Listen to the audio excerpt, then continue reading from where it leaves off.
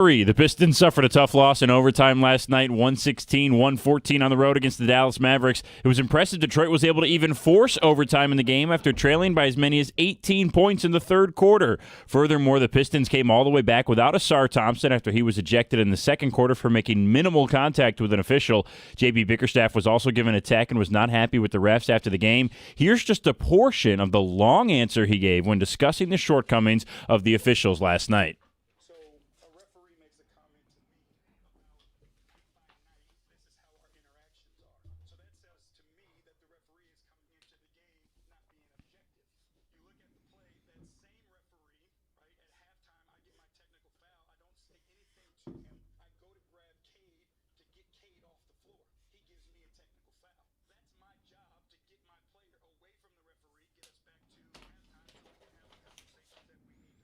Still, the Pistons came back in the fourth quarter. Isaiah Stewart had a clutch free throw with 3 seconds left to tie the game at 110, but Detroit missed their last 4 shots in overtime to fall by 2. Also last night, the Seahawks beat the LA Rams in overtime on Thursday Night Football. That's bad news for Detroit, as they can now no longer catch the Seahawks, only the Niners, Packers, and Bears. At the Corewell Health Sports Desk, I'm Brendan Shabath. For more, go to 97.1 The Ticket or Odyssey.com.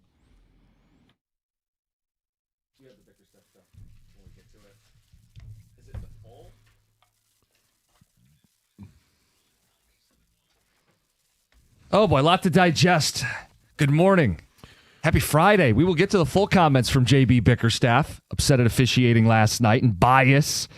Got a hell of a football game between the Rams and the Seahawks. The implications now for the 1 seed and the Lions. We're going to get to all of it, picks and more on a Football Friday. Preview that Lions-Steelers game. Jim Costa, John Jansen, Heather Park, Gov and Greg behind the glass. John, good morning. Good morning. Happy Friday. Heather, how are you? How was everybody's Thursday night?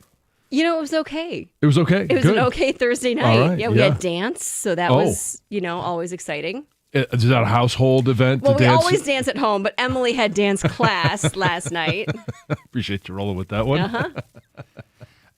We noticed you came in with your alarm clock, whatever this giant brick was. I know, yeah. Can you explain this? I'm having phone issues. The other day, I went to charge my phone, and it immediately started, an alarm went off, and it was like, moisture detected in charging port.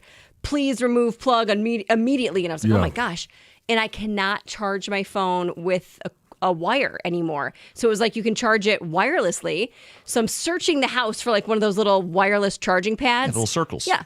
I knew we had one. Couldn't find it. So Colin comes downstairs and is like, well, I found this. And it's like an alarm clock. Old school alarm clock. Yeah, it's really big. Yeah. And last night, I thought my phone was charging on top of it, and I woke up to 10% battery, and I was like, no. So I brought the big alarm clock to work with me so that I could charge it while I was here. This is not a little tiny alarm clock. No. It's the size of actually 2 bricks. Yeah. Real bricks. Yeah. Yeah. And it looks like it weighs about that much, too. It's How super did your light. phone get moisture in it? I don't think it did. I think my phone is malfunctioning. Okay. I think that You- I have reached max storage, and it can no longer You don't keep things in the cloud? I do, and I actually pay extra for cloud storage. I don't know what's going on, It's an Android thing. but anyway, it's on its last leg, I think. So who knows? Yeah, that sucks. Yeah, it does. It but does. It's a good Christmas but, gift, yeah. though, if Colin's Listening. for a last-minute Yeah. idea. It's expensive last minute Yeah, idea it though, is so I think super I'll look expensive. into it In after the new year? Christmas. Yeah. Yeah. If you're going to get a new one anyway, you don't want to waste a Christmas present on it. He already got me a gift. I would hope so. Do you know what it is? Yeah, it's everything. I like this. I like this. Oh, so you just give him Oh, you marching give them a orders. list, and say, hey, here's 1, 2, and 3. It better be 1, 2, and 3. Well, no, but those are. Yeah, he knows what To he's him, doing. it's then. like, well, that's great. She likes this. I'll just get her these things. Guaranteed It happiness. is by far the easiest way to do it. Yes. All right, John, last night's football game, we get an OT thriller, That was unbelievable. a game that I don't think the Rams should have lost. They blew it. They're up 2 touchdowns with the ball in the fourth quarter. They miss a field goal at the end of regulation. They score a touchdown on the first possession of overtime, and yet they lose. It was really unbelievable. And at one point in the fourth quarter, they go ahead 16 points. Mm-hmm. They're up 30-14, end up going to overtime 30-30, and then losing. And How would you best describe the 2-point conversion? Man. You're talking the backwards pass that Yeah. nobody realized that ricochets Right, yeah. off a helmet. It goes off a helmet, so Sam Darnold, he doesn't really even drop back. He takes a snap and then tries to throw it out to Zach Charbonnet. Mm-hmm. It goes off a Rams helmet, and then it's just kind of bouncing around, rolling around. It lands about, a half yard into the end zone? Just barely, and yeah. Zach Charbonnet, I think just being a good sport, says, I'll go pick up the ball and hand it to the official. And as he picks it up in the end zone, the official goes, good. 2-point conversion is good. The most anticlimactic touchdown. Actually, there was a review involved. Yeah, but they had to go. But effectively, yeah, you're right. It's the most anticlimactic touchdown because nobody at the time on the field thought that the Seattle Seahawks had scored a 2-point conversion. Not a touchdown, but a 2-point conversion. And yeah, like Sam Darnold threw a couple second half interceptions. Rams are up, to your point, 16. Hey, baby, that thing's over. That's the Rams rolling. That's the Rams being a superpower. Nope. And if you wake up today, the 1 seed in the NFC, Sam Darnold and the Seattle Seahawks. Well, he can't win a big game, can he? Well, how many times have we said that over the course of the year? More than just this year, but just yesterday when we're talking to Tucker, he said the same thing. I don't trust Sam Darnold to get it done. And then he constructs a down 16 comeback, overtime, down 7, come back, and he made the plays had to be made. He did. They ran the ball well. He made a couple big throws late in the game to overcome the interceptions. And Seattle's your 1 seed. But what does this mean in the NFC playoff picture? Well, it means for right now the Rams are the 5 seed. And it also means, I don't think I've seen anybody talking about this yet, it means the Niners could still get the 1 seed. If the Niners win this week, they're at 11 wins. Seattle is at 12. Guess who still plays yet? Yeah. San Francisco and Seattle. So we have a ton of scenarios in play for the 1 seed. Seattle right now, if they drop a game, the Rams could still make their way back into this mix. San Francisco's making a play for this. Yep. It's, John, and it also how it impacts the Lions. The 1 seed was eliminated. Possibility. Yeah. I kind of had already that assumed was, that. we Yeah, all yeah. wrote that one off. But mathematically. But, John, hope springs eternal. Let's say the Lions do find a way to get in the postseason, and it would likely be as the 7 seed, right? Yes. As the 7 seed, they could avoid the Rams until the NFC title game. Now, again, the Lions have to win multiple playoff games, blah, blah, blah, blah. But that's how it impacts Detroit. Right. And so there's a lot of scenarios, and it's who do you want? We'll discuss that. You got to get through Pittsburgh first. I would love to get to be choosy. I'd love to get to week 18, Hey, dream win that game, and start to. Who would you rather play? Would you? dream while you can dream. Yeah. This isn't on the table if they lose some of these games here. Right. What's on the table right now is a playoff path to going to Chicago for the first game and a back-to-back games in Chicago, and then going to Seattle, avoiding the Rams and the Eagles until the conference championship game. That is out there. Yeah, so in that scenario, the Bears win the North, but the Lions beat them in Week 18 to get in the playoffs? Yes. Okay. But then you got to beat them twice, back-to-back at their place. This is a world where the Packers missed the playoffs. Okay. Yeah. And, I mean, it all starts on Sunday. Mm-hmm.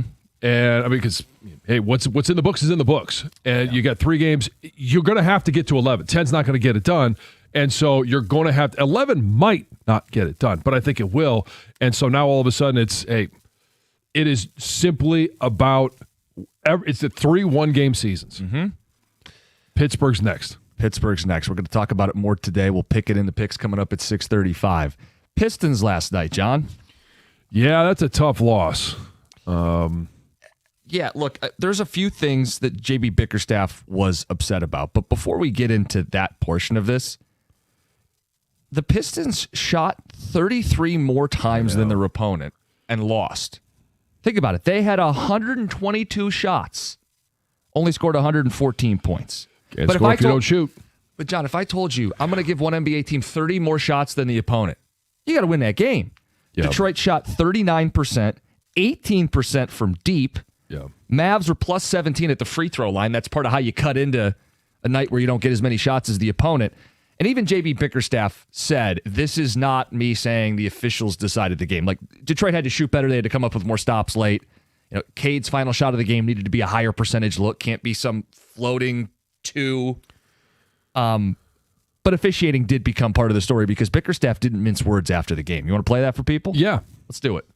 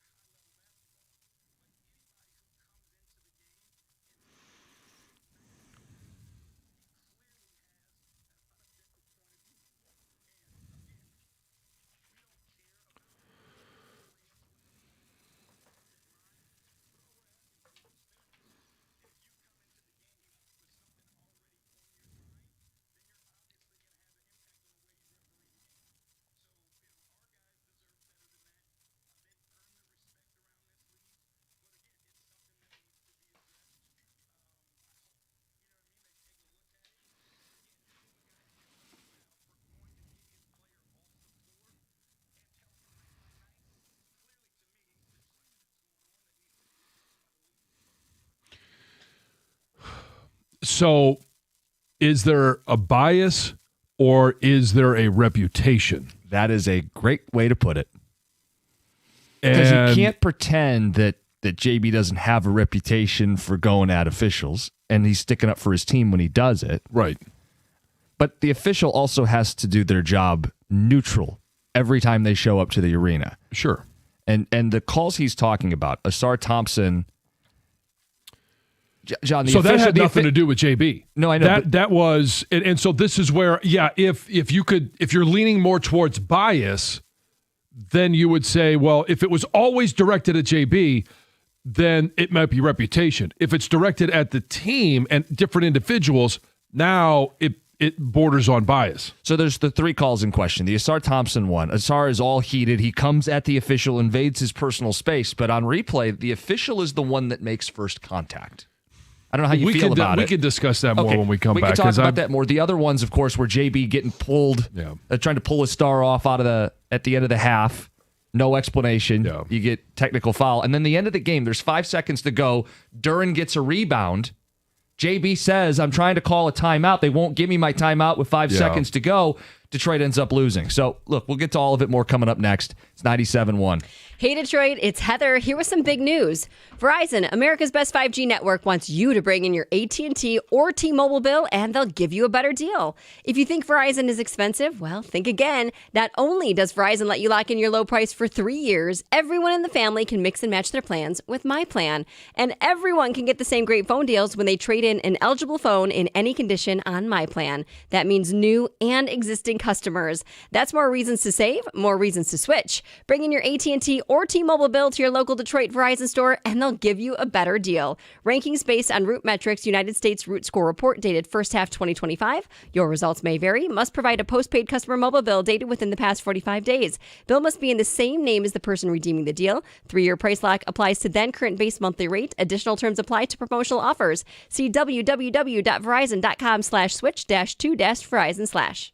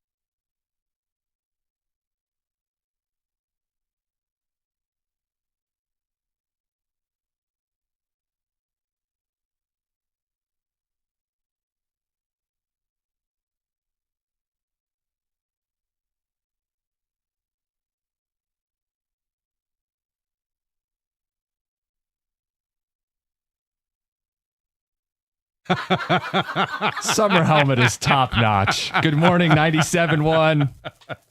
Yes, you had a 2-point conversion off the helmet that nobody realized. In last night's Thursday night showdown, the Seattle Seahawks are your 1 seed in the NFC. Rams are down to the 5 seed. Technically, even San Francisco now could chase down the 1 seed. The 1 seed's up for grabs after last night with Seattle in pole position.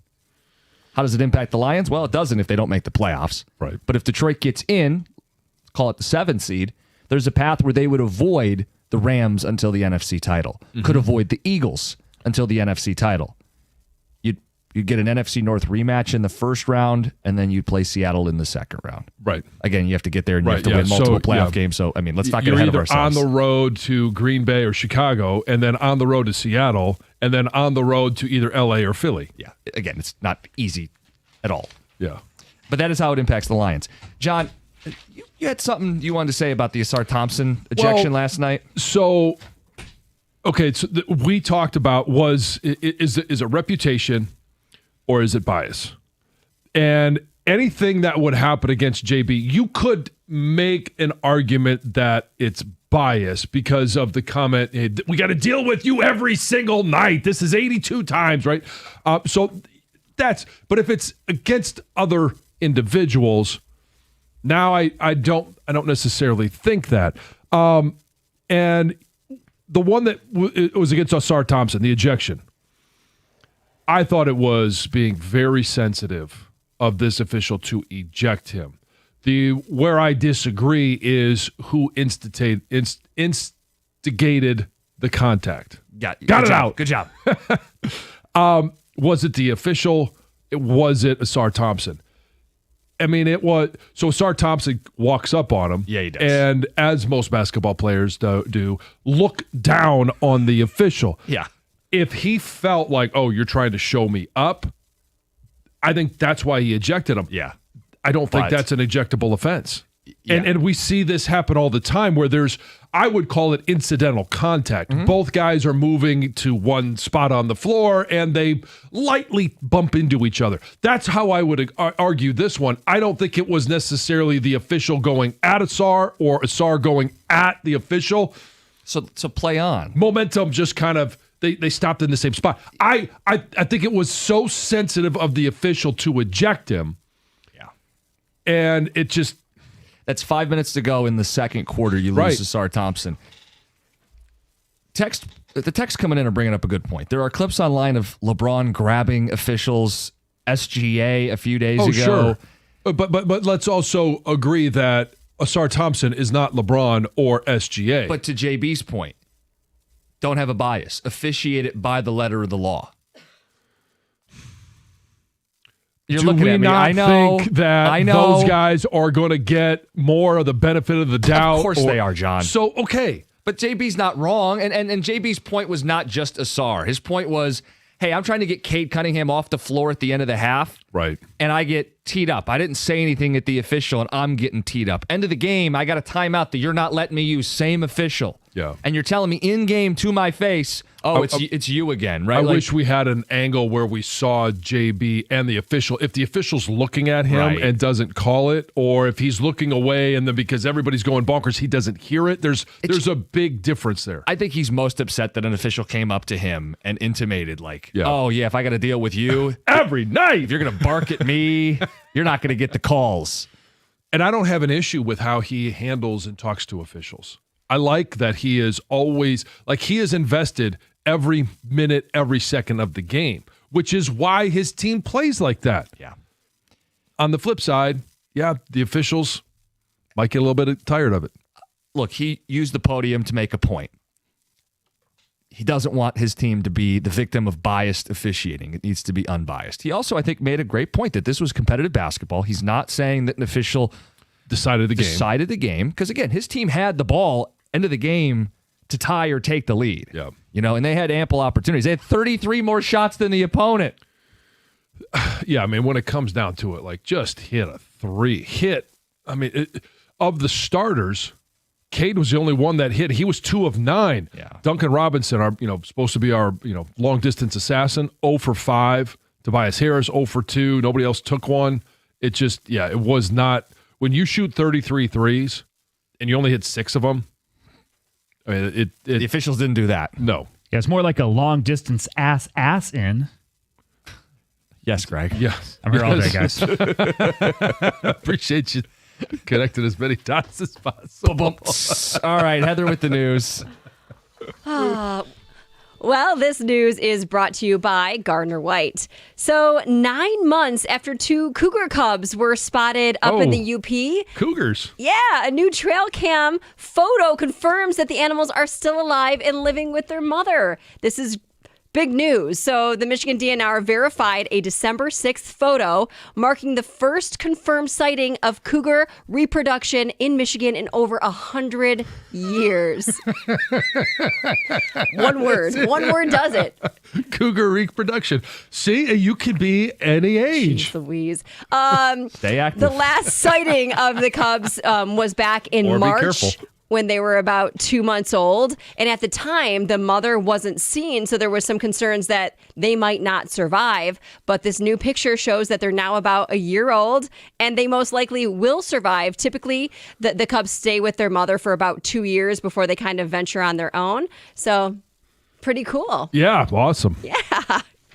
Beware out there. Police are warning the public about a statewide crime spree targeting holiday shoppers. Oh, boy. And they're also offering some tips to avoid becoming a victim. So police say that suspects will wait out in parking lots, basically just stalking shoppers. And when the shoppers go inside, they'll break into their cars and steal whatever gifts you might have there, whatever valuables you might have sitting in your car. I mean, it's a simple crime. I mean, it's not anything elaborate, but it's been happening. It has happened in multiple communities in Metro Detroit and all across the state of Michigan. So basically, what police are saying is, 1, make sure you lock your cars, but it's not going to stop somebody from breaking in the window. Yeah. So 2, just make sure you're not leaving things in your car. Make sure you don't leave laptops, purses.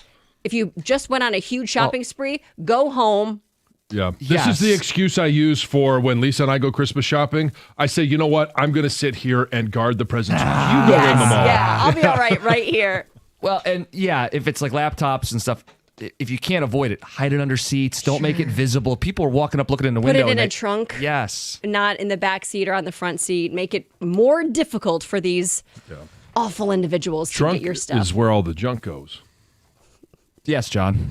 Not always, but yes. And that leads to cougar reproduction. Live Golf is returning to Michigan for its team championship for the 2nd straight year. So the Golf League will finish the season at the Cardinal at St. John's Resort in Plymouth.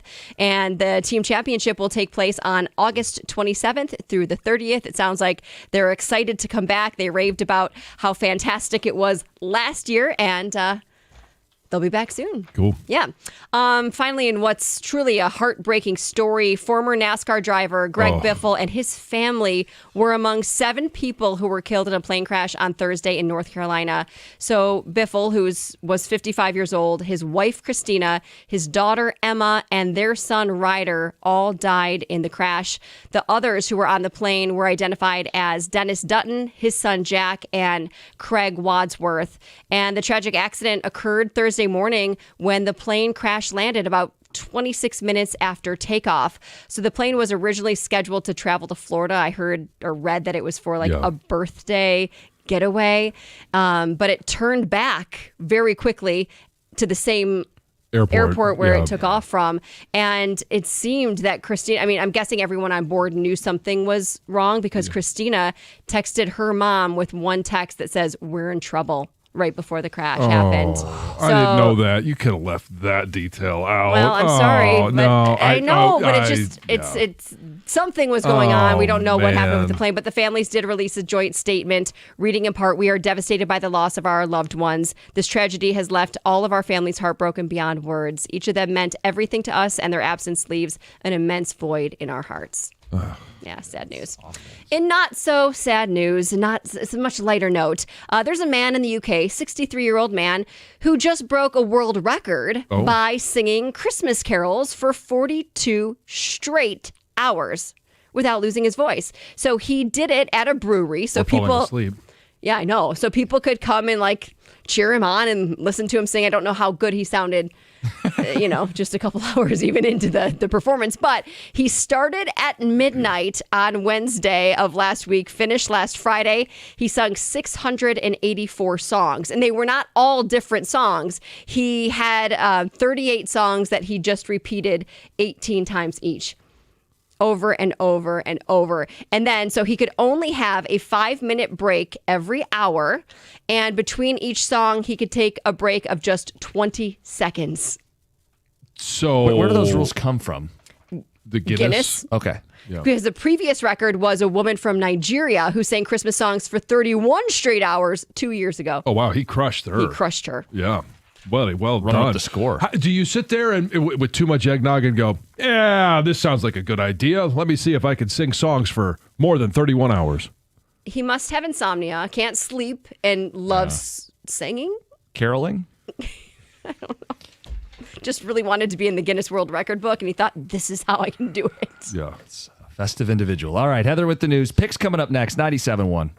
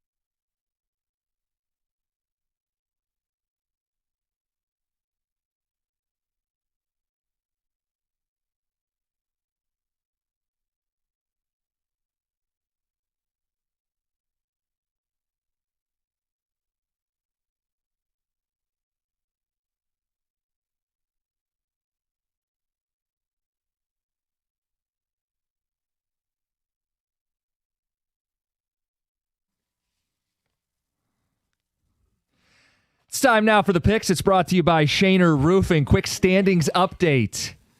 Got a 4-game cushion on Tom, who made up a little bit of ground this week on a 5-2 performance. Greg went 6-1. He's up to 3rd place.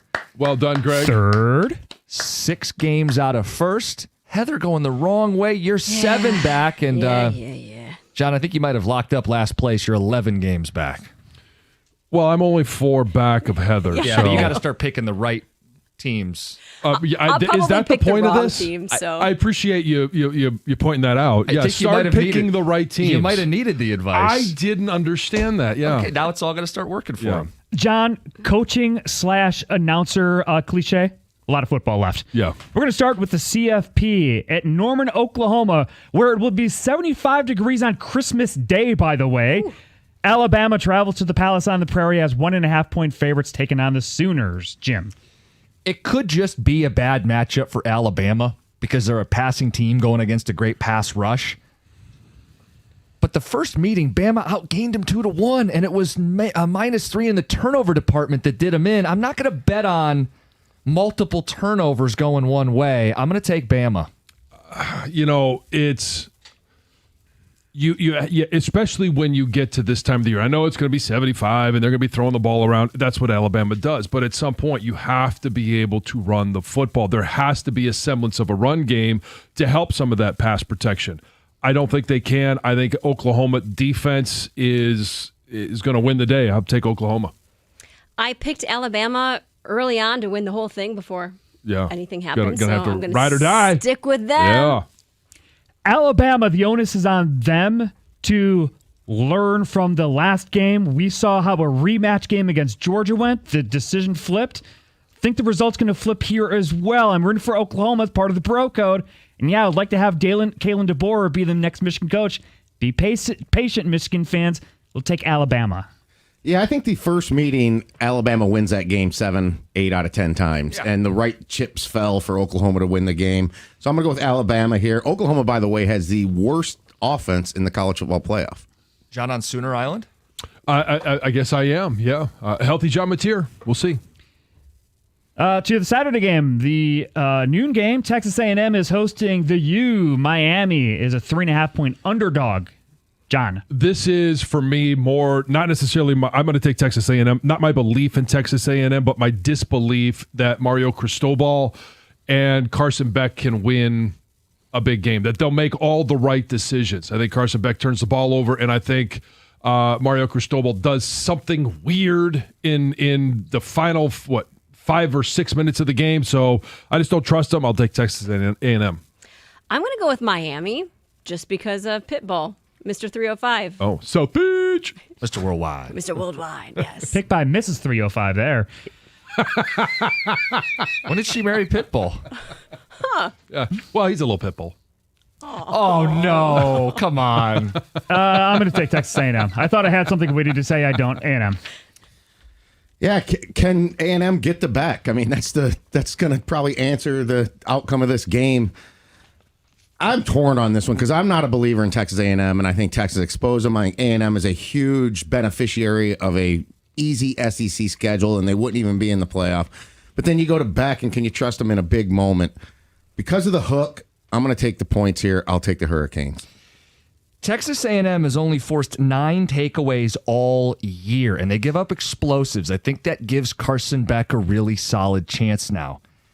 Reed is actually the quarterback with multiple interceptions in 3 of his last 5 games, and if you track this stuff, twice as many turnover-worthy plays. Miami's got NFL dudes in the trenches. I think they win the game outright. Give me Miami. Another rematch in the college football playoff. Tulane travels to Oxford, Mississippi, taking on Ole Miss. Rebels favored by 17.5 points. Have. I'm going to go with the Green Wave. Just do something out there. Because you like green? No, it's a weird mascot. It's weird. Yeah. I know nothing about any of them. You like weird. Better than simple. Yes. Okay. We didn't have 3 generations of Hargrave attend Tulane Medical School for me to get to this point and pick Ole Miss. So I'll go with Tulane. Let's go Green Wave. All right, so it's the matchup of the coach stayed versus the coach didn't stay. Yep. And They played earlier this year, September 20th. I think it was 45-10 Ole Miss, and it could have been worse. Yeah. I think the Rebels are going to have a chip on their shoulder based on the Kiffin thing, and I think they win by at least 3 touchdowns. I think they have a point to prove. Give me the Rebels. Yeah, it's Ole Miss. I mean, you win by 5 touchdowns, and now you have a chip on your shoulder. I don't know how long that chip lasts through the playoffs, but I know it's going to at least make it through one game, so give me the Rebs. Final first round game, James Madison at Oregon. Ducks favored by 21.5 points. Look, that has nothing to do with James Madison. Oh, they don't deserve to be in here. I think Oregon's a legit national title contender. I will take Oregon at home. Yeah, I'm going to go with the Ducks here, too. Look, defensively, James Madison is second in the country and Oregon's fourth. But Oregon's played somebody and James Madison hasn't. I don't think James Madison's going to be ready for the speed and the level of play. And I agree with Greg that a team that's playing this week and that has a chance to win the Natty is Oregon. Oregon played Wisconsin and Iowa very, very tight. Can James Madison with the number 2 run defense hang tight, catching 21.5? I say, yeah. Give me the Dukes. Give me the little guy. I think this is going to be. They're going to open up a can of whoop ass, and there is absolutely nothing James Madison could do. This is going to be might be the top blowout of the weekend. I'll take Oregon. Give me Oregon as well. NFL, Packers, 1.5 point favorites as they travel to Chicago, taking on the Bears. Tom. Yeah, really tough game here because without Micah Parsons, but the Bears have just struggled to beat the Packers over the years and to trust the Bears in this spot. I'm surprised the line is actually what it is. I'm going to take the Bears here. I think the Packers are about ready to fall apart. Jordan Love, 3 turnovers the last 2 games. The Bears force a ton of turnovers. They're at home. They nearly won the first meeting, and that was with Micah Parsons. Bear down. Every time we jump all over Jordan Love, and he's had those 3 turnovers, all of a sudden there's a game where you're like, that if he could do that every time, you could understand and justify why they're paying him that much and that he could be a franchise quarterback. I think this is that game. I'll take the Packers. Yeah, me too. I want the Packers as well. Bears went toe-to-toe with the Packers in Lambeau. Now it's at home, and you said no Micah Parsons. I'll take the Bears. Patriots travel to Baltimore, taking on the Ravens. Ravens favored by 2.5 points. Jim. Ravens, this is a squirrely spread. I'll take the favorite. Why are they favored? Give me Baltimore. Yeah, I don't know why they're favored. The Patriots, hey, they lost a tough one last week. They want them. Mike Vrabel's going to have them ready to go. I'll take the Pats. I'll take the Patriots too. Ravens. Caw-caw! What's the number here again? 2.5. Ravens favored? Yes. I didn't have it on my sheet. I used yesterday's sheet. Sorry. It's all right. So, again. Come on, Tucker. So I'm not really prepared to do this. So, you know what? I'll take the Patriots. Okay. And finally, Steelers at the Lions. Lions favored by 6.5 points. Let's go to glass half full, John. Yeah, well, I'm not going to give you the pep talk. I think I have backed up what I believe is going to happen in this one, and this is an offense for the Lions that has been humming right along. Maybe not the way that everyone likes it to be, and yeah, you want to be able to run the football. Hey, it's about scoring points. This team scores points. The Steelers, they just aren't that offense. Aaron Rodgers is still good, but he's not great. I'm going to take the Lions.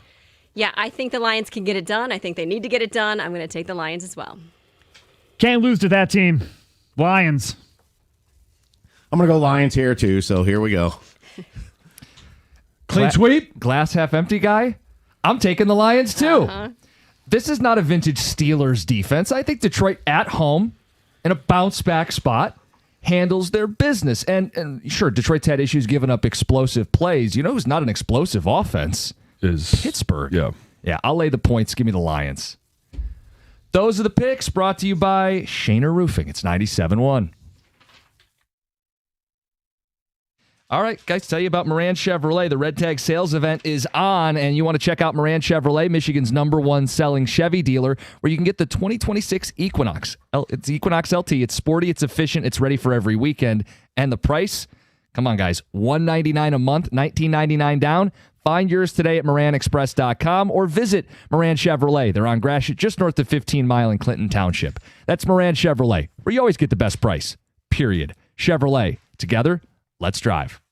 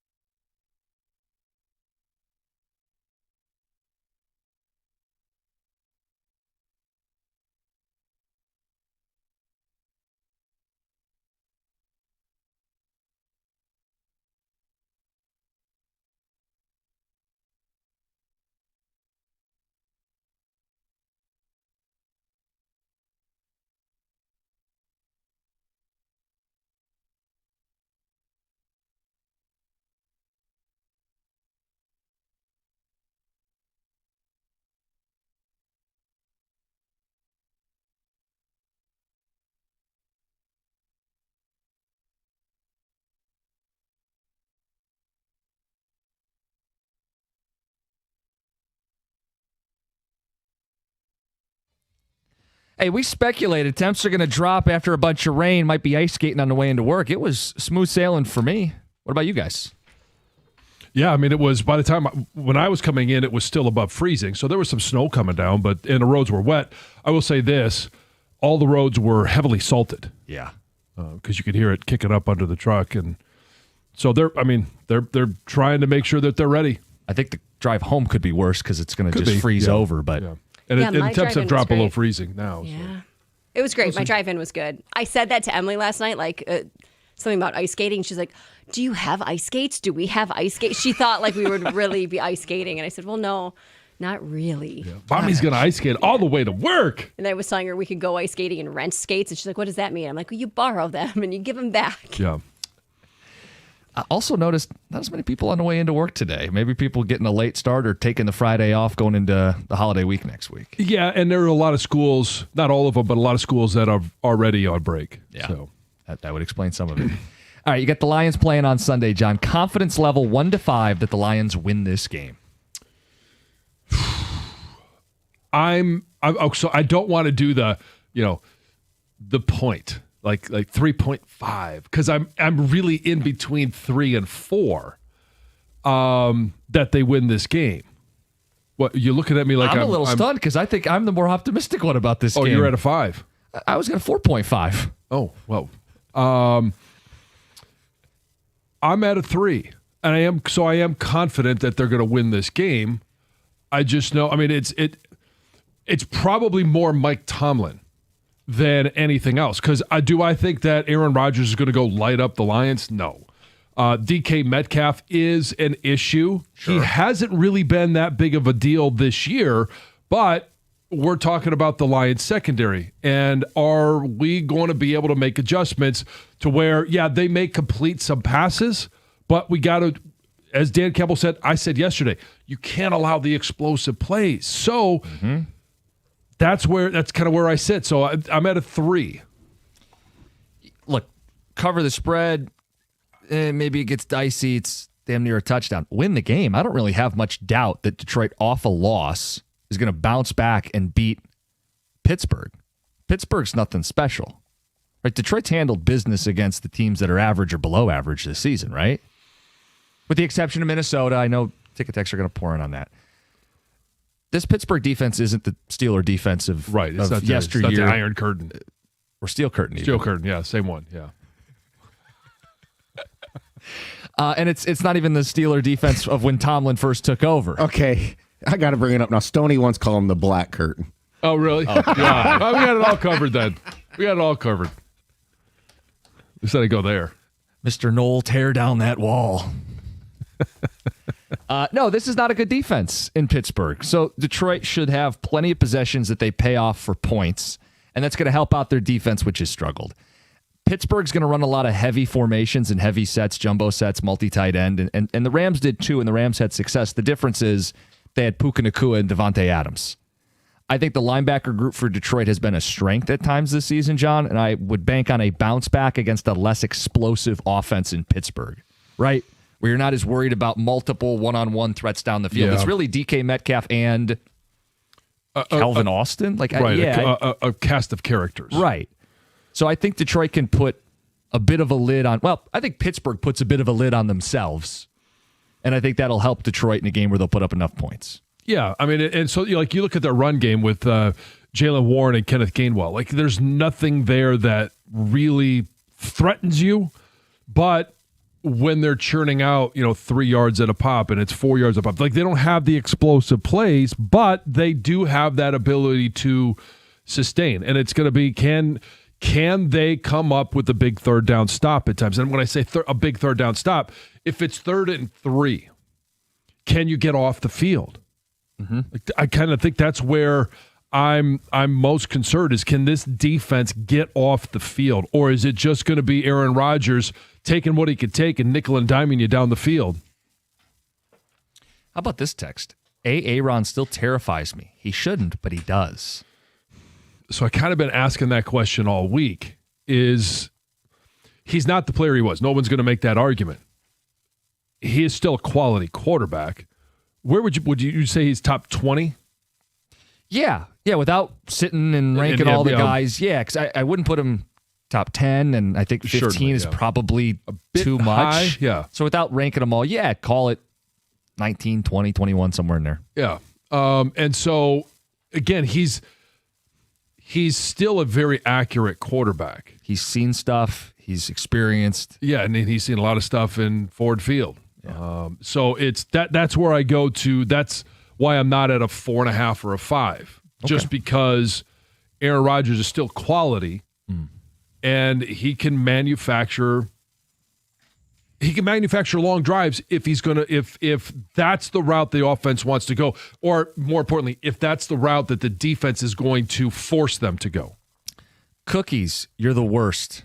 You spent the entire week I know. convincing I us was the sick of that Lions too. are Thank done, you. and then you go 4.5 out of 5 confidence level. Right. The worst smiley face. Yeah. Well, they can't run the ball like they used to. That's not the offense that we had last year or the year before that. not. Ben Johnson's not here. I didn't say that. Well, it's true, but I didn't say that. But John, my point was they're not going to win out. That's not me saying they're never going to win again. My glass is half empty. 4.5 out of 5. They're going to win. This is the one they do win. This is the one they always bounce back, right? They lose to a good team, then they bounce back and beat a lesser team. Yeah, it's just so I can pat myself on the back again. See, it called it. That's another week. Called it. John, I'm not in next Monday. There's no victory lap to take. Oh, trust me. I know I'll get the text messages, all of that. Oh, it's just our listeners get the break. I don't. John, I can't believe that I believe in them more than you do this week. 248-539-9797. Greg, you're making a bunch of hand motions back there. Are we stealing second? Well, why don't you flip it on him? I thought he was the one that it's going to happen. I have confidence in this team. What did I say? My glass is half full. I have confidence in this team. 3 is more than half. My glass is still half full. Yeah, he thinks they're winning. Consistency is the truest measure of performance. I am very, if nothing else, I am very consistent. That you are. Brendan's coming in for the update here in a second. Your confidence level 1 to 5, the Lions win this week. This week, I'll say a 4. I think it's pretty plain and cut that this is they're better than the Steelers. They'll play at home. They'll get the bounce back. Did find out, though, mathematically, get this, they can get eliminated with a loss and a Packers and Bears tie tomorrow. Well, they'll at least know ahead of time. Exactly. That was pretty crazy to find out this morning, though, using the NFL playoff machine and looking at things. Because I thought even with a loss, they'd be pretty down and out, but not mathematically eliminated unless the Packers and Bears tie. When's the last time a team had 2 ties in the NFL? Of course, that's what would do it. Of course. That's Well, exactly the interesting thing, too, is the line's pretty close. I mean, it's only 1.5. Right. Yeah, but the things that have to happen for a tie. I mean, look at we last al- night's game. We almost had one last night, Yep. though. But we didn't. You know? Yeah. That's the thing. Ties are so rare. Hey, a little note on this game, just in terms of what's been hurting the Lions the last few weeks, is fourth down defense. Because they were good on third down defense against the Rams. Steelers, third least amount of fourth down attempts in the NFL. Yeah, they play it safe. So if the Bears end up 10, 6, and 1, they would go over the Lions at 11 and 6. Because I'll do you one better. Well, if the no, Lions I'm lose, just speaking this. Yes. Oh, yeah. if the Lions lose. Yeah, he was saying the Lions lose. Yeah, So so then they the can best they only could do is 10. yeah, But get this: at 9-6-2, the Packers would have the same winning percentage as the Lions at 10-7. 5-8-8, and obviously they have the tiebreaker with 2 wins. Are we going to have to go past 3 decimal points? Oh, God. I think it's 5-8-8-2 actually for both of them. This guy spent so Then much, 4, go to 5. guy lives in the playoff machine. Sports that have ties. This is what we have to do. It's good insight. We're going to give away some Red Wing tickets in the 7 o'clock hour. It's not good insight, but it's interesting insight. It's 97.1.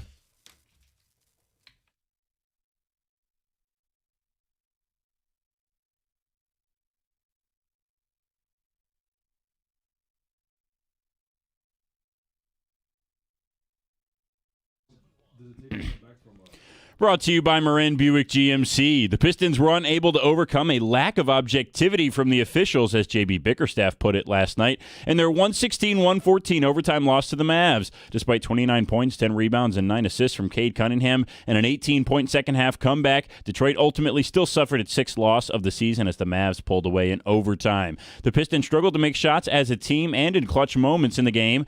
As a team, Detroit went just 6 for 33 from downtown. Starters Tobias Harris and Duncan Robinson combined for 2 points on 1 of 12 shooting from the floor and an 0 for 7 mark from beyond the arc. The Pistons return home to face the Hornets on Saturday. After free basketball in Dallas, we also got free football in Seattle in one of the best Thursday night games in recent memory. The Rams led the Seahawks 30-14 after a fourth quarter to touchdown and then intercepted Sam Darnold on the next possession as they appeared to seal the game. Then a punt return touchdown for Seattle, another Seahawks score, and a Rams missed field goal led to overtime at 30-30. The Rams got the ball first and marched all the way down the field with a 41-yard touchdown pass from Stafford to Puka Nacua. Then Seattle got the ball and marched all the way down to score as well. The Seahawks then went for 2 and the win and got it thanks to tight end Eric Saubert. Seattle previously held an 0-172 record when trailing by 15 or more points in the fourth quarter. Now they're the top team in the NFC and firmly in the playoffs. At the Corewell Health Sports Desk, I'm Brendan Shabath. For more, go to 97.1 The Ticket or Odyssey.com.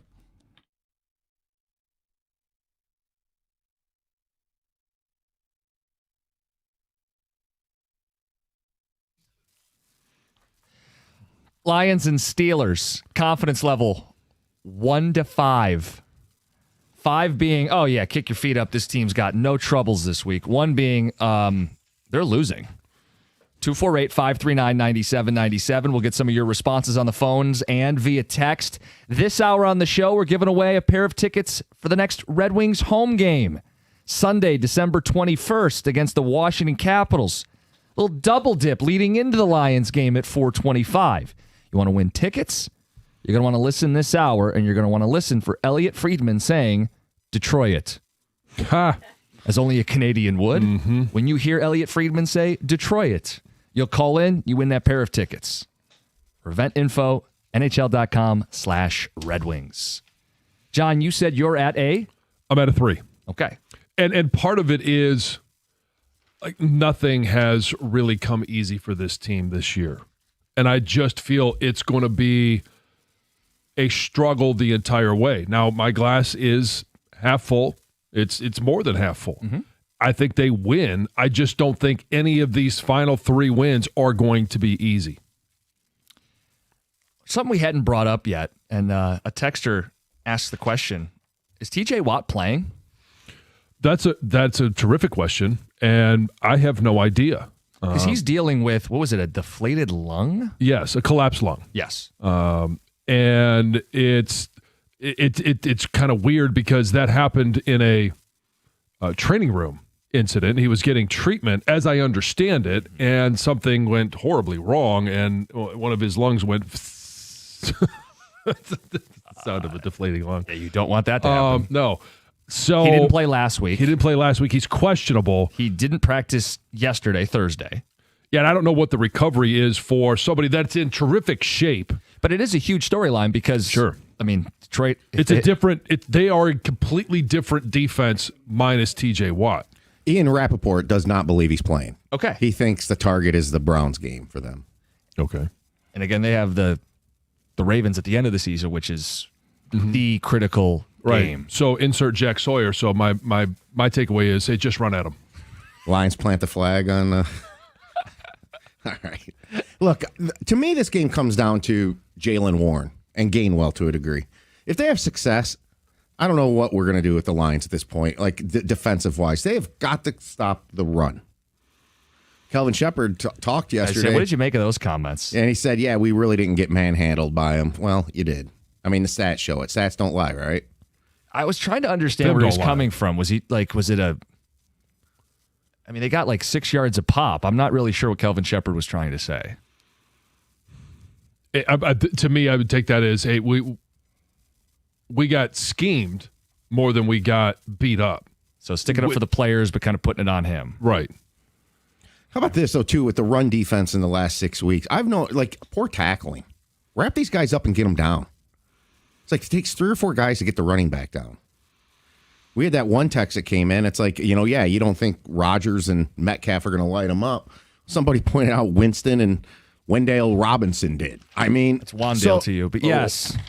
Okay. Yeah, it's the first text on the sheet here. If Jameis and Wandale Robinson had explosives, you best believe Rodgers and DK will too. I'm scared. That's Matt Nassell. On a cell. Oh, Make sure to correct that. Matt, I don't believe you're incarcerated. I want to clarify. yeah. Hey, how'd you get that cell phone in there?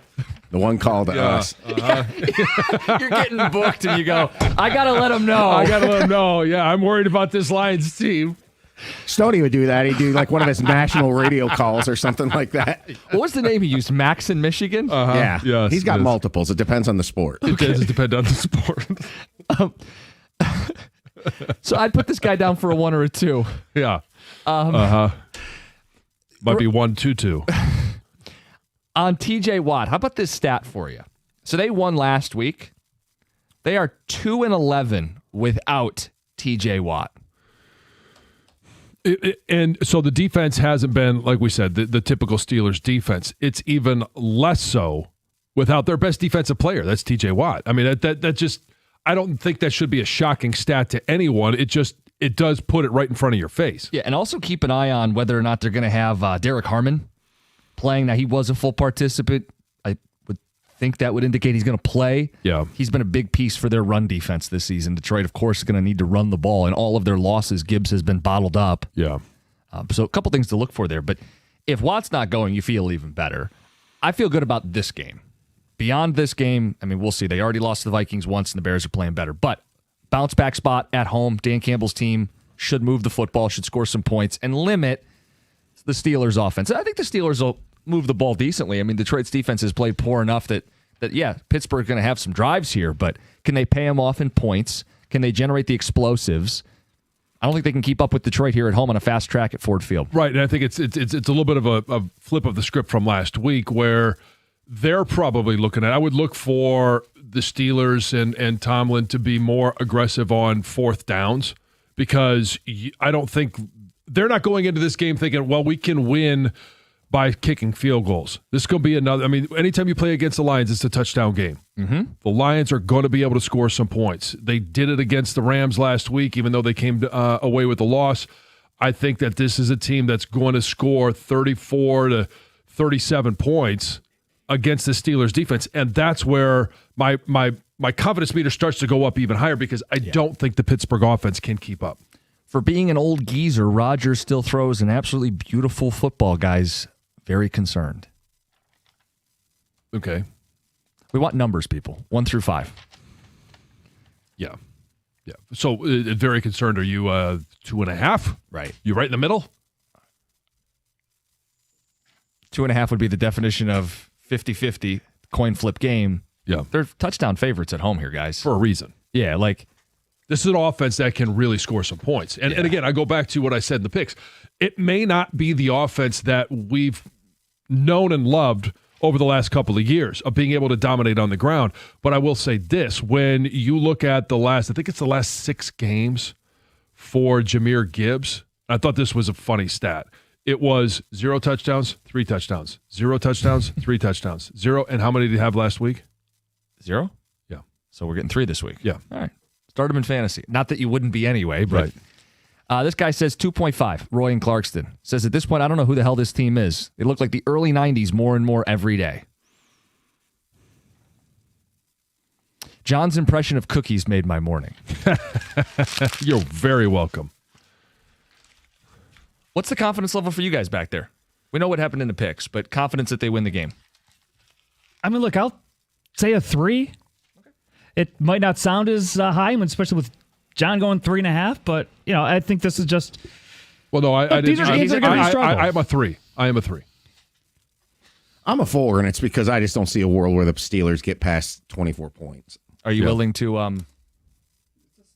No. Stop. We're not doing that. Okay. That worked last week up until the last possession of the first half. Yeah.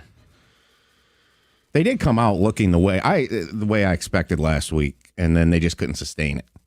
Yeah, it's all that more painful. You have a 10-point lead on the road against the LA Rams, who felt like this untouchable football team. Well, let me throw this out here about the Lions. What's the most frustrating thing about this team for you right now? For me, they're not playing 60 minutes. They're playing very, very incomplete games. And that's why you lost to the Vikings. That's why you barely beat the Giants. Last week, the third quarter was like, how do you come out at halftime and that's what you have? Right. It does feel a little bit like the 22 team where they just, and it's not always the same thing. And that season, it really was coming out of halftime. That's where they struggled in almost all of their games. That's where we had them last week with the 3 possessions coming out of halftime where it's 3 and out, 3 and out, 3 and out all the way into the fourth quarter. It does feel like there's just, they stop themselves more times, and that's probably the most frustrating thing. The last couple of years, there were times where they would stop themselves on drives or they'd shoot themselves in the foot, but they always recovered. This is a season where it just feels like they've done that more times, and they haven't been able to recover. Guys, I'm a 5.0. If we lose to the Steelers, we don't belong in the playoffs. Well, I agree with that statement, but not only will you not belong, all chips in for him. You won't. I mean, right. But only if the Bears and Packers tie. But then just wait a week. They could be eliminated before Week 18 even arrives. Yes. So it's anyway. As long as Phillip Rivers doesn't call Ben Roethlisberger to play on Sunday, we should be fine. Guys, it's a 3. Uber talented offensive pieces, but terrible defensive performances lately. Won't come easy, but I think we get it done. Kevin in a car. Yep. Anyone remember how we knocked Rodgers and the Packers out of the playoffs his last season there? I bet Rodgers would love to do the same. Mike and Warren. Sure, he'd love to. Everybody on the Steelers team would love to be able to knock that, but they're also playing for their playoff lives. Got a 4 saying Aleem McNeil has heard the criticism and will have a big performance on Sunday for Detroit. Good. To I me, hope so. he's got to show if this team's going to do anything. Doesn't it feel like he can solve a lot of their problems? Yes. If he played like the disruptor he was prior to the ACL tear, and the way he did in the Tampa game this year, if he can channel that, it means Detroit doesn't have to blitz. It means Aiden's got a buddy. It means they get pressure up the middle and more sacks against a quarterback like Aaron Rodgers, who's not going to extend too many plays at this point in his career. I know he can, but you can end the play before he even gets a chance to. Now you can play more back-end help for a team missing 2 safeties in a corner. Aleem McNeil, in a lot of ways, could be the answer to what ails this defense. Yeah, and even if he doesn't show up in the stat sheet. The what sheet? The stat sheet. I don't care if he's got 5 tackles or assists. He needs to be a guy that is taking on double teams. Tyleik Williams got to take on double teams. The way this defense is ideally designed is that's what they are doing, and then it's up to your linebackers to be the ones that are making those tackles. This is a big Kelvin Shepard game for me, too. This is a middle-of-the-road offense, and I'm sick of those offenses lighting up this Lions defense. Great coordinators have answers. Yeah, and I think Dan was asked about it at the podium. We asked him about it. What can you do to help these corners? I mean, if you're just going to throw guys on an island, you're begging for these guys to get beat. 248-539-9797. We've got the cookie jar coming up at 7:35. Keep listening for your chance to win Red Wing tickets. It's 97.1. Hey, first, value-driven banking begins with First Merchants Bank. And when I have questions about my finances, I turn to my bank, and as we all do, that's First Merchants Bank. I know that their attentive local bankers are 100% interested in listening to my situation and in helping me find the answers that I need. First Merchants doesn't provide cookie-cutter solutions or check-off boxes when it comes to financial advice. They're going to take the time to learn about my life, my personal financial goals, and work with me to build a plan that fits my situation. That's because First Merchants Bank really cares. They see you as a person, not just as a number. They know everyone's going to be different and need something different, so they're going to do all they can to help their customers as well as the communities that they serve succeed. You can count on that since First Merchants Bank is staffed by local bankers who know and are passionate about the needs of the local community because it's their community as well, and we all have to work together to help it continue to prosper. To get started on your personalized financial solution today, you can visit them at firstmerchants.com. First Merchants Bank, helping you prosper. Member FDIC.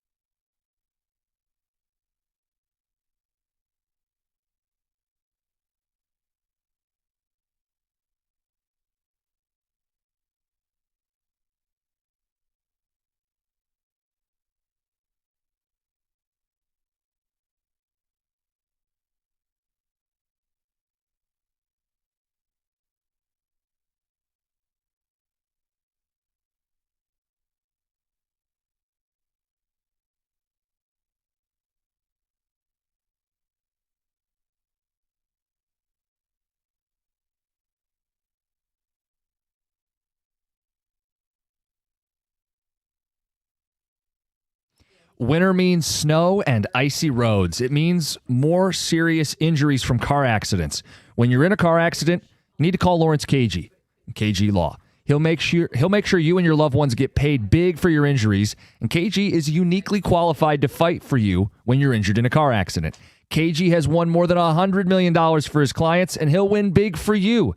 KG will make that driver that hit you accountable. He'll fight their insurance company to get you every dollar you deserve. 877-KG-CARES, K-A-J-Y, KGCares.com.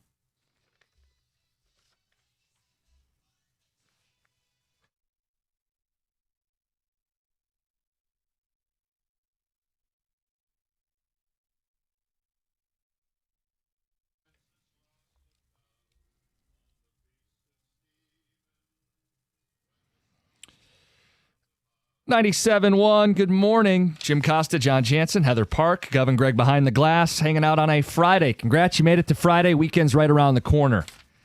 7:35, we've got Cookie Jar. End of the hour. How do I put this? It's kind of an effed up question. It's inspired by Heather Park. I'm just going to tell people, it's a really effed up question, but we're going to get to that end of the hour. Yeah. I'm not saying that Heather wants this to happen. I think it's a very selfish question. Inspired by me. Right. No, yeah, Inspired not, by yes, you. yes. Not asked by you. Yes. I think no. we'll get to it. Yeah. Anyway, we're talking about the Lions and the Steelers. We want to know confidence level 1 to 5. Do the Lions win this game? 5 being like, yeah, man, like there's no doubts in your mind. 1 being they're losing. 5 out of 5, Brian and Clausen. The Lions will smoke them, get us excited, and then ruin Christmas. Oh. I don't like that last part. Yeah. Guys, I'm at a solid 5 all the way. They're going to be so worked up, they actually win by 20.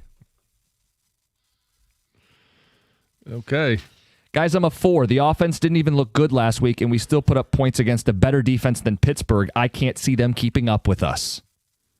What are you laughing about over there? Like, I've mentioned this before. Things that happen or things that are said, and then I have conversations in my head that it's best I don't share, but I do laugh. I can tell. Most frustrating is Aleem McNeil. Kobe Turner is everything we thought McNeil would be. He had a huge impact last night. McNeil has been largely non-existent. That's from Rob. Mm-hmm. Guys, I'm a 1. The Lions won't do anything until Shepard is fired. He's the worst defensive coordinator this franchise has ever had. A little hyperbole here. Yeah, no, I mean, I think I'd go back to the Matt Patricia days. Where they gave up the most points and yards in the history of the franchise. Yeah. So he's not that. And like I'm trying to figure out, because you can't just always say it's injuries, because they've been able to go out there with injuries and be able to win.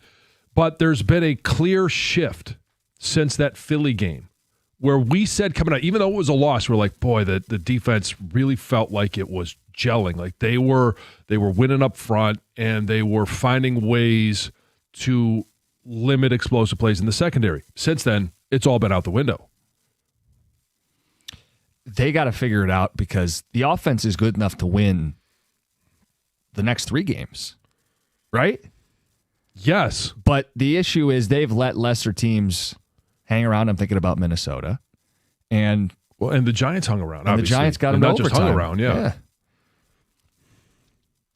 I just, for this game specifically, I said 4.5 because I think Detroit at home, off a loss, fast track on the turf, is going to put up a bunch of points against the Steelers team that might not have TJ Watt. Again, they are 2-11 without him, has not been practicing. When you have a collapsed lung, it's kind of a big deal. And even with Watt, this is not a vintage Steelers defense. On the flip side, I don't want to disrespect Aaron Rodgers, but come on, guys. That offense has 1 receiver, and I don't think they're going to generate the same number of explosives as the Rams. So I expect Detroit to win this football game.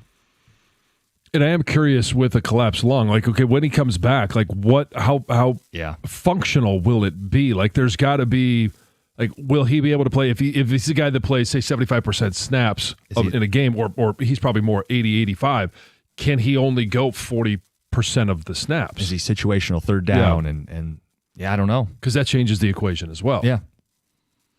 248-539-9797. Detroit has, to me, a strong group of linebackers. That's what we've been saying for most of the season. John, you're nodding your head. Yes, I think Jack Campbell's having a phenomenal year. And Barnes has been a big piece at times, didn't play well last week. And Anzalone has been a critical cog as a veteran linebacker. And they play a lot of 3 linebackers, which is a little bit of a throwback. The game got very pass-happy and everybody sat in nickel, and now the run game has had a resurgence, and the Lions are playing a lot of 3 linebackers. I would have thought that would help against the Rams with the extra tight ends. It didn't. John, I think you double down. Those linebackers should have played better. And I think against the less explosive offense in Pittsburgh, will do a better job roaming the middle of the field, taking away some of those heavier sets, playing better in the box.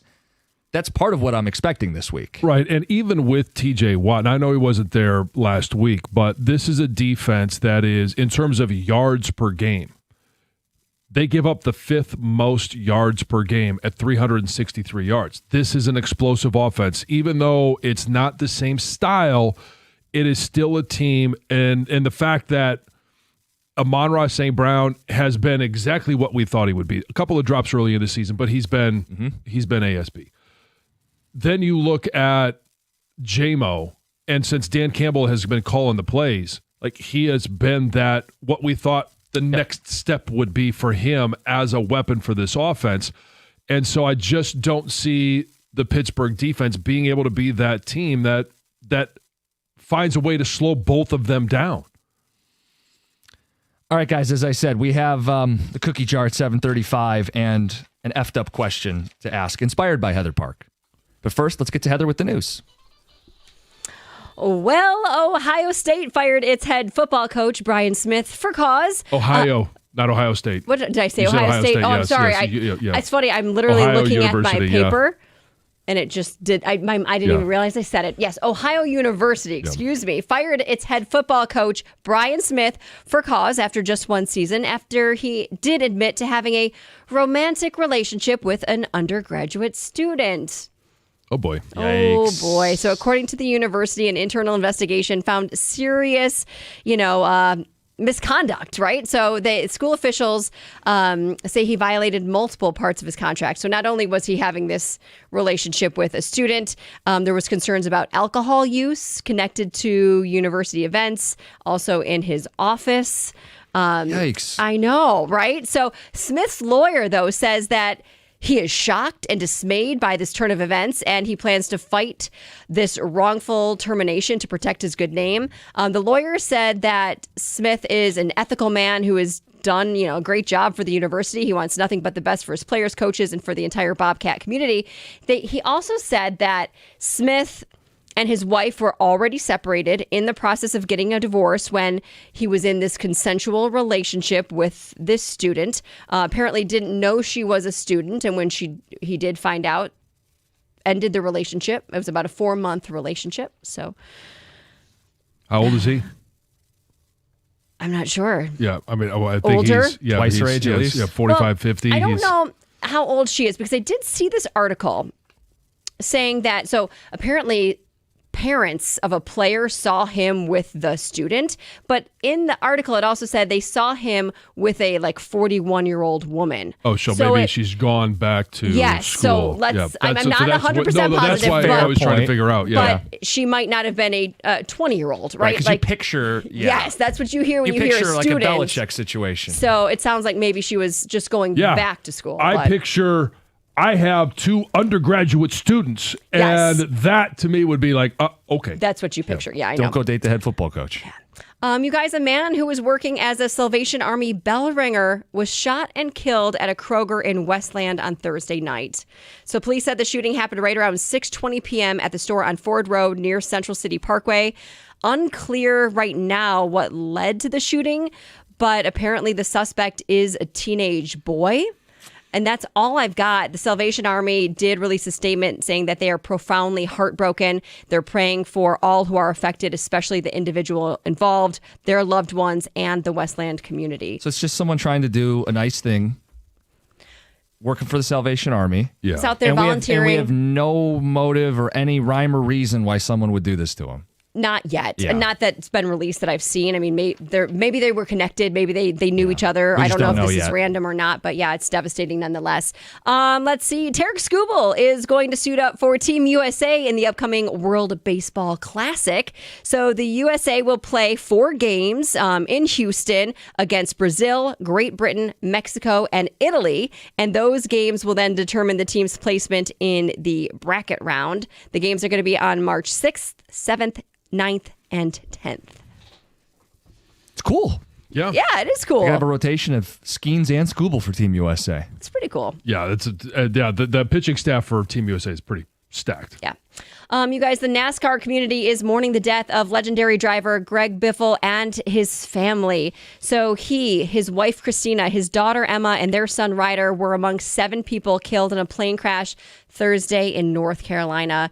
Others that were on the plane have been identified as Dennis Dutton, his son Jack, and Craig Wadsworth. Authorities say that the plane departed the regional airport and then crash landed about 26 minutes later at that same airport. So they turned around.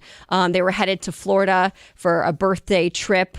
It's just absolutely devastating. Biffle was picked by NASCAR as one of its top 75 drivers in history. He was a Hall of Fame nominee for the Stock Car Series, and he drove for 18 years at the top of the sport. He's also known for his humanitarian efforts with Hurricane Helene. It's just devastating, this story, without a doubt. It's awful.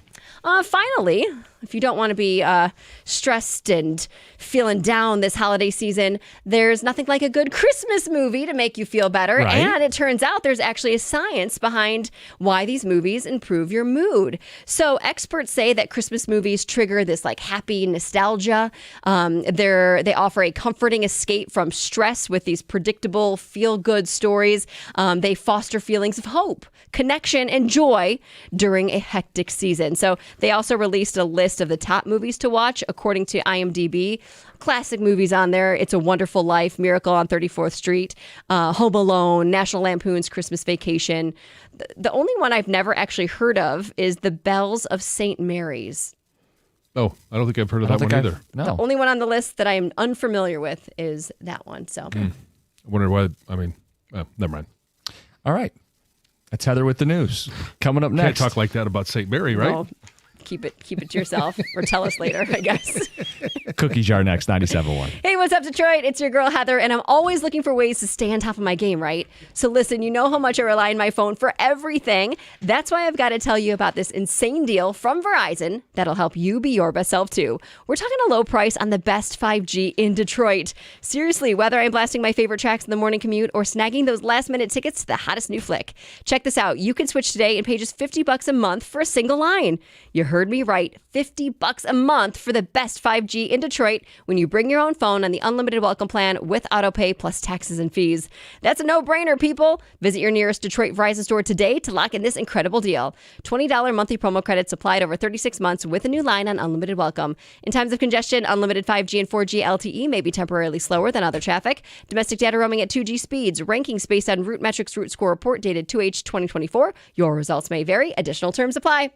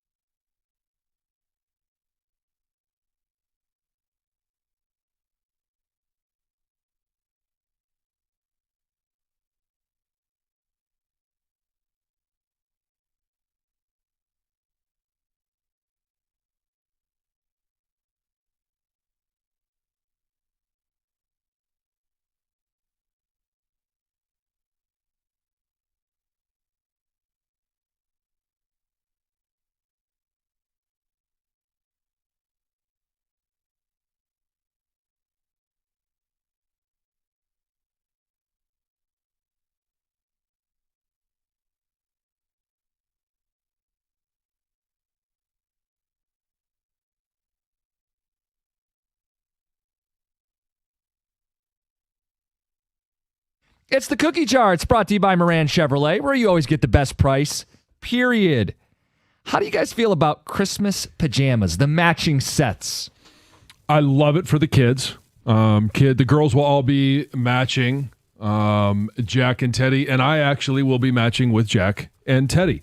I'm not comfortable with the couples matching pajamas. It just So if I don't have kids, I can't do matching pajamas? oh, you can with your wife, but then are you doing manly pajamas or are you doing girly pajamas? I think you're probably doing that classic like You're doing like plaid. Yeah.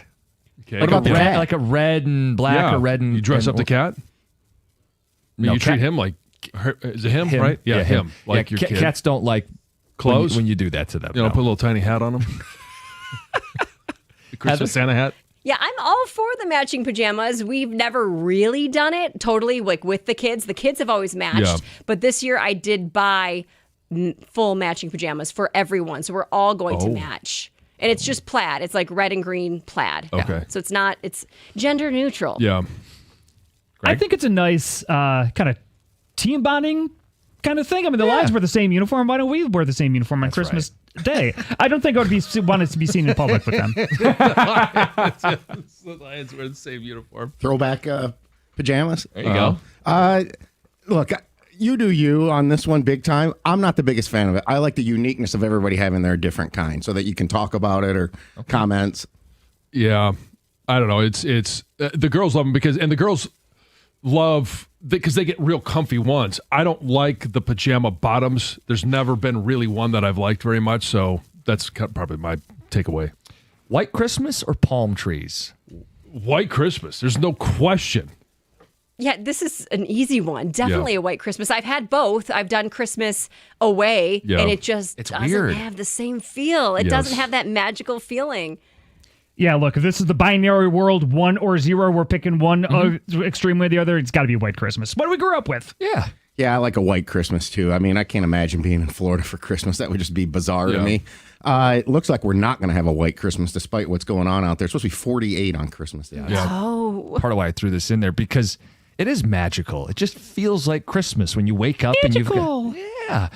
And I like that we have all 4 seasons. I suppose the pushback is the roads are safer if we don't have snow. you don't leave your house. Yeah. My wife grew up in Southern California, and she would tell you the same thing. White Christmas is where it's at. Right. This is an internet debate going on right now. Do chocolate chip cookies count as Christmas cookies?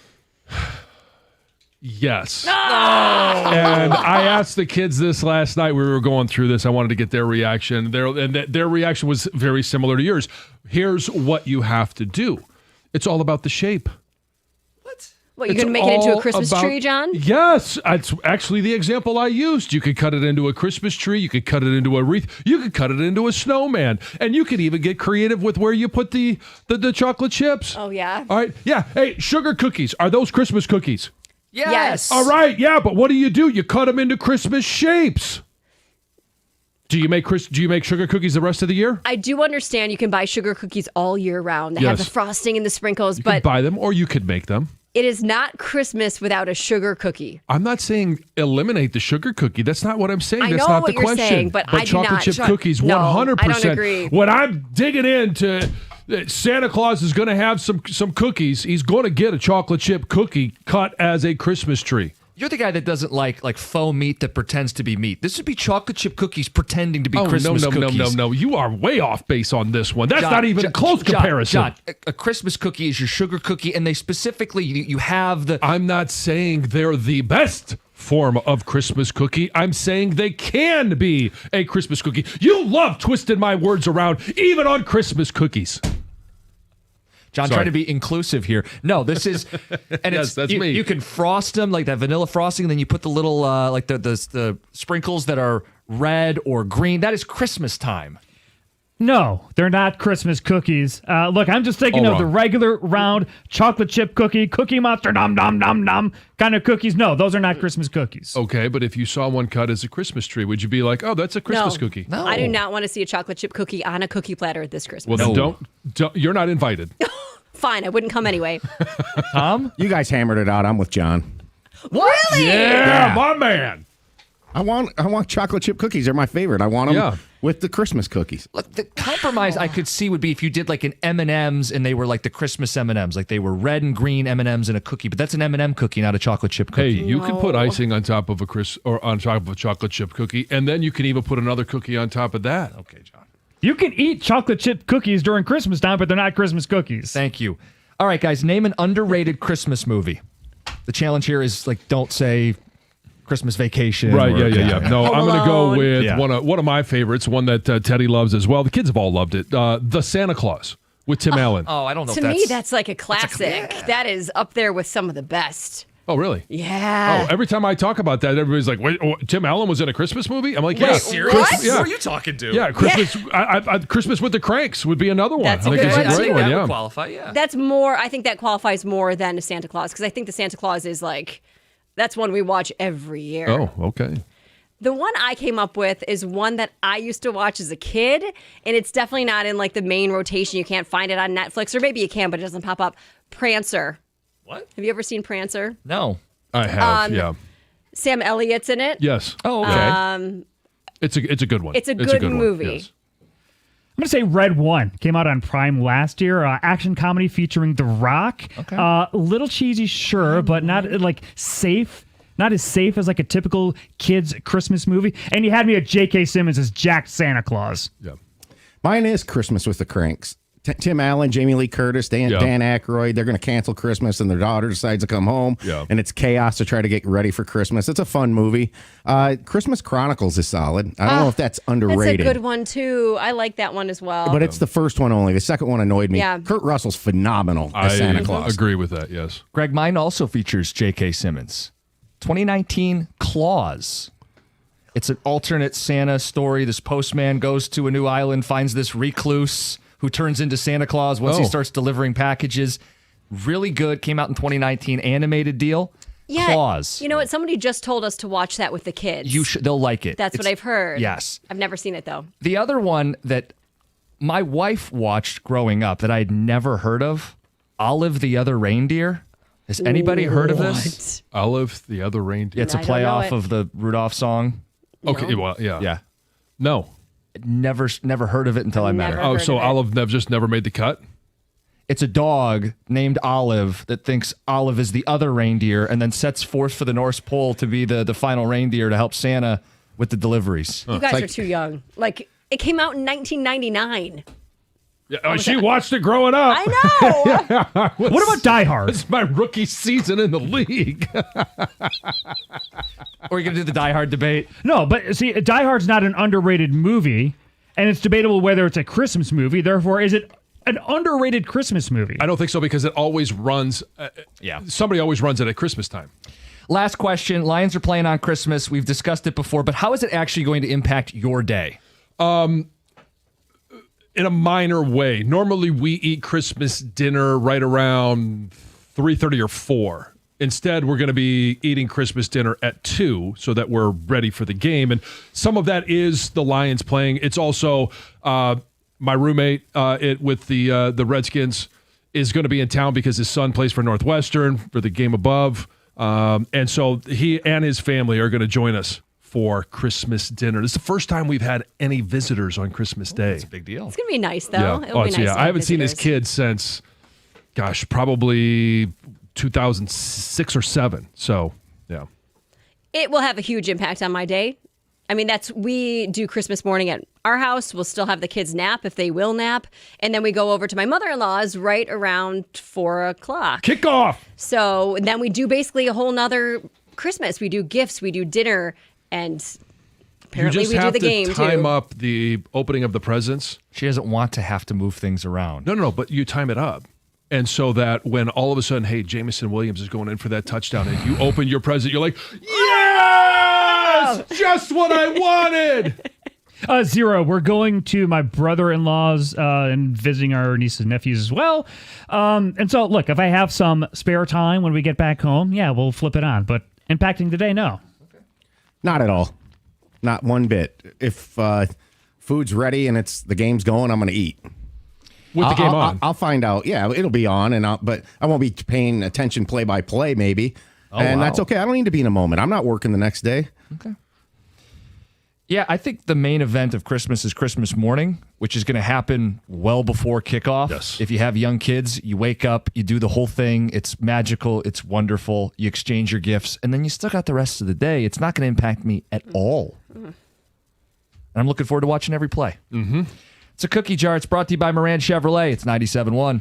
Hey, when it comes to an IRS collection or audit, Abraham and Rose has successfully specialized in the resolving all types of tax problems for over 30 years. Their extensive experience means that when you're facing an IRS collection or audit, you can rely on their firm. Many law firms come and go, but for 30 years of experience, it's a testament to their success. Their experienced team is ready to help evaluate any underlying federal or state income taxes or payroll taxes. All you have to do is visit abrahamandrose.com or call 248-539-5040 so you never personally have to deal with the IRS.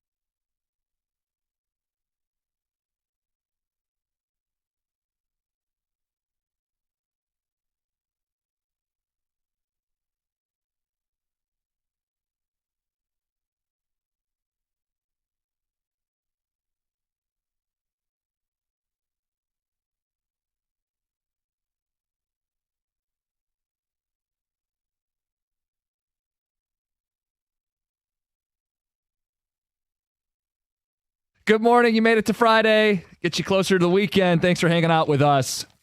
We have a question inspired by Heather Park that I'm just going to call what it is. It's a pretty messed up question. Selfish. We'll get to it. First, I want to read some of the response to the cookie jar, specifically the cookie question. John and Gov couldn't be more wrong about chocolate chip cookies as Christmas cookies. Probably the worst take either have ever had. Okay. For Christmas, it's either sugar, gingerbread, or shortbread, Jim and Westland. Shortbread, no. Dry and blah. The sugar cookies, I'm not saying that it's the best version of a Christmas cookie, but it can be included in Christmas cookies and should be. No. You just have to get creative with your cookie cutter. Chocolate chip cookies are Christmas cookies. They're the cookies you leave out for Santa. Yeah. What? So No. So we don't leave cookies for Santa. I think I've talked You about that. don't? Oh, you leave We beer? leave chicken wings and Yes. a beer. I remember you Yeah. saying that. You were going to say something about chocolate chip cookies being left for Santa? No, that's wrong. You leave the sugar cookies, or we use those peanut butter blossoms. Those are Colin's favorite Christmas cookies. You leave What's Christmas Christmassy cookies. about those? The only time you ever have them is on Christmas. Okay, You so don't that's have what them makes any- a Christmas cookie a Christmas cookie. Then sugar cookies No, can't be Christmas no. cookies. That's not exactly Gotcha. it. But But the only specifically time you those, like- have them, those are like iconic Christmas cookies in But my it's house. because how you decorate them, right? you don't put the decorate icing them on at it. all. Which, the peanut butter blossoms or No, the no, sugar? no, the sugar, The sugar cookies. cookies. Oh, yeah. You decorate them. You cut them into snowman shapes or wreaths, and then you put a little icing on there. You put some red sprinkles. By the way, I'm good with icing. Anything else, I don't want. I don't want the sprinkles or any of the red hots. But if you're going to just cut them into cookie or Christmas shapes, how is that different for the? It seems very unfair to the chocolate chip cookie. Chocolate chip cookie is the star of cookies. It's the standard cookie. It gets enough love. It could take a back seat for a day. It is taking a back seat. I'm not saying it's the best one. I'm just saying it is a one. Costa bad cookie take. Shocker. Strikes me as someone who got a lot of cookie. Huh. Yeah, well, that's why we call you cookies. On the movies. That was the cookies with your face on it, which is not a Christmas cookie. I think I still... Okay, so this is going to be weird. I have one. It's probably hard as a brick that's over in the drawer back there Yeah. with my face on it. Just can't get rid of it, can you? No. No one will take it. Or you just saving it. At this point, Look like at me. I think someone found it and I was like, okay, well, this is funny to keep as a joke, but Yeah. it's still in the wrapper and everything. And yeah, anyway. Underrated Christmas movies. Bad Santa, Jeff and Wixom. See, to me, that's perfectly rated. That is one of Yeah. my all-time favorite Christmas Yeah. movies. I'm a big fan as well. So I don't think that's underrated. I think it's Yeah. appropriately. I agree. rated. Four Christmases. Is that the Vince Vaughn one? I've seen it, but I can't even tell you what it's about. Okay. Violent Night, Oh boy. Yeah, that's a good one. action movie. Yeah. Die Hard and Batman Returns are great Christmas movies. Batman Returns. This is just someone who's trying to be provocative. Let's just move Yeah, some on. people say, I heard on Valeni yesterday that Goodfellas is a Christmas movie. Okay. Die Hard is totally a Christmas movie. Again, we're not trying to do that played out debate. This one says it takes place during an office Christmas party. Debate over. Mic drop. Favorite Christmas movie? Grumpy Old Men. I don't think I've seen that one. It's not. I wouldn't call that a Christmas movie. Oh, it says Grumpy Old Men X. Yeah, Christmas movie. Yeah. I You wouldn't. haven't seen Grumpy Old Men? No, maybe I have. Who's in it? It's Stoney? you probably have not seen The it. Wilfred dude? Jack Lemmon and Walter Matthau? Just because The of diabetes guy? your age. No, I don't think I've seen it. Is it really good? Oh, it's awesome. Okay. I don't know that I would necessarily call it a Christmas movie, I wouldn't but either. it's set in winter. Okay. Well, like And who's Rocky's trainer? Mick. Mick. God, what's his name? Burgess Meredith. Burgess Meredith. He is classic in that movie. You got to see it. Some votes. Olive the Other Reindeer. Classic. Dan in Plymouth. Olive is good. Some votes. People have seen it. Jingle All the Way with Arnold Schwarzenegger. Ryan in a car. I saw that in theaters. Jingle All the Way? Yeah. Yeah, I've seen that one. Yeah.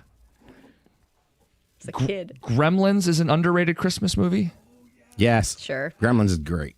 It's a good movie. I'm not a big Gremlins fan. Teddy likes it, but I was in Florida last year for Christmas, and it stunk. Cold with dead grass. Yuck. Give me a white Christmas. I have a little bit of news on this cookie debate. Yeah? And I thought this was true, but AI Overview confirmed it. The most common cookie left for Santa Claus in North America is chocolate chip cookies. boom! You're wrong, people. You're wrong, Yes. people. Okay, If this you that's read great. it It's on not the internet, You it's can leave true. it for Santa. It is not a Christmas cookie. Agreed. Then why would you leave it for Santa? Yeah, you're giving them the I'm sure he non-Christmas. likes it. Yeah. I'm sure he's got all those. He's had plenty of Christmas cookies at the other stops that he's going. That's why he gets chicken wings at the Jansen house. some members of the show were Our just called chicken out. wings Christmas cookies. Put that in next week's cookie jar. I will. Okay. Some members of the show just got called out. This is the last text on it. Bunch of fake sports people. How are you not watching the game on Christmas Day? Who said they're not watching the game? I think he's looking at YouTube behind the glass. I'll step away and not be in every play-by-play moment because I can, if I need to see something, I'll go back and watch it. I will give time to my family. How dare you? It is a holiday, the Yes. most treasured holiday in our house. How dare There's- you not watch the game? Because you want to spend time with your family. I'm watching it. I'll No, watch I know most of it. I'm but just saying, like, There's 20 and a half hours outside of game time. They can have every bit of it. 3.5 hours. That's all it takes. this is at dinner time. It's I'm sorry, it's not as important. Would you Plus, prefer- I don't work would for you- 3 more days after that. I will figure out what happened. Yeah, but you should want to see it because you're a real fan. You know what? I'll say this too. I've given enough time to this team this year. Play it up. Play up. You know? Okay. Thanksgiving wasn't that enjoyable. Would you rather the game be at 8 so you could get all the festivities out of the way? Your dinner and driving to families? No, I actually Yes. prefer it would be the first one. Yes, Oh. 1 o'clock. Noon. Yeah. Noon kick. right. Noon kick. Nothing better than noon kick. Big noon kickoff. Football gonna is make- supposed to be played at noon every single day of the week. We're going to make picks 8:35. We'll get to the Lions and some of the other big matchups, college football playoffs, all of that 8:35. The truly messed up question that we're going to ask to start the next hour. Are there people out there rooting to save Christmas? Are there people out there, maybe not big football fans, that are rooting for the Lions to lose this week to take the focus away from football on Christmas Day? It's 97.1.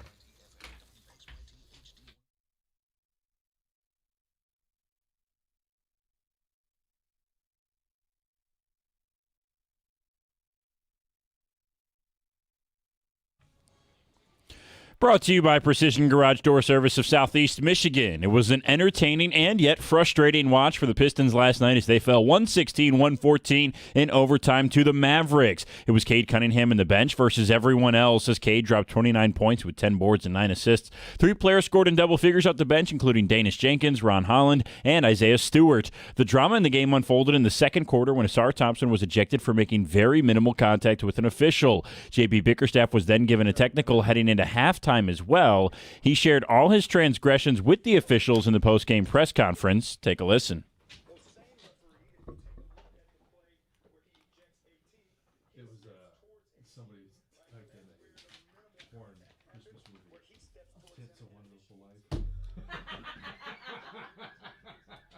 underrated, but really good.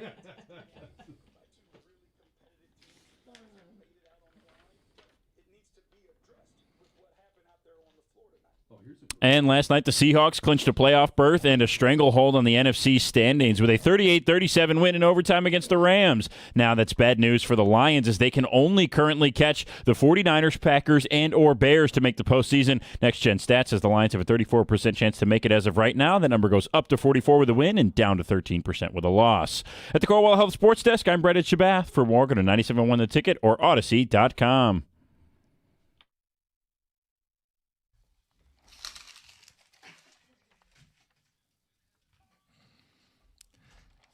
Good morning, and by the way, shout out to Jared in White Lake. He won the Red Wing tickets today, pair of tickets for Sunday's game against the Capitals, part of a double dip.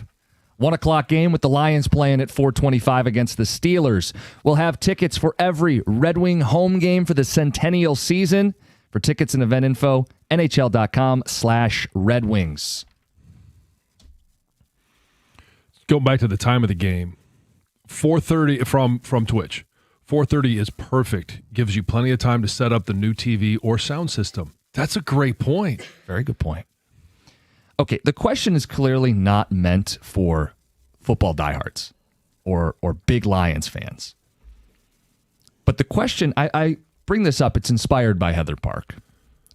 Are you rooting for the Lions to lose this week? Is someone in your life rooting for the Lions to lose this week so that Christmas Day doesn't really matter? So that the focus can be back on the holiday? Because if the Lions lose to the Steelers, their chances of making the playoffs are going to be under 10%. They could actually be eliminated if the Packers and Bears tie. But either way, it's going to be infinitesimal. Right. So you or someone in your life, it's a messed up, effed up question, is, are you rooting for the Steelers this week to save Christmas? I don't know how to answer this question because obviously I'm not in that category of this is not for huge Lions fans or for huge football fans. Right. Because even if they were 0-14 going into the game, I would still have to watch it because it's football, because there's only one more game after it. You're losing opportunities to watch football. Yeah. Look, and even as glass half empty guy, I still want this team to win every single game, even if it means Christmas has meaningful football on it. And it doesn't bother me that we'd have football on Christmas Day. But this was inspired by Heather, because in your home, Colin is a fanatic. He is. And Christmas Day is now going to have some divided attention. And he loves Christmas Day, also one of his favorite days of the year, right? Like, he wants to be with his family. He wants to spend time with his family. But when he watches the game, you don't interrupt him. Like, he watches the game. He wants to see everything. He doesn't want disruptions. He doesn't want to be bothered. I am not rooting for the Lions to lose, mind you. While this question is inspired by me, I do not want them to lose. I want them to win. I think what will happen is if they do lose, it will be more like, well, at least now, we're not rooting for them to lose. But I think if things don't go well, it can be like, well, at least now we don't really have to watch on Christmas. I'm going to put it this way. Would you mind if they lost? You wouldn't mind for you, because now Colin's not going to be... You guys, I want them to win. Yeah, so yeah, a little bit. Yeah, I would mind. I don't want them to lose. I want them to win. For Christmas purposes, I guess I wouldn't mind. But do I want that? No, I'm not rooting against them. I also don't like the picture you're painting, that if you are interested in watching this game, that somehow you are not the family person, or Christmas doesn't mean as much. This is how our family... What we do at 4:00... isn't the same as what you're doing. And our family isn't the same as your family, where we're not all getting together and watching a game. My kids don't want to watch football. Yet. So now, it would have bigger impacts on our Christmas Day than yours. I see Emily growing into a gigantic Lions fan. She already says she doesn't like it. Oh. And so the other day when we had it on, and it was on, we never have TV on during dinner, but we had it on because there was a game on, or like pregame stuff. I can't even remember what game it was. And Emily looked at Colin and said, "Turn that off, Daddy, because we don't have the TV on during dinner." And he was like, "Well, I can't turn this off." So it will be interesting on Christmas. She's just pushing his buttons. That's what kids like to do. Turn this off. Yeah. But no. Go Lions. I'm not rooting against them. Look, the answer might be that this applies to 0.0000% of our audience. But I was just curious if there was anybody out there who would cop to it and say, you know what? I want my Christmas. I don't want everybody in the house to be obsessed with this football game. I'm not personally a big football fan. Yeah, go Steelers this week. I wonder if there's a single person out there that felt that way. Oh, yeah. So this is a secondhand report, but on Twitch, Kelby Plays Games says, I know someone hoping for a Lions loss. All right, Kelby, name names. We need to know. Use initials. I don't care. They'll justify it as they want to save Christmas. They want to preserve and protect Christmas from distractions from the Lions. It's late enough, and I know people have family traditions, and they can happen any time through the day. Like Heather talking about, her family tradition is at 4:00. Hey, they're getting together at Grandma's house, and this is what we're doing. I understand that. I also understand Colin could put himself in the bubble. He could. He could. I think that is a great compromise. It is tough, but you turn notifications off on your phone. Yeah. You don't have it on. As well as every single other person in the house. Make sure you turn you just your phones announce off it. too. You just say, hey, I would prefer that nobody tell me what is going on with the game. If you love and care about me as a human being, as a family relative, don't tell me the updates. That's almost impossible because there's going to be a lot of people there that some people will venture off and start. Take a peek. Yeah, the game will be on. It Of won't be course. on in the living room where we're doing presents in the tree and in the dining room where we're eating dinner, but it will be on in another family room for sure. You could make a family pact. Let's all join the bubble. That's tough. Hard to get It could total be, 100% but yeah. That's buy-in. tough. Especially because, again, we believe the Lions are going to win this week. Their season's very much going to be hanging in the balance. Every play is going to matter. And I don't personally think that's a big deal because, again, to me, Christmas is about the morning and the presents and the gifts, and that should be done before noon. I mean, that's normally done bright and early.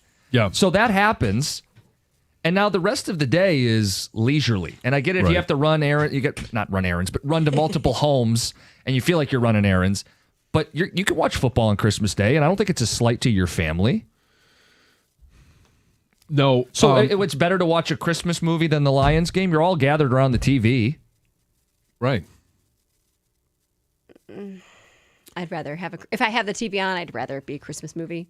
Not that's a pivotal, critical Lions football game with the emotions and the stakes and the adrenaline? No, you'd rather Tim Allen and the Santa Claus. Sure. If I So were going to watch a movie. Is the room that you're in, is it that room that no one ever goes in throughout the rest of the year? No.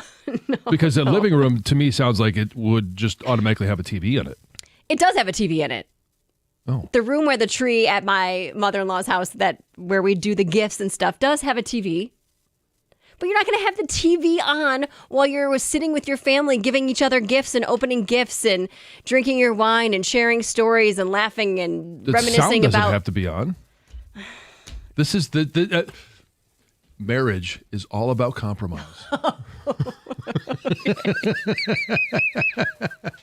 We have a couple messages from some Christmas purists, I would say. This one says, conversations and thoughts like this, it's exactly why sports should not be had on holidays. Get rid of all football and Christmas on basketball.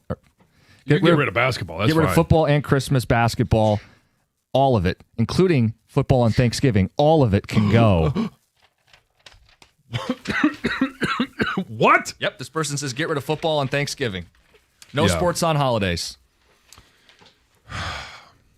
Holidays are when we all have the extra time. We have not a care in the world. And so we get a chance to sit down and do what we love. Another one, 24-hour Christmas Story takes priority over the Lions. Guys, hold on. Can you just record the game? Put yourself in the bubble and watch? Yeah, that's what we were talking about. Yeah, if that's the route you want to go. This one says, can you even record it if it's on Netflix? I think you could just start it over.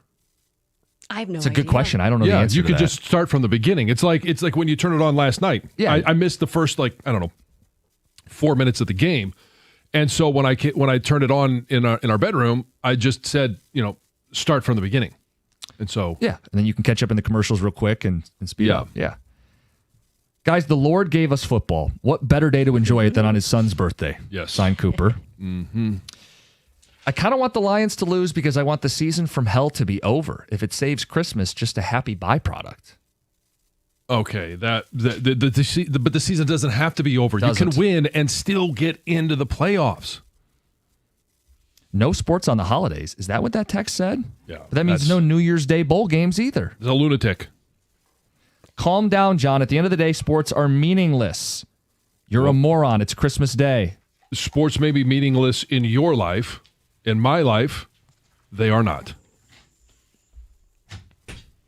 It's basically been part of my life since I was born. So it's not meaningless. Good morning. Cookies, are you perpetually 5 years old? Christmas is not about presents and getting it done in the morning. No, that is the highlight of Christmas Day. Right, yeah. The kids come running down the stairs and they see their presents, and all of a sudden the game on at that point, Right. right? And then by noon, by the time the first game starts, At 1 o'clock? the big presentation and the gift and all that stuff is done. Yeah, by that point, you probably collected all the wrapping paper and the garbage bags, and you're everybody's playing with their toys and gifts and presents. I'm the dad that sits there with the garbage bag. Are you? Oh yeah. And as soon as but I also make it fun, right? Yeah, you got to shoot your shot. I get it. Football on Christmas, matching pajamas. I've never been so happy to be Jewish in my entire life. John in Lake Orion. Happy Hanukkah. All right, 248-539-9797. Are there any Christmas purists out there that want to save the holiday and don't want the Lions game to matter? So they are putting themselves in a very dark place this Sunday, rooting for the Steelers. I don't expect to get a lot of yeses. I'm curious if there are any out there. Because that also means you're rooting for Aaron. That's also really dark and twisted, and nobody wants that. Nobody wants that. Picks coming up at 8:35. We're also going to touch on what happened last night with the Pistons. JB Bickerstaff sounding off on officiating. It's 97.1. Hey, every law firm talks about experience. David Femininio has decades of it, going up against insurance companies and winning for his clients. But here's what makes him different. He knows the only experience that really matters is yours. When you're in a car accident, you care about your well-being. You want someone who's going to listen to you, someone who works hard for you, and someone that will get you paid. David gets it. Your experience matters. And when he fights for you, not for his resume. If you've been injured, give David a call at 855-65-CRASH or visit him on the web at getdavidgetpaid.com.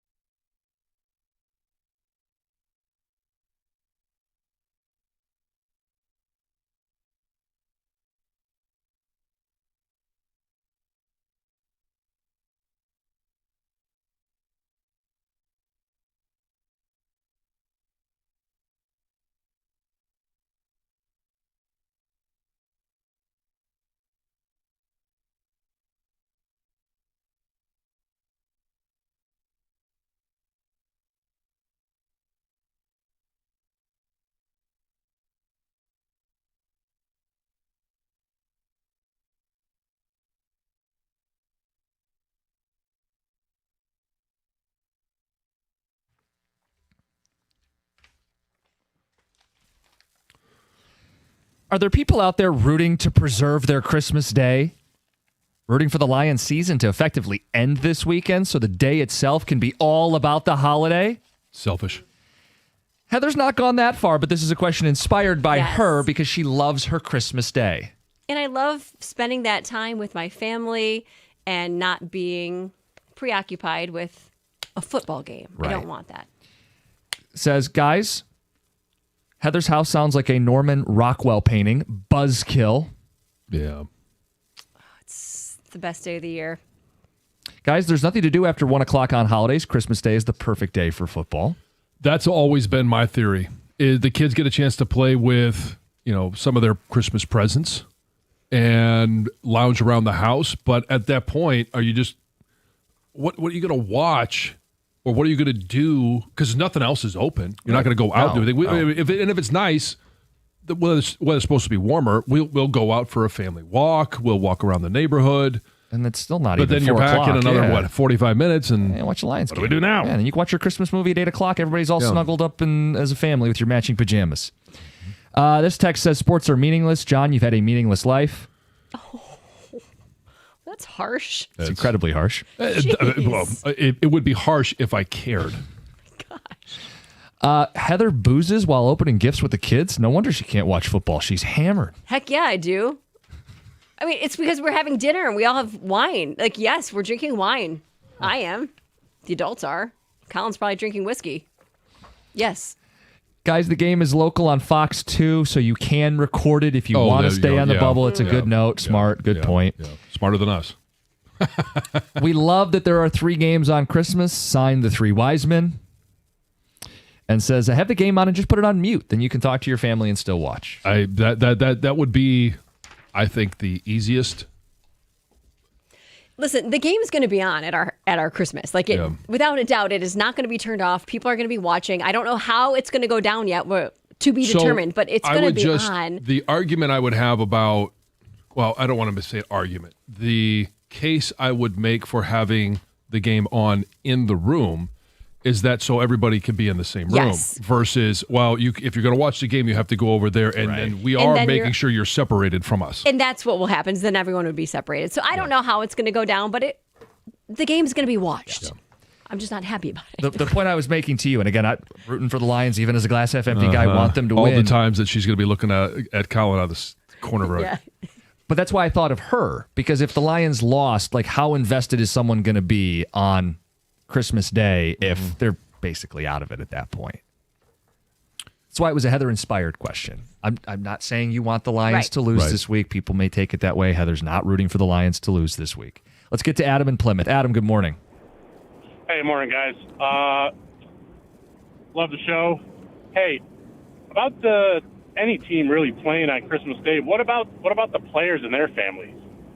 I mean, I grew up with some pro athletes. I own a vacuum of a hockey player, used to driving to school. I mean, I've seen them. They're regular people like us. They have families. They have kids. I mean, look at Goff. I mean, he's got a little one. I have kind of younger ones. I mean, they have their own families Christmas Day. I mean, give people the day to enjoy Christmas. That's my feeling. I still love watching football. Maybe keep it on Thanksgiving, but Christmas, I say no go on Christmas. Well, I mean, it's the same argument of why do you have games at 8 o'clock on Saturday nights? Why do they like the primetime games? Because everyone is watching. There's nothing else going on. The ratings are great on Christmas. And as a former athlete I've worked on Christmas all the way up until, I mean, shoot, there are times now where I'm working on Christmas. It's a part of your life, and you want to be playing when everyone can be watching. You're an entertainer. That's what entertainers do.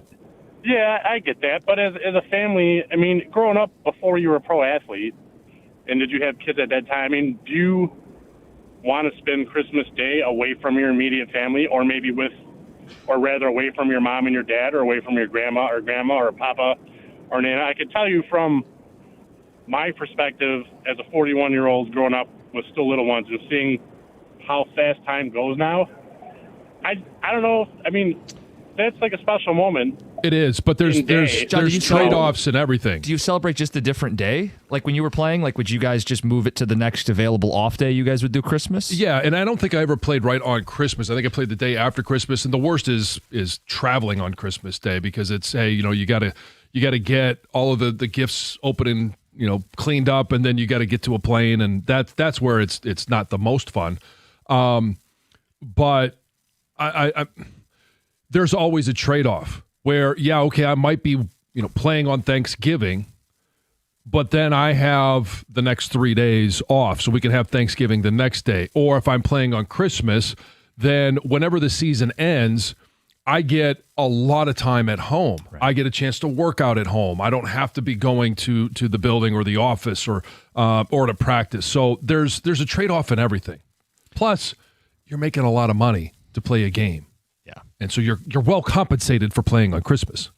Hey, real quick. Last night you had a couple OT thrillers. Yeah. In the NFL, you had Seattle rally down 16 in the fourth quarter, overcome a couple Sam Darnold picks. Darnold leads them on the game-winning drive in overtime to answer the Rams, and Seattle has clinched a playoff spot and sits in the 1 seed right now. What does that mean? It means the 1 seed's wide open. It means the Rams are the 5 right now. And it means if Detroit sneaks into the playoffs as the 7 seed, they would avoid the Rams until the NFC Championship. They could potentially start with an NFC North game in round 1 and then a trip to Seattle and Sam Darnold in round 2. That's how it would impact the Lions. The other OT game was the Pistons. They lost to the Dallas Mavericks, and JB Bickerstaff was not happy with officiating, specifically biased officiating. Greg, can we play the shorter cut? Because I know we're tight for time.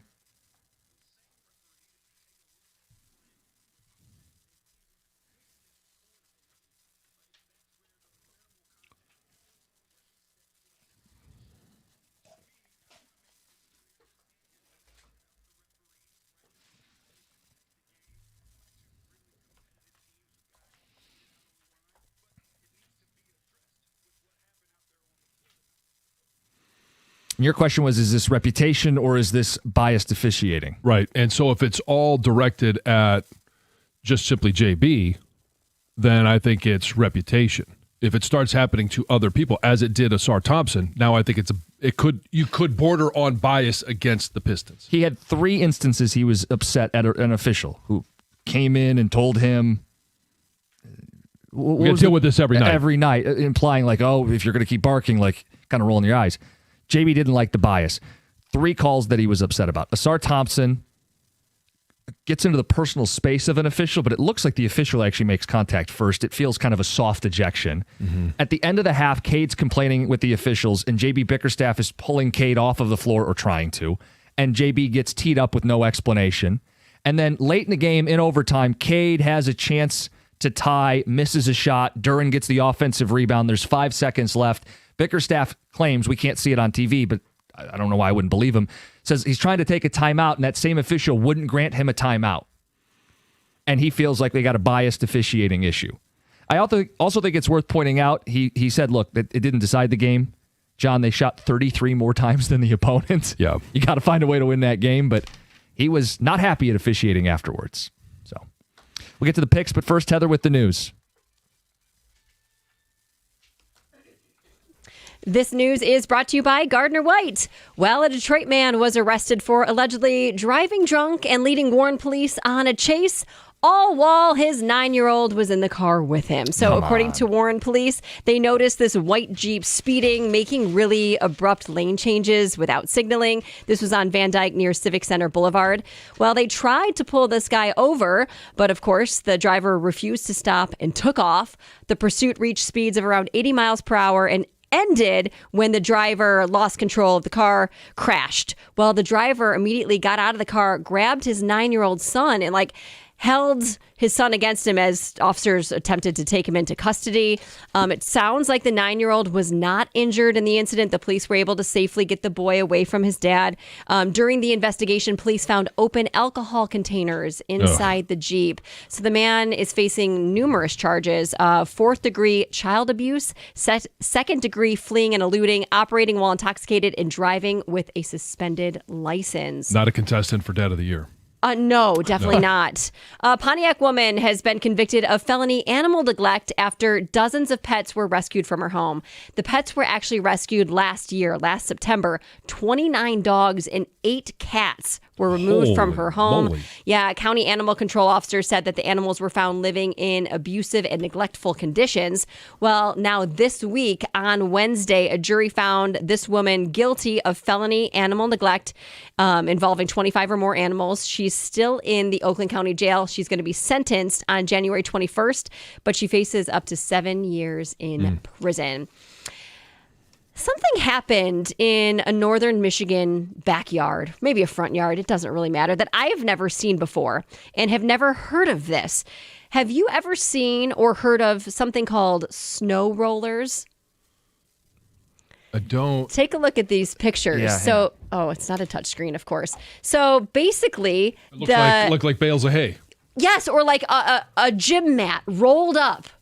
Okay. And the National Weather Service says these snow rollers are formed by light but sticky snow and winds, and they can occur usually with gravity on like a hill, or they can occur on flat land. But I've never seen this phenomenon before. Yeah, and, I haven't either. So and it's they're like all naturally over. occurring? It's not like there's one of these snow rollers. There's like 15 in this woman's backyard. Yeah. And she's never seen anything like it. Just kind of a cool thing. Yeah. She lives in Sutton's Bay, so kind of a cool thing to check out.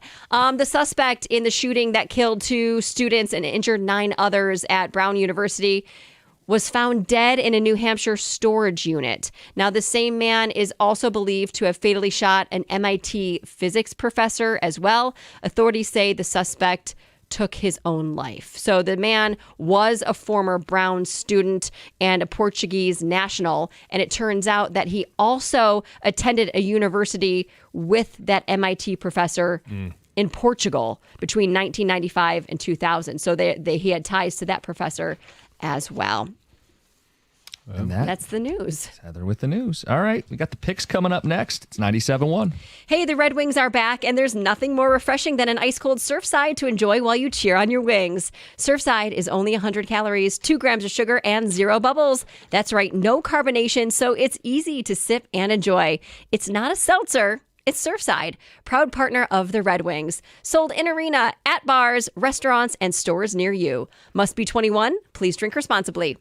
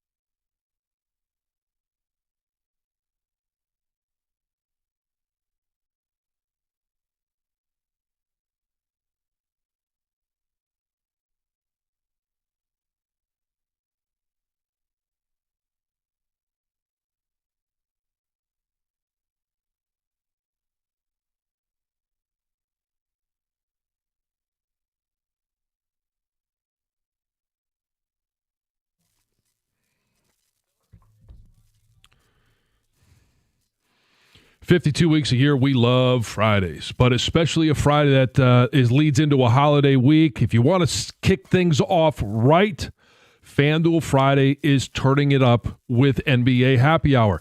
Every Friday from 6 to 7:30 p.m. Eastern, FanDuel is dropping limited time specials to get you in the zone. And it could be boosts, bonuses, surprises, all designed to bring that Friday energy. This isn't just another promo. It's your weekly pregame. NBA Happy Hour every Friday, 6 to 7:30 p.m. Eastern, only on FanDuel, official sportsbook partner of the NBA. Visit FanDuel.com/971 Detroit to grab your reward before the clock expires. That's FanDuel.com/971 Detroit. Must be 21 or over and present in Michigan. Opt-in required. Rewards are non-withdrawable. Restrictions apply, including bonus and token expiration, leg requirements, and max wager amount. See terms at sportsbook.fanduel.com. Gambling problem? Call 1-800-GAMBLER.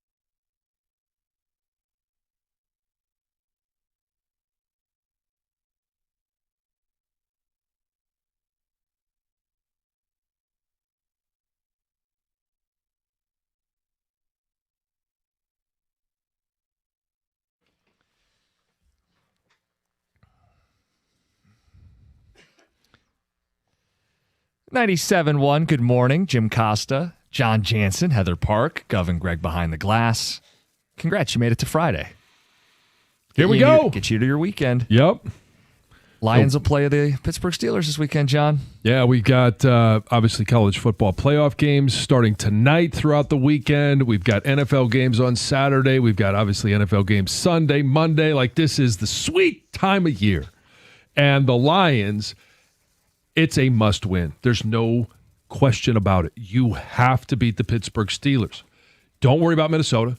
Don't worry about the Bears. We can have those conversations here. Hey, if they win all three, they get to 11 wins. Are they in? Yeah, glass half full, you're half empty. But this is the task at hand. Yeah, one step at a time. We've done a lot of big picture. How's the season going to end? Let's just focus, now that we made it to Friday, on the game this week. What's your confidence level? 1 to 5. 5 being they are going to pummel the Steelers. 1 being we're going to lose this game. I am at a very solid 3. And I say that because I think everything that they have done this year, everything that is still on the table, nothing comes easy. I think they're going to be able to score a whole bunch of points, and I don't believe that Pittsburgh will be able to keep up with them. And maybe I should make it higher, but this is also a team that has lined up wrong. They've had 12 men on the field. They've had an issue of, timeouts. When are we going to, what are we going to do here? Like, it just has not been perfect. I don't think that they fix every problem that they've had. I don't think they're all fixable at this point, but you're playing against a team that I think their warts are just bigger than yours. Just as we all expected, I'm the more optimistic one of the two. I'm at a 4.5, stopping just shy of a double-digit disco and a 5.0. Wait a second. What have you and I been arguing about all week? Oh, my glass is half empty. They'll never be able to get it done. They can't run the ball. This offense isn't even a shadow of itself. Now, hold on. Defensively, they can't stop anyone. Now, hold on. That's exactly what you've said all week long, and now you're going to flip the script. Be consistent, my friend. Okay, Mr. Steady Eddie over here. Look, I didn't Glass is half full. 3. Glass is half full. Okay, you think they're going to eke it out. You think they're going to win. I never said they were going to lose out. I didn't say the Lions aren't going to win a game the rest of the year. If there's one thing they've proven this year is after they lose to a really good football team, they can beat a lesser team the very next week. They've proven that over 3 years. And I expect them to do it this week. I think they should handle their business against the Pittsburgh Steelers. I don't know if TJ Watt's playing. 1-11 going into last week without him. They managed to get it done. They are not the same defense without him. They haven't been the same defense that Pittsburgh Steelers fans are accustomed to all year. So Detroit back home, fast track, explosive offense should generate big plays. Detroit's been able to run the ball against teams that are average or below average, right? Yeah. So I think Detroit bounces back. And Aaron Rodgers leading the troops here, he's got one real receiver in DK Metcalf, yes? Yes. They're going to use the tight ends. They're going to try to bog it down. I don't think they can keep up with Detroit. I agree. So I'm very confident this week. Beyond, you know where I'm at. But for this week, yeah, I expect Detroit to go out there and kick some ass and take care of business. Mm-hmm. And I mean, this is just kind of the roller coaster that you've all set us on, right? Mm-hmm. It's with 5 games left, we said, hey, they got to go 4-1 to get into the playoffs. And the one that we thought would be the loss was the Rams. They're following that script, yet all of a sudden you're like, oh no, they can't get it done. But I'll be on board today. And then Monday, even though you're not on the air next week, I'll be off the train. It's very Jim Costa. I think it's a pretty... The team's been on a bit of a roller coaster, so the truest, most honest way of talking about them is to acknowledge that, look, there are spots that they're going to do well, and there's spots they're not going to do well. I don't feel as good about it when they play Minnesota, and I don't feel as good about it when they play at Chicago to close the season. But at home against Pittsburgh, yeah, this is a spot I expect them to win. Okay. Where are you guys at? We'll collect these texts. We'll take those phone calls. 248-539-9797. Scale 1 to 5. 5 being, hey, they're going to blow them out. 1 is they're losing this football game. Some of the early responses. Guys, confident, 5. Period. Okay, there you go. Okay. Guys, I'm at a 3.5. Our secondary is hit, but their quarterback is a grandpa on ayahuasca, Alan Livonia. What do you think of the way Rodgers has played this year? I think he's been good. I mean, it's taken them some time to get on the same page with the receivers, DK Metcalf and the bunch. They're starting to get there. I don't think he's got, the ultimate arm strength that he used to have. Still good. I'm not saying that he's, that he can't get the ball downfield. He's not as elusive in the pocket as he was at one time. But in terms of those passes that are under 15 yards, he's still as accurate as he's ever been. I just want to paint the picture about the Steelers' offense. Aaron Rodgers is averaging 199 yards passing a game, less than 200 yards passing. This is not some. They also don't ask him to do a lot. So, right. And that may just be because he can't.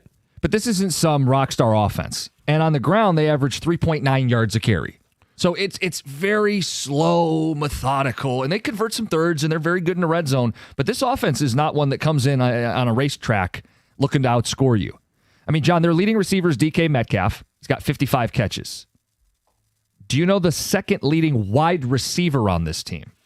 Because their second leading receiving yards guy is Freiermuth, the tight end, then Kenneth Gainwell out of the backfield, then Darnell Washington. You got to keep looking. Their second leading true receiver, Calvin Austin. Yeah. With 27 catches on the season. Guys, we're in week 16. This isn't Puka Nacua and Devontae Adams. Right. We just got to make sure that they don't look for one day I know. Nacua and Adams. And there's a world where DK has 100 yards and Okay. the Steelers lose by 10. Yeah. I mean, that's kind of the way it worked for the Lions at the end of the 23 season, where they gave up some individual performances by number one receivers, but scored a bunch of points and got a couple takeaways. That's and where I won have the the game. most confidence, is that this team is going to be able to score a bunch of points. Yeah. Guys, you've rightfully given Jim crap for his smarm, but John is one of the most condescending people I've ever heard. And it just goes unchecked. No, I just do it in a much nicer way. You do. In a much more acceptable way. It's kind of under the radar. You have a cheerier disposition, so you get away with more. It's because my glass is half full. Big game equals big game broadcasters. We get Jim Nantz and Romo. How do you guys feel about that? Again, the sound will be Jim. off. Yeah, sound will be off. Are they the worst of the big broadcasts? I don't know if I could say the worst. Okay, well then I'm going to make you go through it one by I one. don't You like mind Buck and Jim Aikman Nantz. more? I like Nance, but you like Buck and Aikman more, right? Oh, yeah. Okay, you like Tirico and Collinsworth more? So that's where so Tirico carries that broadcast. Yes. And so I'd never say a disparaging thing about Mike in Good, 'cause he regards might be to listening. yeah, and I struggle with Collinsworth. Okay, well I struggle with Romo more. Yeah, I think I struggle with Collinsworth more. Okay. But Tirico saves it. Okay, and then the other major broadcast is Burkhart and Brady. Yeah. The Or kind of, not Burkhart. It's Burkhart and Brady, right? Oh yeah, we got Brendan setting up for the update here. He brought up Thursday night broadcast too, which would be Al Michaels and and Herbie. and Herbie. Yeah, I mean, I guess Romo takes it down to the bottom. Yeah. But I hate saying that about Nance. And I know there's some people that, everyone's got an opinion. Some people can't stand listening to Joe Buck. And I think I heard, Karsh and Anderson talking about, punchable faces the other day. And somebody called in about him as well. So it's a personal preference. 1 to 5 confidence level. It's 97.1.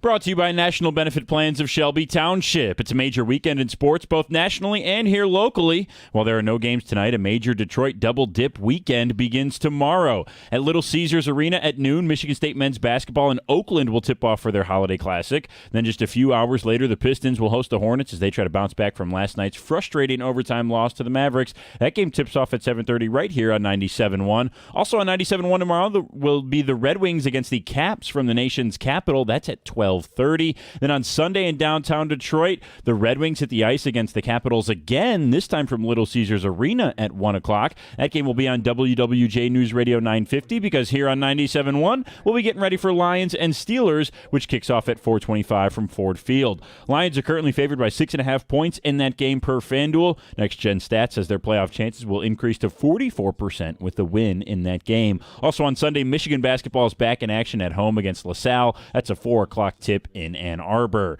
The college football playoff gets started this weekend as well. Tonight, number 8 Oklahoma hosts number 9 Alabama in Norman at 8 o'clock. The winner will face Indiana next weekend. Tomorrow, the 3 other first-round games take place too, between Miami and Texas A&M at noon, Tulane and Ole Miss at 3:30, and James Madison and Oregon at 7:30. At the Corewell Health Sports Desk, I'm Brendan Shabath. For more, go to 97.1 The Ticket or Odyssey.com.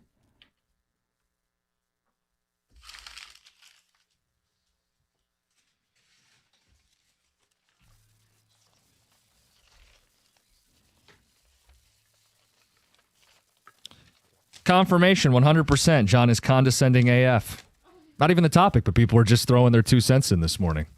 That's fine. I appreciate it, guys. Thank you. 248-539-9797. Good morning. It's a Friday. We got to the end of the week, and we want to focus on the Lions game this week against the Steelers. Let's not worry about what's going to happen against Minnesota or Chicago. Let's talk about the Steeler game. Confidence level 1 to 5. 5 being the Lions are going to blow their doors off. 1 being, guys, they're losing this football game. 248-539-9797. I've said 4.5. Everything shy of a double-digit disco. This is what they do. They bounce back at home. Pittsburgh's offense doesn't generate many explosives. They have 1 real wide receiver. And look, I think Detroit should put up a big number against the Steelers defense that hasn't been vintage Pittsburgh Steelers defense. TJ Watt with that lung issue, punctured lung. Yeah. Didn't play last week, hasn't practiced this week. 2-11 Pittsburgh is without TJ Watt. This is the spot of all spots for Detroit to win, keep the season alive, do what they've done all year, and answer for poor performances with a win the very next week. John, you are optimistic, but just not as optimistic as you are. I am. You know So, me, the always let me- eternal optimist. Yeah, let me ask you this question. At 4.5, now 5 is basically, hey, it's a double-digit disco. There's no chance they lose this game. 4.5, you're still guaranteeing a win. A win It's and just- a cover, yeah. Okay, so you're guaranteeing a win. You're just trying to get me in trouble. No, I just asked the question, and you instantly said yes, but now you're all of a sudden going to double think it. I shouldn't overthink. Yeah, they're winning the game, John. Okay. All right. Good for you. Guys, I'm a 5. Are you forgetting we don't lose back-to-back games? Lions by 14 plus. It won't be close. Vinny on a pager. On a pager? I love that. Was this I text saw sent that. from 1995? Can you send texts from a page? I never had a pager. I don't know. Some people right now don't know what a pager is. Probably. Yeah. Guys, I'm a 5. The Steelers are a hard watch. Their defense sucks. The offense is average at best. Lions should score 40. Steelers might get to 24. I wouldn't want to be the Steelers defense this week. I see a 20-point win. Steve in Riverview. Wow, doubling up on the double-digit disco. So, Jim, you think they're going to win this game, I do. but you're glass half empty For the season. for the season. Because wouldn't it... And you're not in next week. Yeah. Which game are they losing? Oh, I've said the Bears is the one It's that the Bears, concerns so me. they're going to Yeah. have a chance to win to get in. and Yeah, they're it'd gonna- be awesome. I mean, get there. I hope they win it. I just don't think they would.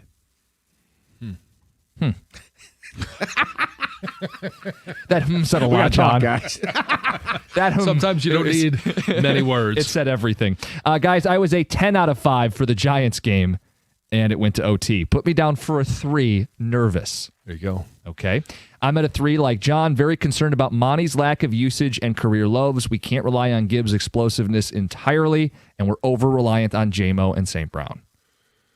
Well, hold on. I want to just back up. You think they're too reliant on Gibbs, J-Mo, and St. Brown? That's the 3 best offensive players. Who are they supposed to rely Yeah, on? what the hell? Laporte is not coming back. Come on. I need more Khalif Raymond to feel good about this. Yeah. Goff's not going to get you 3 rushing touchdowns. His answer is Monty. He wants more Monty. He wants the full The full Monty. money. Okay. Guys, Collinsworth greater than Romo, Olsen, Brady, Tirico, Buck. That's from Dennis. I think Greg Olson's really good. Me too. I like his insight. I like his demeanor. Lions are 0-3 with Brady doing their broadcast. Jay from work.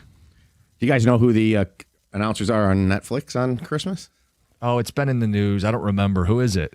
They get Noah Eagle and Drew Brees. So do I watch on Netflix or do I watch That'd be the same crew, though. locally? Yeah, it's still the same. It's the Netflix broadcast is on. I Local. believe it's Fox. Oh, I thought. Who said that it was going to be? No, it will be okay, they always do this. Like when they play on Prime, that game is still offered locally for the home market, but it's just a broadcast. Okay, of the, but then who said that Romo was going to be doing the game? No, that's this week. I said Christmas. He said Netflix. Okay. I said, by the way, do you want to know what the? The look ahead, yes, the very yes. next Sorry, week. yes. Who's I'm on easily first? confused. It's Friday. Yeah. Yeah. Guys, I'm with Costa, the positive guy. I'm at a 5. You know me. Joe in Newport. Our team is pissed. They're playing like they're on a mission. I don't see them losing another game this year. Go Lions. Backs are against the wall. We'll see how they respond. And it's we know how they respond after a loss. We've seen that time and time again. So I am confident, and I think 3 is an appropriate level of confidence because it's not a perfect team. If they were to lose, because you're not at a 4 or a 5, what is the thing that would do them in?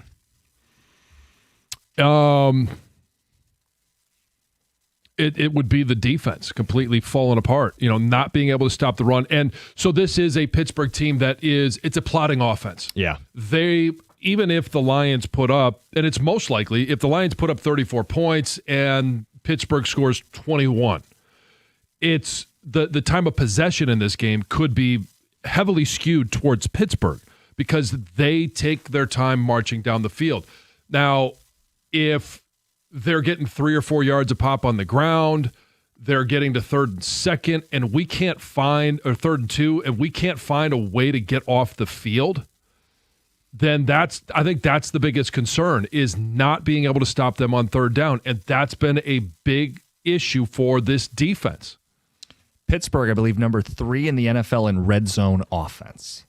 If they punch in some of their trips, that's how they hang in the fight, and that's how they would beat the Lions. And I think we're going to see a Pittsburgh team that if they're on the Lions side of the 50-yard line of the field, you're going to see a lot of go for it on 4th downs. That's not who they've been this year, but you think specifically this week they have no choice. They're playing against number one offense. They're playing against an offense that can score a lot of points. They can't settle for field goals. 248-539-9797. So we'll keep taking your thoughts, confidence level in the Lions. Just this week, done a lot of big picture stuff. Just this week, how does it feel going against the Pittsburgh Steelers? They're a team with a winning record, John, yes, but it's a little misleading. They have not been one of these juggernaut teams. Right. So let me flip that around because you asked me the question of, what will they struggle with? How could they possibly lose this game? Let me ask you this. What gives you the confidence that they're, other than just, hey, they keep winning every other week? Yeah. Without just doing the lazy, hey, I looked at the schedule. Lazy. It is a trend. If that's all I said today, it would be lazy. If I just came in and said, guys, I looked at the schedule and the W's follow the L's. Yeah. So that's my analysis. See you 2 weeks from now. No, there has to be more than that. So Detroit, when they face defenses in the top 15 scoring defenses, average to good to great defenses, they've lost every time. Pittsburgh is not that team. And if they don't have TJ Watt, I would question whether they're even one of the top 25 defenses. Maybe this could be one of the worst defenses in football. So that gives Detroit a chance to get up early. Then you're in an advantage position where you can get the run game really going. Goff, in a situation where you're not in a lot of dropbacks, shootout scripts would force Goff to do a lot of dropbacks with an offensive line that's been shaky. Games where you're at home, the other defense isn't very good, you can play with a lead. That plays, everybody plays better with a lead, but it really helps Detroit the way they're built. That's part one, and then part two is I just don't think Aaron Rodgers is dropping 35 points in this game. Their way of winning is plotting, low scoring, TOP, convert our thirds and maybe a few more 4th downs and red zone and just kind of steal one. That's kind of what they'd have to do here. They're touchdown dogs on the road. They'd have to come in here and kind of manufacture one. Yeah, and it is how many people are worried about Aaron Rodgers just doing Aaron Rodgers things against the Lions? Did the way that the Lions sent him out of Green Bay, that should be gone now. Did that put everything to bed? They vanquished him, right? Well, from Green Bay. Yeah, his final game in Green Bay with a chance to make the playoffs was a loss to that team, the second of 2 losses to that team. But is there still any angst, or any hangover for all those moments? Maybe there's a little with, sports PTSD, but I think you've put it past you as a Lions fan, I would think. Yeah, I mean, I have. Yeah. Because he's not the same player as he was at any point he's during not Green Bay. MVP Aaron Rodgers. Even if he turns back time, I mean, he's had a couple moments this year, but he's not MVP Aaron Rodgers. That man's gone. The boogeyman can't hurt you anymore. We turned the light on. We looked under the bed. He's not there anymore. It only takes one play. Could be a Hail Mary at the end of the first half, end of the second half. To Richard Rodgers. What's he up to these days? Hey, by the way, the impact of last night's game for people. We had a couple OT games. We'll talk more about the Pistons at the end of the hour, but the OT game last night for Seattle. Put them in the number 1 seed. So do you think they stay there? I mean, what's the significance of it? So the Seahawks, their remaining schedule is, because they're obviously going to end with a division game. They get the Niners at the end. Yeah, the Niners at the end. And so that was their last home game. They're at the Panthers, which I think they take care of business there. And then they're at the Niners. Some of it may depend.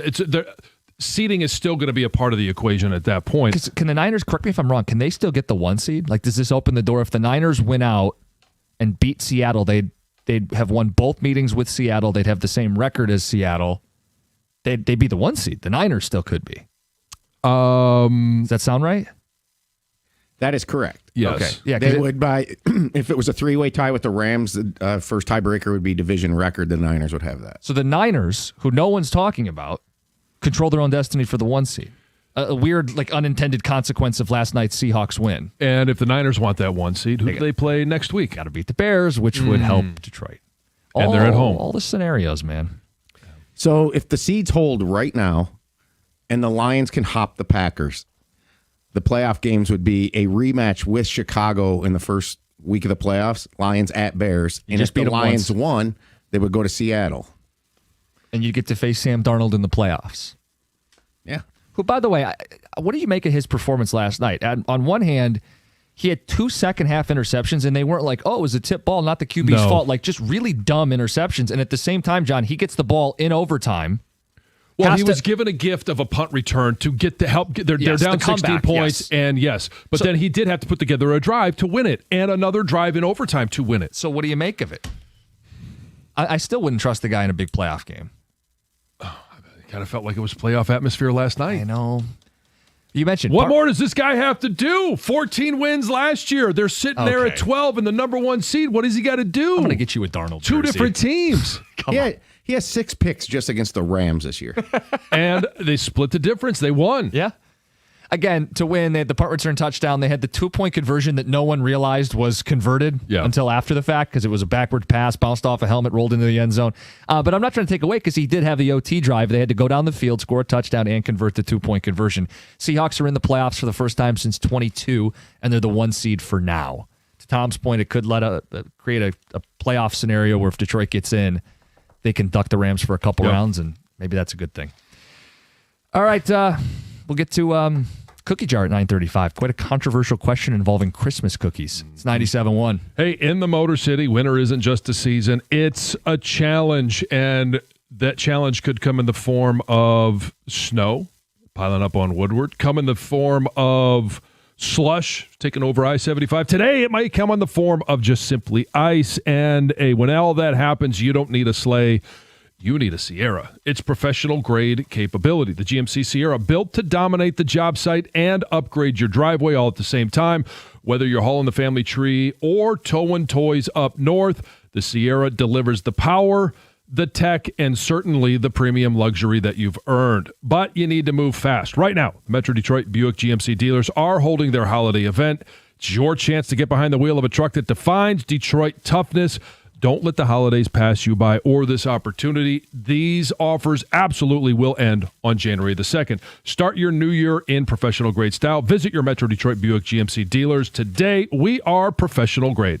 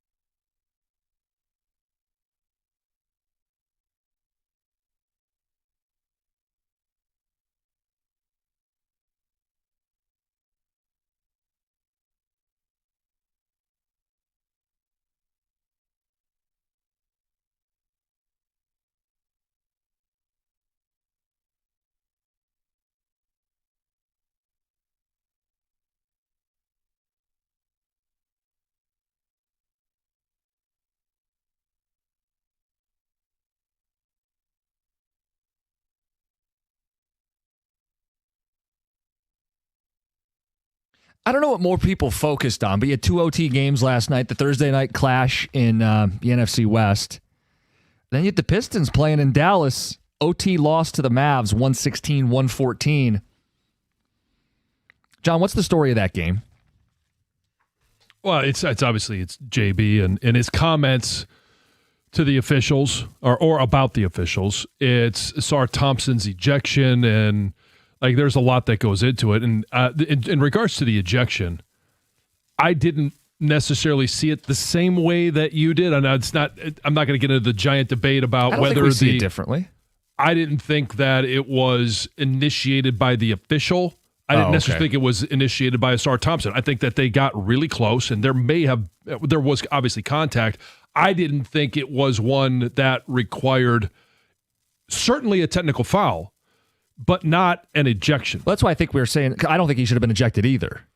I think he stepped to an official. Right. And the way the replay I saw, it looked like the official stuck out an arm to keep him from getting closer and then threw him out of the game. But yeah, officiating was a story afterwards. A story, not the story, but a story afterwards. And JB Bickerstaff, let's play the full cut for people. He wanted to make sure that he got his opinion out about this specific referee.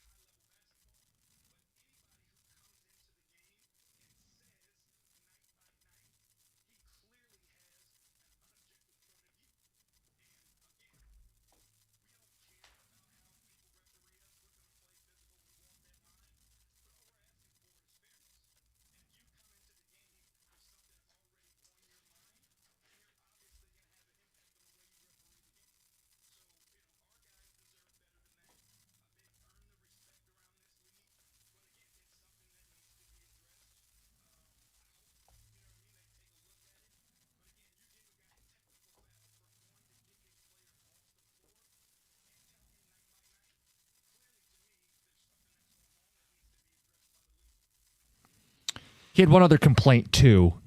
Pistons got up a shot at the end of the game in overtime. Cade missed. Duren rebounded. JB claims he tried to take a timeout. That official didn't grant him a timeout.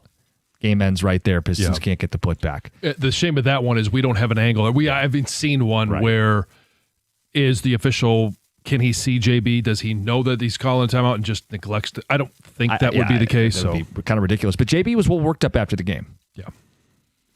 Look, and I think he was smart to say, like, an official tried to make it about him, but ultimately, like... It was about the game. It was about the game. Pistons shot the ball 30 times more than Dallas and lost.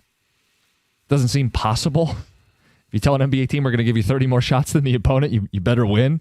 Pistons shot very poorly from the field and from three and from the free throw line and at the end of the game with the game on the line. Yeah. So this isn't us saying, like, first of all, it's 1 of 82. It's not really worth, like, blowing your top over. But for JB, this is bigger than one game. He wants to make sure officiating isn't coming in saying, oh, here comes JB.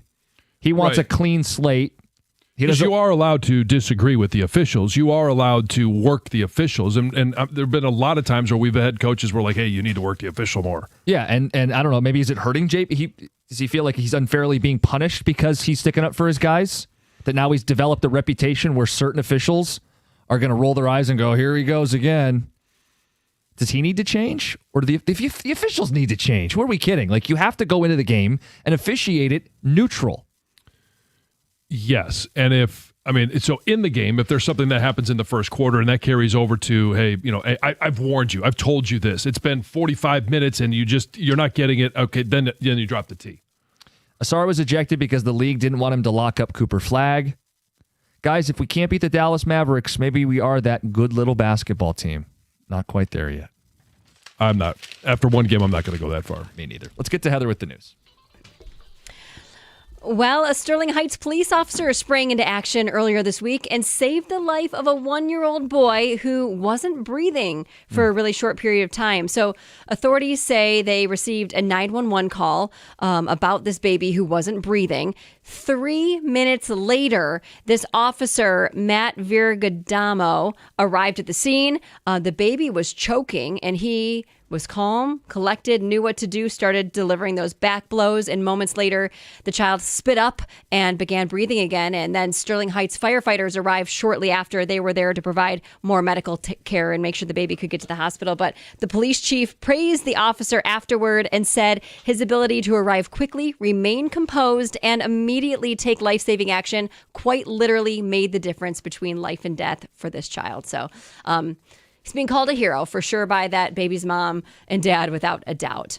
You may have seen or noticed more girls hitting the mats in Michigan, and it's not just like a couple athletes here and there. Girls wrestling is rapidly growing across high schools in the state, which is pretty cool. It sounds like it's not just here in Michigan; it's kind of across the country. Yeah.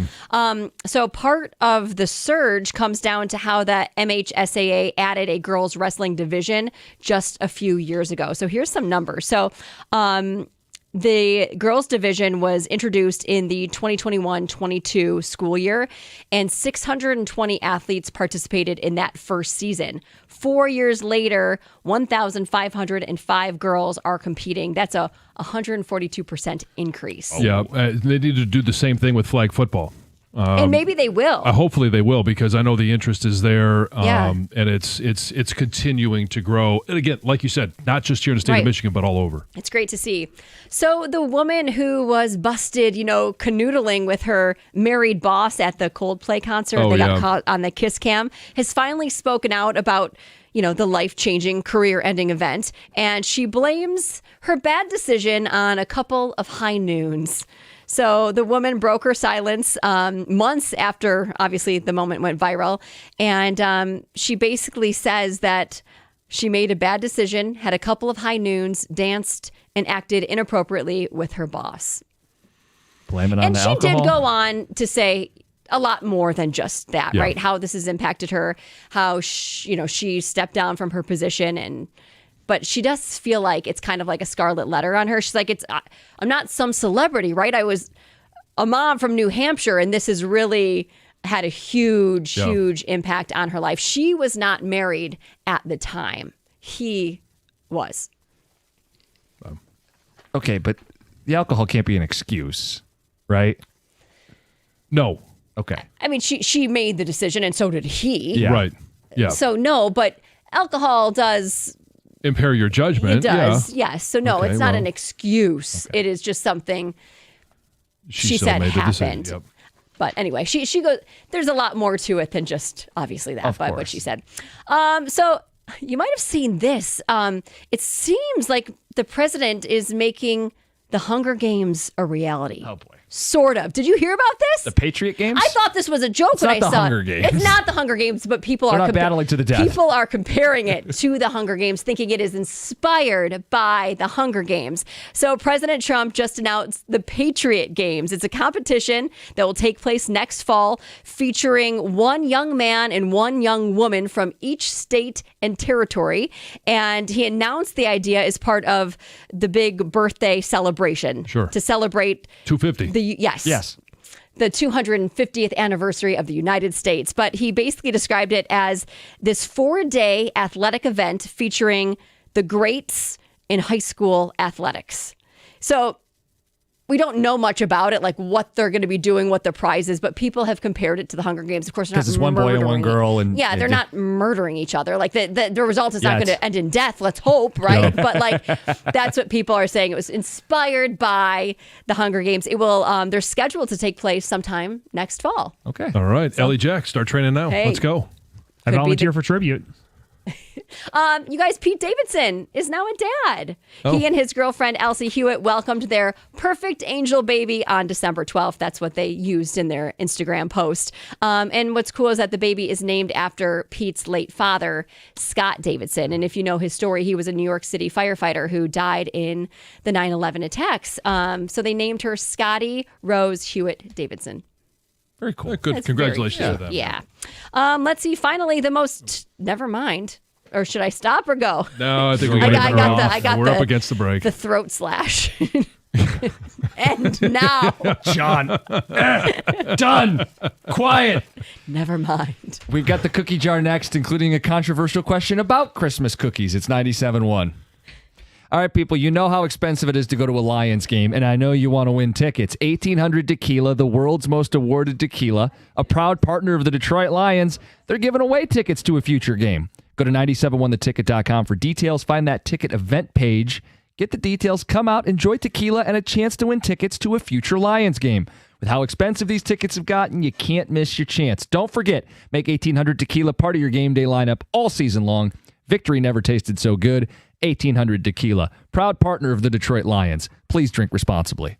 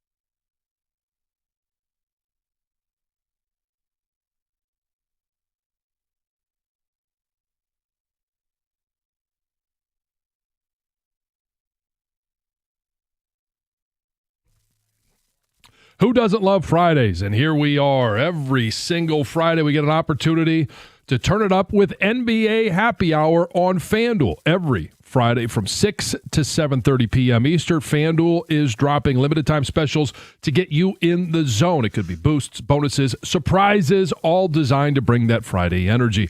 This isn't just another promo. It's your weekly pregame. It gets you warmed up and ready for the weekend. NBA Happy Hour every Friday, 6 to 7:30 p.m. Eastern, only on FanDuel, official sportsbook partner of the NBA. All you have to do is visit FanDuel.com/971 Detroit to grab your reward before the clock expires. That's FanDuel.com/971 Detroit. Must be 21 or over and present in Michigan. Opt-in required. Rewards are non-withdrawable. Restrictions apply, including bonus and token expiration, leg requirements, and max wager amount. You can see terms at sportsbook.fanduel.com. If you have a gambling problem, call 1-800-GAMBLER.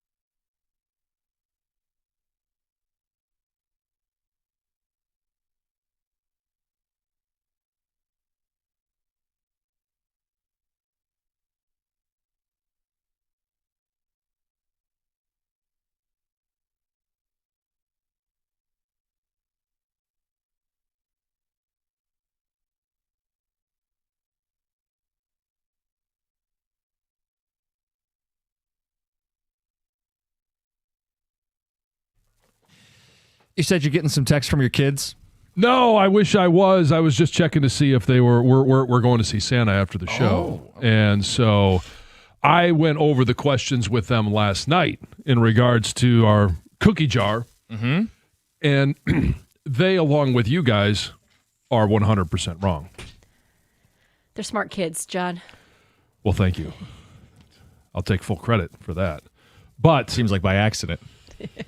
they, obviously, the big debate, as you had mentioned, it's been online, is are chocolate chip cookies Christmas cookies? My argument, I think I stated it, is that if you're going to use sugar cookies throughout the course of the year and then all of a sudden call them Christmas cookies because you make one of them into a Christmas tree and you color your frosting and you put it on top and you They're put some red hot decorated. yeah, they're decorated. You can decorate chocolate chip cookies. But you can also just make a Christmas tree out of one. You could make a wreath out of one. Heck, they come in wreath shape to begin with. You can make a snowman out of one. And I also feel very vindicated because, as Tom found on the internet, and everything that we read on the internet is true, right? 100% true. That the number one cookie across these wonderful United States of ours that is left out for Santa Claus is a chocolate chip cookie. So It is the most popular cookie regardless of date, so it's not surprising that it would be left for Santa. It's also the cookies left because no one should be eating them on Christmas because it's a sugar cookie holiday. no. But the face of the holiday gets that cookie more than any other. The face of the holiday is a frosted sugar cookie with red and green sprinkles. No, the face of the holiday, and- Santa Claus eats chocolate chip cookies the most. I'm not saying that those aren't Christmas cookies. I agree. They are Christmas cookies. And people identify that with Christmas. There's nothing wrong with that. Why can't chocolate I'm chip not cookies just saying take a they're- back seat for one day? They are a phenomenal cookie. They are probably Hey. the GOAT cookie. But on one day, They can be the third best Christmas cookie. They could be the fourth best. It doesn't matter. They can still be Christmas cookies. Stoney is coming in No. the studio. We'll get his thoughts in a second. But we have ticket text. If we can only get Santa's take on this, I'll ask him. Yeah, please do when when you I see see him him later here. today. Yes. This later this morning. It says, I think Fred Claus, underrated Christmas movie. Vince Vaughn playing Paul Giamatti's brother, J.G. and Fenton. Underrated Christmas movies, Jack Frost, Michael Keaton. Bad Santa, underrated. I think it's Well, see, appropriately yeah, I rated. do I don't too. think it's underrated. I think it's a highly rated Christmas movie. And it's so good. The Santa Claus with Tim Allen, the first one is the best. Dave B. from Frasier. I agree. Me too. Any truth to the rumor Costa's wife refers to him as sugar cookies when no one's around? I don't know. It depends on the icing, I guess. I made chocolate chip cookies as part of my Christmas cookies, Kim from Sterling Heights. So she is on board. Stoney, that's a big debate on the internet right now. Are chocolate chip cookies Christmas cookies? Not really. Thank you. Yeah. They're just Agreed. regular cookies. They're probably the best, along with maybe like Oreos. But no, Is an Oreo a Christmas cookie? to be a Christmas cookie? In No. my opinion, Well, when you get the red filling. yes. Oh, so now all of a sudden it's a Christmas cookie. This is my argument. No, you know what? Our Reese's Pieces. Listen, what we do. Listen to me, John. What we do with Oreos. She pointed Well, to me. not do only that, I the- got the finger wag. We do the chocolate dipped Oreos, and then you put this little decoration on them, and you put them on a stick. Those are always something we have at Christmas. They used to have a name for Okay, those. so if you're doing that, and then for chocolate chip cookies, you make it into a Christmas tree, you put a little icing on it, and then it would be a Christmas cookie. Thank you, Oh, Stoney. Stoney! But if it's decorated up, but the actual chocolate chip cookie Yeah. is plain. It's not a Christmas cookie. Same thing with a sugar cookie. Just plain. It's not a Christmas cookie until you dress it up. Yes, that I agree with. Or there's regular cookies, which is Who fine. knew cookies could do this? Oh, every day. I know Well, cookies could do this. true. Yes, he can make any topic a divisive topic. Very true. Stoney, Yes. How are you? how are you? I'm good. It was a lot- You seem very calm. I am pretty calm after last night's overtime magic in two sports, two games I watched. Which one were you more focused on? The old Pistons, and then I watched all of overtime when that ended. I followed the other on the phone, and Do I want to turn it on? It's 30-16 or whatever, 30-14. Should have been over. I know. I feel like the Rams blew it maybe more than Seattle won it, right? Yeah, all of a sudden. Give up a punt return touchdown, you squander +2 in the turnovers. You get the ball first in OT, you score a touchdown and still lose. Sean McVay went a little conservative, which is stunning because he's like a fourth down machine now, and they pretty much ran the ball a lot in the fourth quarter. I don't know. It was. If you like your local players, there was tons of local activity in that game, including former Michigan transfer defensive back Josh Wallace with a huge interception. Yeah. Josh Wallace, Josiah Stewart, Blake Corum. Yeah. Kenneth Walker. Kenneth Walker. I didn't realize that Chris Partridge is on the Seattle staff as well. Yeah. Along with Jay Harbaugh and Mike McDonald, obviously. And Yep. Zach Charbonnet spent some time in Ann Arbor. Yes, he did, and he also probably learned very well to pick up a loose football. Yes. That was unbelievable. Stunning. I know what it was ruled. I looked at it again just about 2 minutes ago. It still looks like a forward pass to me. Oh, no. Oh, I don't think there's I any thought it was question that it's a backwards. backward pass. Oh, really? I looked Yeah. like from the one angle that I saw, which was right down the line, it looked like it went forward and hit the guy's head. I don't know. Whatever. We could pull the ruler out. No, it's okay. It was just bizarre. Absolutely It is bizarre. Yeah. And then, of course, Pistons, where you were focused. I was very focused. Look, they're not going to win every game, but there's a bigger issue here with the Pistons that is going to galvanize this city. It was something that Evan and I would talk about on our podcast, Restore the Floor, about, Pistons have a reputation, and some of it's true. JB does bitch a lot, and it bit him in the butt last night, I think. But You I think think he's it's right. too much? I think overall, in the grand scheme of things, I think and he even talked about it before the season, that things that he had to work on was calming himself down so he doesn't get as many technical fouls as he got. But he's not wrong to say officials can't come in with a Oh, preconceived bias. No, that's completely true. That's ridiculous. And Did you think Kassar should have been tossed for that? No, Okay. See. not at all. Yeah.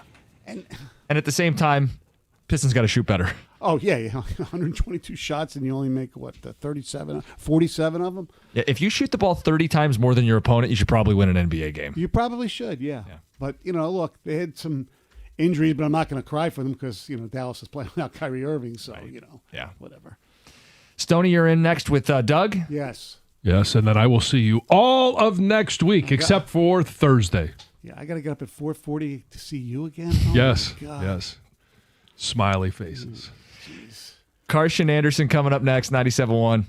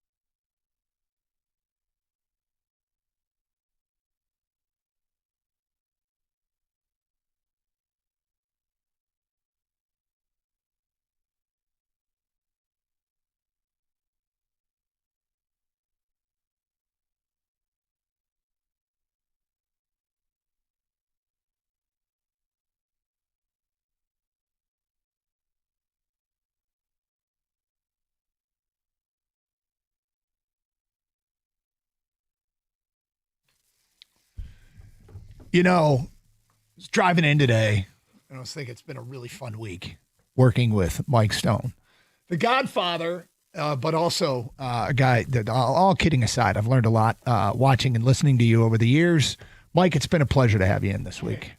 It's been great, Doug. Yeah. I like bopping around a little bit. You do bop around. I do bop around. You're like you're a utility guy. And nothing against John or Jim, but getting up at 7:34 is a lot better than getting up at 4:44. You're in favor of that? Yes, I'm very in favor. I remember I did a week of morning radio here at 97.1. Maybe we were AM 12.7. Yeah, I think we were 97.1. That's tough to get used to. Yeah, it kind of changes your whole life. Yeah. Well, the funny thing is, I remember asking Sarah, how long does it take to get used to this? And you know what she said to me? You never do. You don't. Yeah. You don't. And I'm like, so then I started doing that. What if I slept for 4 hours and then napped every day for 4 hours? And I guess our bodies can't do that. They're like the Navy. The Navy. I'm pretty close to that. Are you? But I sleep more than, like, I would go to bed at like average between 11 and 11:30. Well, so I'd get 5.5. And then I'd go home, and if I wasn't covering a press conference or doing something, I would always take a minimum of 2 to 3 hour nap every day. Yeah. Well, the thing is, when I was talking to some people about that, I had a bunch of questions, and my dad said that there was something with the Navy. They tried to experiment with doing 4 hour sleep, twice. 2 times a day for 4 hours with submarines. People who worked on submarines, and I guess it's like our bodies aren't really going to do that, and they don't really adjust or respond to that. The fact that you might be able to adjust and respond to that is no surprise. Well, it's weird because exercise for this shift is worse. I didn't pretty much work out all week because I still, when I go home after getting lunch, if I don't have it here, I still am somewhat tired. I still take a nap when I get home. Do you? Even this shift. And then by that time, it's almost time for dinner and all that stuff. But funny. In the mornings, because I either go to the Planet Fitness in West Bloomfield or off the air, we have a little gym here. So I'd work out here. Now I'm not as inclined, so maybe I'll work out more next week. You got some catching up to do? I have some catching up to do. Understood. And there's always tomorrow. So yeah. All right. So look, let's start with some football. And I do want to get into the Pistons game last night because that was an emotional one. I'm not mad about it. I was mad about that loss to Milwaukee a couple of weeks ago. I'm not mad about this one. In fact, I liked a lot of what happened last night, to be honest with you. Because it looked like that game was going the same way the Milwaukee game was going, and then it flipped. Well, here's the thing. Last night's NFL game with Seattle's win, they clinched a playoff spot. Now, that game was wild, and there's a lot to get into with it because it does pertain to Detroit. Seattle employed a formula against good teams that I am in favor of, and of course everybody would want to do this, but it's something I watch with the Lions each and every week. Against good teams, their defense isn't going to dominate. That's just a fact that I have accepted. And I go back to a statistic that I pay attention to every single time, FGA. The Rams had 4 field goal attempts in that game. They missed a big one. They missed a big one, yes. But it's the fact that they forced 4 field goal attempts. And, in the NFL, offenses are so good. And in the Lions' case, the defense is what it is. The FGA stat is one that is so huge for them. And the Seattle forced 4 of them against the Rams. And when the Lions beat Dallas, they forced 5 of them. And I think it may be an issue tomorrow, or Sunday, but I feel better about the Lions' chances Sunday. But anyway, with Seattle's win, they clinch a playoff spot. So that's one spot that is taken up. The Lions can't catch the Rams. So that's 2 spots. And the Rams are going to make the playoffs. So that's 2 spots that are taken up. Then there's the 3 division winners. That's 3, 4, 5 that are taken up. One of those division winners is going to be the North. Then there's San Francisco. San Francisco has a 2-game lead on Detroit with 3 to go. The only way the Lions can catch and pass San Francisco is if the Lions win out and San Francisco loses out. And if they lose out, that doesn't really help the Lions because that means the 49ers would lose to the Bears. Well, if the Lions win out and San Francisco loses out, we're happy. Yeah. But because the Lions will be in. Right. But in San Francisco's case. Wouldn't that pretty much mean the Bears will win the division? Yeah, but the Lions will get in. Right. Well, not necessarily, because Yeah. the Bears could lose to Green Bay on Sunday, or actually that game's tomorrow. So anyway, the point is, now if the Lions go 3-0 and San Francisco goes 2-1, San Francisco has the better conference record and wins the tiebreaker. So it's win out, lose out. There's one playoff spot. There's 2 playoff spots for 3 teams. This is what it's all come down to, and it's NFC North champion and wild card. And those 3 teams are, of course, Detroit, Green Bay, and Chicago. So we asked a question on Twitter, and we're interested in how are you feeling about the Lions' chances at this point? Like, what is your, it's obviously not at all ideal, but it's also not at all impossible. And, we've talked about and one of the reasons why I don't think, and look, you can do whatever you want. I hate telling fans how to feel, but I'm not giving up, and I don't think others should give up. No. Because the Lions, if the Vegas point spreads hold, the Lions will actually pass the Bears before they play the Bears. Because the Bears are currently underdogs in their next 2 games. Why they're underdogs to Green Bay, I don't really know. Games in Chicago. Let me just check and see if that point spread I think it's you keep saying that. Yeah, because I just looked. You just looked, and what did it say? It said Packers or Bears minus 1.5. Where did you see that? That's going to be one of my selections. Yeah, it was. Okay, the Bears on FanDuel it is flopped now. Yeah. The Bears are now a 1.5 point favorite. So that is no longer the case. All right, fair enough. But the Lions don't need a miracle here at this point to make the playoffs. They need to take care of business. And if push comes to shove, I think they're beating Pittsburgh. Yes, I do too. You might hear a shoot the boot guarantee by the end of the show. You might not. Ooh. But, how do you feel about their playoff chances? And some of the responses we got on Twitter in the early going here from Bernard. Detroit will win out. Chicago will go 1-2. Green Bay will go 1-2. Detroit wins the NFC North. That would be wonderful. That'd be fantastic. He didn't give any reasons why he thinks this is going to happen, but he just said, here's your prediction. From Grubbs or Groobs. How do I feel about their chances? Grim. Dropping that home game to the Vikings is looming very large now. The other losses you could have reasonably see coming. Well, what it means is when you lose a game that you shouldn't lose, if you want to achieve whatever goals you have to then win a game that you wouldn't otherwise think they're going to win. So the real stretch here is, I guess, the game in Chicago. You just got to win the game in Chicago. It feels like there is a high likelihood that everything's going to come down to that game in Chicago. You would think so, but the Minnesota thing still scares the hell out of me. Scares the hell out of me. It's not a given. No. John tweets us back.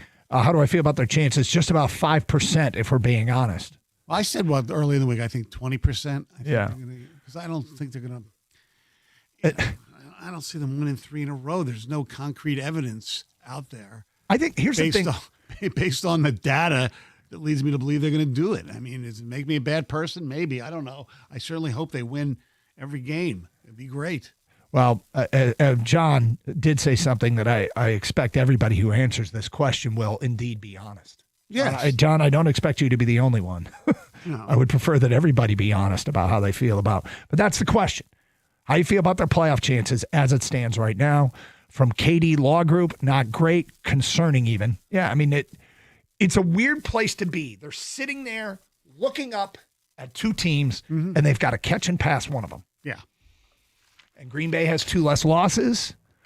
Chicago, I mean, with just one Chicago loss and a Detroit win, they're in a virtual tie for the last playoff spot. Right. Because it'll be all riding on that last game. And the only advantage Chicago will have is if Detroit and Chicago tie in the season finale, Chicago gets in. That will be the only advantage. Well, don't forget you brought up the tie. So there's if Chicago and Green Bay tie, and the Lions screw up on Sunday, they're done Sunday. Right. If the Lions lose and those 2 teams tie, yes, the Lions are out.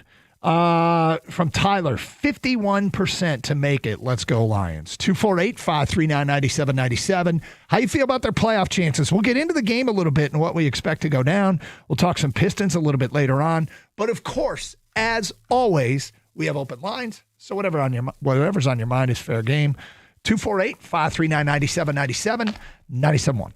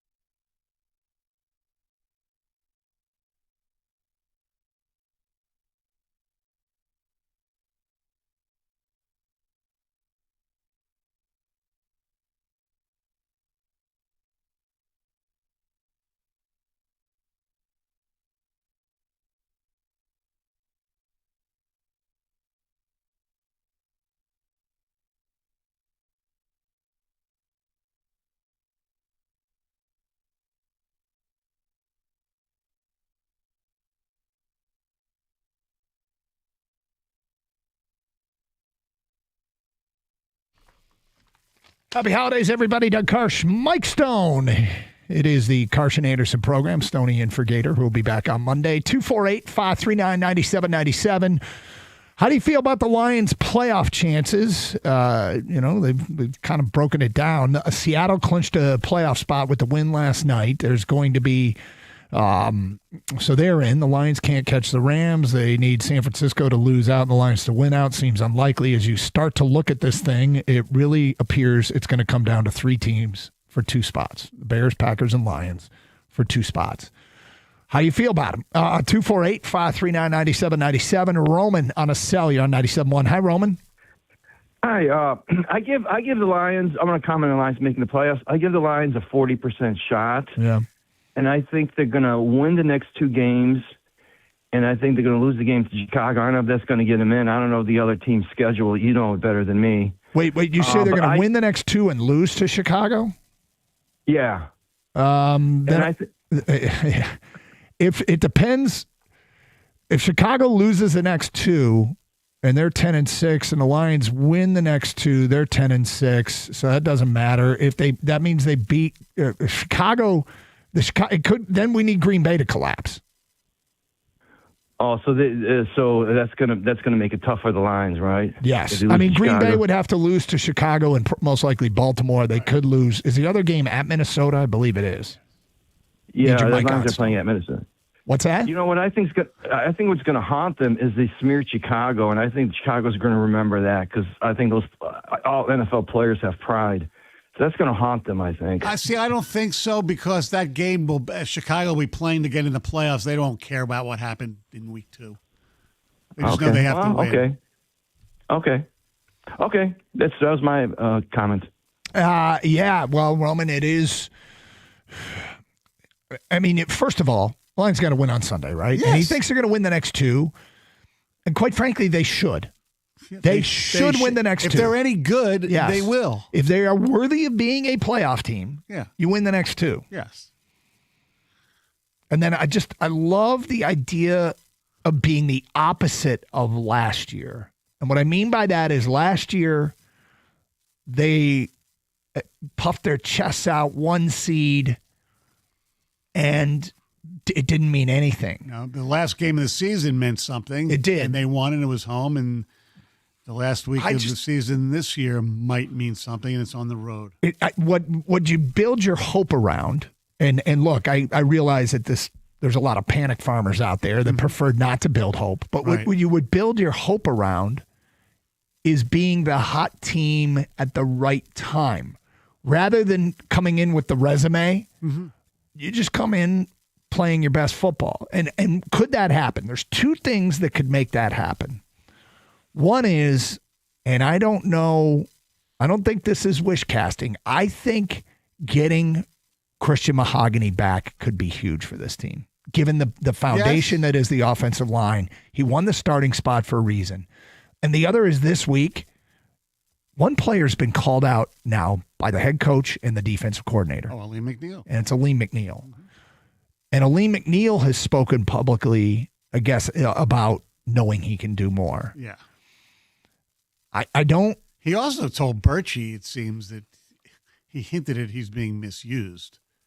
Because he said, am I a linebacker or am I, Was that reference to him being played outside? I think so. Yeah, which they didn't do as much of last week, I don't believe. So, feedback via Twitter regarding the Lions' chances to make the playoffs. Paulie sends in slim/none. Okay. Paulie doesn't have much hope. From Jeffrey on Twitter, it is possible but not probable. I believe either Green Bay or Chicago will lose 2 of 3 games, so that door would be open for Detroit for the possible. However, the Lions haven't won back-to-back games in a while and lack an identity, thus to win 3 in a row to get in is not probable. I think they do have an identity. I think their offense is great. Yes. Well, when it's humming, and when Jahmyr Gibbs does something, when he scores a lot of touchdowns, they win. When he doesn't, they lose. Yeah, but I mean, if you talk about relative to everybody else, yeah, I mean the offense is great. Now, are they perfect? Of course not. No, they had 3 and outs last week. Yep. But that happens. Which tells you how high the bar is. That they scored 34 points, and we can harp, and we did, and what cost them in a winnable game was the 3 and outs. Which is because what cost them was the defense, but right. to win a game on that day, they couldn't afford those 3 and outs. And when you look at it, the only game where you could say they played well lately would be, and that would just be more on offense, was this Dallas game. The Giant game, yeah, they were fortunate to win that game. They didn't play well at all defensively. No. Wait a sec. Were they fortunate? They forced 5 field goals. They got and turnovers, and they pressured. They gave up. Oh, you're talking about the Giants. I'm sorry. I thought you were talking about Dallas. No, My Dallas, apologies. Dallas, they played well. The Yes. Giant game, Okay. they were fortunate to win. My apologies. Garbo writes in, I don't believe Lions can win back-to-back games. It's been an issue all year. Jacob, who's a Green Bay fan, sends us the following. You guys are going to win out and Green Bay will lose out. You'll get in. Don't worry. Our season died when Micah did. Yeah, they're banged up. We're still waiting to hear about Christian Watson. I think he was, limited yesterday? Yeah. I mean, certainly part of when we talk about injury luck and how the Lions haven't had it, it feels like the only injury luck is that other teams' players also get hurt. Yeah. I mean, look at Sunday. No TJ Watt. You talked about their offensive line yesterday as well being banged up. Nate Herbig probably won't play. He didn't practice yesterday. So the Steelers are banged up too. Yep. The thing with the Lions, it just seems to be at one major position in the secondary. Pat, too many moving parts. The Lions went out. I'd be fine with the wild card. They just need to get in. From Raymond, things more likely to happen than the Lions making the playoffs. Your check engine light turning off by itself. Someone returning their shopping cart to the cart corral. I've been shamed into doing it every time. You've been shamed into doing it? Well, I mentioned one of my jobs growing up was I worked at a Kroger. Okay. And my favorite part of the day was I was like a bagger, worked a bottle room. I like going to get carts. Yeah. I'd put my headphones on and walk around, collect the carts. Even if it's cold, because you like the cold Yeah, weather. it doesn't bother me. I know. And so I didn't care that there were carts strewn all over the parking lot. And so I was just to leave the cart where I put it in the. But the audience has shamed me completely, and now I always put the cart back. I remember we did a whole thing on it in the morning show, and I put picture of Twitter on it of the person, or the cart actually. I don't think I could show the person. I get sued for libel. Probably not a good idea. Yeah, no, I didn't do that. But yeah, to me, it's just basic human behavior. Well, thank you. And of all the people in this, I turned to station, Stoney, my true moral north. Yeah, really. Treat the cart with respect. I was coming at it from a perspective of what, as a worker there, this is my favorite part of the workday. Now, because let me tell you something. As a bagger, bottle room, cart returner, there's not a lot of upsides to that job.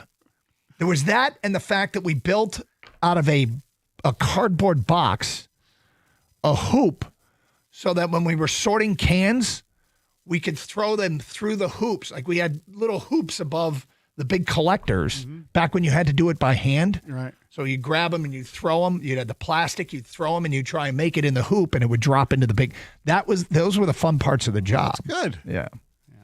We have some weird jobs growing up. I remember my father invested in some like beer and soda distributor place, and it went out of it. It didn't do well. Not my fault, but during Christmas vacation from college, I had this is how bad I am because I can't remember the name of the machine, but I drove the machine for the pallets. You put the like a forklift. Yeah, a little bit of it. But let's lift up the pallets and put them where they're supposed to be. So that sounds like a forklift. That was pretty cool. Yeah. Yeah. But did you do something? You said you did something bad? No. It was I'm just not the most coordinated. You weren't good at it? I wasn't very good at it.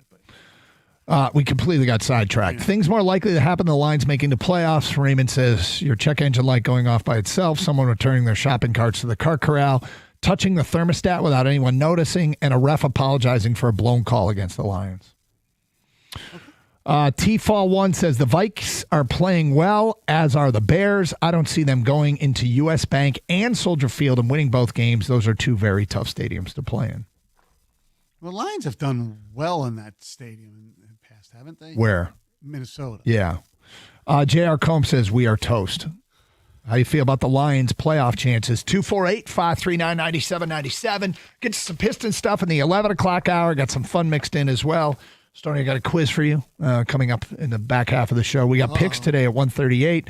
We'll preview tonight's Bama-Oklahoma game. Talk a little bit about how it impacts, which it obviously could impact the Michigan job. And I'm starting to fall in love with one candidate. Yep. We'll get to that before the show is done. And Stoney's hearing stuff. Yeah. Stoney's hearing stuff about that. It's Carson Anderson. Stoney in for Anderson, 97.1.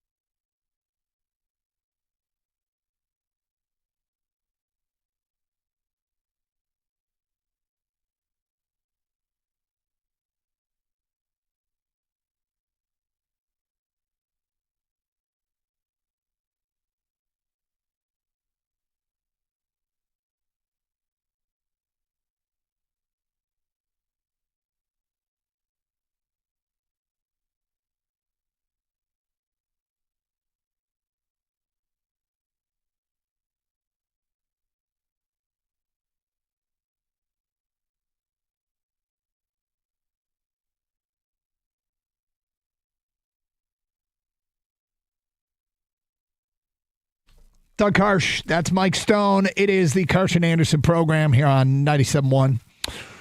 If the Lions make it in, they'll be the hottest team and no one will want to play them. I feel a lot better than the days when we were scouting bowl games for draft picks. That's from an unnamed texter. Oh, for sure. There is some relative things that we can say. It's better than that, but it's also worse than last year. Correct. So, and look, if it ends up not being what we want and they don't make it, look, it's going to be NFC Championship game, first round out, and then not making the playoffs. So it's just, Well, I actually consider that. I still think the program is in good hands. I mean, this might not be particularly important. I think of last year as second round out. Okay, well, technically you're correct. Yep. You're So, right. I mean, yeah, they'll be trending in the wrong direction, Right. but they'll have locked up a core and maybe learned a little something. Yeah. I mean, I would hope. I don't. I've said all along. And admittedly, I'm a Brad bot, but I want to see. I want to see Brad Holmes lean into what Brad Holmes does best, which has been draft. With that said, there's always different challenges. I think it's easy to go from like a terrible team to an average team for two reasons. One is you have no players. When you're terrible, you have few players worth keeping, so you probably have a lot of cap space to get aggressive in free agency. You're drafting at the top. You get a easier schedule. Then it's a parity-filled league. It's tougher to go from average to good, and it's even tougher to go from good to great because now you have when you're terrible and you go into the draft, you need almost everything. Right. When you're good and you go into the draft, you're not drafting near the top and you have very specific needs. And you don't have as much money because you have players worth signing. So, and you can only go after, you don't have to target a whole bunch of free agents. You kind of target one or two that can help you.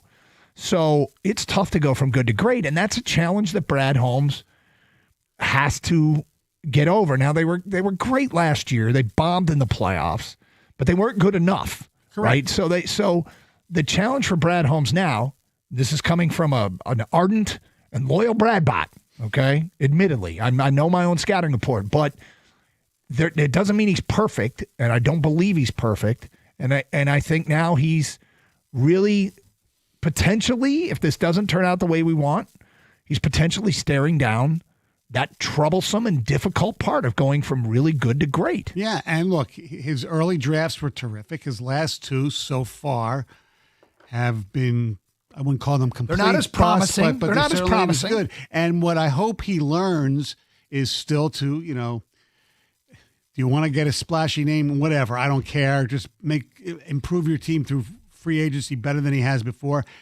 And you're such a good drafter. Don't give up what you're good at. In other words, don't give up extra draft collateral for reaches, which enable, because not just Tesla, with Broderick Martin and with Manu too. What he's doing is he's taking away his strength, which is drafting. I would argue don't give up anything for reaches. Reach.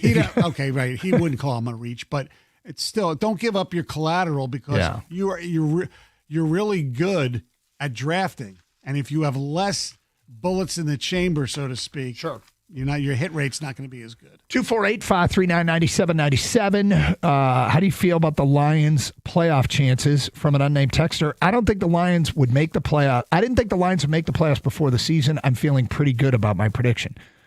I'm feeling terrible about your prediction, and if you're a Lions fan, you should feel terrible that your prediction might come true. I know. Next text. We should be talking more about the Lions overtaking Green Bay. They could easily lose to the Bears. Then Baltimore Packers are dealing with injuries too. Yes. I mean, I don't really care who they take over for, but yeah, Green Bay has vulnerabilities, and we actually have talked about their injuries. So, Ryan is next on 97.1. What's up, Ryan? Good morning, guys. Thanks for taking the call. Our pleasure. The point that texter just made was one of my points. Oh, sorry. Where I think it's interesting. It's interesting to see where losing Micah Parsons is going to affect them psychologically, because they could easily lose the rest of their games. Green Bay. Right. Yeah. I mean, I don't know if I go with easily, but it's certainly in play. I mean, Green Bay is in a vulnerable spot themselves, and could I see them getting housed tomorrow night in Chicago? I could, and that'll put them in a place where they're really rattled going into that Baltimore game. Yeah, and on this game against Pittsburgh on Sunday, can you guys tell me the last time we beat the Steelers? It's a pretty infamous game. Was that the coin flip game? Exactly, Stoney.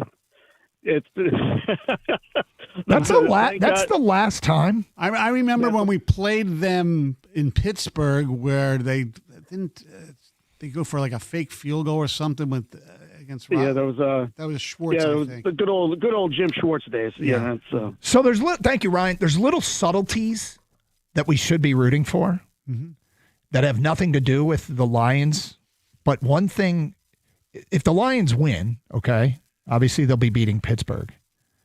Something Lions fans should be rooting for a lot is for Baltimore to beat the Patriots. Because if Baltimore beats the Patriots, Baltimore moves into a first-place tie with Pittsburgh in that division. And so that'll be a very motivated Baltimore team going to Green Bay next weekend. That's true. So one of the low-key things we should be doing, if you are a hardcore Lions fan, you have huge interest in that Sunday night Baltimore-New England game. See, I thought you were going to go for something like, as the playoffs progress, you hope Houston and Jacksonville both don't make it, which they probably both will, it looks like, right? So the Lion and neither of them go to the Super Bowl to get to the Super Bowl before the Lions do. Yeah, I don't care about anything. Okay. You said low key. That was a low key thing. Well, mine is very specific to how it could help Detroit. Mm-hmm. We want a motivated Baltimore team playing at Green Bay. Mm-hmm. Now, I mean, I guess they'd only be one game back. They'd still have motivated and feel like they have a shot. But that is, if we want the perfect weekend, it includes a Baltimore win over New England. 248-539-9797. John, you're next. Hi, John. Hey, how you guys doing this morning? We're good, thank you. I just was calling to say that, and I'll preface this by saying that I'm not a Lions fan. I'm really not, even though I'm from Michigan and have lived here my whole life. But who are you a fan of? My two teams are the Bears and the Ravens. I played defense when I was a younger guy, and Urlacher and Ed Reed and Ray Lewis just spoke to me. So those are my teams. And Spielman didn't? No. Well, after Barry left, it broke my heart. And my grandfather was a bookie, and he told me, he's like, the Lions will just let you down, boy. And I took that to heart. And the reason he felt that is an issue that we're dealing with, that Lions fans are dealing with now, is leadership. And the Ford family don't make the moves that are necessary to be winning. The trade deadline came and went, and I don't think that I don't think the Fords held them back on that. Okay, I think she's done a marvelous job. You want to blame? Yes, don't blame the Ford family. I will 100% admit this. Under her leadership, they have definitely made moves that are in the right direction. But this trade deadline came and went, and there's a busted-up defense and a young offensive line. And you blame the Fords? Nothing was done. Blame Brad Holmes. Brother, if you're going to blame somebody, blame Brad Holmes. Don't blame the Ford family. Brad Holmes is ultimately really where it needs to fall on right now. Okay. But he did nothing to shore up a beat-up defense that needed some help. That's not the Ford family. And a very young offensive line that they should have been pursuing some pieces to help shore it up and give some leadership to help these young guys get through. As far as the offensive line goes, I'm not trying to defend Brad Holmes because I've been critical of the pass rush deficiency. But as far as getting an offensive lineman, there was one offensive lineman who was actually moved at the deadline, and that was he played for the Rams the other night, right? Trevor Penning or whatever his name is. Yeah, and he's had a history of penalty problems and inconsistent play. Yeah, there's been 7 offensive linemen traded since 2000 at the trade deadline. That was a Birchie stat. I would hope they investigated, but they probably couldn't get anything. Now there was the guy from Cleveland. I think they should have tried to get, but Benito, I believe, is his name. But I don't know if the Browns wanted to do that. I don't know. That guy really pushed me on one of my rules that fans can do whatever they want. I know. He was a Lions fan who, when Barry left, decided he'd become a Bears and Baltimore fan. And then he's telling the Lions how they should be run. And I'm like, See, I thought it was when he mentioned the Ford family, that because I don't know, for the people watching on Twitch or YouTube, Doug took off his Tigers hat. And showed major disgust. I just, the credentials he laid out, I'm like, do we really care what this dude has to say? I get it that Sean Rogers didn't tickle his fancy like Ed Reed. I get that. Just very convenient to give up your team and go grab a really great team at the time. And right. It just pushed. Fans can do whatever they want. Remind yourself that, Doug. Fans can do whatever they want. They can do whatever they want. They can. And by the way, I just got a thing on my email. There is a limited number of tickets available for Sunday's game. Is there? Yes. The email Well, I'm came guessing from the that guy's not going to go. No, by. probably not. It's Carson Anderson, 97.1.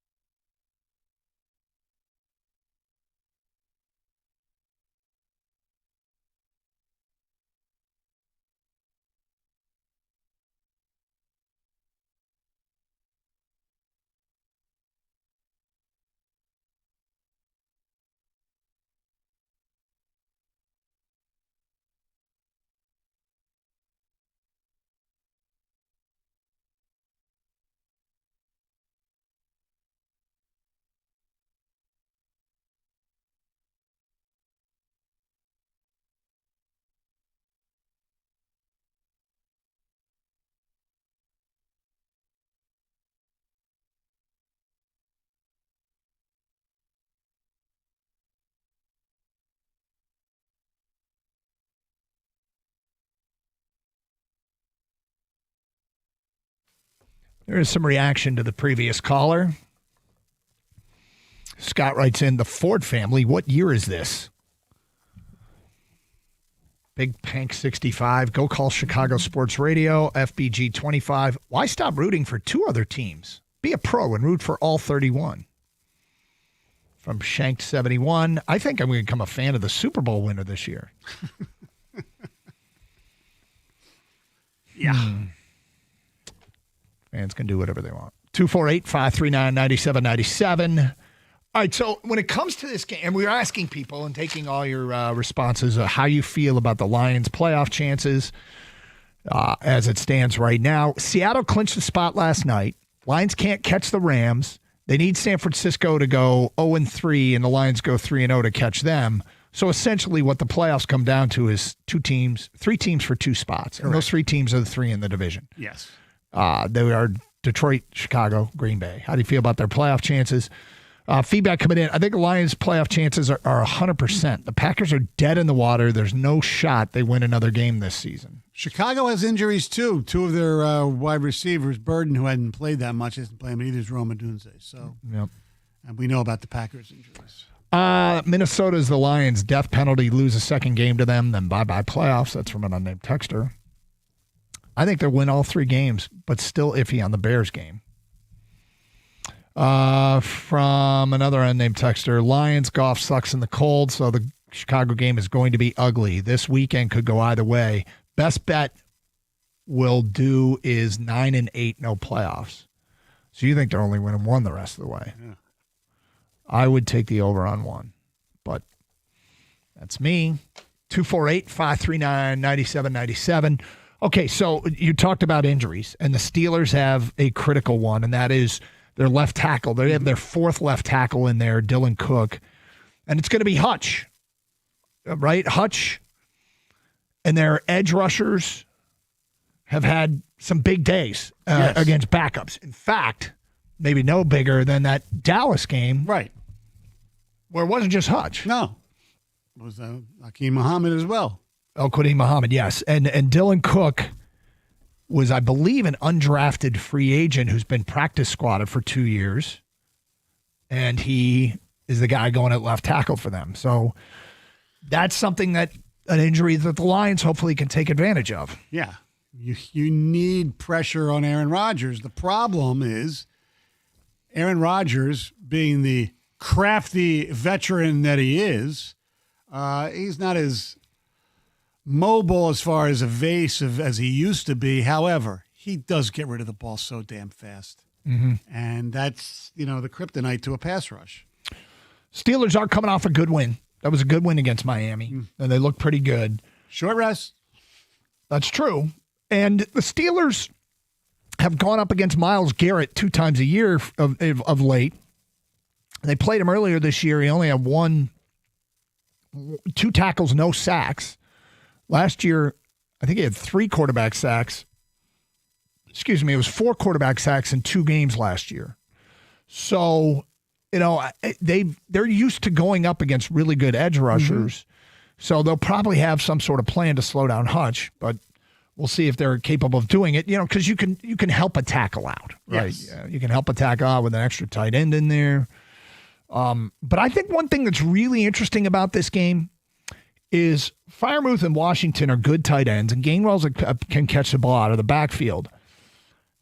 But I kind of feel like the Lions could afford to gang up on DK Metcalf and take their chances that Adam Thielen and MVS aren't going to hurt him. In the last couple of weeks, Aaron Rodgers has the same amount of receptions as MVS.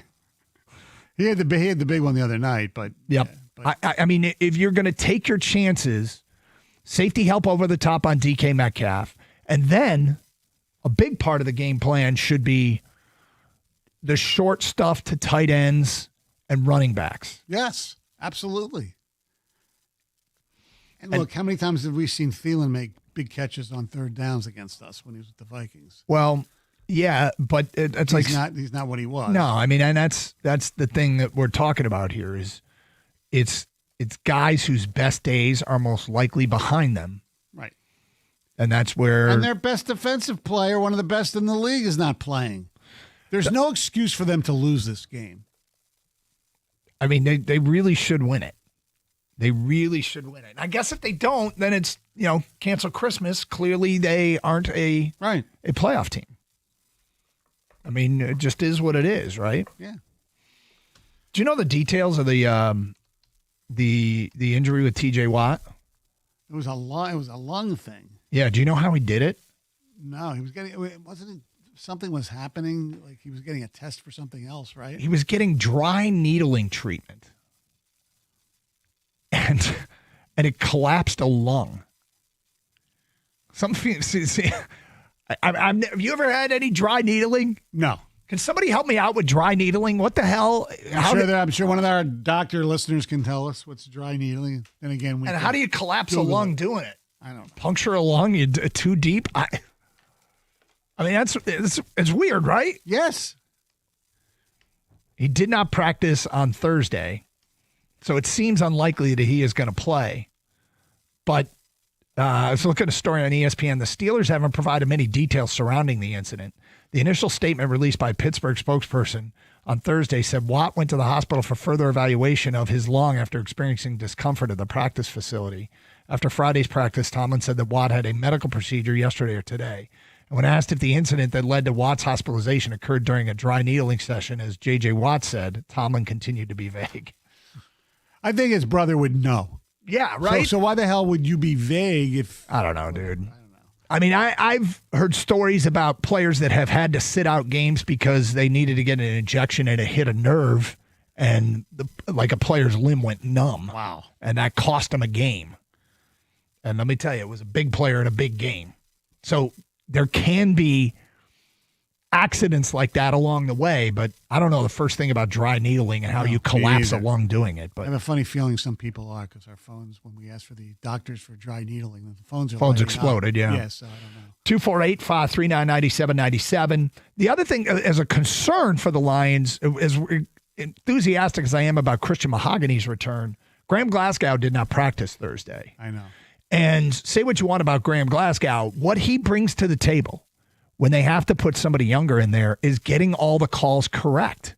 That's one of the things that didn't happen when he was out, and you had guys double teaming a player that didn't need to be double teamed. Right. Stuff like that. So, and then can the Lions run the football against Pittsburgh's defense? While they haven't been great in terms of, and I think one of the more misleading when you get into just total yards allowed, I think an important stat in the run game is yards per attempt allowed. And Pittsburgh is fifth best in the league in yards per attempt allowed at 4. And I think that's really indicative of how good or bad your run defense truly is yards per attempt. Yeah, you'll be hearing Hayward with the tackle quite a few times, I think. Yeah, you very well may be right. But it's a game that they just have to find a way to win. Yes. I mean, we can cliche everybody throughout the early part says just a must win. No, this is a must win. Yeah, I mean, there's still a path, but if you can't win this game, it doesn't feel like the Lions are going to do what's necessary. No. And then the sort of the weird, but what is a very real thing, which is bouncing back after losses. That thing will be killed, and it's been important. It's really been important to not let things spiral out of control, and they've done a great job of that. But this will be 3. If they do lose this game, it's 3 losses at home too, right? Weird, huh? Right. Green Bay, not Dallas. What I'm saying, I forget the other one. Minnesota and this. Yeah, they would lose. Yeah, that's not good. No. Weren't both their losses during the regular season at home last year? Yes. Yeah. Odd. Do you remember? It wasn't that long ago. It seemed like the Lions could never win a road game. I know. And now they're road warriors, Doug. They are, yeah. Which is good because that's what they're going to have to be if they're going to go anywhere in the postseason, provided they make it. And their biggest game, it might all come down to a road game. What might be in bad weather, might be in Soldier Field. Hey, can they do it? They weren't supposed to do it a couple years ago when they beat Green Bay with nothing to play for in bad weather, outdoors at the end of the year. This time they'll have something to play for. Get to more of your phone calls and feedback coming up. Stoney's in for Gator. It is Carson Anderson here on 97.1.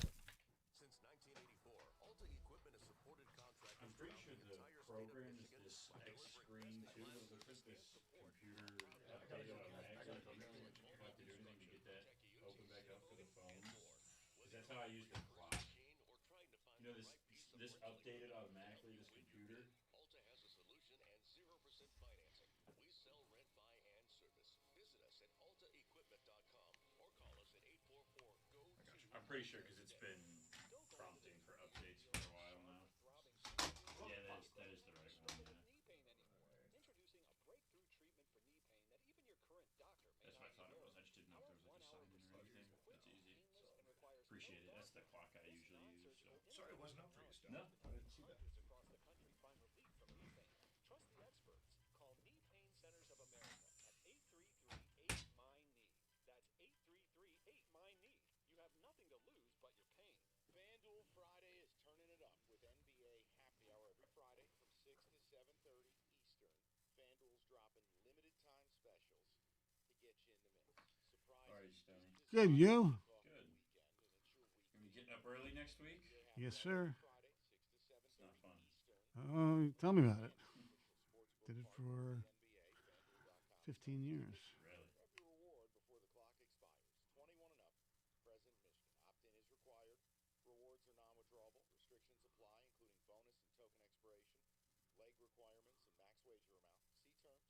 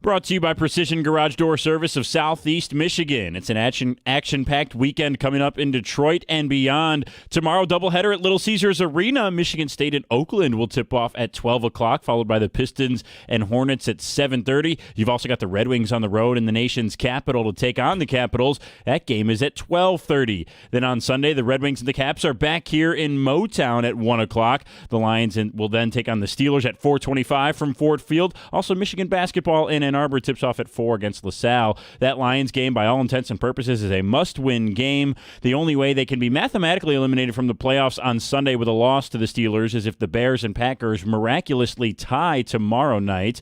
If you're a Lions fan, you'll be rooting for Green Bay in that one as the Packers hold a tiebreaker over the Lions, which means Detroit needs Chicago to lose as many games as possible moving forward. Then on Sunday, the Lions will face an old villain in 42-year-old Aaron Rodgers, who will stroll into Ford Field once again. In 26 games in his career against Detroit, the longtime Packers quarterback holds an 18-8 record with 54 touchdowns and 12 interceptions. Rodgers has a career 105.1 passer rating when facing the Lions, but he's lost his last 3 games to Detroit, and this year he slowed down to 98.8 rating with 22 touchdowns and 7 picks. Pittsburgh is currently 8-6 and first in the NFC North. Next Gen Stats says they have a 60% chance to reach the postseason. At the Corewell Health Sports Desk, I'm Brendan Shabath. For more, go to 97.1 The Ticket or Odyssey.com.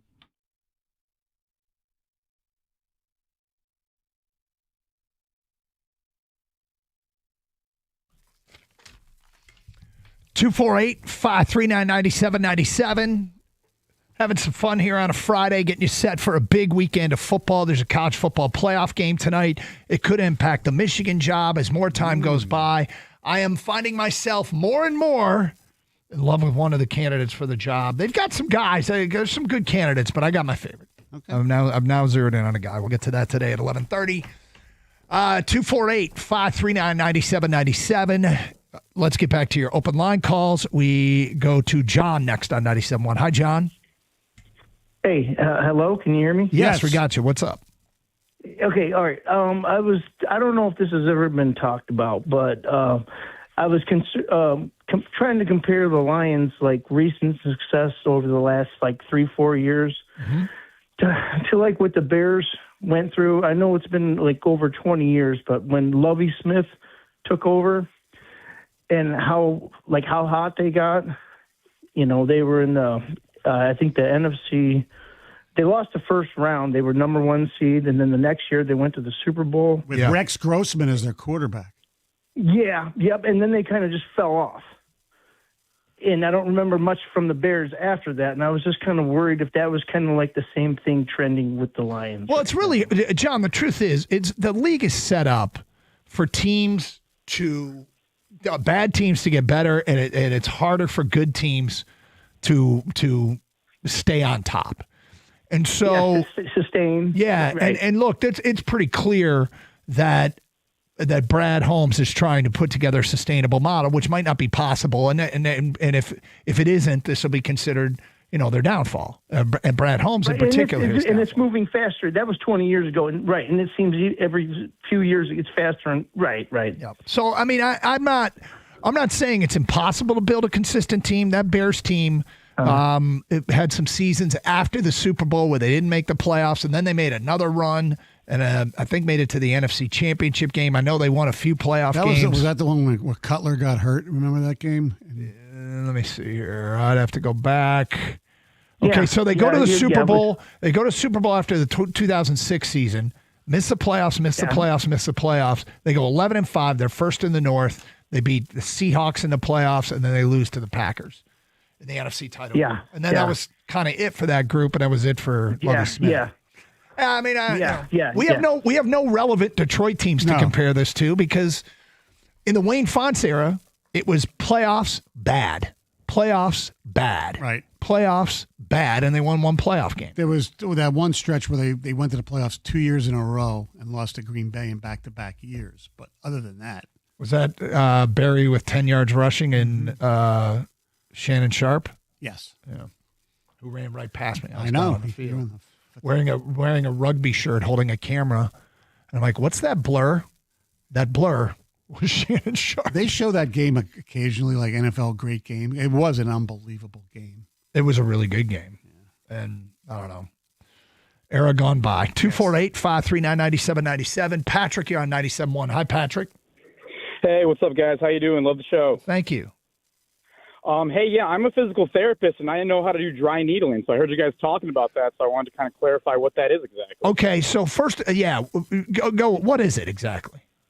So it's very similar to acupuncture. Physical therapists, we actually use the same needles that acupuncture uses.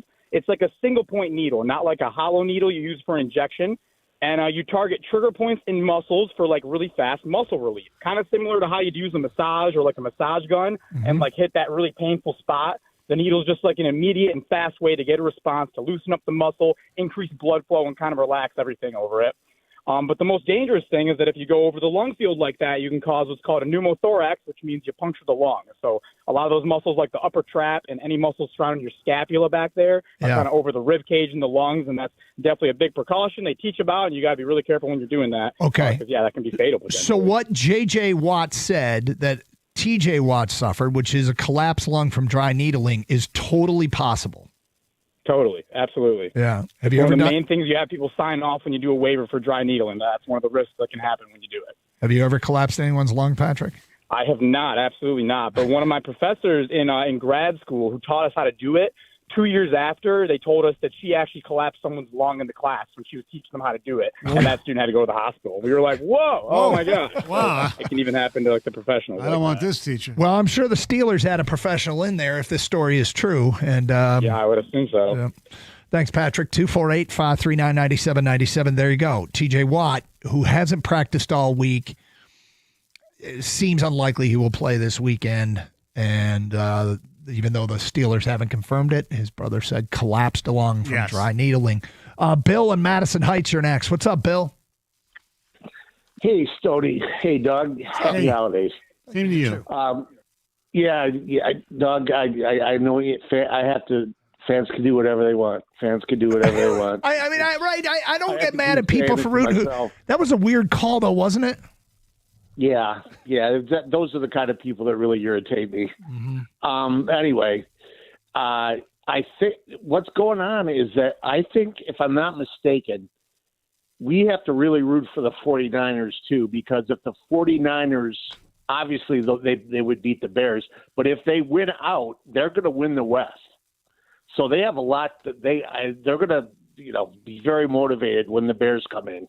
I don't think the Bears are going to win that game.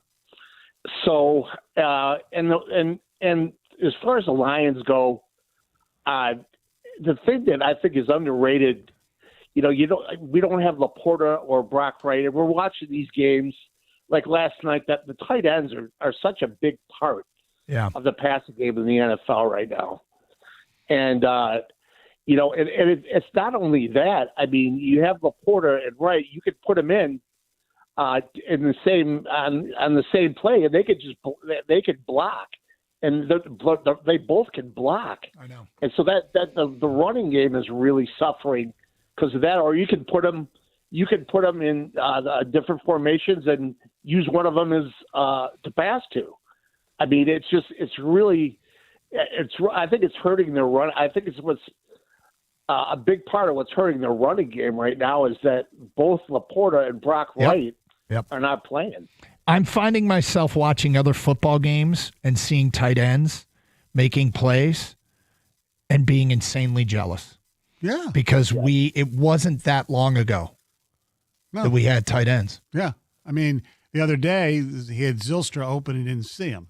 Yeah. So but I mean, even Brock Wright. I mean, he's not like no one's gonna confuse him with Charlie Sanders, but he could make a play. He was working out on the side yesterday. I don't know if he's going to play. I don't think he's going to play, but yeah, it sucks. Yep.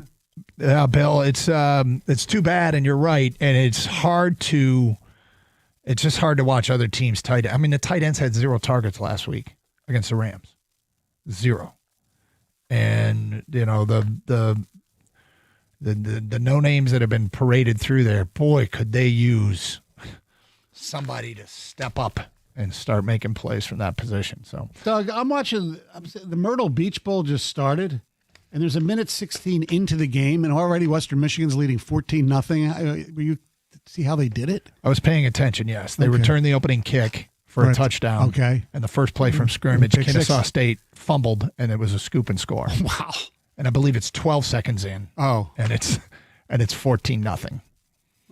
It said 13:44. I thought on the clock. Is that what it was? I thought it was 13:48. But whatever. It's quick. Yes, it's damn quick. If you saw 13:44, I'll trust you. 248-539-9797. We're gonna do something at Stoney. I don't want you to comment and screw up the topic. Okay? Why? Do I have a history of that? Yes. Going back to yesterday when I tried to set this up, Mike Stone is awesome in so many ways. Every person gets up in the morning and you go through your morning routine, your script. You don't get out of bed and go, okay, now what? You don't walk into the bathroom and go, what do I do now? You've got your morning script, your routine, you follow it. But you don't say, let's see, oh yeah, I got to brush my teeth. Or, let's see, I got to put on clothes. Like, the morning routine. Mm-hmm.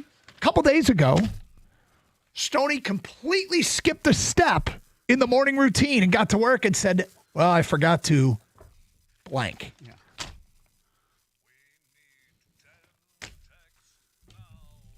What is it you think Stoney forgot to do in his morning routine?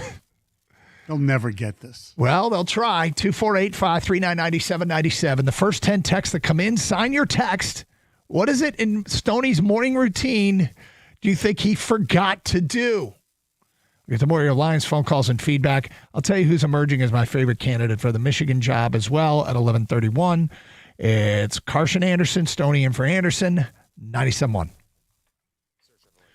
Hey, it's Doug Karsch for Sarah Chevrolet. In Sterling Heights, they're ready to slay the holidays with year-end savings on new Silverados. Lease the 2026 1500 LT Crew Cab 4x4 for only $279 a month for 24 months.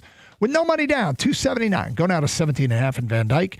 In Sterling Heights, 87-SAY-SARAH or saysarah.com. Together, let's drive. With GM employee discount, Costco, and current lease in the household, 10,000 miles per year, plus taxes and fees with approved credit.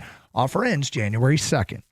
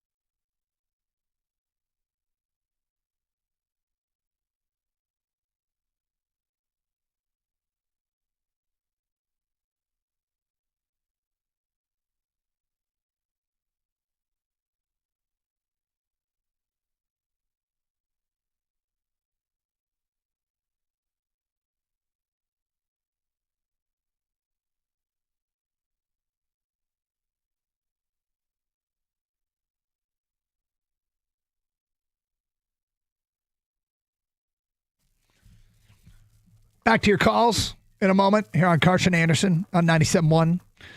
Happy holidays. Happy Friday, everybody. I know a lot of people get all of next week off, so last day of work for you and then holiday with the family, I'm sure you're looking forward to, as I am. We asked the question. We took 10 texts on what did Stoney forget to do in his morning routine earlier this week. We were going to do it yesterday, and then Stoney made some offhand comment, completely hijacked the topic, and we moved on because at that point we were. I did do that. Yeah. It was funnier. It was. Well, how do you know it was funnier? Because. It was Okay, it might have been. So what did Stoney forget to do in his morning routine? Here are the 10 texts that came in. JR and Warren says wipe. Brian in a UPS truck says he forgot to put on underwear. Have you ever done that? No. All right. Chris in Lansing says put on deodorant. Joe in Chesterfield says Stoney forgot to change out of his pajamas. No, I don't wear pajamas. Although I'll usually, when I do the morning show, I wear sweatpants a lot. I know. Oh, I remember. I'd get in here and you'd have your choice of outfits. Hoodie and sweatpants. Yeah, it was. Yeah. I think Stoney forgot to wash his hair. That's from Jeff in his truck. No. Joe and Trent, did Stoney forget to take a shot? Is that part of your morning routine, Joe? Well, maybe he meant a medical shot as opposed to a shot of alcohol. Perhaps. Dick in Detroit says he forgot to let the dog out. Brandon at work says kiss the old lady goodbye. No. Tom from Ipsy says I will never refer to my wife as the old lady. no, it's probably a bad move. Yeah. Tom in Ipsy says he forgot to brush his hair. No. Mark in Grand Rapids says clip his toenails. Is that part of your morning routine, Mark? It's not one of mine. I clip my toenails like 2 or 3 times a year, whether they need it or not. Only 2 or 3 No, times. I'm joking. Oh, okay. That's you ever do interesting. the mani-pedi thing? No, I haven't. It's great. Is it? Mm-hmm. Very relaxing. Is it really? Okay. I'll trust you. Stoney, tell the people what you forgot to do. Well, the other day, before leaving downstairs, because when I used to do the morning show, I didn't have my coffee until I came to work. But now I have coffee in the morning, and I'll take my pills, not my shot, my pills. So I put the coffee, the pod in the Keurig, hit it, fill it up with water, brew. And I'm just going along looking for my pills and things like that. And then I realize I noticed the coffee all over the kitchen area where the stove is. The countertop? The countertop, yeah. That's what people would be called. I forgot to put the cup under the curry. So the brewed coffee was just... Yeah, it's just dripping all straight onto the countertop. Like, 12 sheets of Bounty, just like, and other towels. Yes. I forgot to put the damn cup under the curry thing. There it is, people. Yeah. Forgot to put the cup under the Keurig and bang, all over the countertop. 248-539-9797. Let's get back to your open line calls. We've asked people how they feel about the Lions' playoff chances. We've laid it all out. It's essentially coming down to 3 teams for 2 spots. Those 3 teams being Detroit, Green Bay, and Chicago. One of them's going to win the division. Another one's likely to be a wild card, as that's the most probable scenario here for what the playoff field will be. With that said, how do you feel about the Lions' chances? They're at the bottom looking up, but it's all in front of them, and there aren't gimmies on the other team's schedule. Let's go to Aaron in Sterling Heights. You're on 97.1. Hi, Aaron. Hey, happy holidays, you guys. Thank you. Great job in the booth this year. It's a big house. Thank and you. an honor to talk to the Godfather. Hey, what are we doing as Lions fans? 27 years I sat in those seats and would have given one of the proverbial testicles to play meaningful ball in December. We're doing that now. You can't tell me any team in the league is excited to play the Lions with the home run hitters that we have, regardless of our ineptitude on the back end right now, defensively, whatever.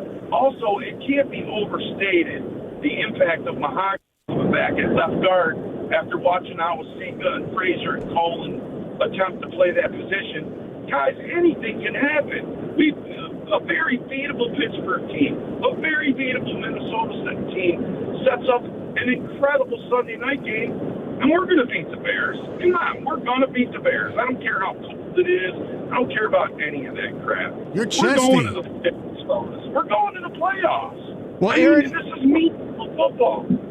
I got to tell you, I love your overall demeanor and approach towards this thing from a standpoint of I still am pretty happy that we do have meaningful competitive football. I'm not as happy as I could be, right? The bar was raised. The bar has been raised. It's a lot of fun. We're in the mix, and I think they have a chance to get it done. I don't process the Detroit Lions the same way I used to, which was this overriding fear of how they were going to screw things up.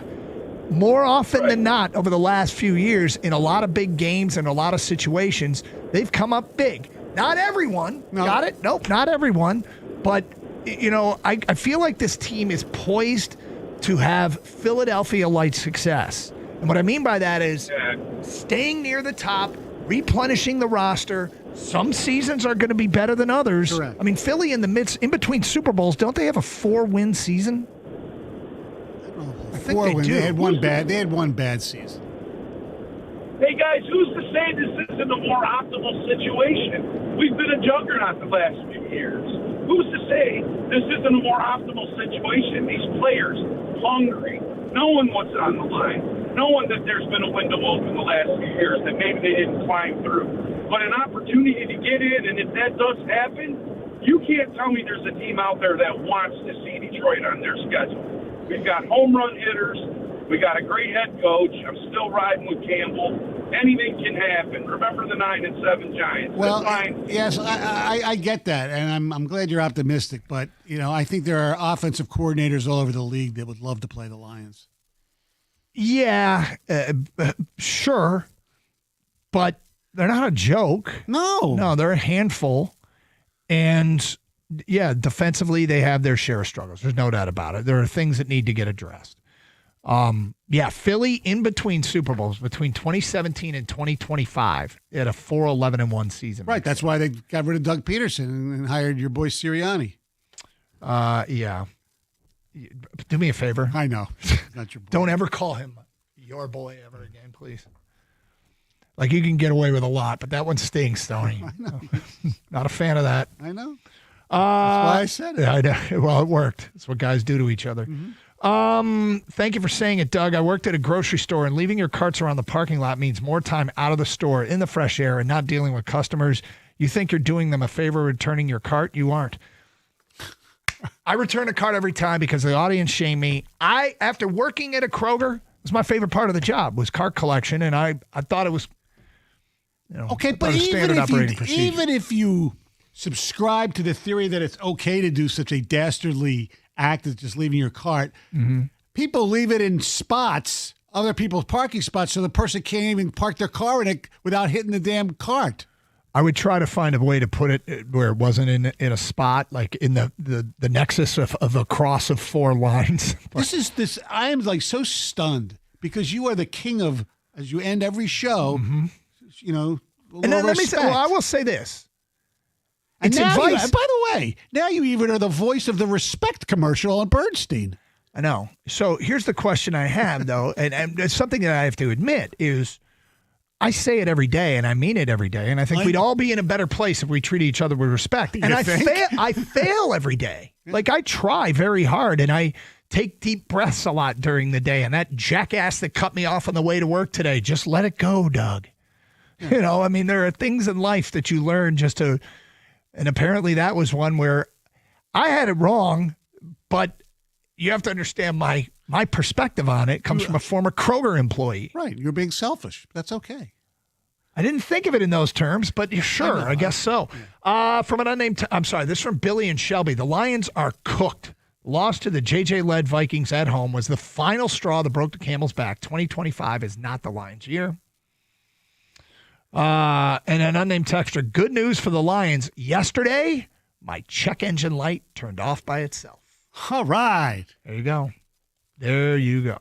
Stoney, I don't think I've heard exactly who you want to be Michigan's next coach. I think there's a lot of good candidates up for this job. I have one that's become my favorite, and I think the time is right. And we will get to that today at 11:31. Michigan fans, you want to just tell us who you want? Because obviously tonight's game could impact who the next Michigan coach is. And that's the Alabama-Oklahoma game with Kalen DeBoer. I don't know if he's embattled. I think that's an overstatement. It feels like there are some rumors, if you will, that it's not the greatest of marriage and that it might be uncomfortable. Everything he says is the right thing. And I think the people of Bama that don't put any pressure on him, or they don't sound like they're dissatisfied, but that could be the quick ejector seat from that job and fall into the waiting arms of Michigan, of Ward Manuel in Michigan. But who do you want to be Michigan's coach? You tell us at 248-539-9797. Stoney, I want yours coming up, and I'll give you mine. I think the time is right for this guy. It's Carson Anderson on 97.1.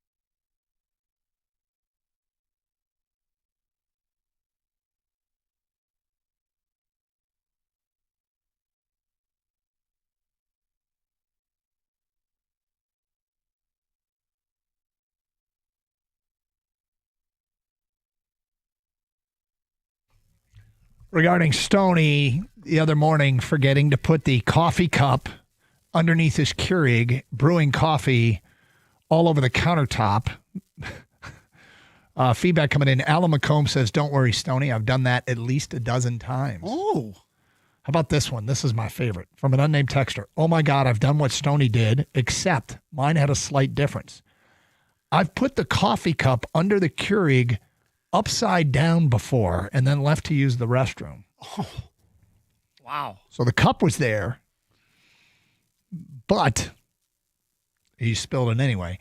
Plenty of teams are not afraid to play the Lions right now. They've seen the tapes. We're not good. That's simple. Hopefully the Steelers put us out of our misery and end this nonsense. That's from Marcus. If you are a Lion fan and hope that your team loses, well, we talked about we're not going to fan police. Yeah. I think you need to see a doctor. I mean, what's the point of when the team still has a decent shot of making the playoffs? Look, the bar isn't to make the playoffs, right? The bar is to win the Super Bowl. At the very least, get there. Yeah. And this team doesn't look like they're trending for that.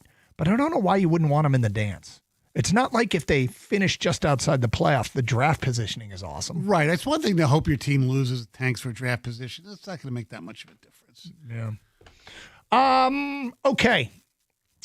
Who do you want to be the next Michigan coach, Stoney? I kind of want Kalen DeBoer. Yeah.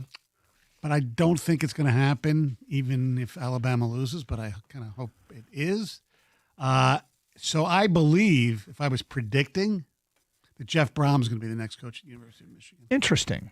Now, Brom built a winner at Purdue, which isn't easy to do. Right. He won the West. I think he went to 4 bowl games there. Then he went to Louisville, and he continues to win. He seems like a solid guy, Midwest ties. He's developed some decent quarterbacks. He's got a good offensive mind. And from what I understand, a solid human being, which is what that team needs more than anything. So I actually, the more we get into this, the more there is one candidate that I'm like, that's the guy. Before you say who that is, I just want to give you a little rumor / intel. Oh, Stoney hearing things? Yeah. Somebody told me, take it what it's worth. I'm not reporting. You don't have to aggregate it or anything like that. That a former Michigan player and staffer and current Alabama general manager, so to speak, who also had a similar title at the University of Washington under Kalen DeBoer. I'm talking about Courtney Morgan, has been in Ann Arbor at least once. I know somebody who follows like the jet tails of private planes, Tuscaloosa to Willow Run. Is that right? That he's me, and even if DeBoer is not the guy, he might be the guy to be the general manager of this team anyway. He might come anyway. He might come back, yeah. So interesting. Just something I heard. I don't something know if it's Stoney's true or heard. not. Yeah. Stoney's hearing things, people. Mm-hmm. So this guy has a long history of winning. Mm-hmm. This guy has a long history of elite play in the trenches. This guy has nary a black mark on his record. He is considered to be one of the most disciplined coaches out there. He is considered to be a man of integrity who runs a really clean, good program. He's won at the highest level. He's beaten teams like Alabama. A couple of years ago, his starting quarterback got hurt, and he still managed to find a way to take Ohio State right down to the wire. Oh. And he is a guy who's run a program that has just been a model of success in the region he's been in, and that is Kyle Whittingham. And the Utah head coach, his teams play great defense. He puts guys into the NFL. He's developed quarterbacks. And maybe most importantly, his career has been, for the most part, drama-free. Correct. And at this point, I think that's something that's very important for Michigan. Now, Michigan has a strong network of people that can help in positions to bring him into a new region of the country and the landscape of the Big Ten, knowing what the key high schools are around the Midwest to ingratiate yourself immediately. And I think he would need to put together the right staff. But as far as the right man for the right time, I think this is it. He's recently stepped down at Utah. It's been important that it's not been characterized as a retirement.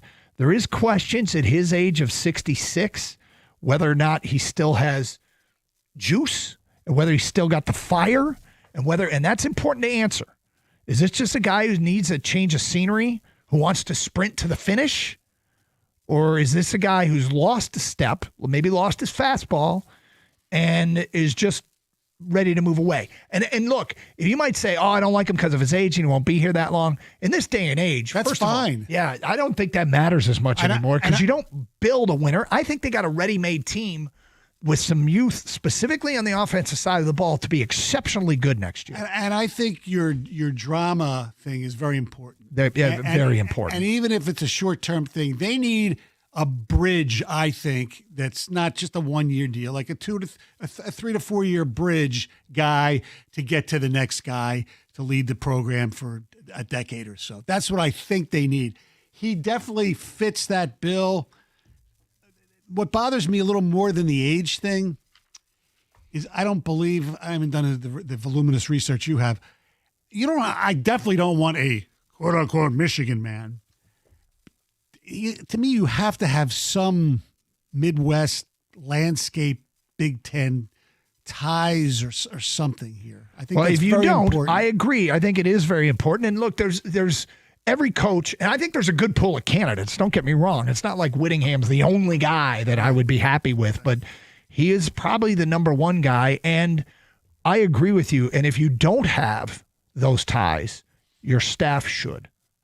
Right. Can you put together a staff with enough members of the staff to help you navigate the landscape? And I think when you don't have that, when you don't have enough, you can end up with Rich Rodriguez at Michigan or Jonathan Smith at Michigan State, where there were probably mistakes made in not understanding the league enough, the recruiting landscape enough that didn't help them. I think those things. I think you need a transition staff to help a guy from the outside. Is he a sexy hire? No. But I don't think if they would hire him, Doug, I don't think anybody would say, "Oh my God, that's a bad hire. That's a reach." No, I don't think it's a reach. I think he'd be a good, solid hire. 248-539-9797. Dan and Shelby, you're on 97.1. Hi, Dan. Good morning, guys. How are you? Merry Christmas. Happy holidays. You too. So, Kyle Whittingham, I've seen his name floating around for the last couple of days. I think he's an excellent coach. Got a lot of character, has a lot of integrity. He would definitely be a good hire. But I watched him coming off the field. He had already announced that he was retiring. I watched him come off the field against Washington, and that man looked like he was done, tired, had enough, ready to move on. I don't see him coming to Michigan. Well, if that's the case, and like I said there when I presented the case, we have to, like, if I were in charge of the search, and I have nothing to do with it, that would be one of the big things. If he were interested, I'd be like, all right, dude, you have to convince me that you're not done. Now, they didn't play Washington, so what are you referencing? I'm sorry. Yeah, I may be referencing the wrong game. I watched quite a few of them. But I did watch him walk off the field after they lost, whoever they played. And he just looked like a tired man, had enough.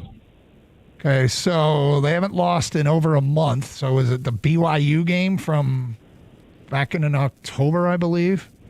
Who was it? Were they just in a championship game? Yeah. Honestly, Doug, I'm telling you, I don't remember the game. I could have sworn it was the Washington game just recently. Well, Boise just played Washington. That was a bowl game. Yeah. Yeah.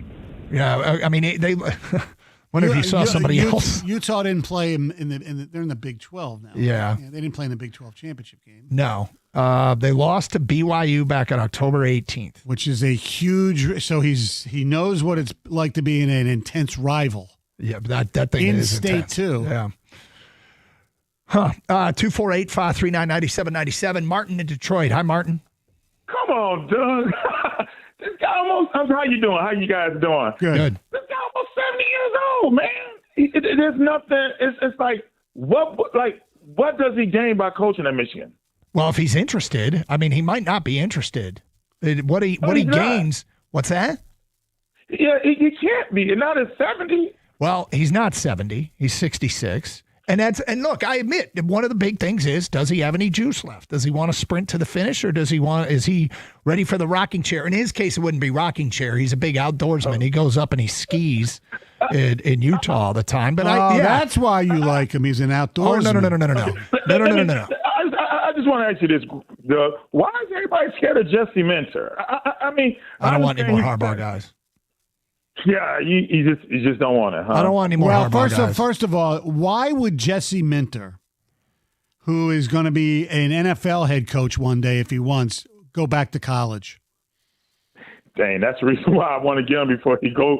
I think if you get Jesse Minter, you're probably dealing with the constant. He's going to go back to the NFL thing. I mean, in Whittingham's case, you'd be dealing with he's going to retire soon, right? But Martin, your question or your concerns about Whittingham are the same concerns I'd have, right, and that would have legitimate. to be clarified before. Right. But if he said, "Oh my God, this is like I'm ready for this. I needed a change of scenery. This reinvigorates me. Let's go." Joel Klatt told a story about Whittingham was meeting with them before a game, and Klatt, I don't know if you heard this. Did you hear this? No. So Klatt was supposed to meet with him at 10 a.m. on a Tuesday, and Kyle Whittingham came walking in just after a workout, sat down and looked at Joel Klatt and said, "I just kicked your tail." He said, "What are you talking about?" He goes, "I knew I was going to meet with you, and I had my Peloton out. I searched and found your name on a vigorous ride, and I saw what time you put up, and I just beat it."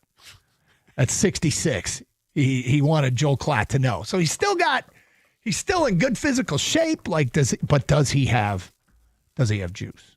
Does he really want it? So I'm not that familiar with offensive schemes and things like that. What type of offenses does he run? Well, he'll run the football. They will run the football, but he's not. I mean, look, when he had Cam Rising and Cam Rising was healthy, they'd throw it around too.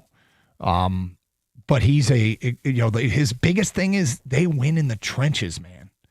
And that's the thing I like the most about him. And I like that. Actually, I think he's a steadying, calm man of who's considered a coach that does it the right way. So I don't know if anybody needs that more than Michigan. So right isn't Brom though that as well? Brom is, but I think Whittingham has a longer and better history of doing it. But to be clear, I like a bunch of candidates. Yes. He's just my favorite. Right. We'll get to some of the other candidates coming up. In the meantime, Pistons played a game worth talking about last night. Oh, and yes, afterwards, the coach had some things to say. We'll play it for you, and we will discuss at 12:05. Lions talk mixed in as well. It's Carson Anderson with Stoney in for Anderson on 97.1. Well, I love stats. Well, here's one for you. For the last 25 years, no Detroit eye surgeon has performed more vision correction procedures than the great Dr. Yaldo. He's done over 50,000 in his remarkable career. That's right, 50,000. And I'm one of the many who's benefited from one of Dr. Yaldo's 2 life-changing procedures.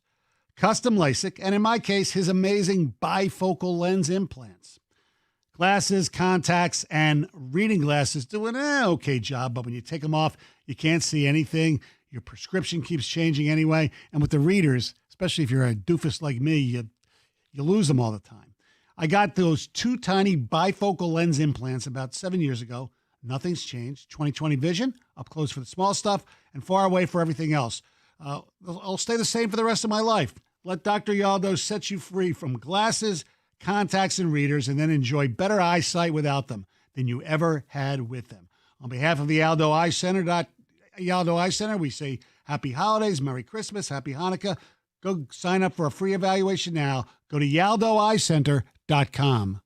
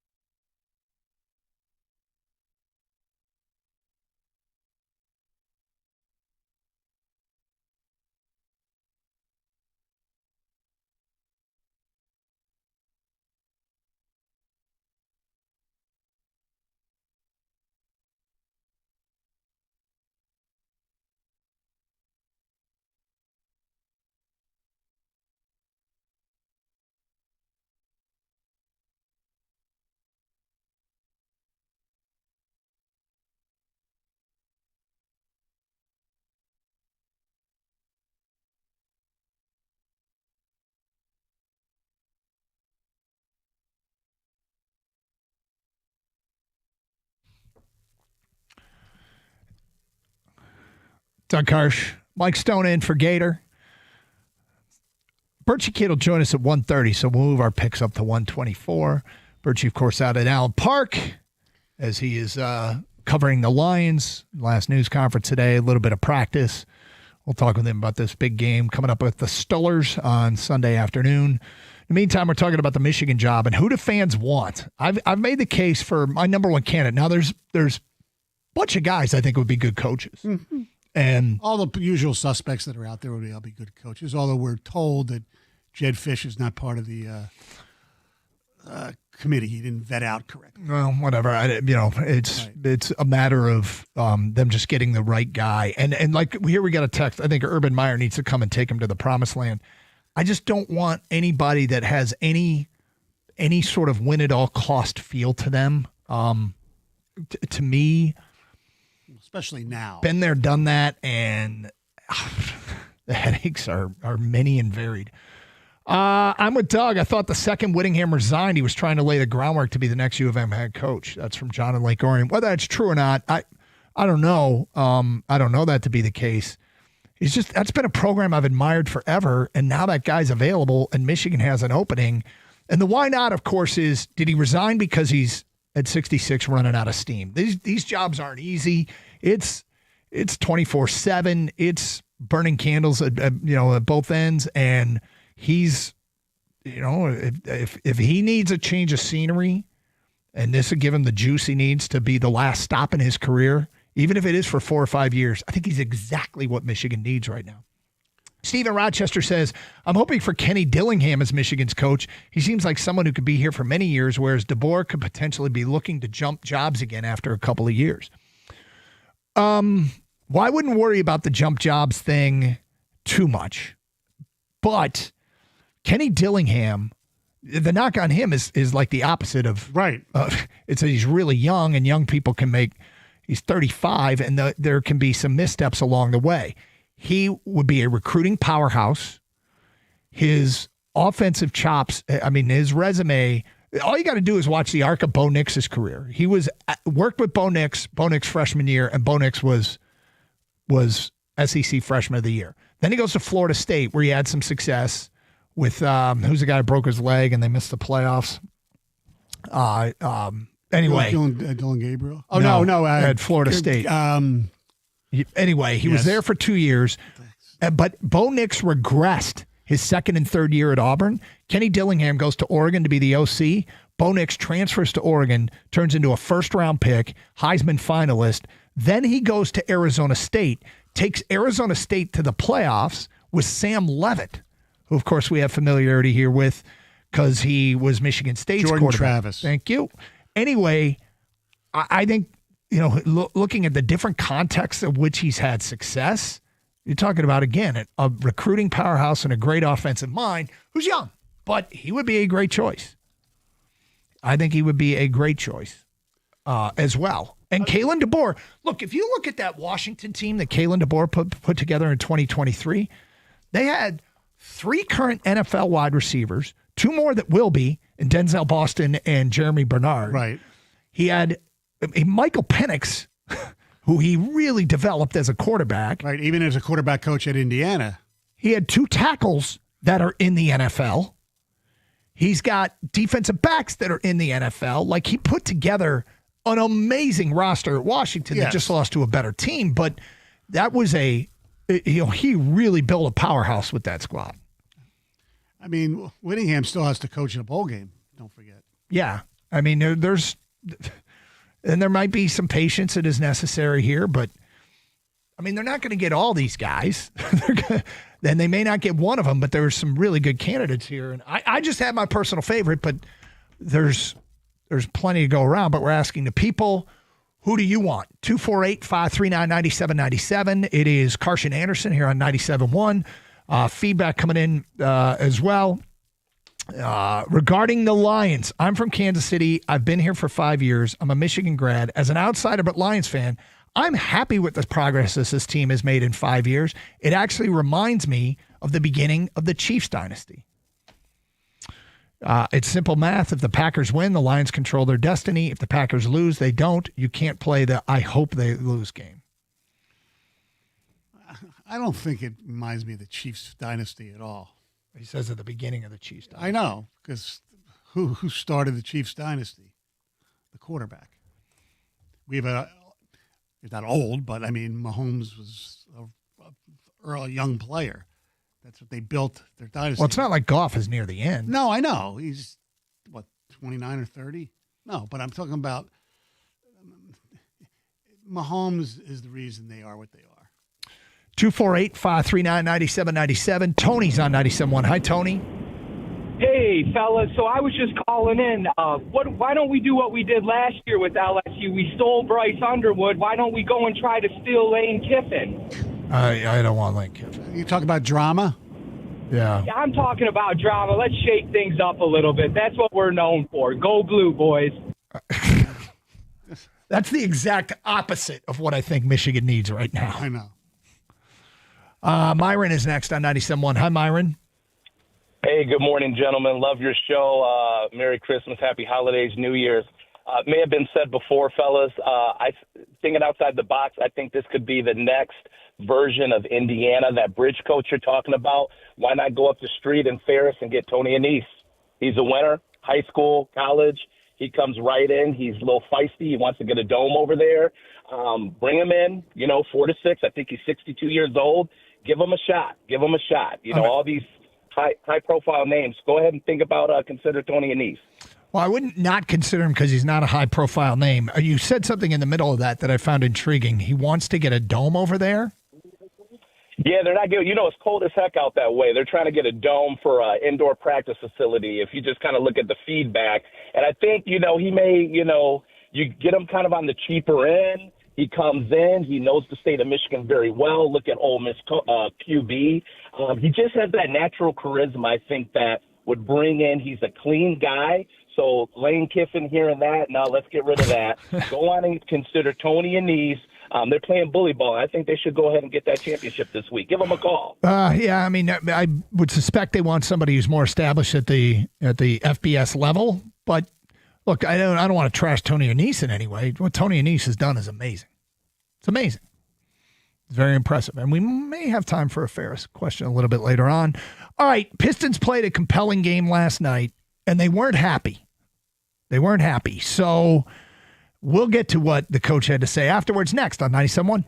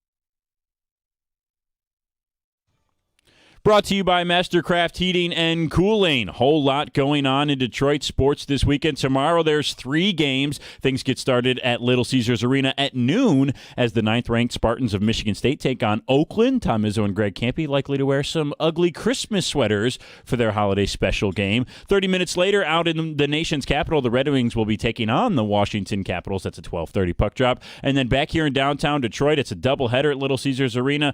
After the Spartans, it'll be the Pistons and the Hornets at 7:30. Then on Sunday, the Red Wings will be back in Detroit to take on the Capitals again, a 1 p.m. puck drop over on WWJ News Radio 950. Tipping off in Ann Arbor at 4 o'clock is number 2 Michigan against LaSalle. And then, of course, the Lions and Steelers have their must-win game for the Lions at 4:25 on Sunday right here on 97.1. Also, the Tigers, the only team we haven't mentioned in Detroit yet, and their new relief pitcher, Kenley Jansen, spoke today about his offseason and how excited he is to be a Tiger.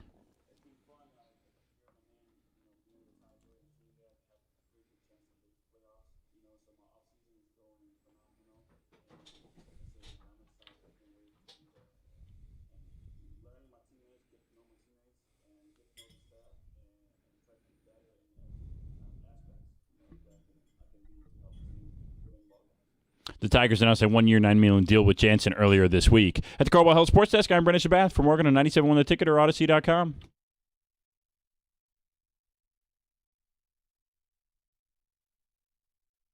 Hey, Doug. Yes, sir. Kyle Whittingham met the press yesterday. Yeah. Some of the things he said, quote, "I'm a free agent in the transfer portal." There you go. They asked him about, being on a different sideline next year. He goes, "Who knows? We'll see. Stepping down, I'll step away and evaluate things." He says, "If the phone rings, I'll answer. And depending on who's there, we'll see what happens." Look, it's My just phone rings, I'll answer. And if I like who's calling, we'll see. He's it's just a program I have always respected, and a coach that people talk about integrity and doing things the right way. And maybe more important than ever, that probably is something that is high on the list if I'm in charge. There are other guys, like, you can't possibly be in Michigan shoes and not be vetting like crazy, because the nonsense has to stop. All right. Hey, did you know that he was a member of the Denver Gold that played in the USFL championship game? Like he played for the Denver Gold? Yeah. Oh, no, he played for the Denver Gold, it says. I don't know. They didn't play the USFL championship game. The USFL championship game that the Panthers won was in Denver. Against the Philadelphia Stars. Yes, correct. Yes. He also was a member of the New Orleans Breakers. Gotcha. All right. So that Piston game last night, 116-114, they lose to Dallas. Man. I watched all of that game. There's a lot to say about that game. I actually am not that mad after that loss. It's something happened in that game that I loved. And that was the bench mob was fantastic. They were down 18 points late in the third quarter.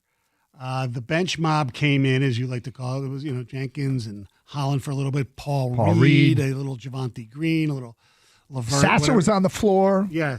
Cade was in with them for a little bit at the time. And they came all the way back, and they ended up, taking the lead at one point. And they lost the game in overtime. But the story of the game was the fact that Asar Thompson got thrown out of the game early, number one. And number two, Cade Cunningham, he got a technical foul at one point, and then at halftime, it looked like he got another and was going to get thrown out of the game. But when they came back for the second half, they announced that the technical was on J.B. Bickerstaff and not Cade Cunningham. Mm-hmm. Duncan Robinson got hurt in the game, so they were, shorthanded a little bit. Well, Dallas didn't have Kyrie Irving. Anyway, that said, love the way the resilience was. But the officiating, this one referee, John Goebel, there was no way, and I'm not being a homer here. This is not why they lost the game or anything like that. There was no way that Asar Thompson deserved to be thrown out of the game. And J.B. Bickerstaff was pretty upset after the game at the officiating. And I want you to listen to this.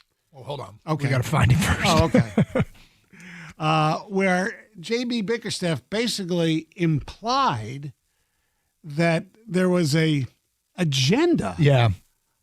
And this is something that I was very worried about. Evan and I have talked about it on our Restore the Floor podcast a lot from last year, where the Pistons, because of the way they play and JB, chirps a lot, gets a lot of technical fouls, it could hurt them. And I think last night, the reputation of this team and their coach hurt them. It's possible, and I want to get to that, and we will play the J.B. Bickerstaff sound coming up. But I just want to say this about the bench, because that was highly encouraging that they were capable of doing that against the Dallas team that built an 18-point lead. Did you look at the plus minuses after the game by chance? No, I didn't. I saw that the Pistons took 122 shots. Wow. And Dallas only took 89 shots. Tobias Harris, minus 22. Duncan Robinson, minus 22. Jalen Duren, minus 21. Asar Thompson, minus 7. Cade Cunningham, plus 2. Here's your bench mob. Dennis Jenkins, plus 15. Marcus Sasser, plus 11. Ron Holland, plus 18. Isaiah Stewart, plus 10. Paul Reed, plus 10. I mean, that's really good work from the bench. Yeah. And look, the officiating was what it was. They had problems with it, it seemed like, all night long. And, I mean, it's a recurring theme, though. And that's what bothers me. And the fact that the Pistons are this physical team that in some aspects gets officiated a little differently might hurt them down the road. Which bothers the hell out of me. There's something else out of that game that bothered me too, is where, as good as the bench was, there was a time where Cade was the only one on the team who you could sit there and think that could actually score.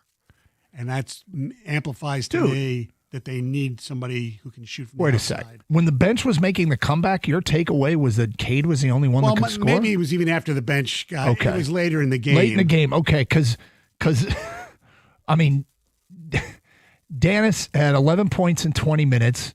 Holland had 12 points in 20 minutes. Isaiah Stewart had 14 points Score in 31 from the minutes. outside, I should. Okay, well, that's a different thing. And they did go 6 for 33 from 3, and they lost Duncan Robinson. Right.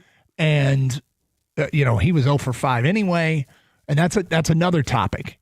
But for Piston fans that watch this game, here's J.B. Bickerstaff afterwards, if you didn't hear what he had to say afterwards. Because the topic of officiating came up after he got a tech, Sar got a tech and got thrown out, Kay got a tech, and he had the following to say after the game.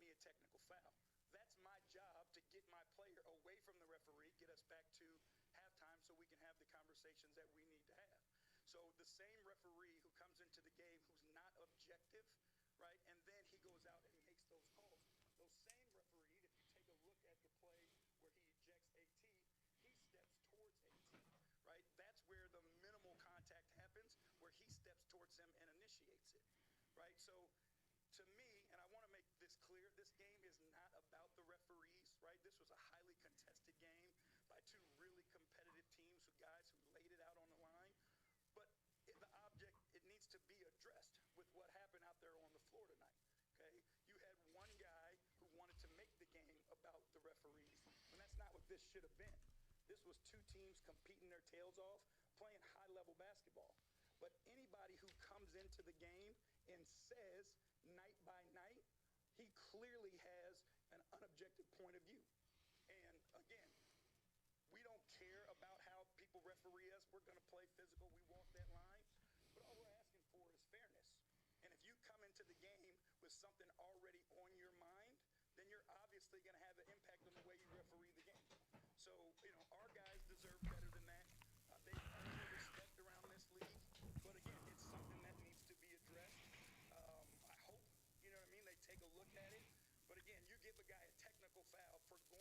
his player off the floor and tell him night by night, clearly to me, there's something that's going on that needs to be addressed by the league.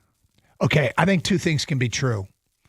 One is that it can be true that an official who takes, if that's true, that he said that to him and basically implied that, he's holding against the player something that happened previously. That's not right. No. But there is an element of the Pistons inviting this on themselves, is there not? A little bit. Yeah, I mean, they're a physical team, and JB said that's who we are and we're not going to change. Correct. Well, I mean, the other thing is that JB and, they chirp the officials a lot. And I remember a media day before the season, he even specifically said he's working on that, not to do it as much, and he has gotten better. By the way, there was a pool report with this crew chief, John Goebel, who's the official that JB didn't want to mention his name. And there were two questions. Can you explain why Ausar Thompson was ejected? He said, for aggressively approaching and making contact with the official. I did not see an aggressive action. The contact was so slight and it wasn't in a menacing way. And you couldn't really tell who precipitated the contact. And question two, explain why J.B. Bickerstaff was assessed a technical foul just before half. Continuous complaining. Yeah, I kind of wonder if it's possible that JB didn't say anything to the ref because he said he was talking to his own player. Right. If he said, hey, Cade, it's not worth it. That guy effing blows. Right. That's speaking to Cade. Yes. He is technically talking to his player as he was trying to get him off the court. But there's a broader issue here, which I think is that fans are going to get into. The fact that they play the way they play. Not to go memory lane. The Bad Boys played the way they played. Yeah. The 04, that 6-year run played the way they played. Most people in the league, referees, fans of other teams, don't like them. We loved being the villain. Yep. As this Piston team gets better and better, and the way they play, suck it up, Detroit. We're the villains, and embrace it. I guess the question is, should they change the way they do things, or do we lean into it and just say, this is the way it's going to be? This is the way it's going to be. They're going to have to deal with. There's certain things they can control as far as technical fouls, but the way they play physical basketball, no, don't change that. They're not dirty. I don't want them to change because if they if they get thrown out of the game, foul trouble, things like that, I don't care. I don't want to see soft basketball. All right, Piston fans, it's on you. 248-539-9797. Open line calls. We'll get back to talking to you next here on Carson Anderson with Stoney in on 97.1. FanDuel Friday is turning it up with an NBA happy hour. Every Friday from 6 to 7:30 p.m. Eastern, FanDuel is dropping limited time specials to get you in the zone, boost bonuses, surprises, all designed to bring you that Friday energy. This isn't just another promo. It's your weekly pregame. NBA happy hour every Friday from 6 to 7:30. Check it out. You might not like the bonus, or you might love the bonus, or the boost, or the surprise. Whatever it is, you can take advantage of it only on FanDuel, the official sportsbook partner of the NBA. Visit FanDuel.com/Doug to grab your reward before the clock expires. Must be 21 years of age or older and present in Michigan. The opt-in is required. Do not forget to do that. Rewards are non-withdrawable. Restrictions apply, including bonus and token expiration, leg requirement, and maximum wager amount. See terms at sportsbook.fanduel.com. Gambling problem? Call 1-800-GAMBLER.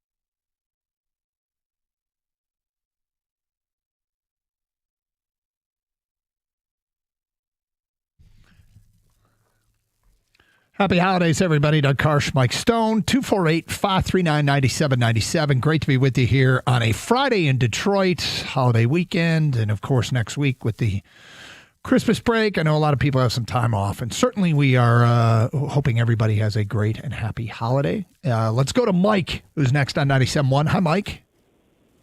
Hey, Doug. Hi, Stoney. Thank you for having me on today. Sure. Hey, I think Dillingham's the guy for Michigan, but for reasons that I'm surprised you haven't mentioned a lot, Doug. If you look at Dillingham's 2 years with Arizona State, their defense on a yards per play basis is very good, top 30, and that's with an NIL that's not great. Another thing about Dillingham people aren't hearing about is 60% of the time the guy runs the ball. His offensive coordinator brags that they want to beat people into the ground.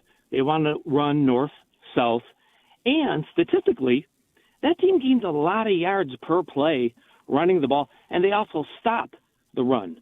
DeBoer and Braum, they're not like that. They want to throw first, and that doesn't work at Michigan. Michigan works best with the culture I think Jim Harbaugh set into play.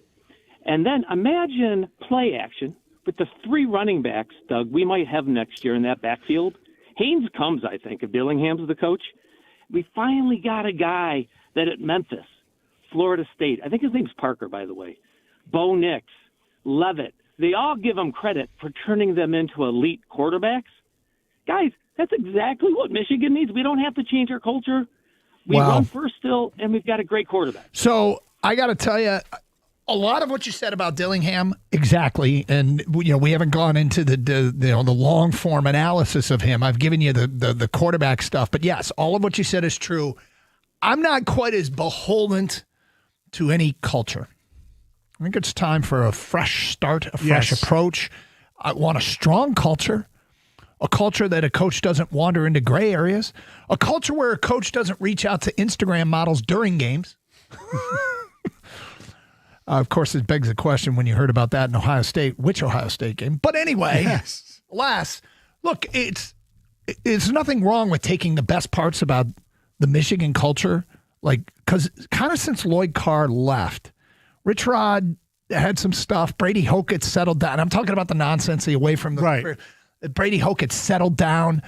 Harbaugh came in, was like the Tasmanian devil, and, just figure out what you want your program to be. And I'm not worried about sort of being beholden to any sort of old school Michigan way to do it. But I do love running the football and stopping the run. Ohio State, one of the knocks against their program and why they haven't had success against Michigan until recently, obviously this last one, is not enough ability to run the football and lean heavily on throwing it. I'm a Whittingham guy. Of course, they didn't do that last year, and they should have. What are you talking about? Well, yeah, but they didn't. They tried, and they couldn't. Right. But the point is, the one thing that gives me a little bit of a nod over Whittingham over Dillingham is the track record longer, knowing that can be done. And I don't worry about, hey, he's not going to be here the next 20 years. I know he won't be here the next 20 years. In this day and age, you don't need to bring in a coach that's got to build it up. Mm-hmm. Right? In the old school days, got to give a coach 4 or 5 years to build it up. Not anymore. And they got a good foundation there where they could be pretty damn good next year. They got some work to do in the portal. But, yeah, Dillingham's a great choice. Don't get me wrong. I saw somebody have a picture of an Alabama fan with a Dillingham jersey. So he wants DeBoer to leave Michigan, and then they get Dillingham. That's funny. Jalen in Detroit, you're next. Hi, Jalen. What's going on? How you doing? Okay.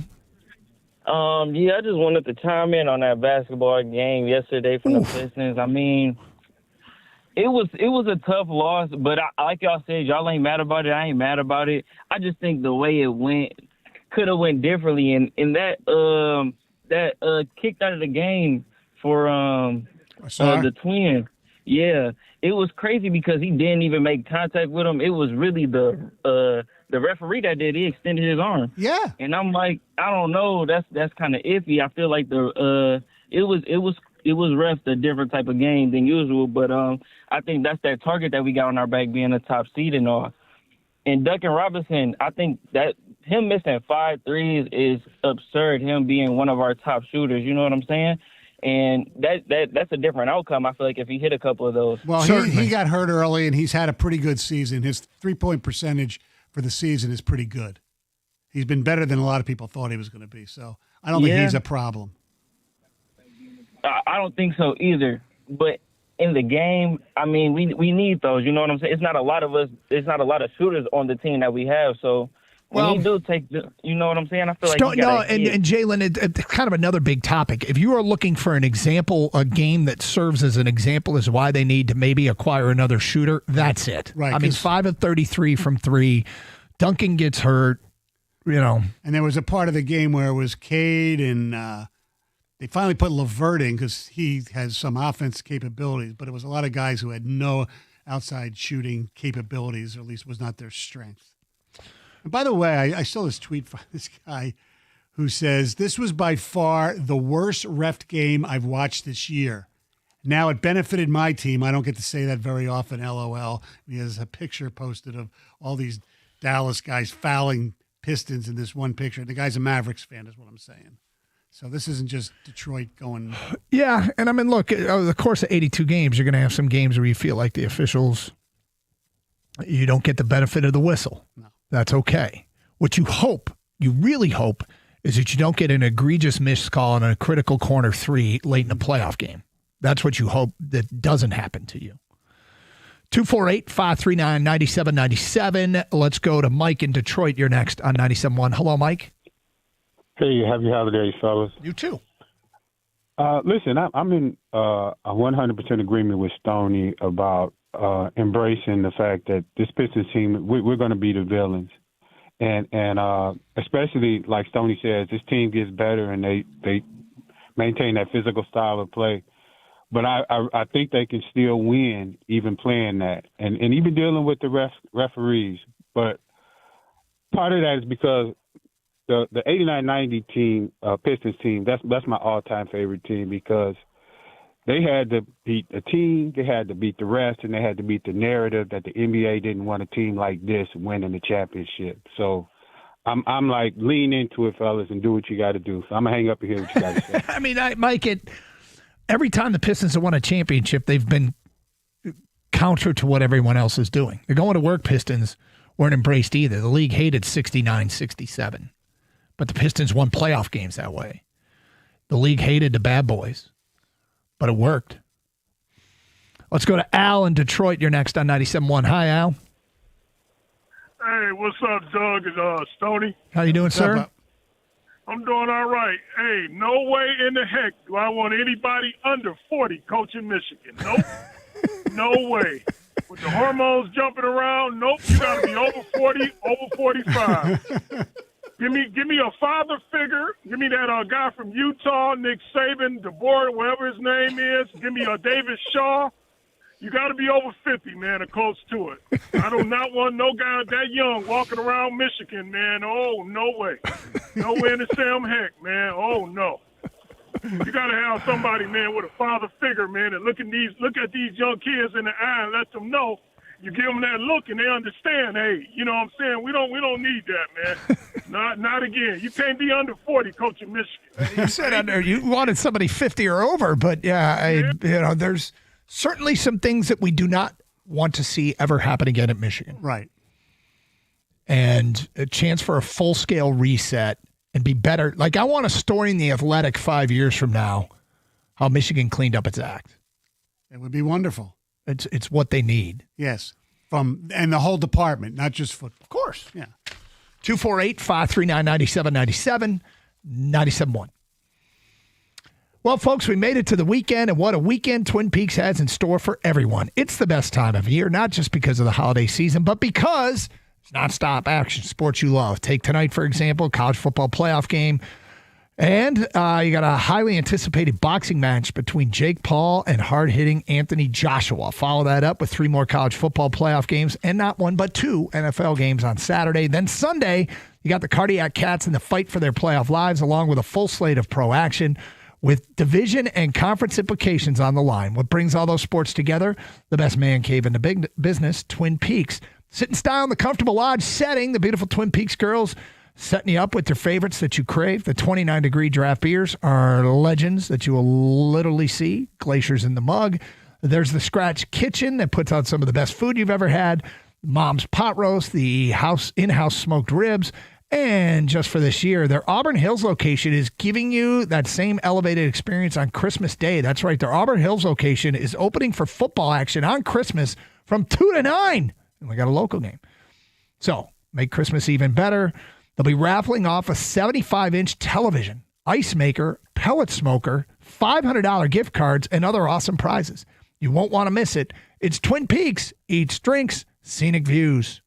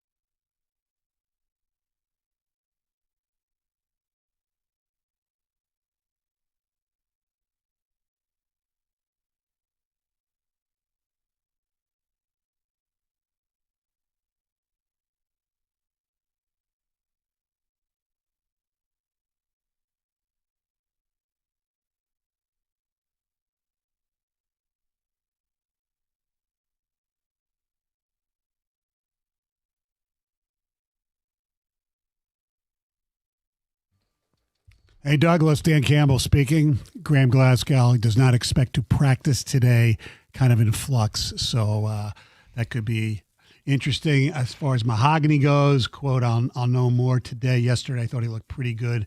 Wasn't perfect. I know he's a little sore today. So just want to see the way that look. This season has its share of frustrations. It'd be awfully nice to see them the way the owner's manual reads. They're supposed to be, right? Yeah. Mm-hmm. And we just haven't seen it. Nope. And it's frustrating. Now, you have to overcome injuries. Every team does. But you take away, I thought the secondary went from being a questionable thing to a strength. Not anymore. No. Offensive line, I thought they'd take a step back. Not this big. No. But it hasn't been helped. By the injuries. Yeah. 248-539-9797. Nate is next on 97.1. Hi, Nate. How you doing, that Doug? What's up, Nate? Hey, Doug, man, I'm thinking about talking about us playing aggressive and everything. But we lean on defense, true. But those other teams that seem to remain at the top. I'm talking about like your San Francisco's and so forth. They play very aggressive basketball, the same as we do. You know. Yeah, I mean, I don't see all their games, so I can't say that with a sense of certainty that you do, honestly. And so I'm not going to blow smoke up your channel, but I will tell you the Pistons have established another physical culture, and we either need to just embrace it and understand this is the way it's going to be, or they might need to rethink how they do things. Like, I'll tell you this. I do think Ausar Thompson went awfully aggressively at that official. Now, was it worth getting thrown out? No. But that was a pretty aggressive charge he had at that official. I can understand one technique. I think the official ejected him based upon what he thought he was going to do, not what he did. That's possible. But and I would make an argument that Ausar Thompson makes a difference in a game that went to overtime down the stretch. Yeah. They wouldn't have had to double Cooper Flag all the time. Mm-hmm. 248-539-9797. What's that? Good night for the Coopers last night. Cooper Flag had a big play. Had a great game in Cooper Cup. Thank you, Stoney. Yeah. TJ in Belleville, you're next. Hello, TJ. Hey, guys. Thanks for taking the call. I just wanted to chime in on the game last night. So it's kind of hard to watch these games with the whole betting market and everything. And, you start seeing bad calls or missed calls and, like, I don't know, man. It's just hard to watch and not think that it's something's going on. But there's one call from last night's game that I wanted to cite specifically to. It's like, what are we doing? Like, what are these refs doing? So there was a play when there was on the sideline where the ball was going out of bounds, and one of the Dallas players was chasing the ball down to try to save it. The ref is right there on the sideline, right in front of the player. The guy goes for the ball. He's stepping on the out-of-bounds line, but he saves the ball to his teammate. The ref didn't blow the whistle until the teammate had the ball. So it's like, what are we doing here? Like, you clearly seeing why did the whistle take so long? Or were you waiting to see if he was going to save the ball back to the Pistons and then it was going to start a transition play? Like, it's plays like that where you look at the game and you're like, man, what are these refs in on the fix? You know what I mean? But I love the way our Pistons are playing, man. They're playing hard. They embody everything that Detroit basketball is about. We just want a fair shake, man. We just want a fair shake and a fair whistle. How about the play like near the end of the game where Cade fouled a guy? He was trying to foul him on purpose, and they didn't call the foul. Yeah, like what's going on, man? There's another play, Isaiah Stewart. He goes for every block attempt, and I love him for that. He had a clean block on Anthony Davis, and they called a foul. They had to review it. It's like, what are we looking at? It's tough to watch. If you got and I don't want to take up too much time. You guys were saying, reevaluate, see what we're doing, or play a different style. So I coach travel basketball, and there's nothing worse than going to a different state, trying to win the championship. You know what I mean? Like, you're not getting any calls. So especially in like Indiana. So when the boys have a big tournament and we're going down there, I always lead off with, look, we're not getting any calls. Don't expect to get a whistle. Like, we got to play through it. We got to play hard and finish the game. TJ, as a travel baseball coach, we say the same thing about Ohio. When you go to Ohio, don't expect any calls. That's hysterical. You got to take it out of the ref's hands, man. You take it out of the ref's hands as much as you can, But that's all I got, guys. Thanks for taking the call. Hysterical. Look, there was the AD. Anthony Davis had a tip-in where gave the Mavericks a lead late in regulation that looked like he was in the cylinder. Correct. And don't they have the whatever, the imaging? I don't know, man. It just... Well, here's what I don't understand, okay? And you challenge, and I always think the Pistons challenge too early in games, but they challenged once, and they were correct, so they kept their challenge, and then they challenged again and got one right. You can't challenge more than 2 times, even if you get them right. Yeah. That's ridiculous. Why should you not lose? Why do you lose a challenge if your challenges are correct? Like Stone, I don't know. But I will say one thing that still hasn't popped into my mind nearly as much as some of our listeners. I don't immediately go to thinking about gambling. No, either do I. And maybe I'm blissfully naive. Maybe they're too paranoid. I don't know what the reality is. I think if there is influence, it's so little that I don't assume that my team's getting screwed. but that's just my natural feeling. It's not a decision I've made. It's just my natural feeling in watching games. Feedback coming in. All 50-50/questionable calls go against the Pistons, against the Lions, and against the Tigers. I can't comment on the Wings, but it's an agenda against Detroit sports in general, and it's very clear. Well, that guy's sure of himself. I'm not sure of anything. He's sure of that. No. Yeah, the agenda last night for the Pistons was Cade missing all of his shots in overtime. Still don't have that closing ability. He's not a superstar. He's closed a ton this year. What are you talking about? I have no idea what this person's talking about. Yeah, he missed shots in overtime this year. This game, he was pretty much pooped too. Yeah, he played a lot. Yeah, okay. I mean, he has been clutch. That was a legitimate question entering maybe the second part of last season. But the end of last season, this season, he's taken over fourth quarters. Yeah. And for a good long time there, he was leading the NBA in fourth quarter scoring. Yes. So, it's like everything else in life, Doug, and I'm just as guilty as anybody. You always remember the negative. What your eyes showed you last? Yeah, that's that too. 248-539-9797. More feedback here. Absolutely love JB Bickerstaff. He's exactly the coach we needed. Every single player in the league cries to the refs, why should we be punished for it more than others? JB will stand up for his guys no matter what.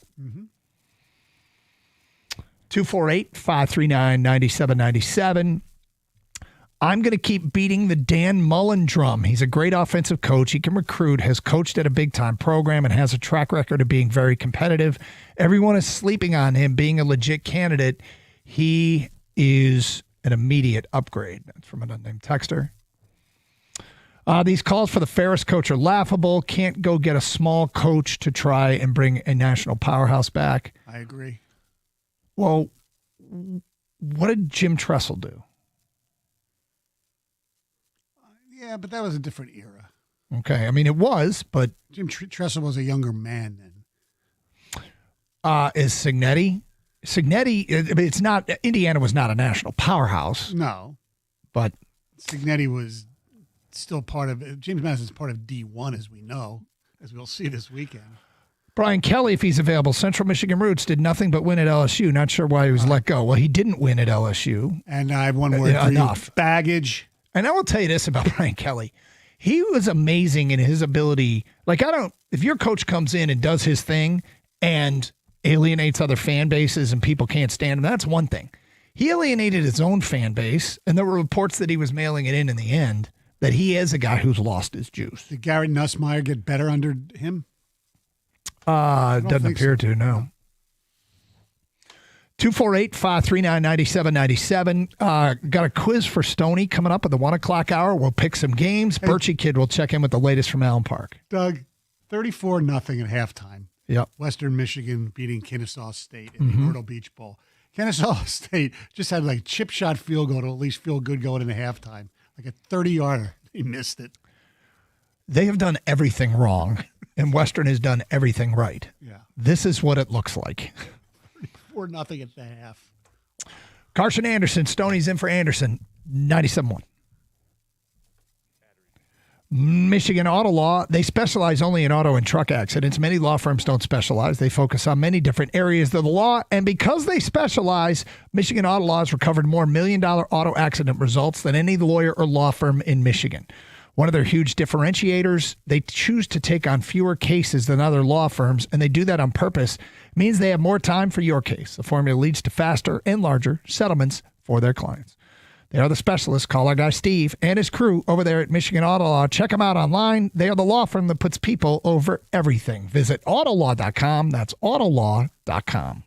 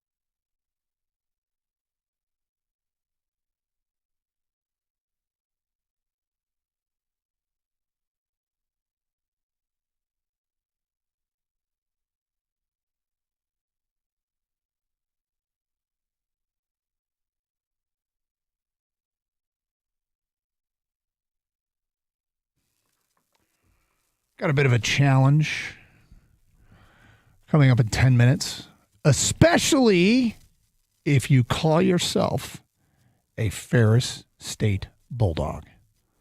Bit of a challenge coming up in 10 minutes for you.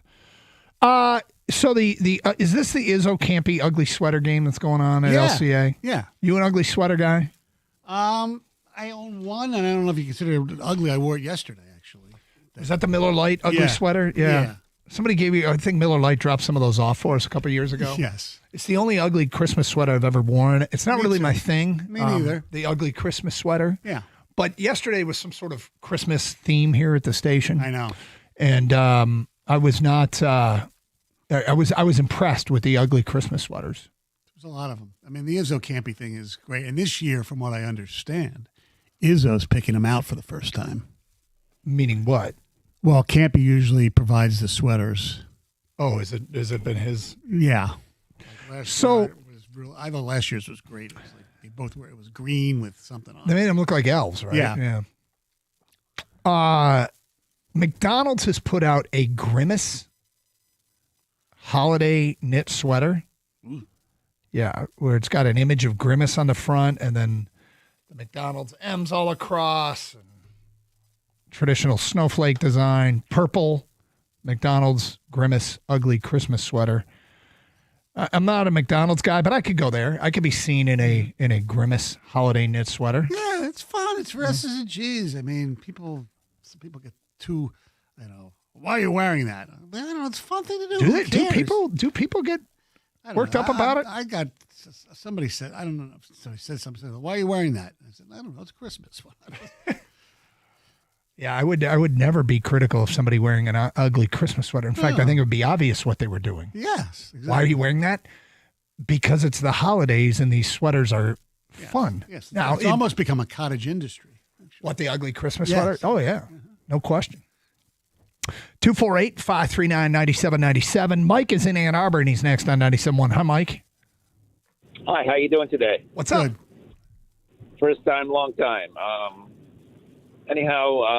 Called about not just last night's game, a lot of games lately. They've been pretty much butchered by these referees that NFL gives them so much leash to do what pretty much they want to, call whatever they want to. And since that gambling apps and all that started, all this starts happening. I've been watching NFL for over 30 years, and this commotion was not ever like this before. Lately, it's just beyond belief what they call and what they do in these games. You think? Absolutely. 100%. What do you have? I mean, you've said a lot of strong wording. Do you have any evidence or data or anything that you know or anything, or this is just your observation? No, the common sense, if you take a look at a lot of these games and sit down and evaluate what you are seeing, it's just like never has happened before. Is it possible, Mike, that it was the same thing as it's always been, but sensitivity is heightened because of gambling? Well, there was a little minor things that had happened before. I've seen things that had happened before, but not at this level. Nah, this is just beyond. So essentially, well, here's my question then. You think the officials are fixing the outcomes of NFL games? I would say yes. Do you think it comes from the top? Yeah, it comes from the top. Absolutely. It has to come from the top because everything comes from the top. It trickles down to whomever is in charge of that situation. These are some pretty damning allegations towards Roger Goodell. Absolutely. Roger Goodell is the guy who is on top of it all. Do you think he's gambling himself? Do you think Roger Goodell is gambling himself and has told the officials to influence games so that he... That I don't know. Okay, that I don't know. Yeah, fair enough. You don't have evidence of that, but... there's influence. So what's his on motivation? What is his motivation? Yeah. Because he only makes his like $34 million a year anyway. Yeah, his motivation to probably being pushed by the bigger guys that are much bigger than whatever he gets a year. Okay, hold on. All right, so the bigger guys. So you think there's people above Roger Goodell that are influencing? No. The firms that are involved in gambling and all that. So you're talking about like FanDuel and DraftKings or, and MGM. FanDuel or You think they are telling Roger Goodell what outcomes benefit them the most? maybe not telling them, but there is a play in the game somewhere, somehow. The way I see NFL today is becoming unknowingly like WWF used to be. Nobody knew what was going on, and all of a sudden came to surface. But NFL will hold on. like that. WWE and professional wrestling is acknowledged, but it is acknowledged that is scripted. That is not a big secret, right?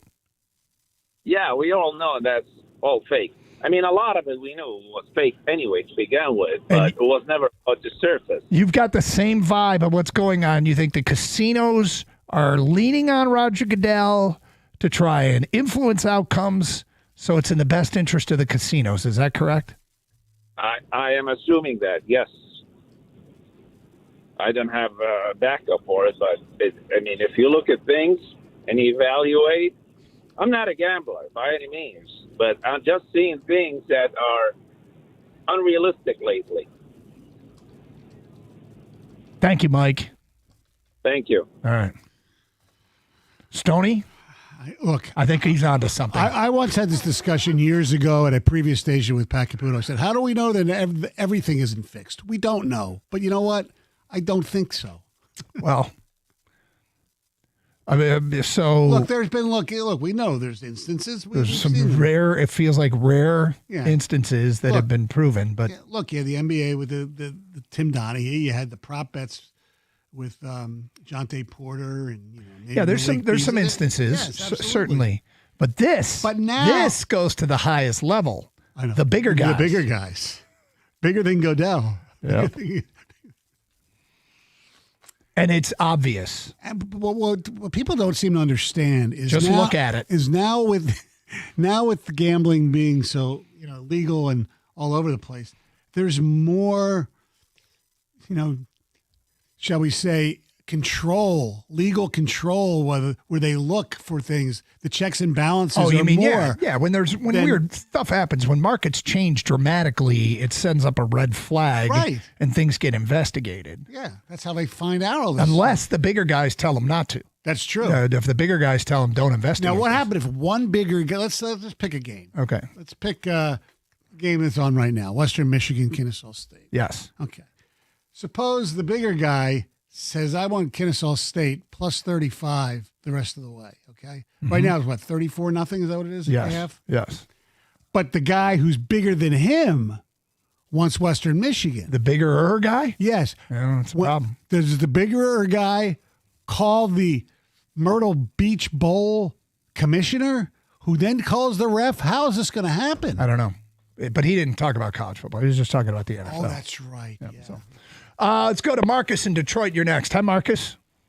Hey, what's going on, guys? What's up? Hey, so I'm listening to the guy who was just on, and I have to agree with him. I watched that game last night, and that referee was Asar Thompson, which he actually stepped into Asar Thompson. Oh, yeah.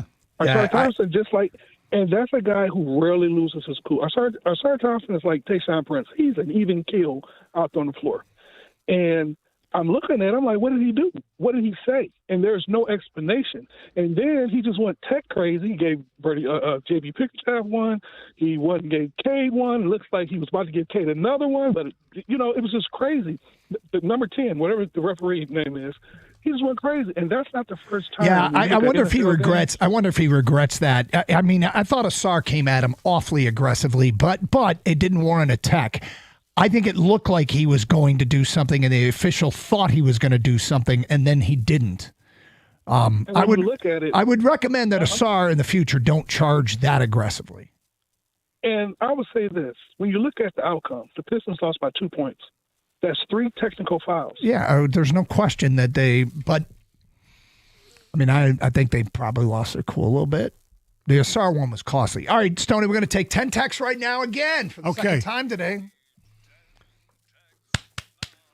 Ferris State fans, this is your moment. First 10 Ferris fans or grads that can text us and something about their national championship game against Harding, whether it's a prediction, something to look for, something you've observed about this team.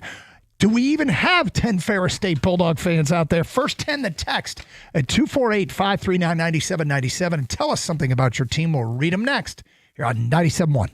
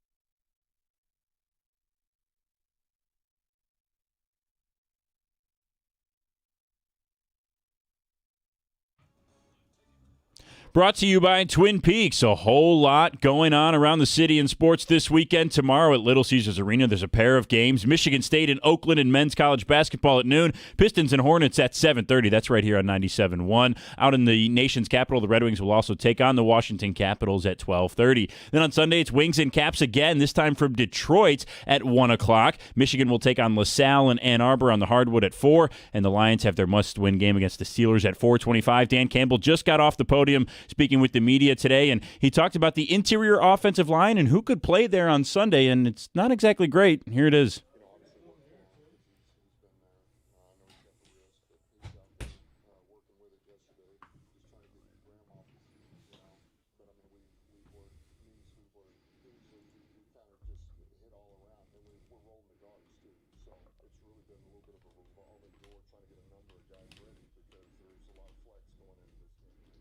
Again, that game at 4:25 on Sunday. Kenley Jansen spoke to the media today as well. He gave up 3 homers to the Tigers in a game with the Angels last season, and he spoke about that with reporters today.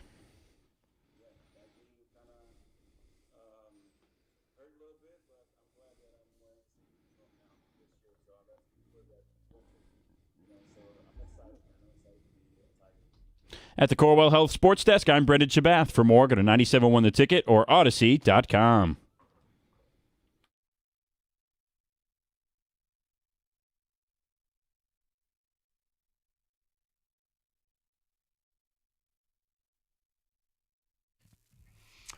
All right, Stoney's in for Anderson. It is the Carson Anderson program here on 97.1. We challenged any Ferris State Bulldog fans out there. They will play for the national championship tomorrow at 4 p.m. on ESPN2 as they take on Harding. That's right, the Harding Bisons. You know them, you love them, from Searcy, Arkansas, up against Ferris State. And we asked for 10 texts.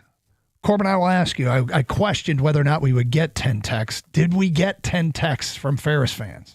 We actually got a lot more than that. Some of them were kind of the same, so I had to sift through it and whatnot. But a lot of people fired up for this game. Good. Well, I figure we give them their due. And I'm not going to sit here and break down Ferris State football because I don't know about Ferris State football. I apologize to the Ferris fans. We have other things going on. I will root for you, and there is a chance I will have the game on. Is there a point spread? You know anything about a point spread on this? No, but I'll check. Okay. Unnamed texter, Ferris State to win, 36-10, LFG. Next text. This is Jay, a 1988 graduate. Ferris wins over Harding, and I believe the coach should go to a D1 school. Unnamed texter, Ferris State 42-10, 4th championship in 5 years. Damian and Howell, Ferris grad here, love Ferris and rooting for them, but Harding runs the Navy option offense, and they are damn good at it. I've got Ferris in a close one, 38-31. From an unnamed texter, Ferris needs to run the ball and force Harding to throw it over the middle. Go Dogs. Mike, Ferris grad here. Just happy to hear our name on the radio. Go Dogs. John and Shelby, Ferris State alum, 2008. Go Bulldogs. Offense is electric, scoring 53 points a game. Unnamed texter, Ferris State to win 36-10. Sign the guy who knows the whales in Vegas have a voice, maybe not a full control, but a voice in professional sports game results. HMU, if you want to more details, love the show, guys. You want us to hit you up and find out about the whales in Vegas. This has nothing to do with Ferris. I know. Bulldogs are exactly where they expected to be. Go Dogs. That's from an unnamed texter. The next one, going to be a shootout, 45-37 Dogs. Coach Anise's name deserves to be in the Michigan conversation. Will never happen, but you cannot deny his success.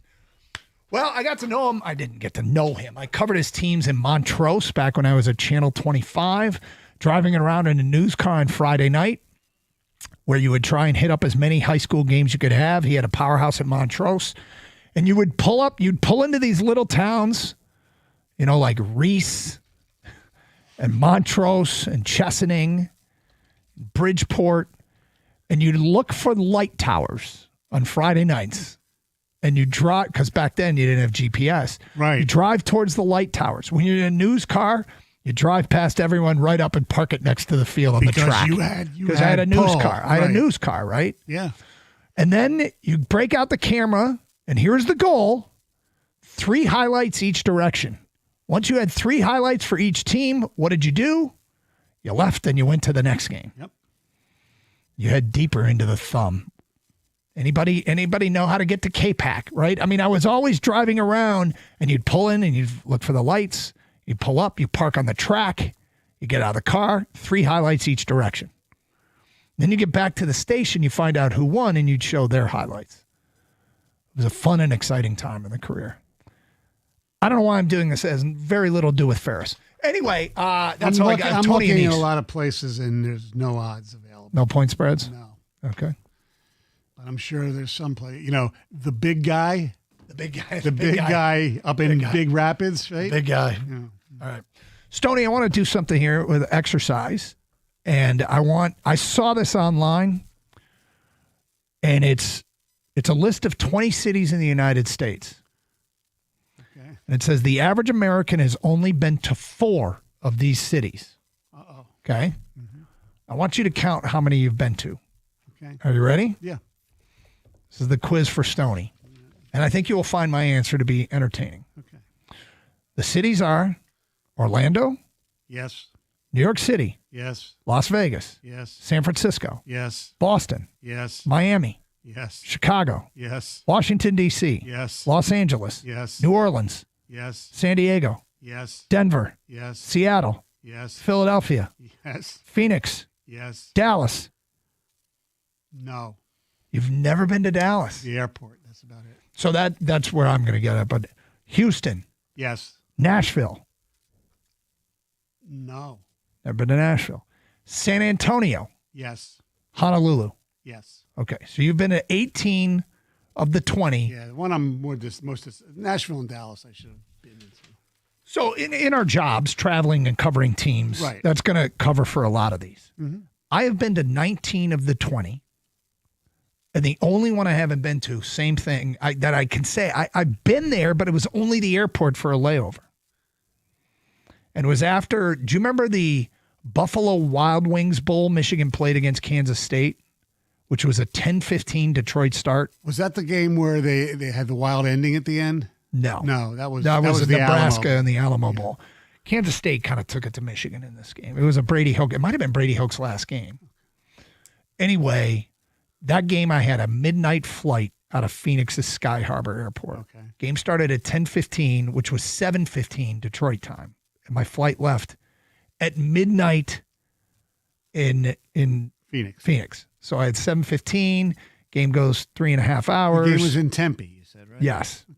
It was pretty close to the airport. The airport might actually be in Tempe, but Right. because when you land in Phoenix, you basically, depending which direction you land from, you can literally fly like But you right were over in Tempe Sun for a day or two, right? Yeah. Well, that counts as Phoenix. No. and I'm some- not done. I'm not done with the okay, story. okay. Yeah. So I was there for that game Okay. and had to catch my direct flight back at midnight. I walked up to the gate as the plane was backing up. And the gate agent said, we can get you there with a flight that leaves. You're going to fly through another city. And this is the only city on this list I haven't been to other than the airport where I landed at 5 a.m. and caught a 7 a.m. flight to Detroit. And that city is Philadelphia. Wow. Your city. I have never been to Philly with the Doug. exception of the airport. Am I missing out? Yes. And I'm not trying to be biased. Philly is a great city. Is it? Yes. There's tons to do. Just the historical stuff itself. And then the sports stuff, you would love going to the Penn relays at Franklin Field or seeing an Ivy League football, which you can't because, you broadcast Michigan football. But, I mean, the Palestra, which to me is one of the greatest indoor What is it? The basketball. Big Four? Big Five. Big Five? Yeah. Which are what? Temple? Temple, Penn State, Joe, Villanova, and LaSalle, who Michigan plays on Sunday. Yeah. And Drexel's, they kind of thinking about making it a Big Six, but it's not what it was since Villanova won a national championship in '85. Yeah. They kind of big-timed everybody. Did they? Every game used to pretty much be played at the Palestra. Which is It was basically great. an old school barn. Yeah, it's like an eighth. It's like where- Jennison Fieldhouse or Yost Ice Arena. It's on the campus of the University of Pennsylvania. And Okay. It's great. Is it? Yeah. I know Michigan's played there in the past. Yeah, Juwan Howard had to give Phil Martelli a game there. Remember Did that? he? Okay. Anyway, Philly's the only one I haven't been to on this list. In saying that the airport and the layover doesn't necessarily count. You at least have a chicken cheese steak if you want? Yeah. Okay. Yeah, I've had them before, and they're pretty good. Okay. I haven't been to Philly to have one, but because it's the roll that makes it. It was funny because I saw this list and I realized that the only one that I haven't really been into the city is Philly. And the only reason I was there is because I missed my flight coming back from that very memorable Kansas State. I could see you, Michigan running on the Schuylkill by the Schuylkill River where they have the regattas and things like that, and then there's the Art Museum steps. You could do your little Rocky thing, and yeah, sure, you'd have a great time. Do Philly people get sick of people running up the library steps? Probably not, because it's a touristy thing. So we like tourism. You should do, once some. I know you don't want to give up a weekend or whatever up north, but the Jersey Shore for a week, Philly and the Jersey Shore, you'd like that. Would I? Yeah. Well, maybe someday, Stoney. Maybe someday. I finally finished a movie. Like, things are changing in my life. So, what was the last movie you saw? In a theater, or no? Just I saw on Netflix. Finished. I watched The Island. Okay, don't know. I'm not familiar with that one. I was really intrigued at the beginning, and then it just turned into stupid, ridiculous violence, and it petered out, and then it ended. So, disappointed in the end. With that said, been to all the cities but yours. Let's talk some Lions straight ahead. We'll check in with the Birch Kid at 1:30. We got picks coming up at 1:24. It is Carson Anderson with Stoney in for Anderson here on 97.1. FanDuel Friday is turning it up with NBA Happy Hour every Friday from 6 to 7:30 p.m. Eastern. FanDuel is dropping limited time specials to get you in the zone. I almost only play specials, boost, bonuses, surprises. They're all there on Fridays designed to bring you that Friday energy. Today it was pick a card and your bonus was underneath it. I think I got 25% off an NBA game, but I probably won't use that, but whatever.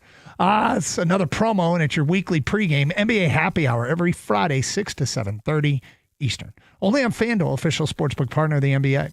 Visit FanDuel.com/Doug to grab your reward before the clock expires. Must be 21 years of age or older and present in Michigan. The opt-in is required. Don't forget to do that. Rewards are non-withdrawable. Restrictions apply, including bonus and token expiration, leg requirements, and maximum wager amount. See terms at sportsbook.fanduel.com. Gambling problem? Call 1-800-GAMBLER.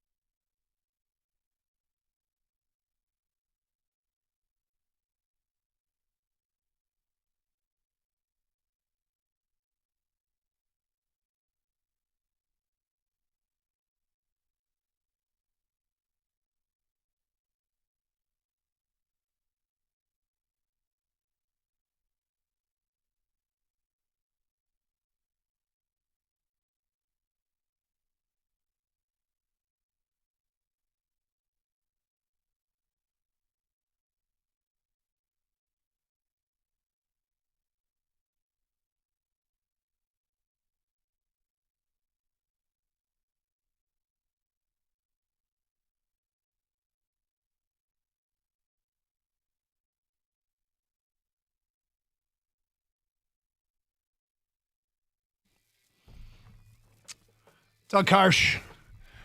Gators out, Stoney is in, although not in studio because Stoney wanders. It is Karsch and Anderson here on 97.1. Lions and Steelers. Steelers coming off a good win.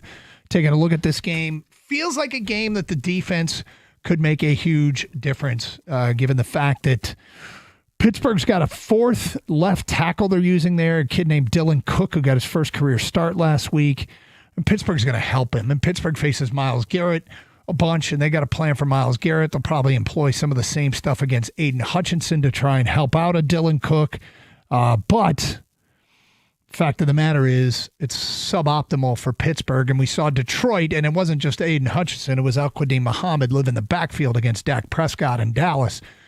They had success. Dallas did, but Detroit was able to make enough plays defensively. They don't need to make a ton. They just need to make a few here and there on third down, on fourth down, come up with a interception, a fumble recovery, and whatnot. Defensively, Stoney, I think you gang up on DK Metcalf. You take your chances that Thielen and MVS aren't going to hurt you, and then you worry about the short stuff to Gainwell and Freiermuth and Washington, the tight ends, but it doesn't feel like anywhere compared to the diverse passing attacks they've faced the last 2 weeks.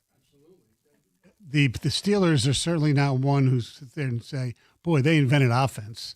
No. They never have. They just play the same solid type of – they're like a college football program that really doesn't deviate that much. In the meantime, it feels like this week there has been some calling out of Aleem McNeil. Mm-hmm. And this is Kelvin Shepard yesterday talking about their defensive tackle and whether or not he can do more.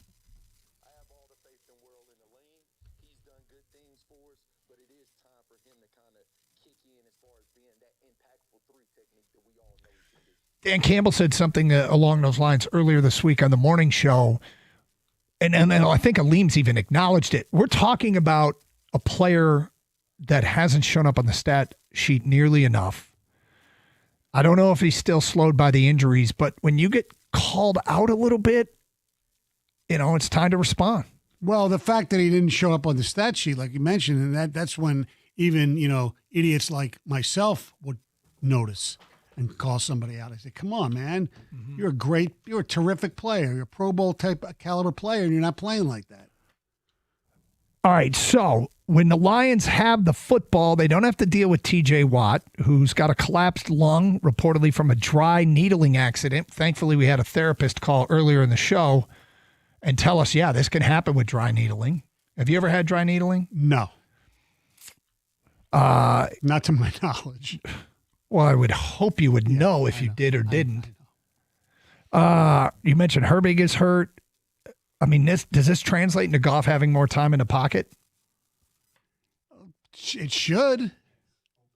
It should. The Detroiter is back, who didn't play Monday night, Derek Harmon. Yeah. He's back. He's going to play. I know that. Okay. But if you give Goff time in the pocket, and this passing attack will take you apart. Yeah. So, that's something to keep in mind. I mean, look, the idea that Pittsburgh might be a little shorthanded protecting the quarterback and they might be a little shorthanded rushing the quarterback bodes very well for the Lions. Yeah. In the meantime, Mahogany trending in the right direction. Full practice yesterday. We'll get an update from the Birchie kid coming up today at 1:30. Glasgow, however, might not play, and that hurts. Absolutely, it hurts because then you're going to have who's going to play center. I mean, it's going to be Rattledge. Is it going to be Cologne? Is it going to be Kingsley? I would guess it would be Cologne, but again, we'll get an update from the Birchie kid coming up in a few minutes. One of the keys to this game, the run game. Pittsburgh's 4.1 yards allowed per rush, one of the best in the NFL, top 5, I believe. Stoney, they've got to try and find a way to run the football down the stretch. It is obviously very helpful. No doubt. No doubt. Because look, when they run the ball, they're successful. When they're not successful. It's so simple. Even though all of his touchdowns are not running, look at Gibbs.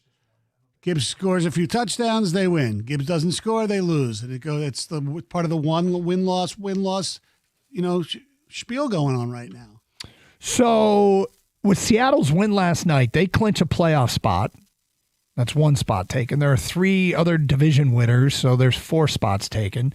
Lions can't catch the Rams, who I guess could still win the division and knock Seattle down to a wild card, but they can't catch the Rams. That's 5 spots taken. And San Francisco has a 2-game lead with 3 to go, and San Francisco holds a tiebreak over the Lions. So that's 6 spots taken. So essentially, check that. That's 5 spots. 5 spots taken. No, 6 spots taken. One of them will be taken by the NFC North, which obviously is one of the division winners I just mentioned. And then there's one more wild card. So there's 2 spots for 3 teams. Those 3 teams are Chicago, Green Bay, and Detroit. Right. So it's a sprint to the finish with all these NFC North teams. Stoney, I'm as a Detroit fan, I hate being at the bottom of the 3 looking up, but I think it's very doable. It doesn't take any major upsets or anything along those lines.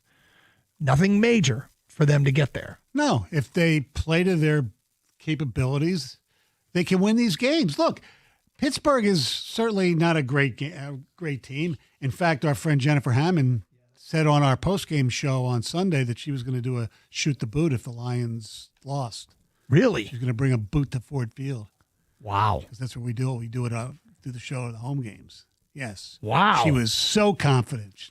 I'm pretty confident. I wouldn't say chesty, but I just did, I guess. But you know what I'm saying. Yeah, I know what you're saying and why you wouldn't say it. I know. The Minnesota game, look, the Vikings are starting to play a little better. JJ's getting a little better, although he played a decent game against them when he beat them here at Ford Field. And the Bears, they got some injury problems too, but they are getting some guys back on defense. It's going to be in Chicago. It's going to be cold. I would imagine, depending on what these teams look like going in that game, the Bears might be a slight favorite because they're home, but who knows? Here's feedback coming in. We asked this question on Twitter about how would you describe your feelings towards Detroit playoff chances. Boyd writes in, odds of Detroit getting help they need to make the playoffs if they win out, much more likely than odds of them winning out. Help they need is only one of these results. Green Bay over Chicago, San Francisco over Chicago, Baltimore over Green Bay, Minnesota over Green Bay, or San Francisco losing out. Chicago losing out and Detroit 2-1 is the most likely scenario in which we make it. But that means they have to beat Chicago. From Matthew, stay optimistic. The Lions win out.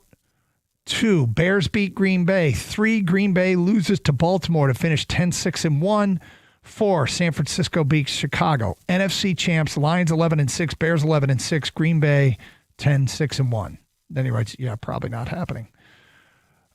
Jeffrey, it's possible but not probable. I believe either Green Bay or Chicago will lose 2 of 3 games, so the door will be open for Detroit for the possible. However, the Lions haven't won back-to-back games in a while and lack an identity, thus to win 3 in a row to get in is not probable. I would argue they haven't played. Well, that's not true. I mean, it's funny because if they win this game, okay, they will play, the win-loss thing. Mm-hmm. They've really only come back with 1 game that didn't look losable. And it's the same team they would play after winning this one. It'll be the Vikings. Yes. Every one of their losses in the win-loss routine, minus the Viking game, was a very losable game. Yes. They beat the Bengals, lost to the Chiefs. They beat the Buccaneers, lost to the Vikings. Beat the Commanders, lost at Philly. Beat the Giants, lost to Green Bay. Beat Cowboys, lost at the Rams. So now beat the Steelers, and they need to make up for that Minnesota loss. You know what's funny? The a thing that Jim Leland always used to say, and it's actually true in football, and I'm finding out with the Lions this season as well, because we always play the schedule game. Right. It's not who you play. It's when you play them. Yep. And he's so right. I would love to play Green Bay now. Yeah. All right, let's pick some games. Stoney, 3 college, 3 pro games. I'm coming off my first and only winless week of the year. We only picked 4 games last week because it was a light schedule. Back to 3 college, 3 pro. I will start tomorrow afternoon the college football playoff, a team that I predicted would go to the national championship game a few months ago.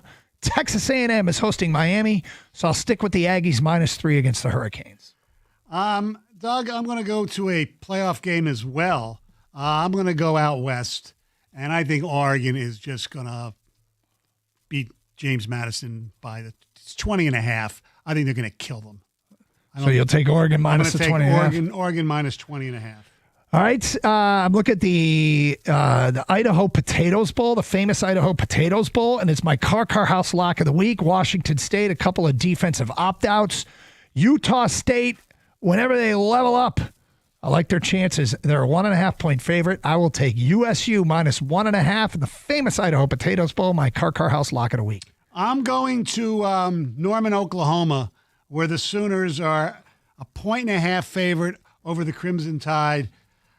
Maybe I'm jaded that I hope Alabama loses, so Kalen DeBoer might go to Michigan.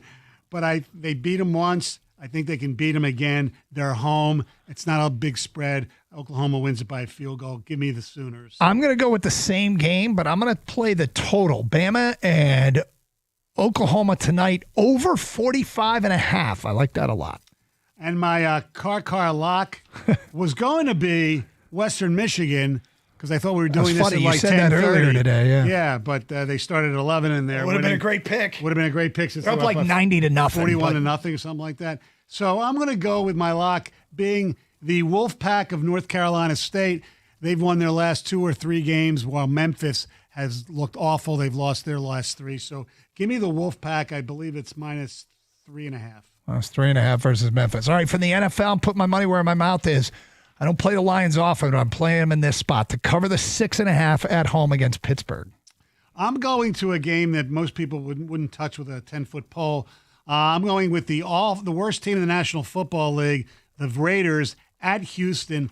The Raiders are just absolutely horrible. Houston has a great defense. I'm going to take the under 38 in this game. Oh, okay. My next game, I'm looking at a team with 5 defensive players questionable and a very motivated Baltimore team Sunday night hosting New England. I'll take Baltimore minus 3 over New England. I'm going to go the Tampa Bay Buccaneer Carolina Panther game.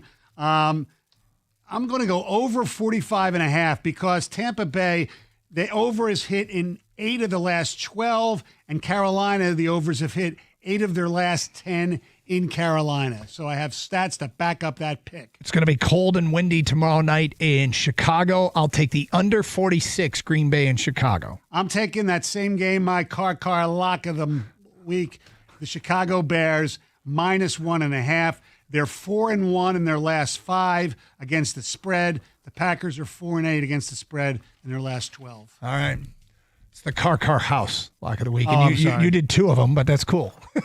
I thought it was 1 in each. No, it's How did okay. I do the last time I did this? I don't know. Right. You went 4-2 the first time. I'll have to go back and look a couple weeks weeks ago. That's the only ago. time I did it. Yeah. All right, Birchie Kid next, 97.1.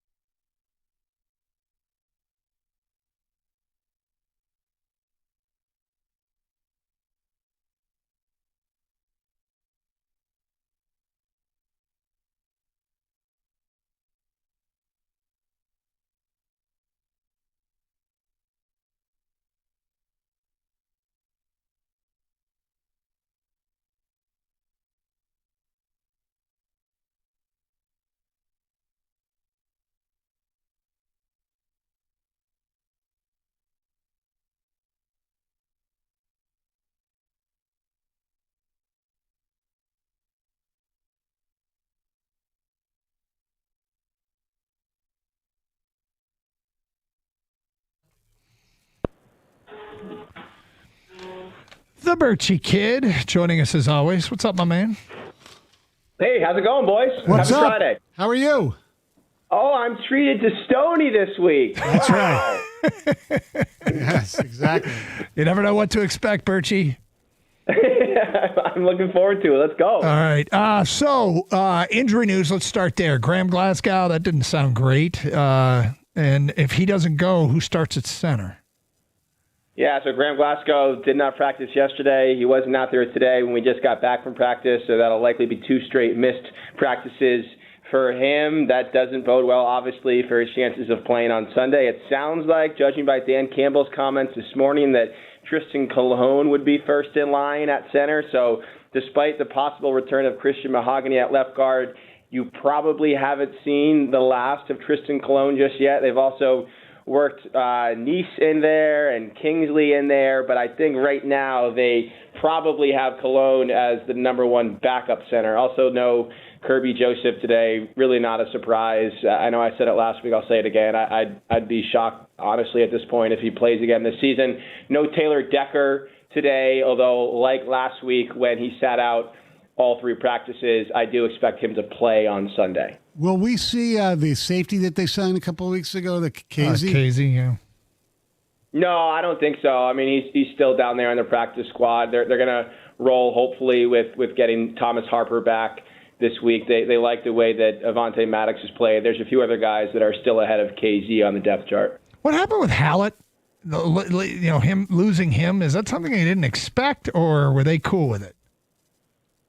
I mean, the Titans put the claim in, and off how it went. It's kind of crazy. I was here Monday afternoon for Dan Campbell's press conference, and before driving into our station to do Lions Review, I ended up holding the door open for the Lions equipment manager, who was walking through the media room with a giant moving box in his arms. And it turns out those were Eric Hallett's pads that were being shipped to Tennessee. So that all happened very quickly. He didn't do himself any favors with the way he played last week. I'll point to one play in particular where he bounced off Blake Corum when he had a free shot at him on 4th and 1 in the second half and could have dropped him for a loss. And instead, Corum worked his way to a first down, one of many lowlights for the Lions defense last week. But, missed tackles like that on this team are a pretty easy way to find yourself somewhere else. Do you get any sense from the players, obviously not from Dan, that there's any concern about them not making the playoffs? I mean, no one's going to say we are concerned about not making. I know, but I didn't mean verbatim. But you can always tell a vibe. No, I mean, obviously, urgency is high. Like they are well aware of the scenario they're facing and the climb that they have to mount. They know that they have to win 3 straight and get some help to get in. I think talking to some players, I hear almost some tones of 2022, the end of 2022, which were hopeful tones, optimistic tones. Like talking with Alex Anzalone this week, he's like, dude, we just got to get in. We got to get in. And I'll say what I think a lot of them are thinking, which is that after the Rams, who did lose last night, who's the best team in the NFC? Is it Seattle with Sam Darnold, who looked very Sam Darnold-like last night? Is it San Fran missing their 2 best defensive players and no number 1 receiver? Is it Green Bay missing Micah Parsons and Devontae Wyatt? Is it Chicago? It's not Tampa. It's not Carolina. Is it Philly, who nearly lost to the Lions at home a month ago? Is it the Lions? It might be. It might be any one of those 6 or 7 teams. And if the Lions can get in, you would assume that they would have gotten in, winning 3 straight games and probably fixing some of the woes that have befallen their defense. And if that's the case, they would enter the playoffs riding a wave of momentum. And then you start to think, well, hey, if the matchups and the seeding fall in their favor, they have as good a chance as maybe any team in that NFC field to potentially make some noise. So obviously the focus now is we got to beat Pittsburgh, but they also know that if they can find a way in, maybe they can do some damage. I think the best team right now is maybe San Francisco, because they might be getting the healthiest. Yeah, they might be, but they're also still missing their two best defensive players, and there's no word that Warner's going to be back or Bosa's going to be back, and their leading receiver is a running back. Like, it's just a way of saying, Stoney, like every single team, even the Rams now, are clearly flawed, and the Lions are among them, which doesn't make them any different than anyone else in the NFC. Well, look, I like this matchup because I think Pittsburgh, where they're shorthanded this week, is actually great for Detroit. They're shorthanded protecting the quarterback with the left tackle, it being their fourth guy there, and they're shorthanded rushing the quarterback with T.J. Watt and maybe Herbig out. Yeah, I think this matchup on Sunday really suits the Lions and potentially sets the stage for them to kind of get back to who they are and rediscover their own identity. They were clearly bullied. They were manhandled last week, and I do want to get into that here in a moment, especially regarding Kelvin Shepherd's comments about the run defense. But this is a much different Steelers team that is vulnerable right now in the trenches, and that presents an opportunity for the Lions to reassert themselves physically and reimpose their dominance. And I really do think they should do that. It was jarring last week watching what I think we consider the strength of this team, the interior of the defensive line, get blown off the ball. That should not be an issue on Sunday. The Steelers could be missing as many as 3 starters on the offensive line, including, as you referenced, the left tackle, but also 2 guys on the interior, a guard and a center. And that unit, even when healthy this year, has produced the second fewest yards before contact on the ground. So they really have not generated any kind of push up front, and the Lions should be able to take advantage of that. And then on the offensive side, this is a game where you should feel pretty good about being able to drop back and pass, but also run the ball down this defense's throat. So I think it sets up well here for the Lions on Sunday. You wrote a really nice column about Aleem McNeil and the struggles he's had and how he's taken it. We expect a different Aleem McNeil this week than we saw last week, where he didn't show up on the stat sheet. Yeah, and you have to, and they better get it, because if they don't, then you start to question again what the ceiling might be for this defense and this team. I mean, that he has to be your best player on the middle, and I think one way of looking at it is, like, while Roy Lopez is a good player and has been even a great player at times this year, he cannot, for this team to reach its ceiling, be the best player among the quartet of himself, Aleem McNeil, Tyreek Williams, and DJ Reader. And I think too often recently, certainly last Sunday, that has been the case. So Aleem has to be better, DJ Reader has to be better, and Tyreek Williams and his opportunities has to be better. But yeah, Aleem said, he acknowledged he has not played up to his standards so far. He felt like, in a lot of games this year, he's been trying to process too many things before the snap, try and diagnose the formations and the alignments, almost like a linebacker sometimes, instead of just playing defensive tackle and beating his block and destroying his block. And he feels like that's kind of slowed him down in some of his rushes. He said in his 2 most productive games, his first one back from injury against Tampa, where he was almost unstoppable, and then Thanksgiving against the Packers, he was just cutting it loose. And in those 2 games, 12 combined quarterback pressures. In his other 6 games this season, just 11. It's in those games where he feels like he's been limiting himself almost mentally. So he said his knee feels fine, no lingering effects there, but he does need to find the version of himself that we saw against Tampa and against Green Bay. Defensively, if you look at the trying to slow down the Steelers' offense, we talked about protecting Aaron Rodgers. I just feel like you gang up on DK Metcalf. You take your chances that Thielen and MVS. MVS has the same amount of receptions the last 2 weeks as Aaron Rodgers himself has.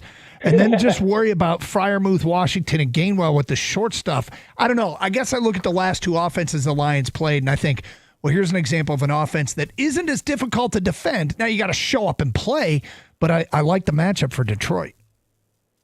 Yeah, I totally agree. I think it's part of what is fueling some belief that the Lions can make a run here. I think they are through the hardest part of their schedule, and they are entering the cushiest part of their schedule. And I know the defense, justifiably so, is receiving a lot of flack right now, but they just ran kind of a gauntlet of offenses, certainly in quarterbacks with Jordan Love and Dak Prescott and Stafford and those passing weapons on the outside. And you size up what's in front of them this week and then next week, and you get the sense that they should be able to bounce back pretty quickly. I think Darnell Washington is kind of a fascinating subplot of this game on Sunday. I mean, he's unlike any tight end that really any of us have ever seen. I was asking Dan about that today, Dan Campbell, and he was like, yeah, I mean, certainly no one these days, maybe back in my day, you would see a 6'7", 285-pound tight end, but no one that is around the league anymore. So, he said maybe we could put Penei Sewell back in pads and have him run a few guys over this week to try and simulate the look we're going to get from Darnell Washington. But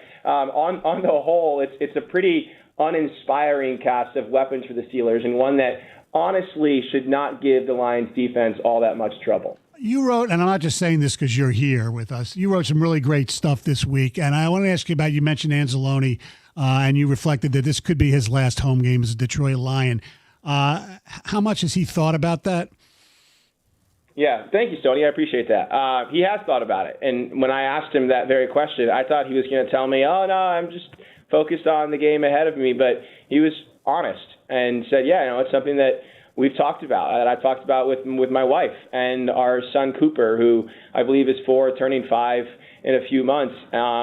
This could be the end of an era for Anzalone here. He considers himself a Detroit Lion, and there's a chance that his 40th home game at Ford Field is indeed his last. And, they're putting such significance into it that Cooper, who usually can't attend those 4:25 kicks because they end too late, will be at the game on Sunday. Mom and Dad are making an exception for him in that regard, and obviously Anzalone's wife, Lindsay, will be there with him, and he's pondered that possibility and also made it clear that he's still hopeful to return. He has expressed that to Brad Holmes. Obviously, they weren't seeing eye to eye on a potential extension back in training camp, but Anzalone remains hopeful that maybe they can work something out this offseason. But if it is indeed his final home game with the Lions, I think it's worth reflecting on his legacy. This is a guy last year who returned 6 weeks, I believe, after breaking his forearm with a metal plate inserted into that arm to play what he called a legacy game against the Vikings in the season finale, and ended up playing every snap but one that day, led the team in tackles, shut down T.J. Hawkinson, and helped the Lions win that NFC North clinching game over Minnesota. And when I asked him that night what he wanted his legacy to be, because he had brought it up, he said he wasn't quite sure yet. And I asked him that again on Wednesday. What do you want your legacy to be here with the Lions? And he said, my dad always told me growing up that make sure you leave a place better than you found it. And I like to think that I've done that here. I've added some stability that they were lacking formerly in the linebackers room. And early on especially, and these are my words, not his, he guided this team through a lot of storms. And look, he's got one more chance to do that, over these final 3 games, try and get this defense right. Bertie, when can we see you on TV next? You can see me on Sunday morning, Lions Game Day Live, and Sunday night, I believe. And I might have to call back in a little bit to talk about Kelvin Shepherd's comments on the run game. Sorry. Those are still stuck in my craw. Yeah, we're short on time. Sorry, man. That's right. I'll call back in 10 minutes. There he is, the Bertie Kid from Allen Park. Joins us every Friday here on 97.1.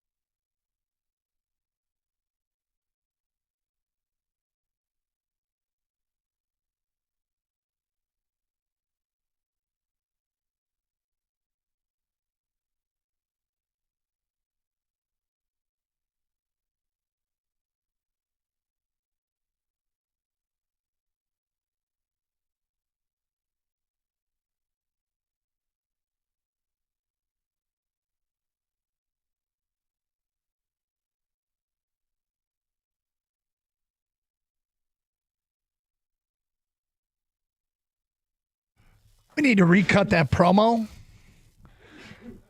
to say the first place Detroit Red Wings play the Washington Capitals. Well, they're still in first place even though they lost the other night? Yeah, so, and then when they're in first place, I think we need to lean into it, enjoy it, bathe in it a little bit because it can be over in a matter of, 12:30 face-off tomorrow. It's just the way that it is in the Atlantic. But you know anybody doing the double dip on Sunday? I do. For as a fan, not even as you gotta help me. What is the double dip? The Red Wings are, I believe, hosting the Washington Capitals at 1:00 at LCA, and then the Lions game's at 4:30. So they play Capitals back-to-back, once in Washington and then in Detroit. And you know what I thought at one point? I didn't realize the Capitals were coming back here. Wait, this is a best of two. Yeah. I thought that I didn't know they were coming back here, so I was under the impression that this was the last time we might see Alex Anzalone here and Alex Ovechkin. I thought it was going to be a bye-bye Alex Sunday, but the Capitals do come back here in middle or late January. Yes, they do. Because no announcement from Ovechkin, but there's people think this is going to be it. You were really bored by the Red Wing loss the other night. Yeah. That game was both teams. I mean, obviously Utah won, but they had no jump either for most of the game. Mm-hmm. In the meantime, the double dip, could it be? So tomorrow, the Pistons play the Hornets. Is that right? So if you went downtown, I wonder if anybody would do the triple dip in 24 hours, watch the Pistons, the Red Wings, and the Lions. The quadruple dip. Is it Michigan State? At Oakland. It's at LCA. State, Oakland at LCA at noon. I got to tell you, to some aggressive college student, that's a. Problem is it's expensive. Or you have a couple who's just huge sports fans and maybe they're a Lions season ticket holder. All right, we're going to go to both games, okay, on Saturday. Stay the night downtown. Stay the night downtown. Get up and go see some hockey and football. So my friends and I used to do this like March Madness, noon to midnight, and we'd call it Animal Day. Right. Have a good Animal Day. That's an Animal Day. Oh, yeah. If you did Michigan State, Oakland, Pistons, Hornets, Red Wings, Capitals, and Lions, Steelers, all in just over 24 hours, that is an Animal Day. Yeah. I got to retire and be rich. How do I... Well, retiring and being rich can help with that kind of thing. If you play the lottery, you have a chance at least, but you refuse to even give yourself the chance to dream of being really rich. Well, I do dream of being really rich. I just choose other ways of trying to get there. Like how? Investing wisely. Okay. I'll go with that. Okay. Listen to my guy. Follow his directions. All I got. Hope for the big guy, the big guy, the big guy or the bigger guy. Hope for in-state tuition, which may or may not happen. You never know. But yes, I'm hoping to get there. Just a long way to go. Long way to go. What are the chances that this game ends 41-6? What game are we talking about? The Western Michigan game. Oh. There's a certain someone who'll be joining this. Will be in the studio shortly. Who's got, I believe, under 49.5. Under 49.5 in the Myrtle Beach Bowl. Are we fourth quarter and it's 41-6? Western's on top. Yeah. And it's been close to 49.5 for quite some time. Yes. So if he's able to pull off a cover on this, on under, that would be something else. That happened to my buddy and I a couple of years ago when it was the first game, Georgia versus Oregon. We took the under. It was 50-something, and Georgia just blew them out. Oregon just got a field goal. The whole fourth quarter, we were sweating. It ended up hitting. So there is a chance, but it is the worst stress I think anyone could ever feel as a sports gambler. Well, depending on how much money you put down. Yeah, for me, it was, I was stressing over probably like $4 or whatever. Right. But yeah, I can only imagine how other people would feel. Dude, that's what happens. Now, if you're Western, when does Kennesaw start going for it on fourth down? They're down. I don't know, dude. They missed field goals. They missed extra points. They turned it over a ton. They look awful. I know. And Western looks great. It's good to see the MAC champion flex their muscle a little bit here. Yeah, be at what's it? Central's going to be at Kennesaw State right now. Their coach is thinking, I'd rather play Notre Dame than Western Michigan. rather play Harding. Which is what Tony Annese said about, I'd rather play Notre Dame than play Harding. Yeah. That might be a reference to the weird offense, the triple option veer offense that they play there. So we're under the 10 minutes. Yep.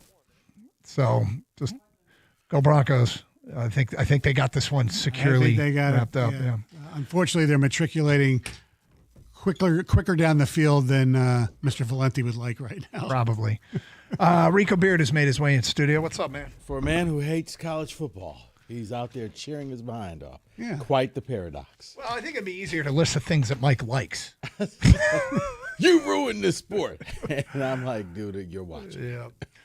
What do you guys got planned coming up next? Well, we'll take a little bit of a turn to talk about last night's overtime game, and then we got TJ Lang joining us. We got a Lions question for him with this game against the Steelers. Okay, it is a huge game for the Lions to try and stay alive. Doug, thanks for Stoney, it's been a great week. me. It has been a great week. We do appreciate you coming in. The Gators back on Monday. Have a great weekend, everybody. Thank you very much for listening. Stay safe and treat each other with respect. 97.1.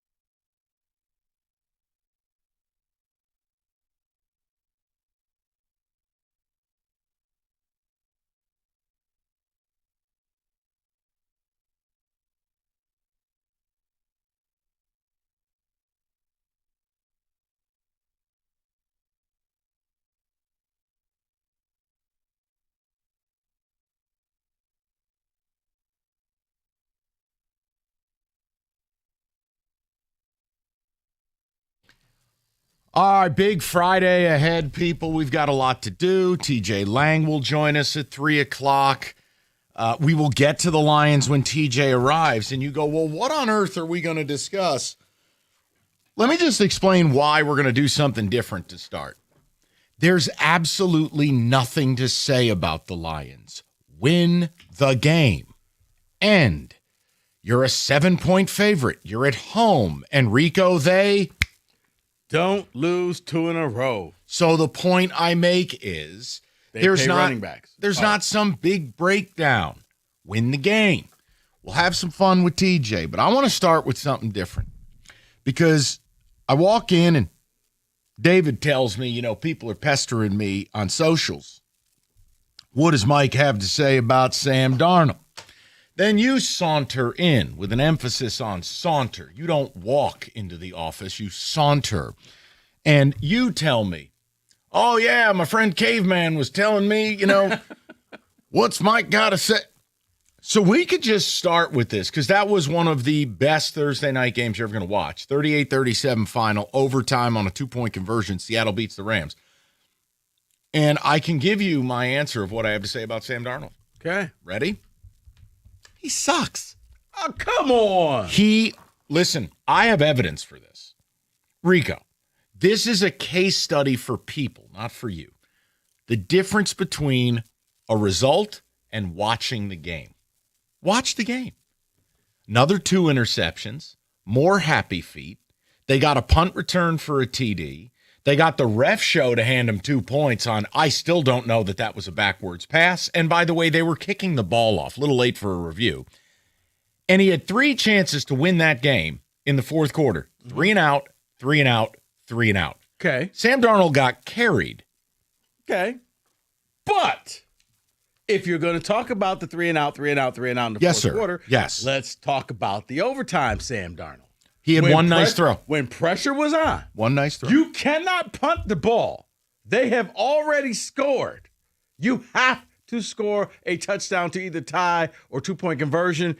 They get the touchdown, and then he throws a 2-point conversion. Perfect pass, perfect play, walk off. Seahawks. It was a 3-yard pass. That's fine. The point I'm making is I'm standing on business. Now, I want to provide something to you. When I tell you Sam Darnold sucks, let me help you with something. Fun stat. Since week 11, would you say in the NFL, throwing into a tight window is the standard expectation for a quarterback? You are not going to have, quote, wide open people. Correct. Do we agree? Correct. All right. So on tight window throws since week 11, Sam Darnold is 2 for 20 for 69 yards, 1 TD, 2 picks. Now, if I include the Rams game, previous, he'd have 6 interceptions. I'm making a point.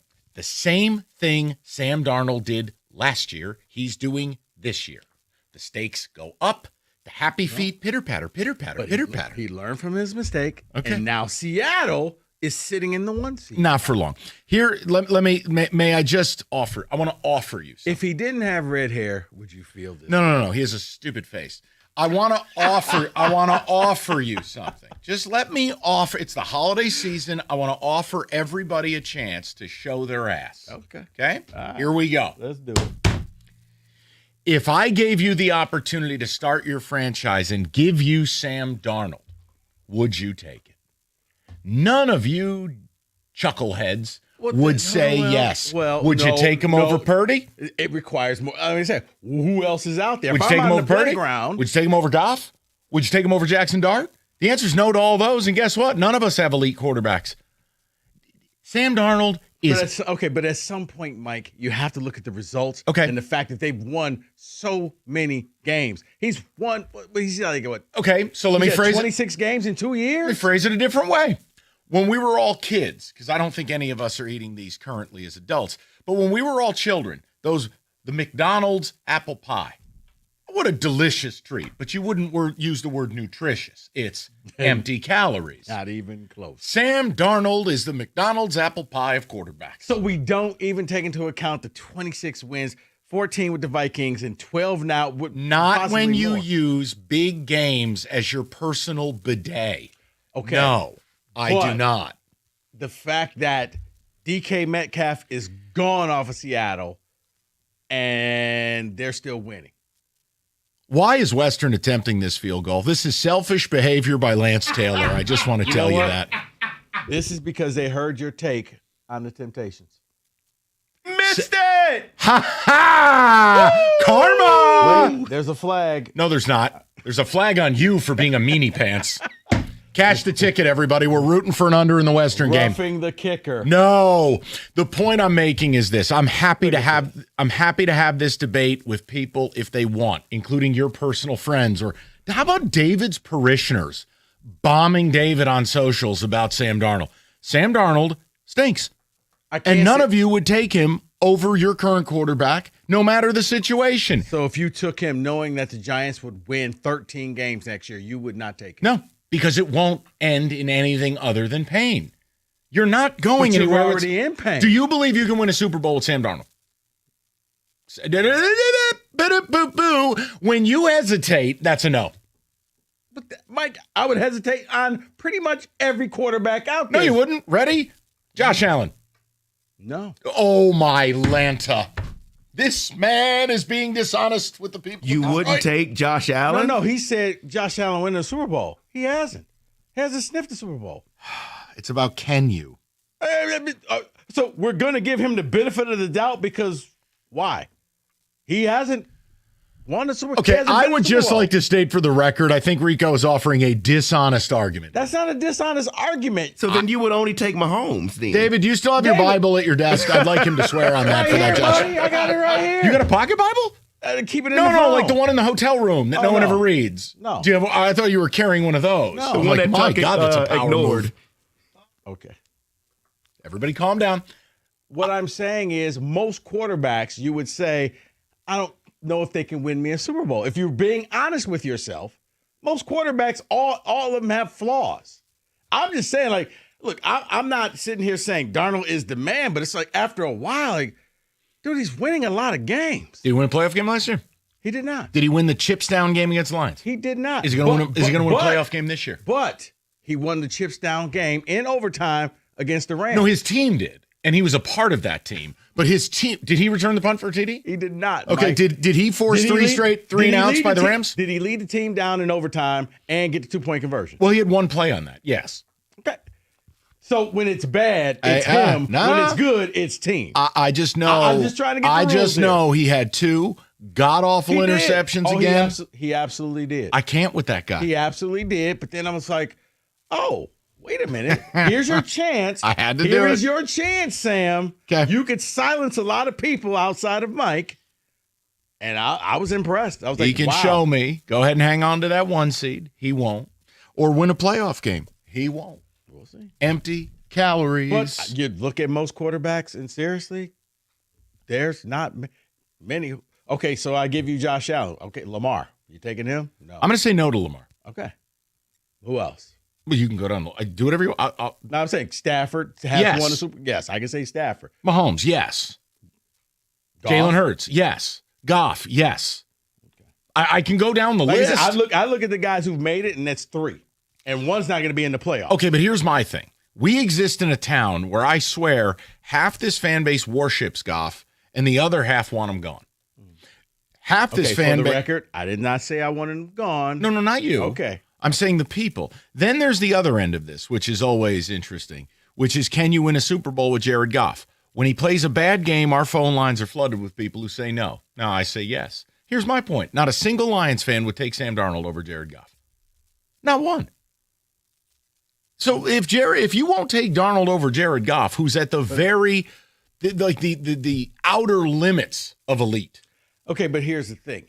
My opinion, I think that if the roles were reversed and it was Darnold who they made the trade for and it was Darnold, you'd all be like, no, I would never take Jared Goff over Darnold because Darnold was the guy.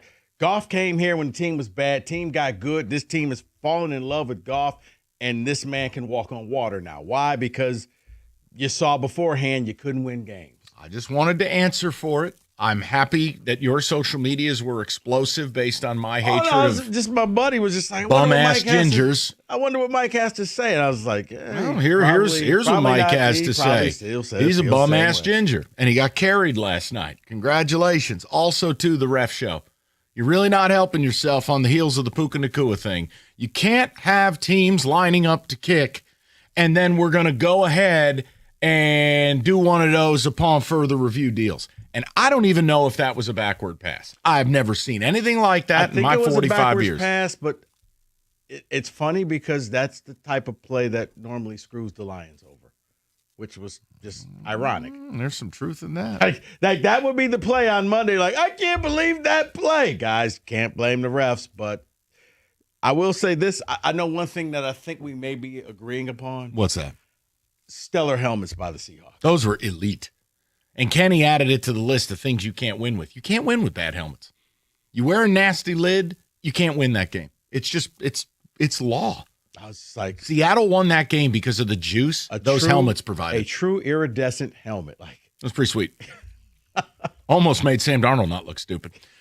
David, we can come back and we can get to some Lions.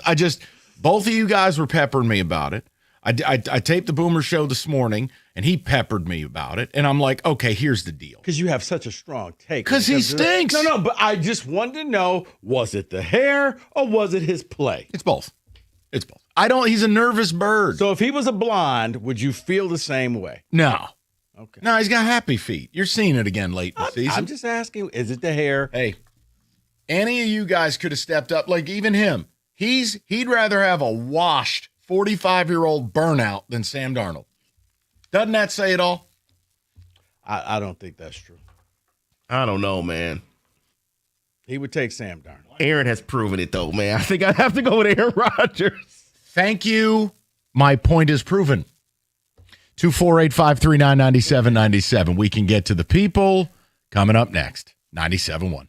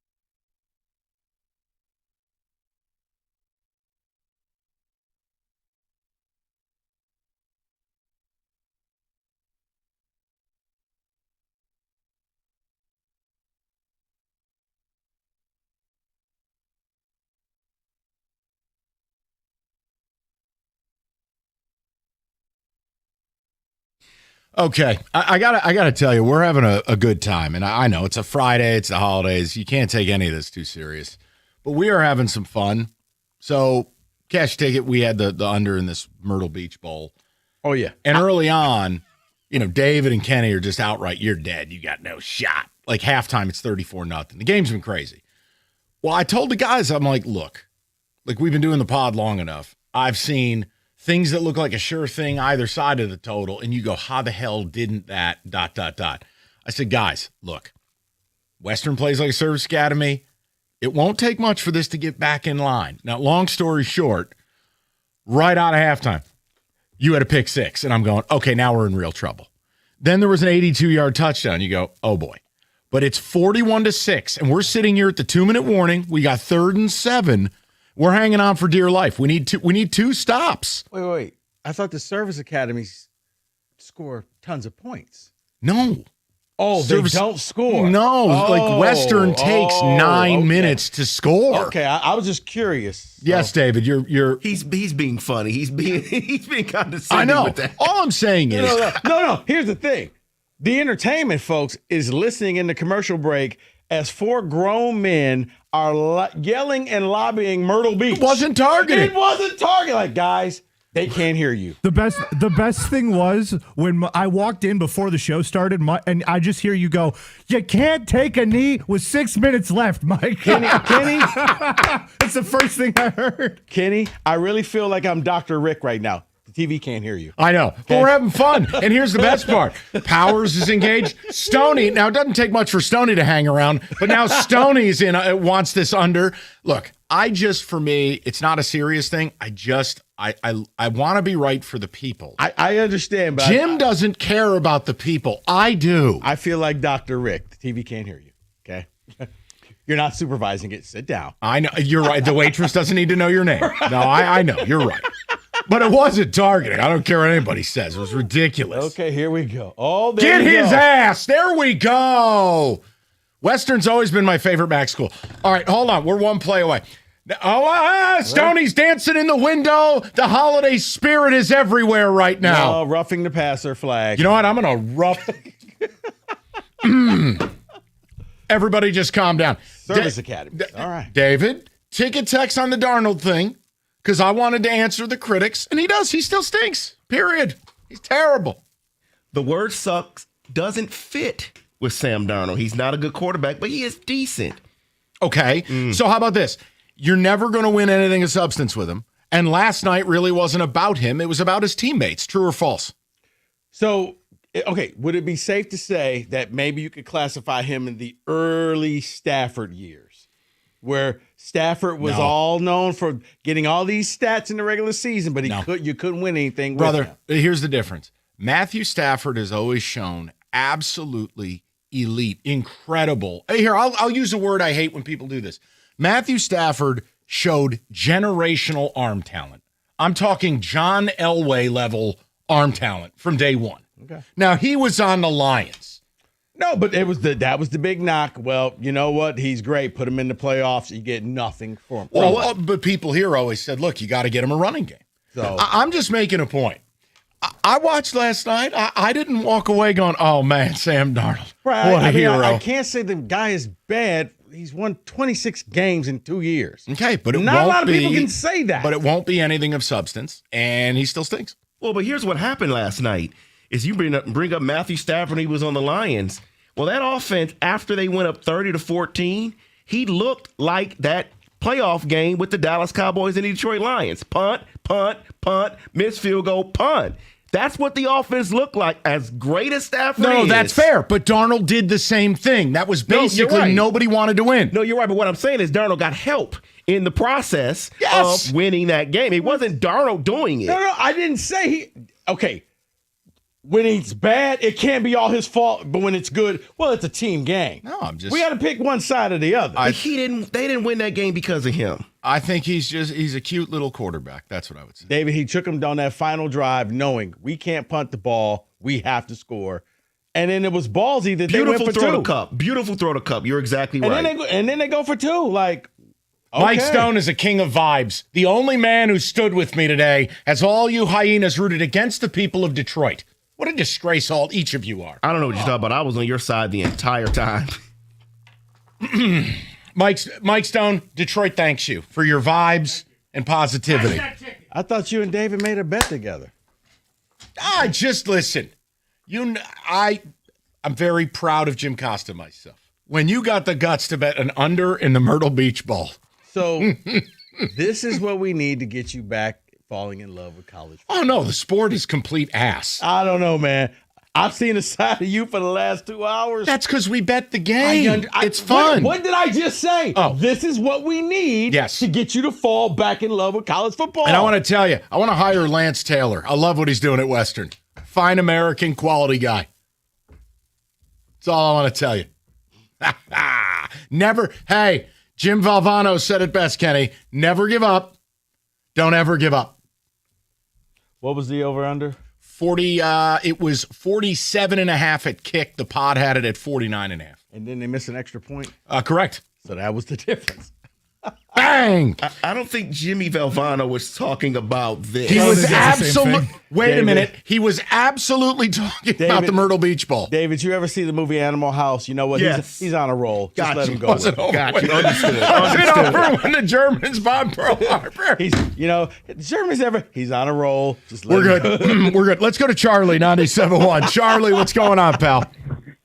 Hey, happy Friday, guys. Merry Christmas. Same to you, Charlie. How you doing? As a guy who has some red hair in his beard, it makes me laugh so hard that you die so hard on the red-haired. I'm sorry, Sam Darnold Charlie. Hill. But no. I want to help you and help everybody because they're picking on you. It's a fun Friday. This is a lot of fun. But Sam Darnold is completely unremarkable. He could be replaced with, if you took the 0 to 10 scale, any 6.5 Darnold could be replaced with.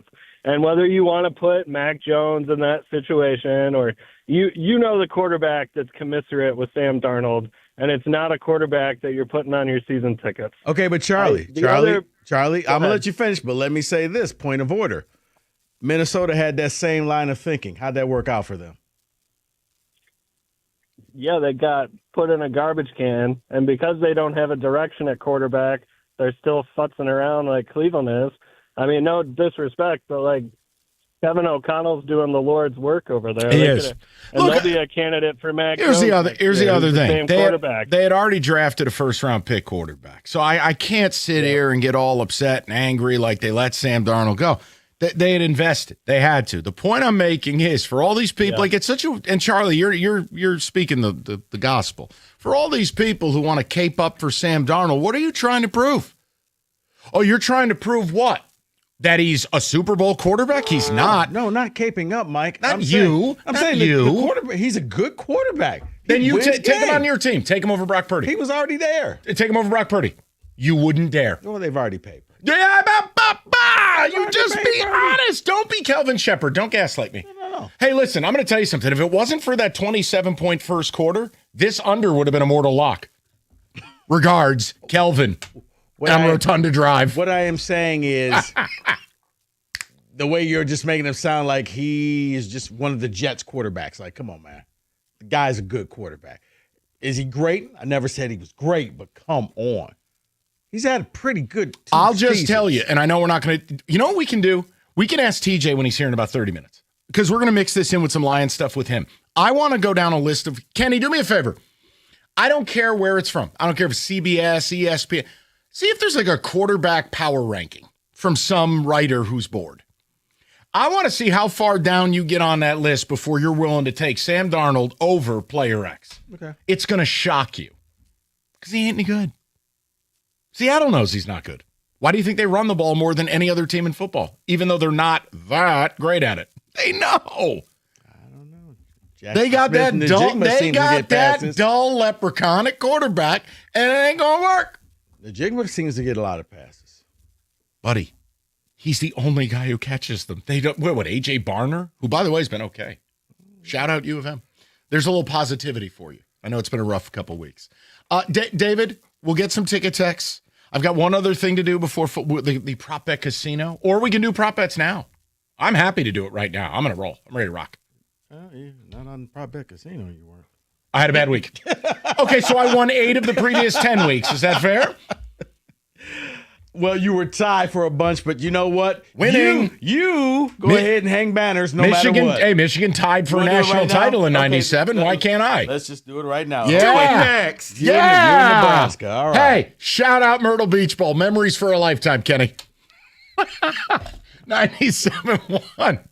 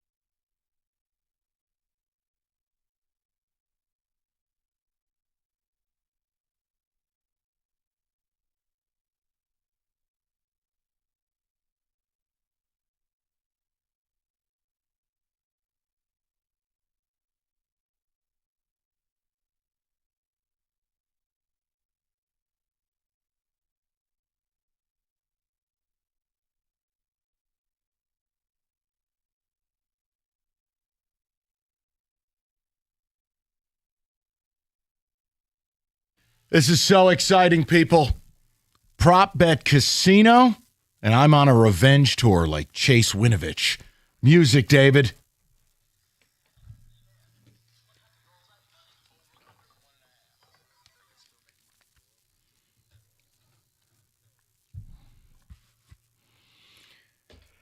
Who won last week? To David. Nice job, David. Congratulations to you and Greater Life Church on Tireman. David, Kenny, and I, we tied for second. All right, I'll take it. I had a bad week. I can't win every week. You know what? You did. You've won enough. You got enough equity in the bank. I can have a bad week. You can have a bad week, sir. Let's get to it. All right. Also, I'm pretty sure the sideline reporter of the bowl game that's on is wearing a toupee. Let's carry on. That's a wig, guaranteed. Carry on. That's his hair, man. Just keep going. All right. He looks like Maury from Goodfellas. Over under for the college football playoff upsets this weekend, 0.5. Can I get 1 point of clarity? Yes. Oklahoma's the 8 seed, Bama's the 9, correct? Correct. I'm going to say 0. There won't be an upset. Is Because this I like Oklahoma tonight. Guilty as charged. Is this favorites by point spread or favorites by seeding? Just win, as Rico says, sing the fight song. Yeah. Okay, I'll say over. Well, then I'm going to go over because I already predicted Miami would win that first round. So All right, yeah. you're pot committed. Yep. By the way, what percentage of players actually know the words to the fight song of the school they're at? I will say like 3%. Well, I was going to say 0, but okay. Great question. That's how stupid this sport is. Because right now, they got it, the little thing where it's like karaoke. I did it my way on the scroller. All right. Before we get to some Lions and NFL football, Kenny, this one's just for you. Michigan State, Oakland at LCA. Over, under. Michigan State is minus 19.5 points. Over, under 19.5 points for Michigan State. Over.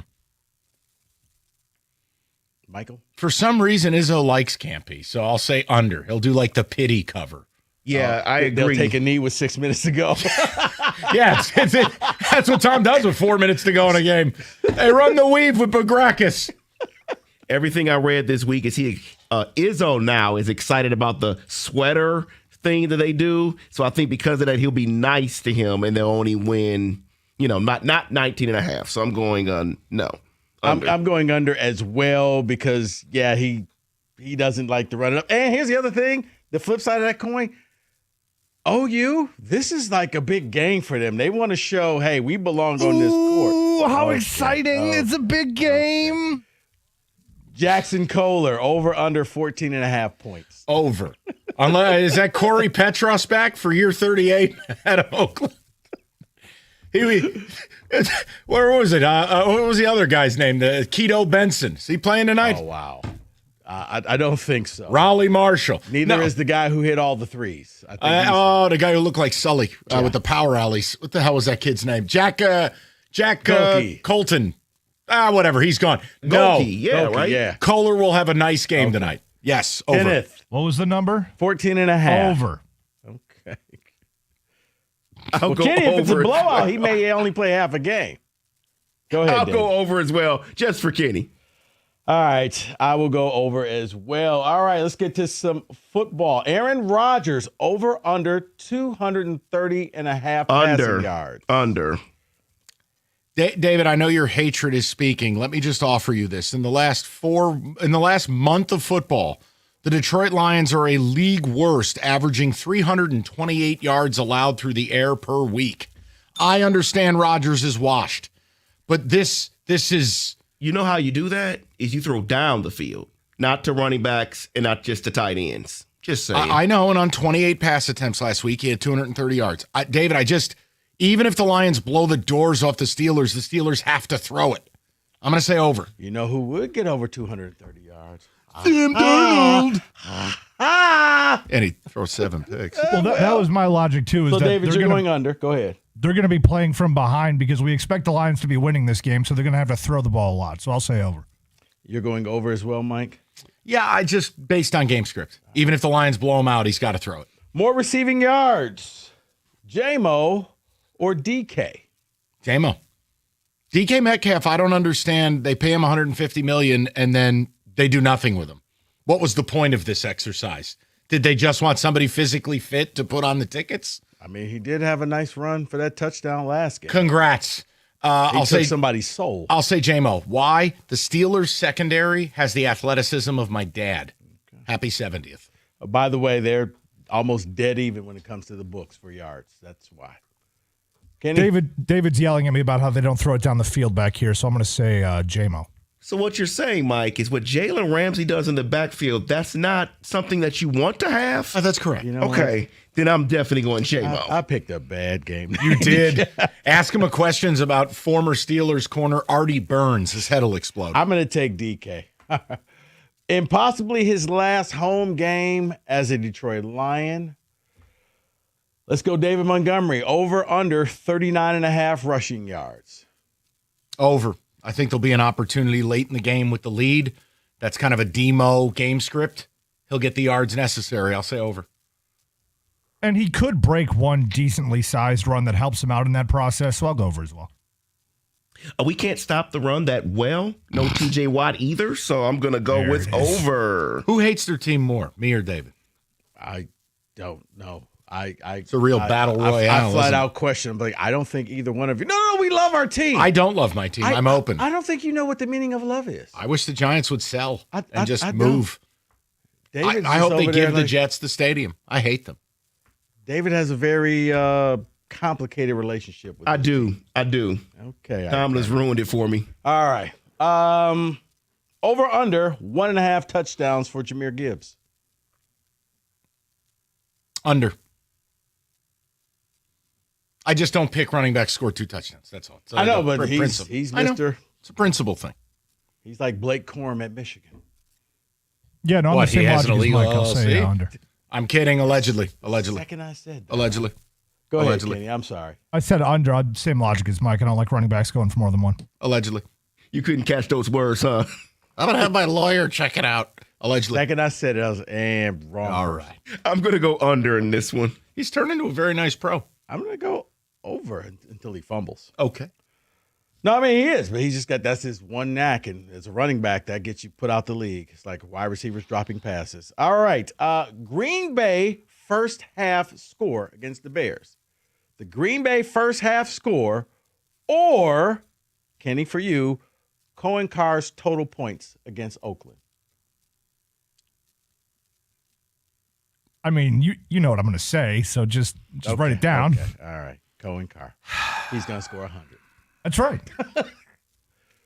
That's a really tough question because I do think you know what? Thank you. I tried. I think the Bears game could be higher scoring than people recognize, and Carr could have a very good game but have 9 points.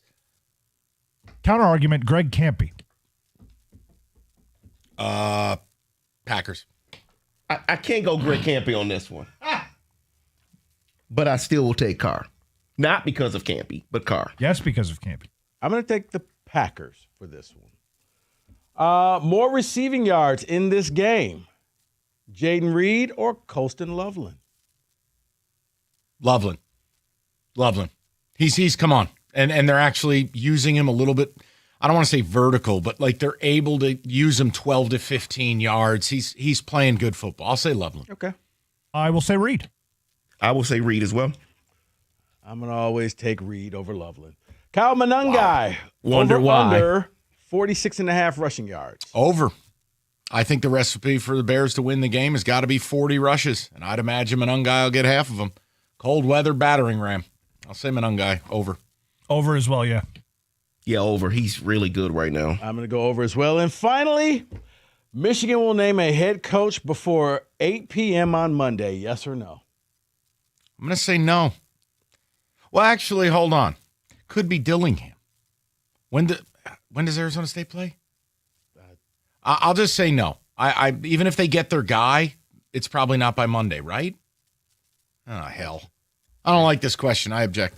I'll say no. That's a no for me, Doug. I'm going to go yes. Who is it? It's going to be Dillingham. I'm going to go yes as well. They play Wednesday, by the way. Wednesday. So he'll leave before the bowl game? You'll have breaking news. There'll be an announcement. He'll still coach it, but there'll be an announcement before Monday at 8. Kenny, I feel like we got trapped right there. That's your prop bet casino. I don't like that. 97-1. Northville Lumber, largest Trex decking outlet in the country in Northville, is Michigan's Trex Superstore. They stock all colors of decking, railing, lighting all the time, have the absolute lowest prices. So whether you're a builder or a do-it-yourselfer, you can count on Northville. They're going to have everything you need when you need it. Now's the time you can plan it and build it and get everything you need at the best prices anywhere. So stop by their brand new showroom, take home some samples, or go to northvillelumber.com. That's northvillelumber.com.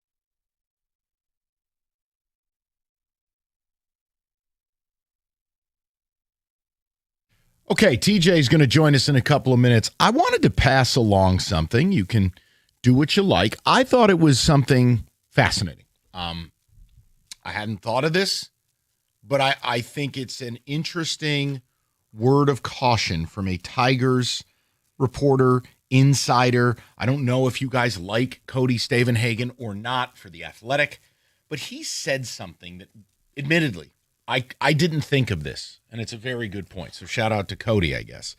I want to read this to you, but basically, he warns that Scott Harris's prospect-obsessed mindset could land Detroit in the same place as this year's Baltimore Orioles, who were shockingly and excruciatingly bad. Why? They didn't go out and spend on pitching. They didn't go out and insulate the lineup. They trusted a lot of their super kids, and whether it's Jackson Holiday or Colby Mayo or any of these other guys, they trusted all the kids. How'd it go?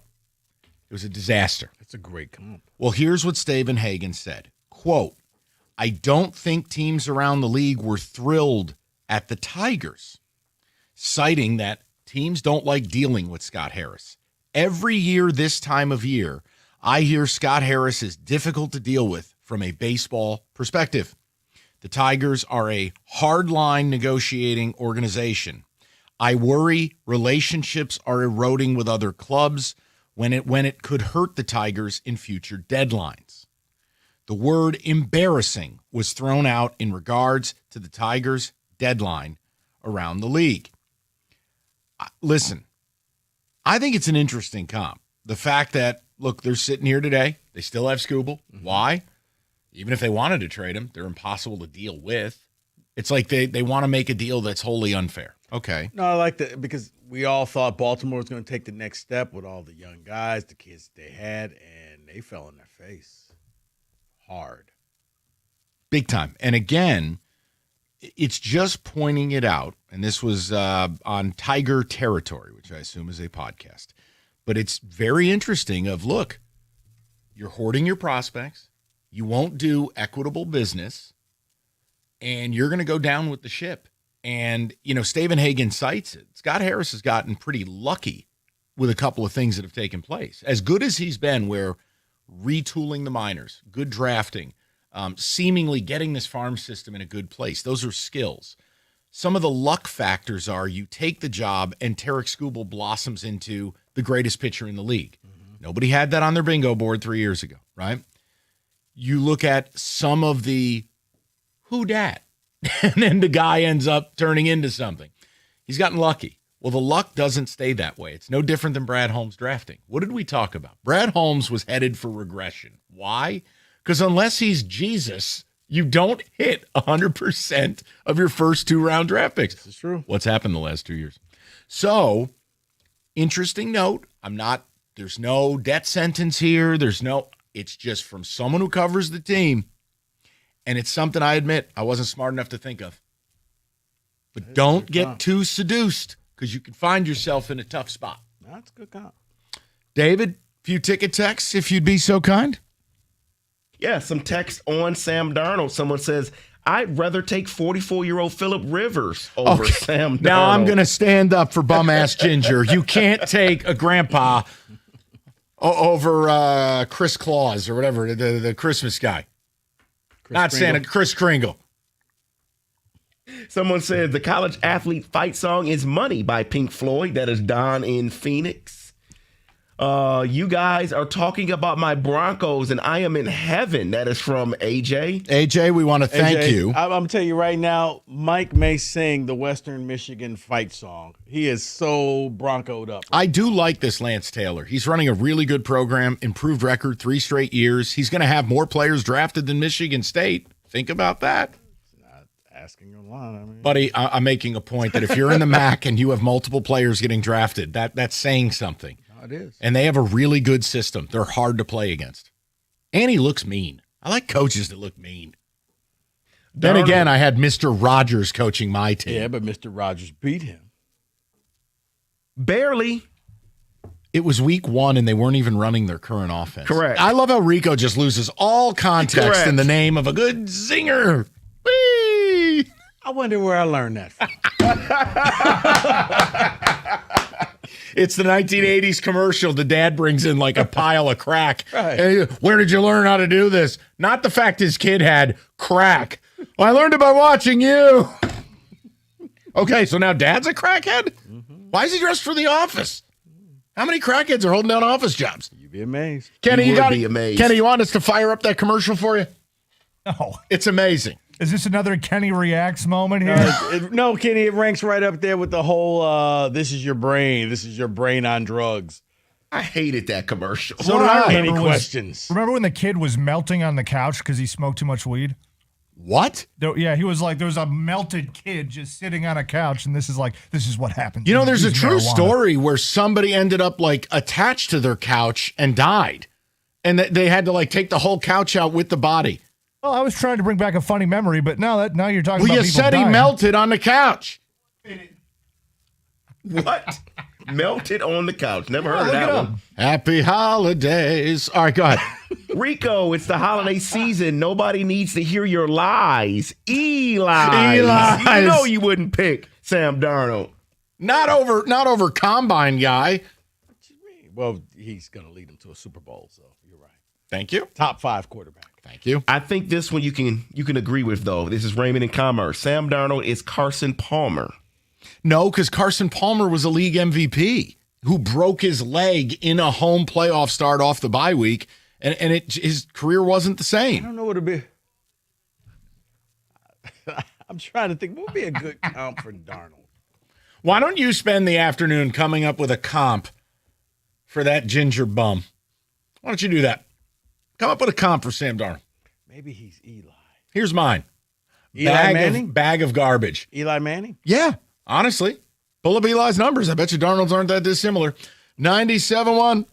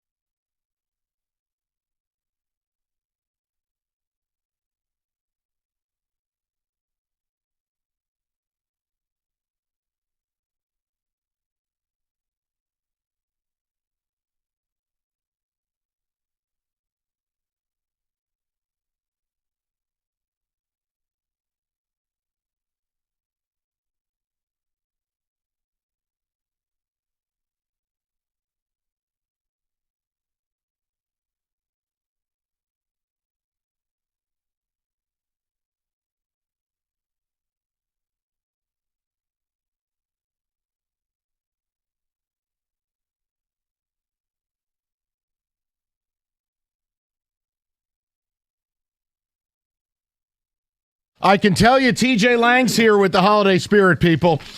He's ready to go, fresh off the golf simulator. I was listening to some Christmas music on the way in.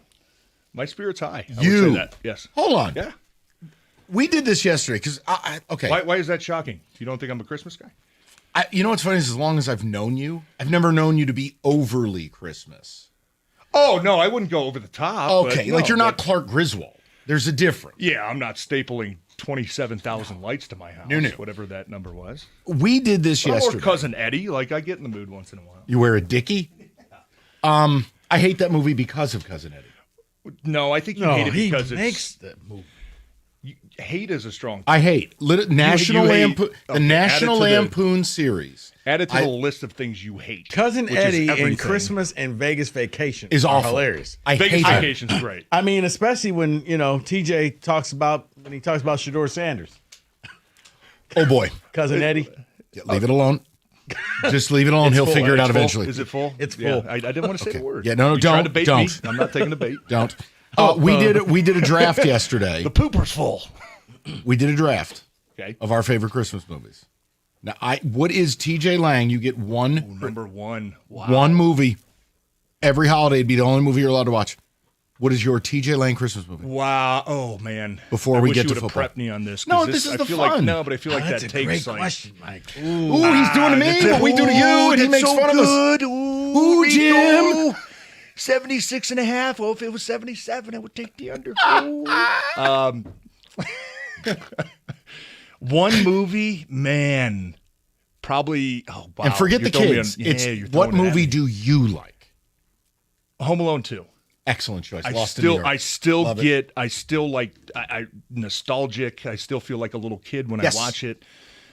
Love Christmas Vacation. Love A Christmas Story. But by about 4:00 Christmas Day, my number one, 3.5 times, over the course of 10 hours. That's my number one movie. I do Christmas Story. Love it. I love it too. But apparently, I need to go back and rewatch Home Alone 2. That's why it's so tough, though, because I could literally, you could put Christmas Vacation, Christmas Story, Home Alone 1, Home Alone 2 back to back, and I feel like I could not get bored for 2 days. I could watch that lineup. All of these were elite draft choices yesterday. Kenny stole Home Alone 2 from me. Is anybody a Wonderful Life fan? No, it's atrocious. My mom is obsessed with A Wonderful Life. Okay, different generation, but she's like, when it's on, I have to. No, we're not watching Home Alone 2. I have to watch this. I watched that movie for the first time a few years ago, and I thought I watched the wrong version. I'm like, okay, so what's so special about it? I watched the version where the guy's life goes down the crapper. He's posted up and he's homeless. He steals his best friend's girl. What just happened here? He jumps off a bridge. Am I watching the right movie? No, that's it. I don't think I've ever watched. Great movie? I've never. If you asked me what the plot was of A Wonderful Life, I could not tell you. Depressing. I've seen bits and pieces over the years, but I've never watched. And I'm not just. Maybe it's a black and white where I just can't kind of get into that. His uncle loses all of his money because he's Mary! out there doing stupid stuff, and it's and then the town miser finds it and knows that he's looking for it. It's yeah, I'm keeping your $20,000. All right, what's your favorite? Mike, you said Christmas Story. Christmas Story, yeah. Rico? It was Christmas Vacation. Christmas Vacation. Okay, yeah, it's solid. Yeah, that's all. So people that say Die Hard is a Christmas movie. I had Die Hard as my. You did it yesterday. How about this guy picking Goodfellas because there's Christmas music in it? Don't put that. I was Evan. Wasn't there one of the Friday movies that was Christmas? Friday After Next, I believe. Friday After Next, Kenny, Christmassy. That's a great movie. Bad Santa, obviously, I took phenomenal. I took Trading Places. Yes, which you've taken many shots over me through the years. Thurman Merman shot. Yeah, listen, don't act like a young don't TJ. Look at me. No. I'm saying it. That's when you got your Screen Guild card. It wasn't Pitch Perfect. It was young TJ. Oh, a fat little blonde kid with curly hair. Looks like TJ. Yeah, who went on to play in the NFL. Oh my God, what a blast! Now listen, can we please focus? I don't have. You're not a Die Hard fan. You took me off. You're not a Die Hard fan. I like Die Hard with a Vengeance. That would be my number one in the Die Hard series. But they're not Christmas movies. Well, the second one has to be because it literally is Christmas at the airport. I know. That's not like a Christmas tradition though. Hey, we got to gather around the TV and watch Die Hard. We want to play a game with you. Get in the mood. We want to play a game with you, and it's not your critical questions. We have those for later. Oh, okay. But we want to play a game. Separate. You need to settle a debate for us. We're doing a new segment this week. We're doing a new segment. Okay. It's called Darnold or Death. By. Presented by my hatred of bum-ass gingers who get carried by their teams. We wanted to know this. Because Rico and David, their socials were all like, what's Mike got to say about Darnold? I'm like, he stinks. I watched the game. He got carried by his team. The point is, I want to know. I'm going to have Kenny read you a list of quarterbacks. Okay. I want to know how far down the list we get before TJ Lang would say, I'd take Darnold over this guy. Oh, it could be fun. It's illuminating. Yeah. So, be fun. Kenny, start right at the top, and we're going to have our former Pro Bowler. Can you skip the first 10? No. But see, that says a lot, doesn't it? Doesn't it? Some obvious ones. No. It's important for context. Kenny Cott, the floor is yours. So I'm going to start. This is a CBS power rank of quarterbacks. So it's a power rank right here, right now. This is not who's your favorite quarterback. So I'm going to start at the top. If we get there, I will skip Sam Darnold's name. Yes, whoa, indeed. Number 1, Matthew Stafford. Stafford. Okay. Number 2, Drake May. May. Excellent. Josh Allen. Allen. Okay. Why was he third, by the way? Don't look at me. Jordan Love. Jordan Love. Dak Prescott. Oh, we're getting a little frisky. No. Dak's excellent. Really? Yeah, he's come on. I feel like they're the same player where they put up stats and do all this good stuff, but they never win anything meaningful. Oh, if you want Darnold over Dak, that's your man. world. You're crazy. And you wanted to skip the first 10. I'll slightly take Dak. That's all. Slight or not, Dak. Jared Goff. Yeah, I'd take Goff. Justin Herbert. No brainer. Yeah. CJ Stroud. No brainer. Yeah, I'm taking. I wouldn't say no brainer, but I would take Stroud. Lamar. Yeah, Lamar. So he doesn't get his full name. Everyone else does. Wow. Well, David, you know what that's about. What other Lamar quarterbacks could there be? CJ Stroud got his. All right, I'll stick with that theme. Caleb. So Lamar, single name. That was fantastic. No, we're going to stick with that theme. Lamar who? Would you take Lamar over Donald? Would you take Lamar over Donald? Yes. Okay. All day. Oh, that We're must losing mean the something. game here. I'm sorry. Go ahead. Keep going. Darnold or Death? Caleb. Oh, Caleb. Yeah, but this is like recency bias. The way that Caleb's playing right now, would I want him or Sam Darnold in a big game tomorrow? I'd probably take Caleb. Yeah. Aaron Rodgers. Old balls. Hold on. Rodgers. Can I ask a question? Yeah. Are we doing this who do you want to be your franchise quarterback? If you need You got a big game, you got to win tomorrow. One game, you need this guy. Because that's the whole point. Sam Darnold is empty calories. Because obviously I would take Darnold over Rodgers if it was hey, who do you want for your 5-year next 4 deal? years? No. Right. Yeah. Okay. Playoffs, big game this year. Experience. Ayahuasca. Yes. Chewing on whatever take Darnold. type of bark. So you've stopped at Aaron Rodgers. I think Aaron right now because he is just a smarter decision maker. Okay. He finds a way to take care of the football. This is good. Yeah, Keep I going. would take Aaron. Keep going. Joe Burrow. Come on. Burrow. Thank you. Yeah. Brock Purdy. Purdy. I stand on it. Rat Purdy over Sam Darnold, and it's not close. I think of the decision making. Yes, I would probably take Brock Purdy. He I takes love care Brock of the football. Purdy. Oh, I know you're lying. I feel like that's where the gap was. I feel like Kenny paused and they had Sam Darnold in there somewhere. Keep going. I could be wrong. Because TJ still hasn't selected Darnold. He's selected Death. Yeah, and Keep this going. is kind of a Darnold bash period, but Trevor Lawrence. Elite. Right now, I mean, he's playing. He's elite hair. He's elite hair. He's playing. His last 5 games have been That's right. all pro level. Trevor Lawrence. Football. Baker Mayfield. Baker. I think I'd take Sam Darnold there. Oh, my God. Yeah. You only did that because I love Baker. You were out to hurt me. I know you do. Okay. But Baker, the way they started the season, and Baker is right. a hold feast on. or famine type quarterback. Let's keep going until I think I'll select take Sam Darnold. Here we go. All right, Jalen. Daniel? I see what you did there. I see what Kenny's doing. Milrow? Jalen Milrow? Is he the I'll take Jalen Daniels. I said Jalen. Oh, Jalen. Hurts. Sorry. Yeah. Oh, I'll take Jalen. He's won a Super Bowl. Hurts. Yeah, experience. Jaden, they all look the same. Bo Nix. Bo Nix. Jackson Dart. Dart. Stud. Okay. To win one game. You know what? No. I'm throwing a flag. Yeah, no. I Rico, am throwing get him. Get him, a Rico. flag. Get him. You are not. No. You're not taking a rookie over. No, one game. No. You're taking Jackson Dart. You are not taking. He has Jackson. toughness that gingers cannot have. You are not taking. I call foul. He'll be in the blue tent by the middle of the first quarter. Yeah? Well, he's got sweet eye black. Next. Bryce. Underwood? Young.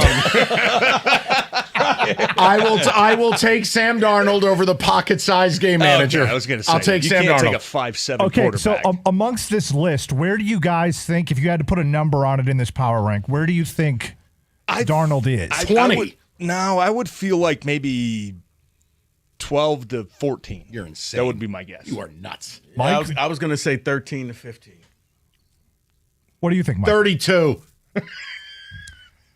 Sam Darnold on the power rank is sandwiched between Jared Goff and Justin Herbert at 7. That is so laughable. Wow. That is You hilarious. have just a high level of hate for this man. You would take Dart. Do you just say the last name for white quarterbacks? You would take Dart. Oh, yeah. Middle name. You got to do all three. Aloysius. Okay. You know what? I'll take Geno Smith. Oh, my God. Okay. You know what? You know Stop. what? Stop. You know what? See, Stop. I will take Marcus Oh, Mariota. That's okay. All right. Sam Darnold is a waste of skin. Absolute bollocks. We're done here. Thank you for playing our I game. felt like that was useless. Mike was going to rip on us. No, one no, way or no. the other. No. Yeah, I could have let you go probably, Kenny, the whole hour and name all the backups, too. I will Mike take, would've I will told me I take was Cam crazy for Ward, taking Hendon that. Hooker. Aiden O'Connell, Zach Wilson down in Miami. No, here we go. No. Zach Wilson taking him. Okay. Nope. So, one game. Yeah. Sam Darnold or 9. Oh, 9. Okay. 9 is functional now. It's a new 9. 9 is 26, by the way. What did Sam Darnold do last night that...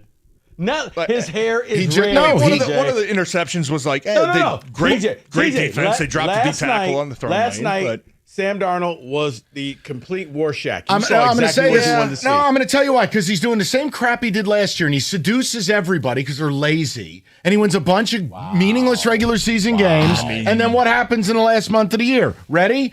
On throws into tight windows, which is how you make your money as a quarterback. Since week 11, 2 for 20. So- Nervous bird feet, Okay. stupid face. So I don't like Sam Darnold. So if they make it to the NFC title game, I will retract all slander, and I will buy you a Sam Darnold jersey. so you're not even his team and the Legion of Boom and stuff. No. If that happens, I'll retract all slander. He won't. He's a bum. Okay. you will never give Sam Darnold credit. Sure, I will. No matter what David he is does. saying No, you we're number one. All right, David, relax. Here we go. You've heard the ads. Lawyers bragging about verdicts. It's like a trophy they can put on the wall. Here's the problem. You're not just a number. You're a person. Call David Femininio. He actually answers. You don't get like his 7th junior associate. It's about winning. It's about covering the medical costs, keeping your family steady. That's what matters. If you're in a car accident, you call David. You don't want some Sam Darnold attorney. You want the real McCoy. You call David at 855-65-CRASH or go to getdavid.com.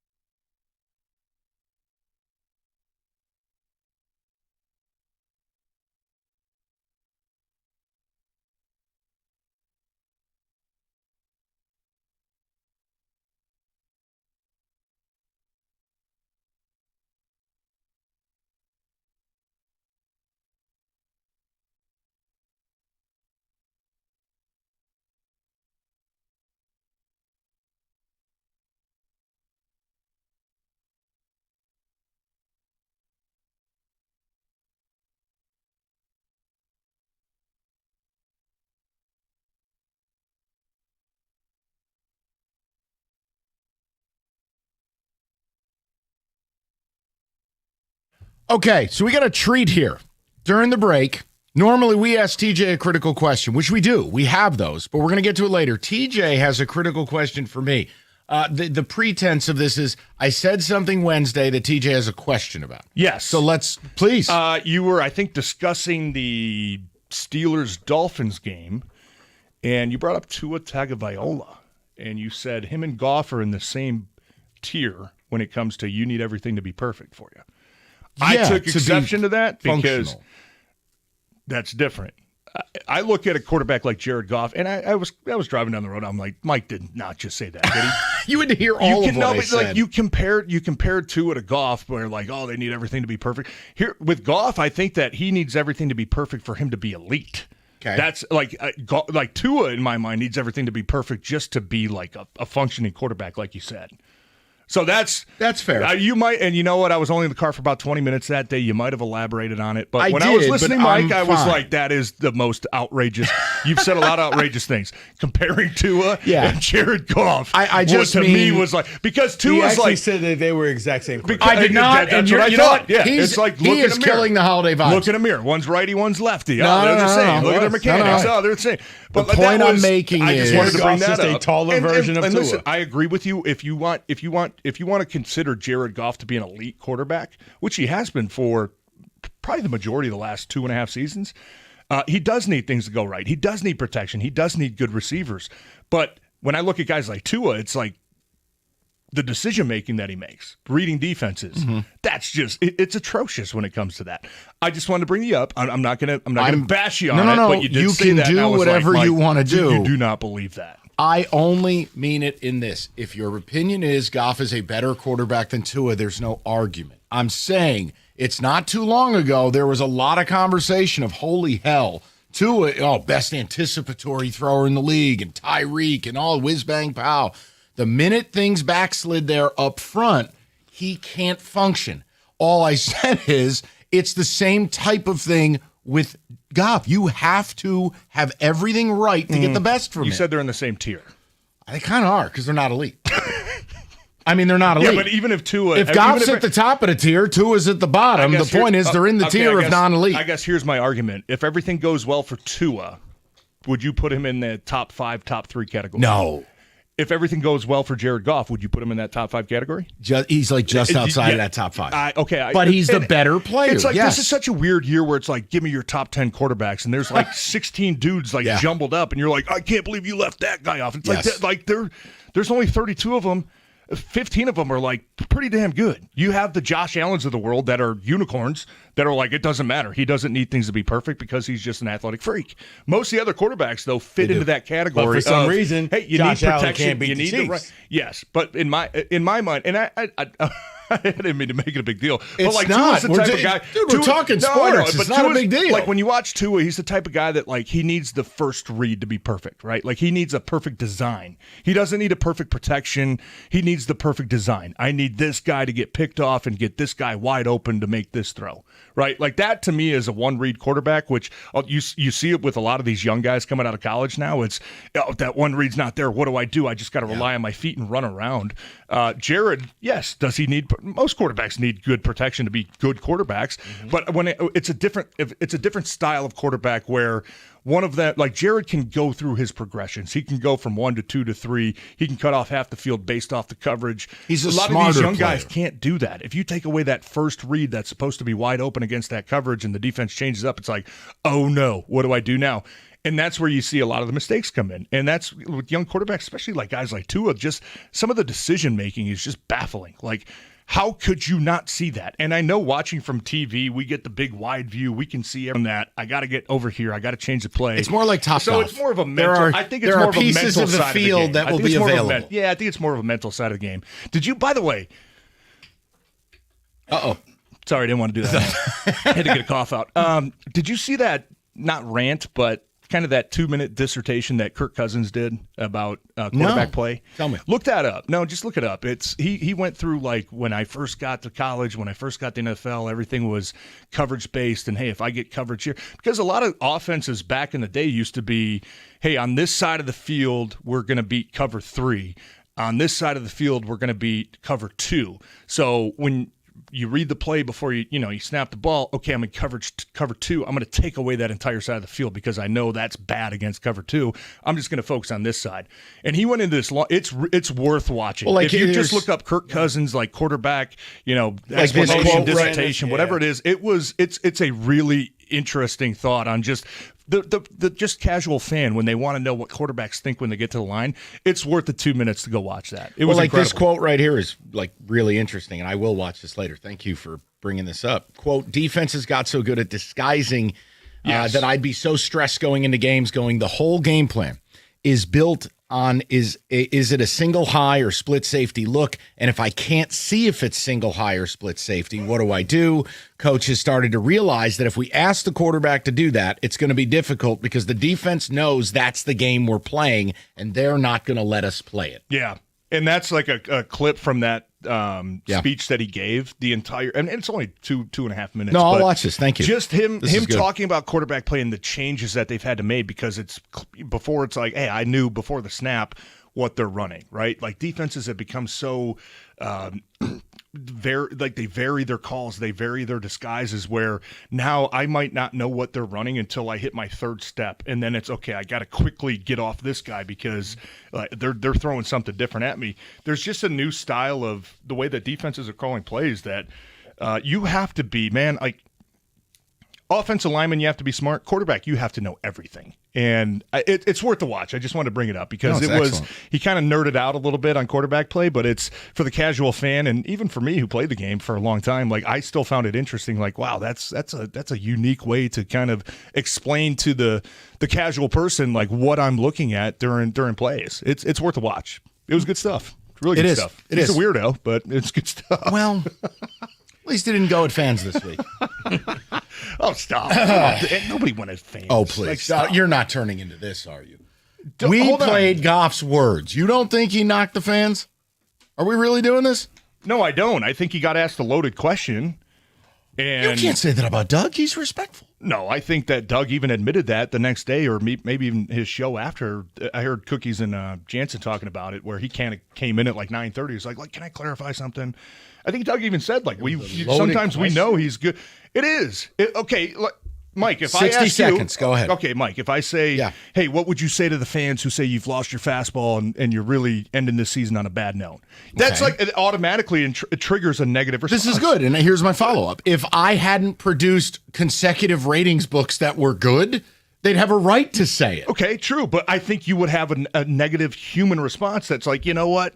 I don't care about. I'm just going to keep doing my thing. But if I asked you a question, Mike, that said, "Hey, what do you say about your fans that are like, hey, man, we got 3 games, but we believe in these guys and we think that's going to trigger a different response, right?" So I think that, and I'm not bashing Doug on this, but I think just the question of what do you say to the fans who don't believe in you guys?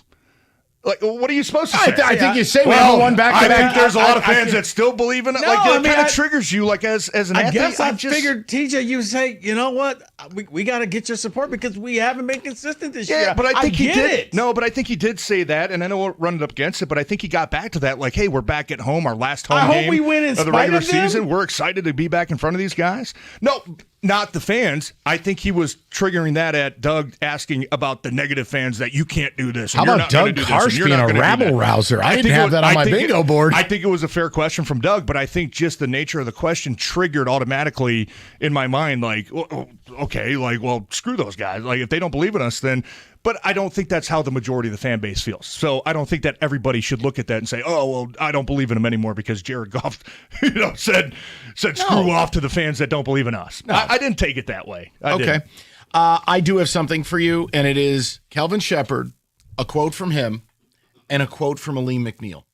And I need a player's perspective because we were trying to figure it out, and I saved this just for your arrival today. We didn't do it yesterday for this purpose. Just something or nothing. And maybe you can let us in on whether we're reading too much into it. Okay. Not loaded. Sure. Not loaded. Here's Rico Beard. Take him to church. All right, let's talk about the Chevy dealer in the area leading the way. It's Hamilton Chevrolet in Warren. I knew you were going to do that. Andrew and the sales staff want to be your Chevy dealer. Get into Hamilton Chevrolet right now for the year-end deals at Hamilton. They're going to find you every discount and rebate possible to save you money, including the December Rico deal, a new 2026 Chevy Silverado Crew Cab 4x4 as low as $199 a month for 24 months. Yes, a hard-working Silverado for under $200. It includes 10,000 miles a year. Just walk in there with $995 down and you'll drive off in the Rico deal. Inventory is best right now, and you know what I always say. The best deals are found at 14 Mile and Mound. Stop in to see my guys at Hamilton Chevrolet for details and visit HamiltonChevy.com. That's HamiltonChevrolet.com. Together, let's drive.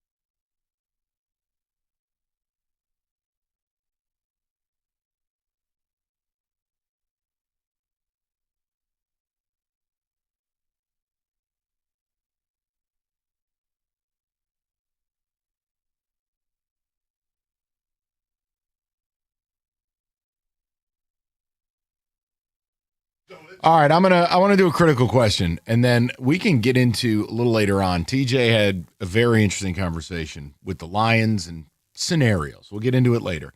I want you to just tell us something or nothing. I don't know what to make of it, and I said, you know what? We're not going to do this yesterday. We're going to wait for TJ. Okay. So I want to give you Kelvin Shepherd on Aleem McNeil, and then Aleem McNeil kind of responding.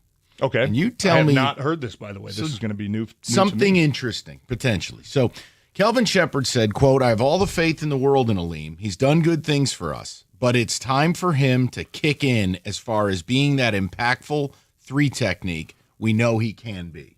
Close quote. Okay. Now, Fair. here's what McNeil said.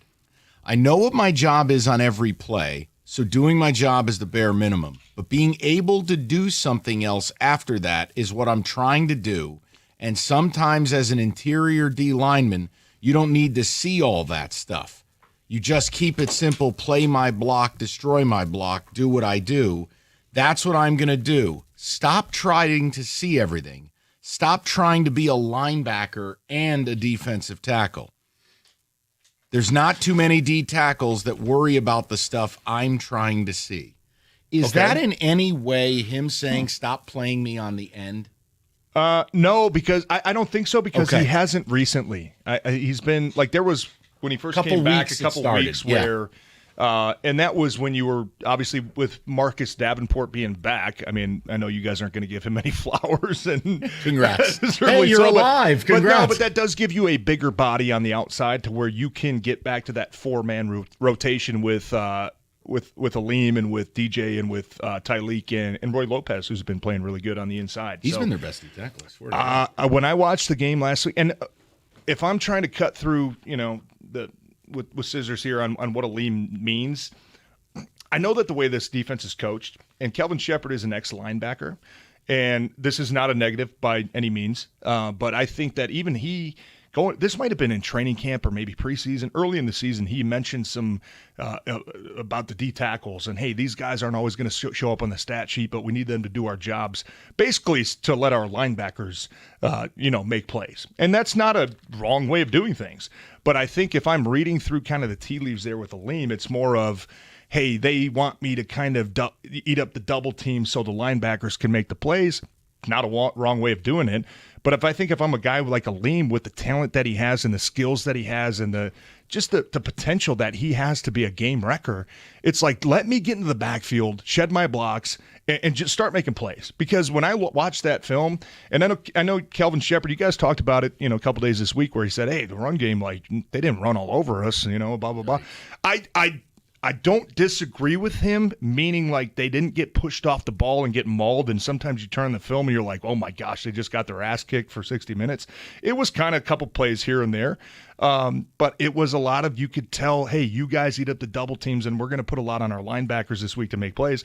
And the big plays that they let happen were because the linebackers weren't making those plays, right? One of the touchdowns, Derek Barnes supposed to be setting the edge. He gets inside, right? Blake Corum, I think it was Blake Corum, one of the late touchdowns, just goes right to the outside. It's like, okay, thank you. Another play, turned into an 8-yard run. Probably should have been a minus 1 yard tackle from Jack Campbell. He had running back measured up right in the line of scrimmage, kind of stopped his feet, got juked a little bit, and let up the edge. So I think if I'm reading into that, I don't think there's any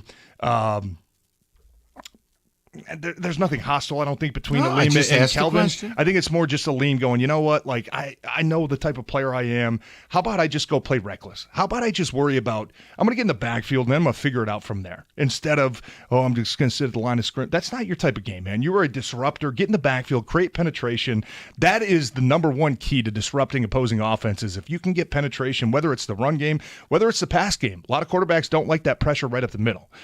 So if I'm Alim, I think that's, if I'm reading this correctly, I think that's Alim's way of saying, I'm just going to get back to just blowing my guy up, getting in the backfield, and then figuring it out from there, which I think is the way that they should use him, because he is capable of being, we all watched the game last night, right? Kobe Turner, man, like he had a couple plays against the Lions last week that were just like disruptive, and this guy can wreck your game. I think Alim is that type of player. I think it's just at the point where just let this guy loose, man. It doesn't matter where we line him up. Let him get in the backfield, let him be disruptive, and everybody else figure it out. David, couple of ticket Is texts. that fair? That's very I know fair. It went a little bit long. No, there was nothing like loaded about it. We had this debate off the air, and I said we're just going to wait for TJ tomorrow, and let's just put it on your placemat and let you do what you want. Yeah, well, I'll put it this way. If I was blocking Alim McNeil as a right guard, I wish he would play like he did last week. Not meaning effort or anything like that, but staying at the line of scrimmage and two-gapping and reading. Not trying to embarrass I get a double team on this guy. Last thing I want to play when I see a guy like Alim McNeil is him lined up wide and just blowing through my outside shoulder.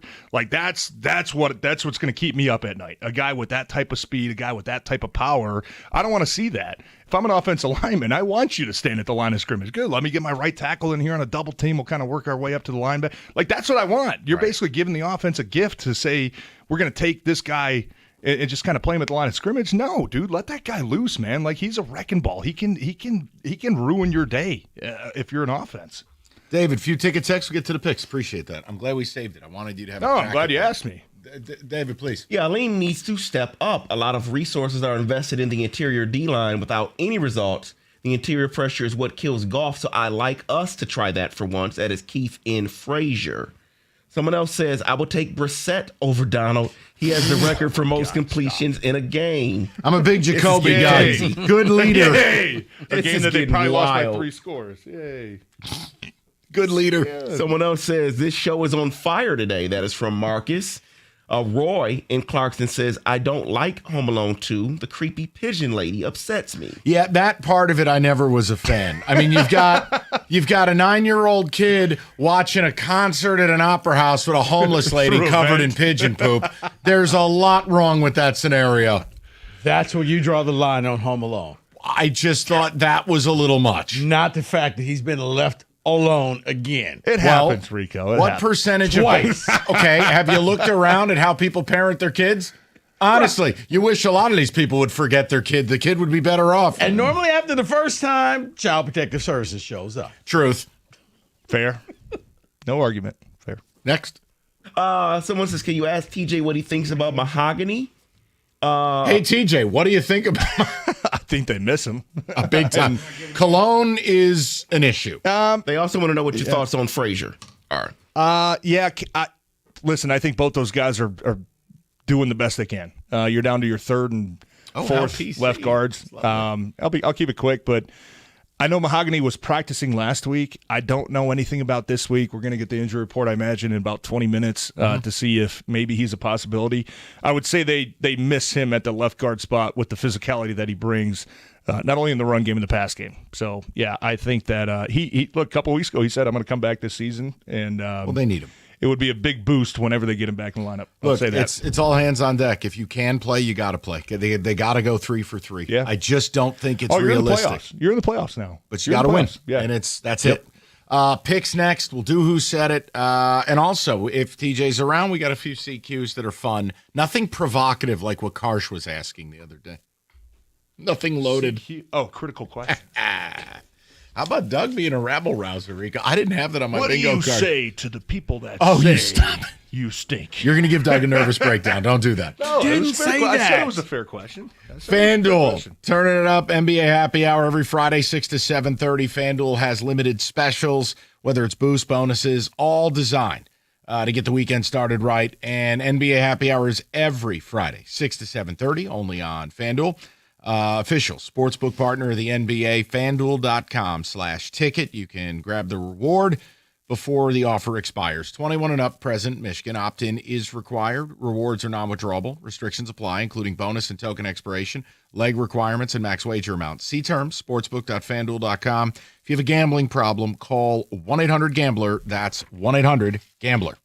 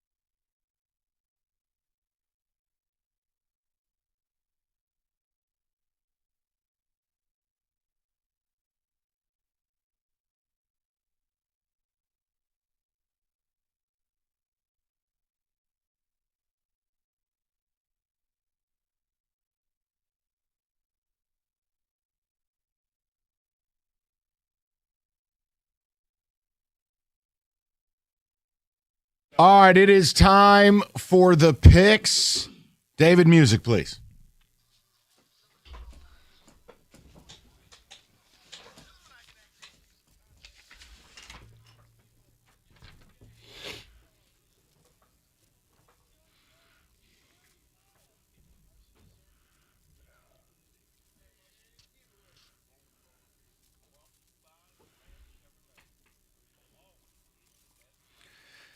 Kenny with an absolute sizzler last week at 8-1 to storm the gates. He's now a game up on me for the lead. Whoa. He throws a ball you can catch. And we're all 10 games below 5. Well, you're 30, so there's a bit of a difference there. A lot of games. And I'm out the basement. 29. Just All to right, clarify. college football playoff. Number 9, Alabama tonight in Norman to take on OU. Oklahoma laying 1.5. Rico.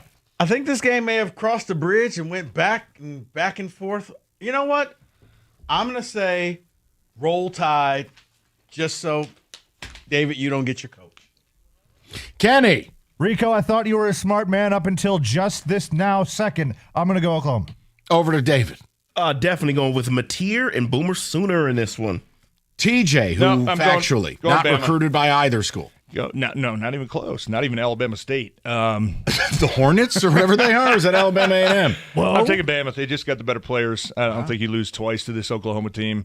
3 times it would be in the last, I think, 13 months. I don't see it happening. I think Bama's going to win. You know everything. Bama stinks. Alabama A&M, Mike.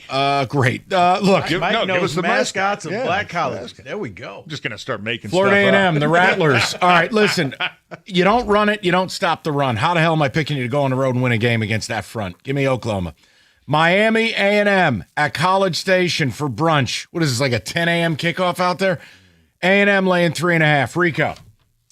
Miami coming from the ACC. They're going to be trying to play for ACC pride, but it won't matter. Give me A&M. Kenny Cott. Never had any faith in Miami. Not going to start today. Give me A&M. David Hull. So I almost want to change my pick because I don't want to see Michael Irvin celebrating this week, but I'm still going to go with Miami and the ACC. Oh, I'm sorry. That's Duke. My bad. Ouch. Over to TJ.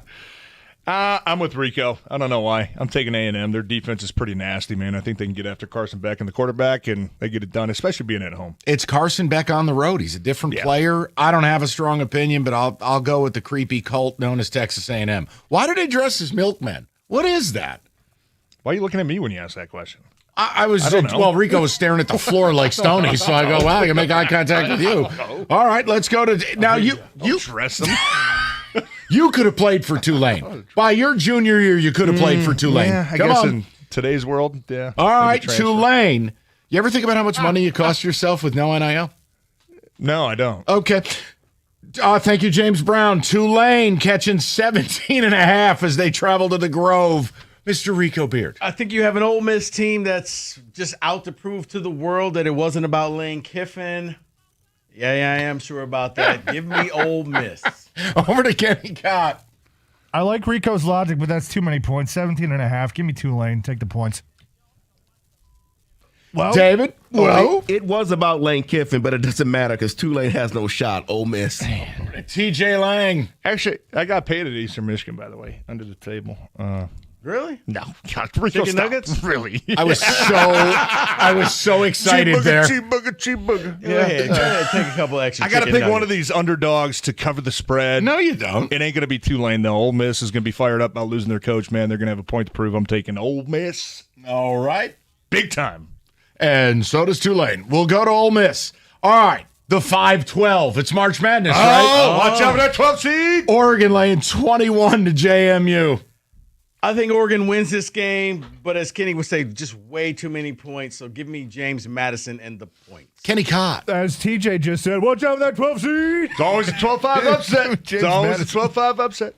What is that, the Shane Gillis commercial? You're yelling at the beer vendor talking that way? Go ahead. Never mind. All right. I'm choosing Oregon because of Dante Moore. Detroit. Thank you, Elliot Friedman. I told you I got to take one of the underdogs. I'm taking JMU to cover. No chance they win this game, but Oregon's offense seems like there's been something missing. See, I just think that Oregon will get up to a nice score and then they'll power it down. Maybe you could see like a late touchdown covering that spread. All right. I don't know. Plus, hold on. What's the mascot? James Madison? The Dukes. The Dukes. But it's a bulldog. I can't figure it out. I'm taking the Dukes. You know what? We're going to need commercial break entertainment during Bears and Pack, which coincides with this game. Let's root for both teams to have fun. I'll take the points with you guys. Okay, let's ride. Over that 12 seed. I missed that because of you. All right, over to the NFL, please. The aforementioned Packers-Bears against the college football playoff. Bears laying 1.5. Rico Beard. You know what? This is a coin flip game, and it came up Packers. Give me the Packers and the points. Kenny Koch. Oh, God. I'll take the Bears. David. I'm going with Caleb in this one. Shout out Trading Places. Fabulous film. Christmas movie. I'm taking the Bears because I want to manifest something in here that we're going to get to later, which keeps the Lions alive in the division. So TJ with the full I hate strings to say on the board. Hate to say it. Bear down. Bears. Manangai. I love that kid. DeAndre Swift. Chargers. Cowboys. Cowboys. Somebody get him a Valium. Cowboys are laying 2.5. I'm done with the Cowboys. No. Give me the Chargers. Rico, don't quit on love. No. The Cowboys quit on themselves. Okay, over to Kenny. Yeah, I'm the opposite on that. The Cowboys are a good regular season team, not a good playoffs. This is not the playoffs. Give me Dallas. David? Eberflus is going to the booth. Chargers. TJ. There's going to be a study done at some point, might be 20 years from now, on how Justin Herbert is going to survive this season with the offensive line that he's had. Guys, watching his games is just painful. You feel bad for the kid. Somehow he's still doing it. He's like Josh Allen light with his feet and broken hand and running around making passes. I don't know, man. He's got the special recipe right now, and I'm going to stick with him. I'm taking the Chargers. Cowboys. Bucks, Panthers in the somebody please God just win this awful division. Somebody have to win it? Bucks laying 3 as they travel to Carolina. Rico Beard. Is Bucky Irvins going to play in this game? Yeah, that's a play-to-play question. I really can't figure it out. Go Bucks.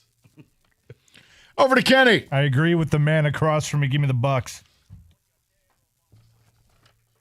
David. Eeny, meeny, miny, mo, catch a Panther, but I'll go Panthers. Who cares? Over to TJ. David, I'm with you. I'm taking the Panthers. I don't know why. Home team. Look, run game's a little bit better. Tampa looks like they've lost a little bit of their toughness, by the way. That defense that was once heralded as being pretty tough. Like, they don't look very tough. I'm taking Carolina. Not assignment sound at all. No.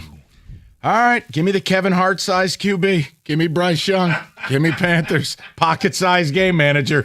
Jags, Broncos, quickly, boys. Broncos laying 3. Rico. Give me the Jags. All right. Kenny. Broncos. David. Broncos. TJ. Jags.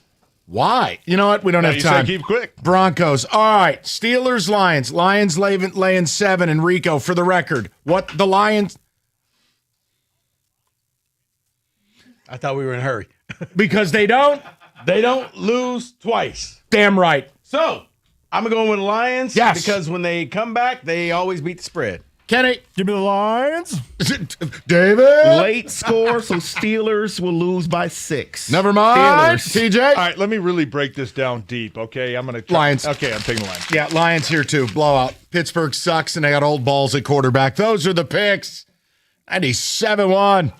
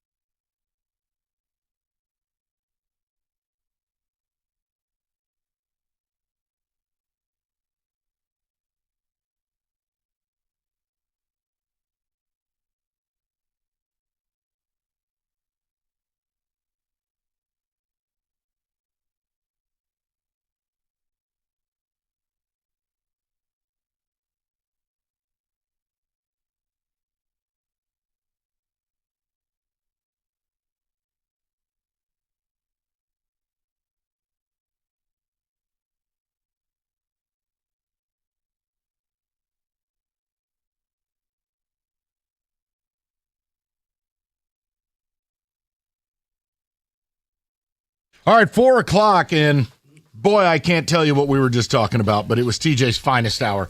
Listen. Cupcakes? No. Oh, the other I discussion. want you to lay out this scenario because I think it's interesting, and I it's not impossible.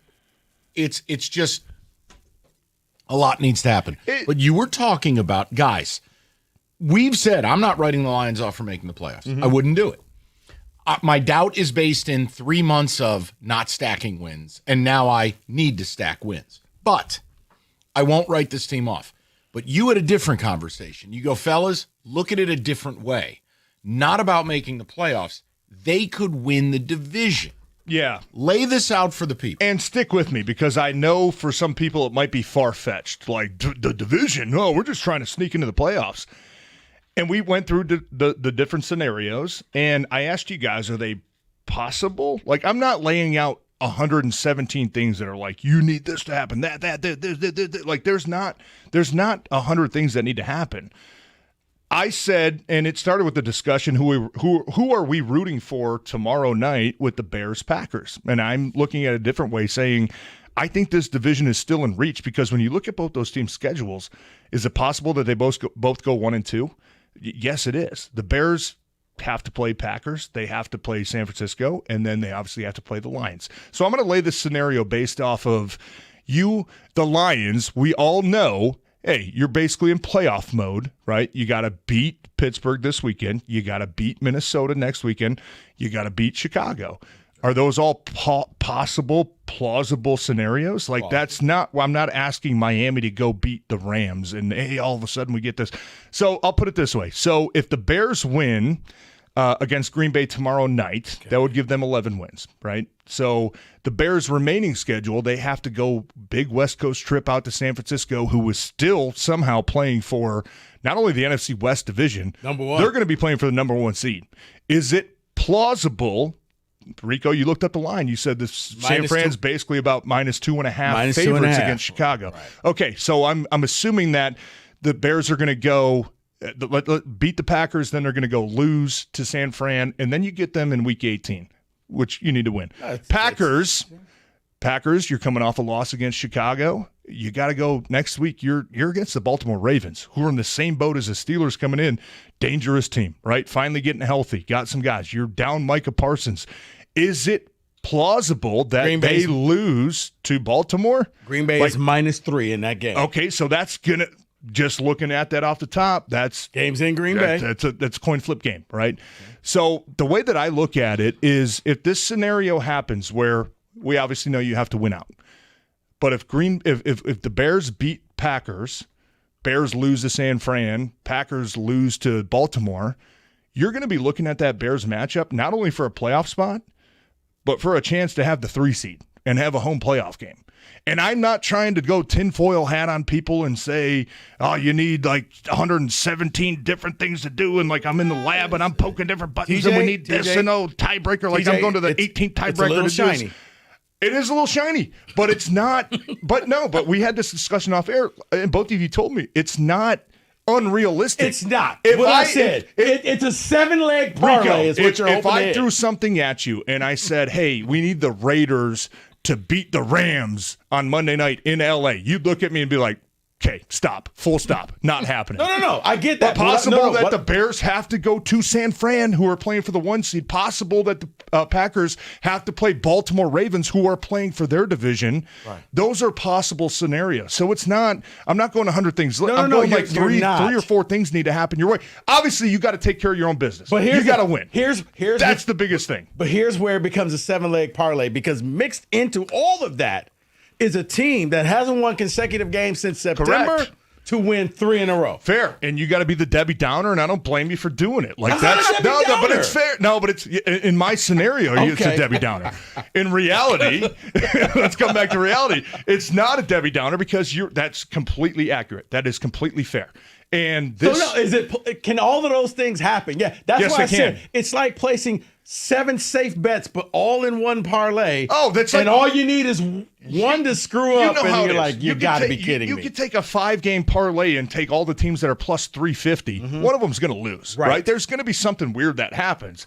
But if I'm sitting in that locker room, and obviously these guys aren't thinking about the different scenarios. Their goal, the coach's goal, the player's goal is, hey, one game at a time. We're in playoff mode. We lose. There's still a scenario.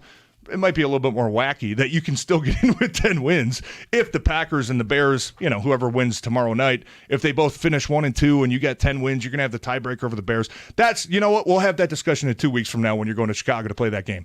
But I don't think that scenario is as wacky as people might think. Like there's not so many different things that need to happen.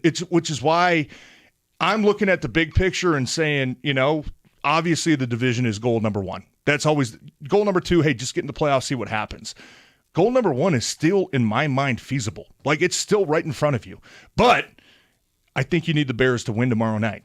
And then you got to, obviously, we'll get into next week. You need the Bears to lose to San Fran, which is a very losable game for them. I just don't think it's as far-fetched as people might think. TJ, my thing is this. I think it's easier if you just have the Packers win. And just let them take the division and Give then them just battle the division, for a playoff because you spot, know what? Which is, you didn't earn it. Yep, that's a totally different path. If you get the division this year, you stole it. You didn't earn it. Give it to Green Bay, and it sets you up for that last game, winner take all against the Bears for a playoff spot, for a wild card spot, right? Yeah.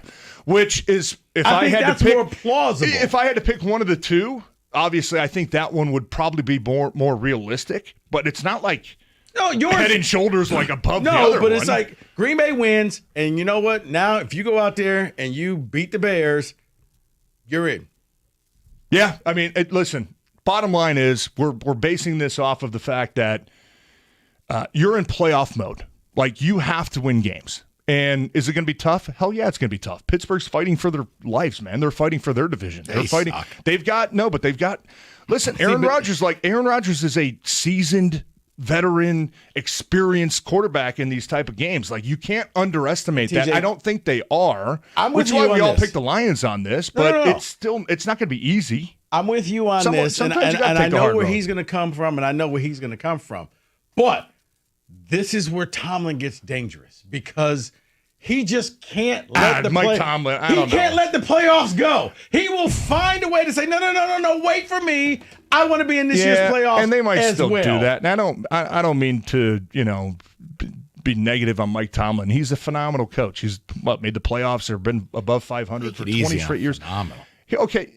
Well, he's got 2 Super Bowls. I mean, he's it was 15 coach, years dude. ago. He's done. You know what? One question I'll ask you, Mike. Yeah. Look at, and maybe this isn't fair, but some head coaches you look at and you look at their tree. Who are the coaches under them? Who are coaches that have gone on? I can't name one person that's under the Mike Tomlin tree that went on to take over a team and their head coach. And, David? And that's not derogatory towards Mike Tomlin. He's a 2-time Super Bowl winner, and he's been above 500 his basically entire career. He also hasn't won a playoff game in a decade. That exactly. I'm just trying to say, like, come on. Yeah. So I could see both sides. I mean, I like the Aviators, and it's fun.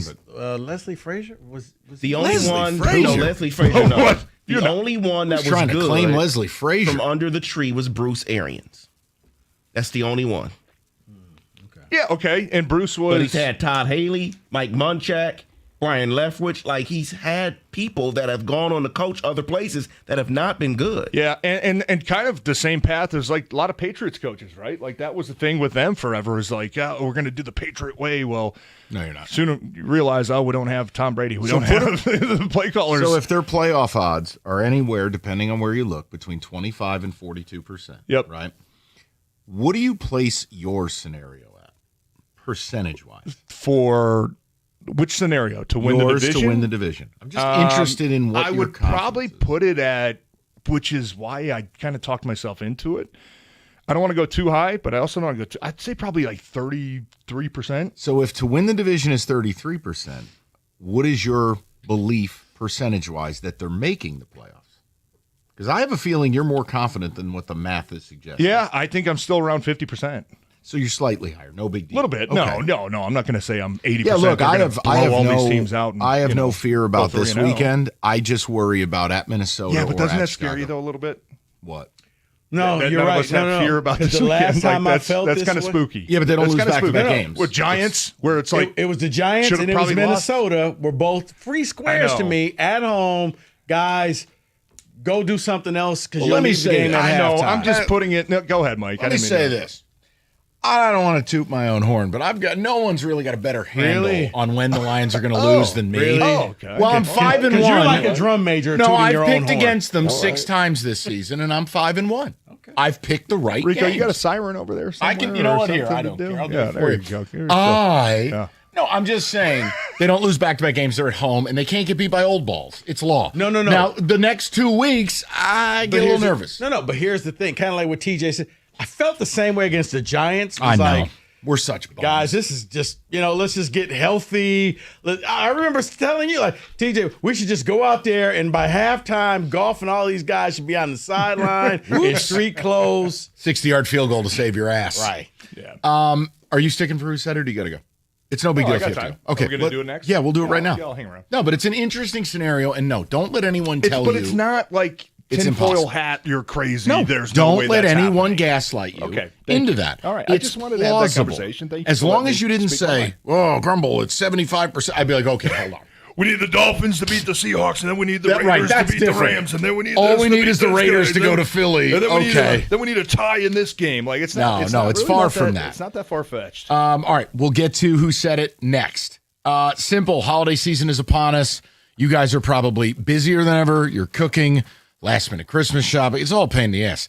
So how about this? Have Hungry Howie's take care of dinner and take one thing off your list. Mix and match deal, $7.49. If you're like David's household, everyone's fussy. They're all a pain in your ass. You can order all the different pizzas, all the different combinations, $7.49 each. And then David gets left alone, and he's the holiday hero. So it's Hungry Howie's Mix and Match, $7.49 each. Go to hungryhowies.com. That's hungryhowies.com.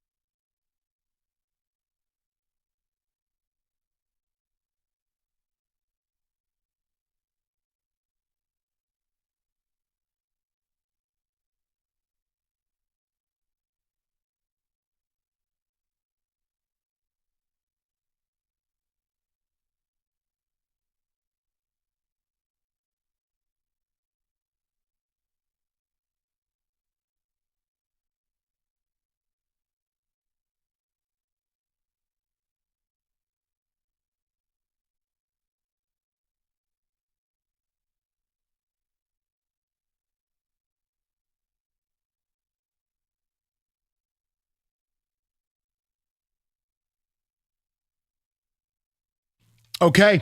I say we do it every week, but I don't know where anyone else is right now. Rico and TJ are somewhere frolicking about the office complex. David, I don't care. Played a damn game by myself. Who said it?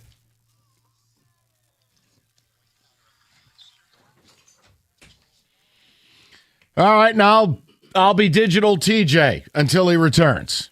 Get there. Grumble. Grumble things. All right, David. Here he is. All right, here we go. Come on. It's Who Said It. Let's go. Everybody knows what the hell we're doing. Number one. Let me give eligibility here because I want everyone to pay attention, okay? The generous spirit. It is holiday season. It is holiday season. Okay. So anyone that has been on the air from 6 a.m. to 6 p.m. Had to look at that one more time. 6 a.m. to 6 p.m. Okay. All right, let's go. Number Dear one. heavens. Well, they have the best record in the East. I think we can safely say they have a decent shot at coming out of the East.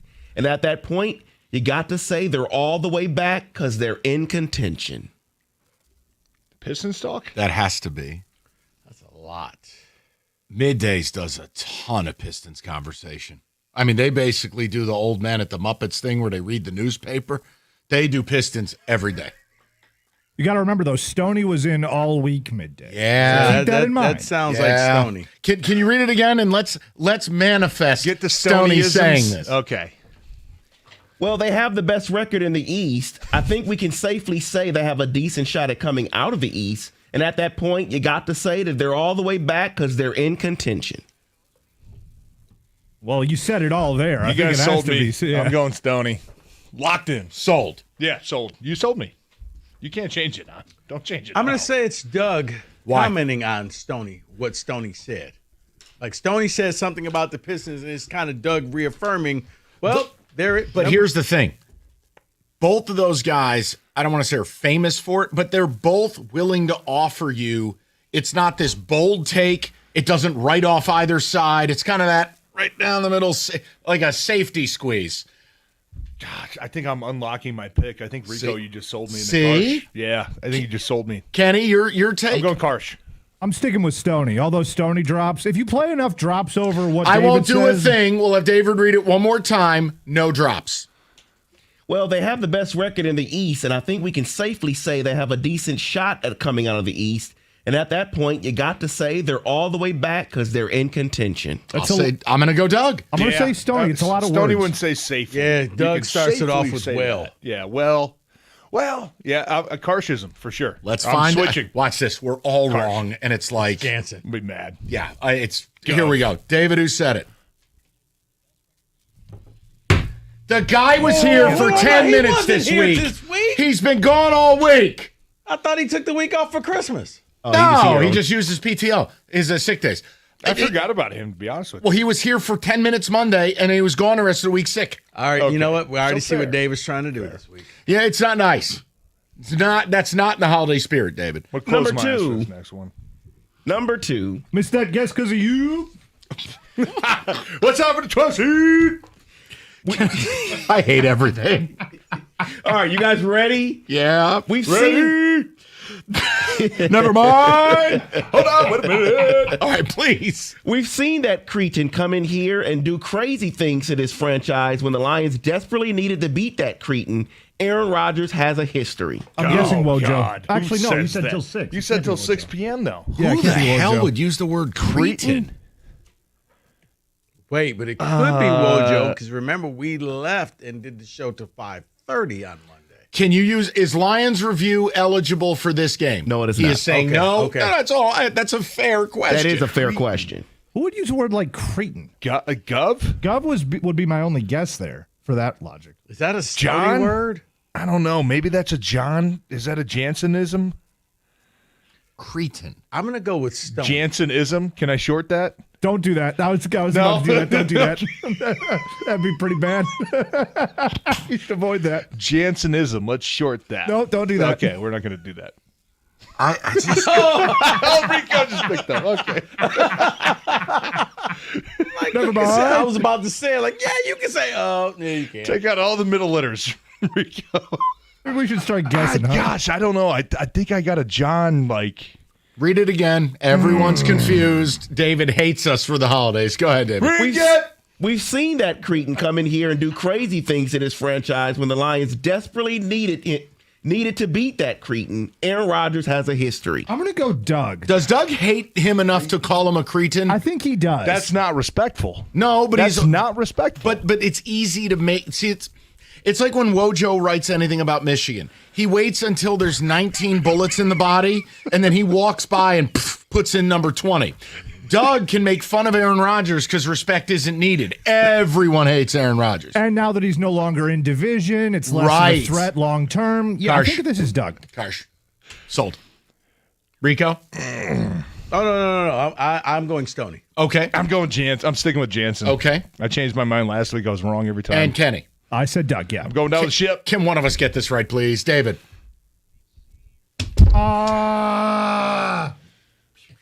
It's a great job by Rico. It's a great job by Rico. Good for you, Rico. It's not a Jansenism. David. I was going to say Johnism. Can we just please move on? Don't start. A Please. J? Please. Number 3. Please. Might be worse. Max. I can't even do it. Number Please. 3. Max Anderson is another guy. I mean, Hao-Yu Lee and Max Anderson, they're both like second baseman kind of guys. Doug, and you got Cole Keith. Can I finish? No, it's Doug, because they're the only ones that talk about Max Anderson talking on the about station. Max Anderson in December. We're talking Tigers prospect report. Just play the NFL playoff run. We're talking. We're talking double A football. We're talking double A baseball. I've heard the words Max Anderson so much in the last several months. I'm tired of it. Kenny just went rogue. He didn't use the care jank about rule. this dumb game. Unbelievable. College football playoffs, NFL playoff push. Let's talk about single A baseball, guys. There's only one thing that I know, and that's Max Anderson. You missed the college breakdown. College hoops breakdown. Sorry. He just told me to shut up. Just play the Doug thing. I know it's Doug. Kenny, you put a bullet in this fast. Minor league baseball. No. In the middle of football playoff season. Incredible. I'm sorry. Oh, my God. I miss Sports Talk Radio because of you. Okay. Never mind. Wear your seatbelt. God, I've heard that name too many times. I don't know what's better, Rico, between Kenny going rogue and blowing the game up, and then TJ just hitting Doug with a bus. All right. Would you ever talk about a single A baseball player and what position he's going to play in the middle of December?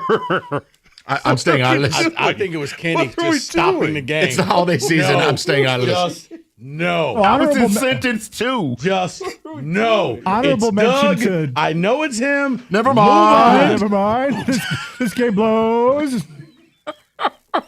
Hate it here.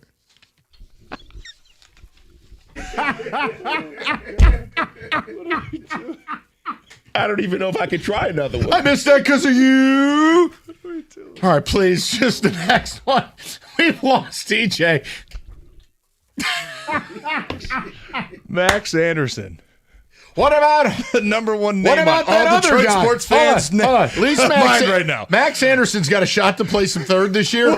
The other guy, I'm like, who? Hao-Yu Lee? Right, yeah, that guy. Hao-Yu Lee. Hey, Mike, what position is Hao-Yu Lee going to play in 2029? According to Doug, it's second base. Well, thank God we have that figured Yeah, out. our team's battling for a playoff spot. Well, just to finish the thought, he was saying, could you move one of those two because they all play the same position? Yeah, it That's makes all, it better. You know. David, I don't want to hear this anymore. Sure. That's what I was getting this Sure. over with for. Feed me. I'm here for the minor league Tigers report. What is Middle happening? December, teams in the playoff push. We've lost control. Okay. Scott Harris did talk this week. He did. Okay. Number 4. Oh, God. This is why you can't hire Jesse Minter as the Michigan coach. Not because he's got the ties to the Harbaugh era, but because he's coaching in the pros. You can't bring his players with him. You can't get Derwin James in the transfer portal. I'm going to go Cookies. Yeah, I was thinking Cookies, too. Because it's very stern. It's very, I'm smart. And it's not. also, but it's also wrong. No, you can't bring Minter here because he's a cheat. Because he's on Harbaugh's staff. It has nothing to do with not being able to bring Derwin James here. No, wait. Could that have been John then, if you think about it like that? No. Nah, John would promote probably that. But you know what? Yeah. Rico, you're not going to bring Mentor here. You know why, Never Mike? mind. Because Michigan's going to go after Mike McDonald. That's who they're going to get to be their next coach. Really? He's going to leave Seattle. Listen, What's Seattle doing anyway? I just want they more. Got a ginger quarterback. I want more Talon Lorenzo conversations from this station in mid-December, hold please. on. About Mike, backup catcher in Mike, 4 years. Sam Can you guys Darnold, give me some of that, please? Sam Darnold Thank or you. Bryce Underwood. Please leave me alone. How does Max Anderson fit into this conversation? When do you think Max Clark's going to be here? Over under 2 years. I'm begging somebody. Never mind. 248. Who said it? I'm just gonna just play it. Oh. Greg? Wow. He can't even look at it. That's a foul. You can't even You look know at that's us. a foul. I said everyone that was on the air from 6 to 6. He's been on the air since 1916. We've never used a piece of his audio. Rico, throw the flag. That's terrible That's a on foul. you. And That's a and you know what? foul. Dare I That's say, dirty. not That's in the dirty. Christmas spirit. That's dirty. terrible. Not respectful. You were fantastic this week, TJ. Have a wonderful holiday. Have a good holidays, boys. Same to you, pal. I'll see you in a couple weeks. Won't be in next week. You're all good. Go do your We'll thing. talk to you on Sunday. Never mind. All right, that Rico. Merry Christmas. What's happening, Tussie? Oh my God! Somebody please say something. 97.1.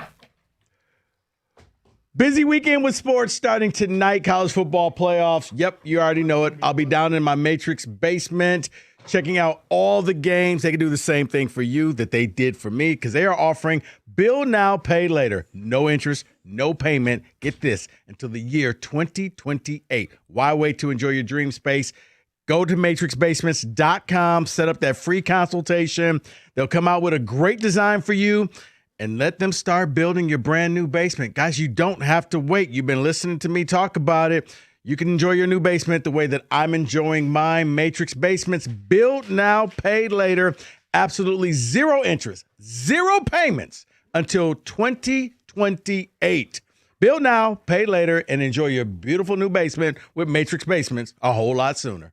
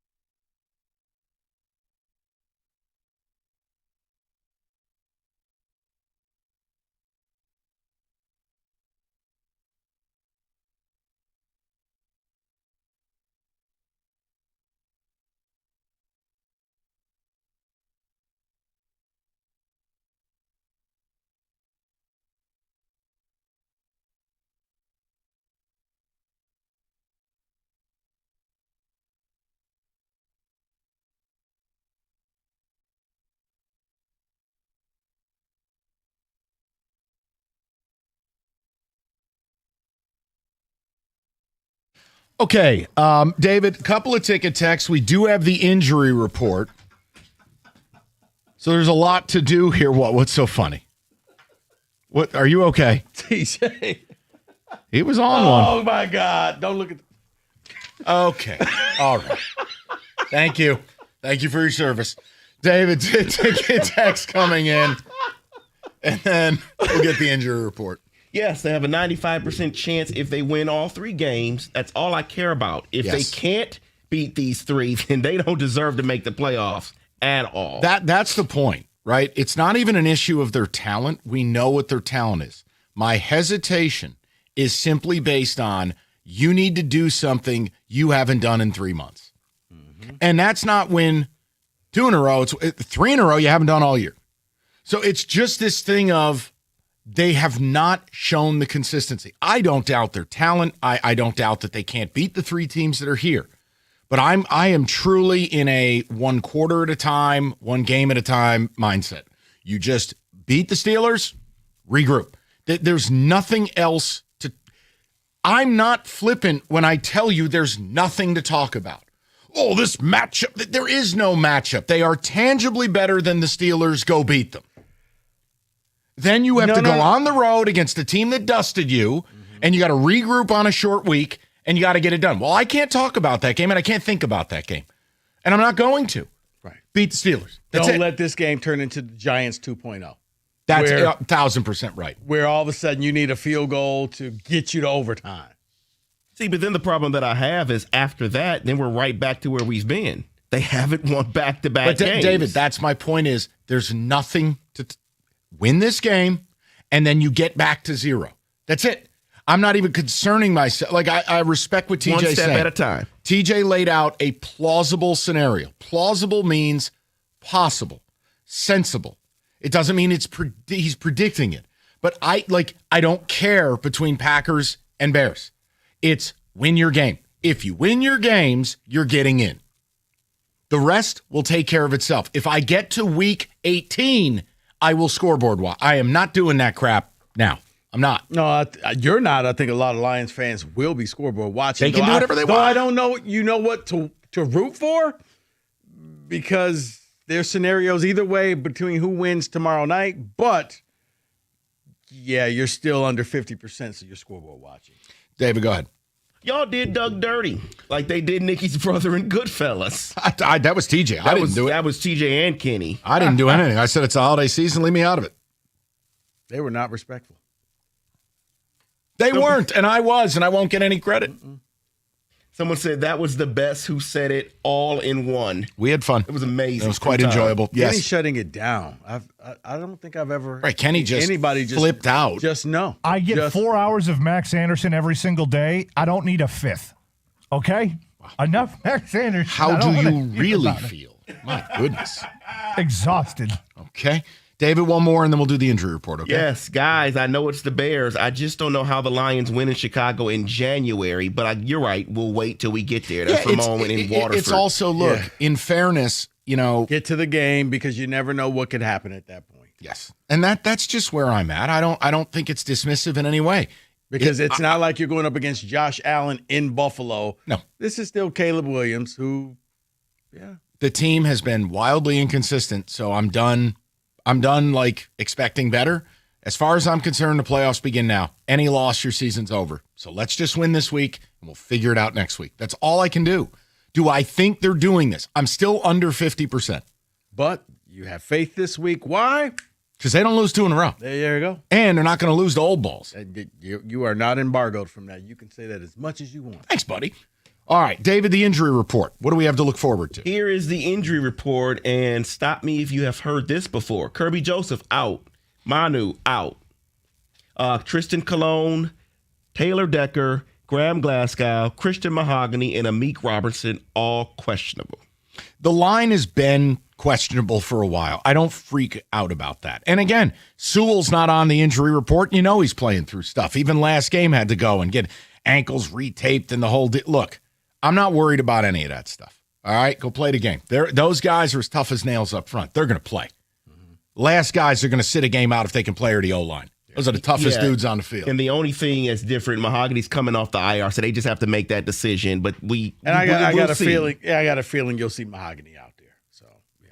Well, they could use him because, all due respect to Cologne, he's terrible. Okay. What was the injury for Cologne? Was it hand? Cologne, wrist? it says wrist. Yeah. Not good. Yeah, not good at all. Someone says, I need more Shane Gillis impressions during the Lions broadcast. I'll leave that to Kenny. I don't know how we arrived there when that happened. Because it was TJ when he said, watch out for the 12 seed. Right. And then I made the joke, and I never should have made it. And then next thing you know, there's sound in the system where I don't even know how David turned that around. I got that for you. Don't worry about Tremendous work. Thank you. I hate you. Now we're going to have that forever. Correct. Someone is asking you, Mike, to quit being rational with the 1 week at a time. All right. Shush. The fans need to not hear that. Okay, my bad. You really do? Because no, he's joking. I Yes, was you about do. to say because, no. Yeah, don't get your Christmas ruined already. No, I think I'm very pragmatic. You are. Like, without being negative, guys, is I don't write this team off. Focus on Pittsburgh. And I know we don't play the games. Don't do the whole, well, what if this happens and this happens? Stop it. Beat Pittsburgh. That's it. End. Stop. Yeah, someone else says the most unrealistic part of this is the Lions winning out. Don't believe that. And that's where it gets a little difficult because this is a team that, since the last time you played both teams in Ohio, you haven't won back-to-back games. And again, people can say, well, that doesn't mean they can't. No, it doesn't. It's just when you haven't, I think it's okay to be skeptical. The fact that you had two games in, like the Vikings, you should have won that game. Yes. Eagles, okay, granted, they were a good team. It's Rams, good team. Just do it. They got to go do it. So let's start here. Win this one. FanDuel Friday. Let's get into it. Every Friday from 6 to 7:30 p.m. FanDuel is offering limited time specials. Start your weekend, boosts, bonuses, all designed to get your weekend started right. It's NBA Happy Hour. Every Friday, 6 to 7:30 Eastern, only on FanDuel, the official sportsbook partner of the NBA. Visit FanDuel.com/ticket. You can grab your reward before the clock expires. 21 and up. Present Michigan. Opt-in is required. Rewards are non-withdrawable. Restrictions do apply, including bonus and token expiration, leg requirements, and max wager amount. You can see terms, sportsbook.fanduel.com. You have a gambling problem, you can call 1-800-GAMBLER. That's 1-800-GAMBLER.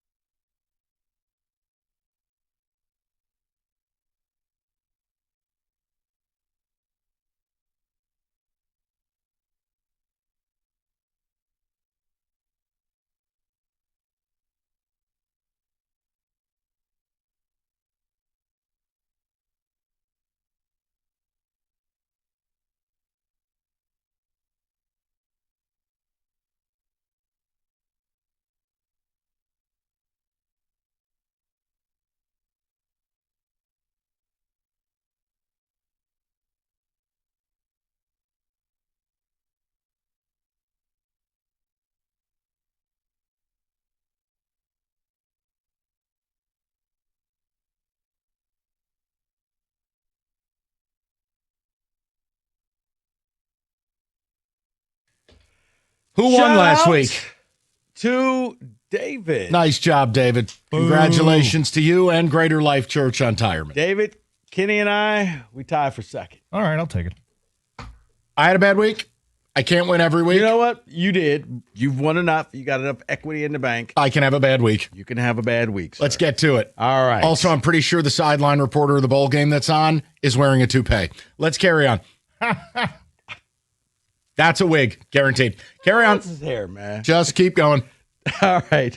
He looks like Maury from Goodfellas. Over under for the college football playoff upsets this weekend, 0.5. Can I get 1 point of clarity? Yes. Oklahoma's the 8 seed, Bama's the 9, correct? Correct. I'm going to say 0. There won't be an upset. Because I like Oklahoma tonight. Guilty as charged. Is this favorites by point spread or favorites by seeding? Just win, as Rico says, sing the fight song. Yeah. Okay, I'll say over. Well, then I'm going to go over because I already predicted Miami would win that first round. So You're pot committed. Yep. By the way, what percentage of players actually know the words to the fight song of the school they're at? I will say like 3%. Well, I was going to say 0, but okay. Great question. That's how stupid this sport is. Because right now, they got it, the little thing where it's like karaoke. I did it my way on the scroller. All right. Before we get to some Lions and NFL football, Kenny, this one's just for you. Michigan State, Oakland at LCA. Over, under. Michigan State is minus 19.5 points. Over, under 19.5 points for Michigan State. Over. Michael? For some reason, Izzo likes Campy, so I'll say under. He'll do like the pity cover. Yeah, I agree. They'll take a knee with 6 minutes to go. Yeah, that's what Tom does with 4 minutes to go in a game. They run the weave with Bagrakis.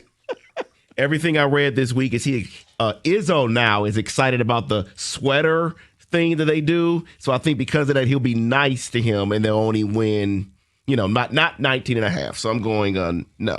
I'm going under as well because, he doesn't like to run it up. And here's the other thing, the flip side of that coin. OU, this is like a big game for them. They want to show, hey, we belong on this court. Ooh, how exciting. It's a big game. Jackson Kohler, over under 14.5 points. Over. Is that Corey Petros back for year 38 at Oakland? Where was it? What was the other guy's name? The Keto Benson. Is he playing tonight? Oh, wow. I don't think so. Raleigh Marshall. Neither is the guy who hit all the threes. The guy who looked like Sully with the power alleys. What the hell was that kid's name? Jack Colton. Whatever. He's gone. Golke, right? Yeah. Kohler will have a nice game tonight. Yes, over. Kenneth. What was the number? 14.5. Over. Okay. I'll go Kenny, over. if it's a blowout, he may only play half a game. Go ahead, I'll David. go over as well, just for Kenny.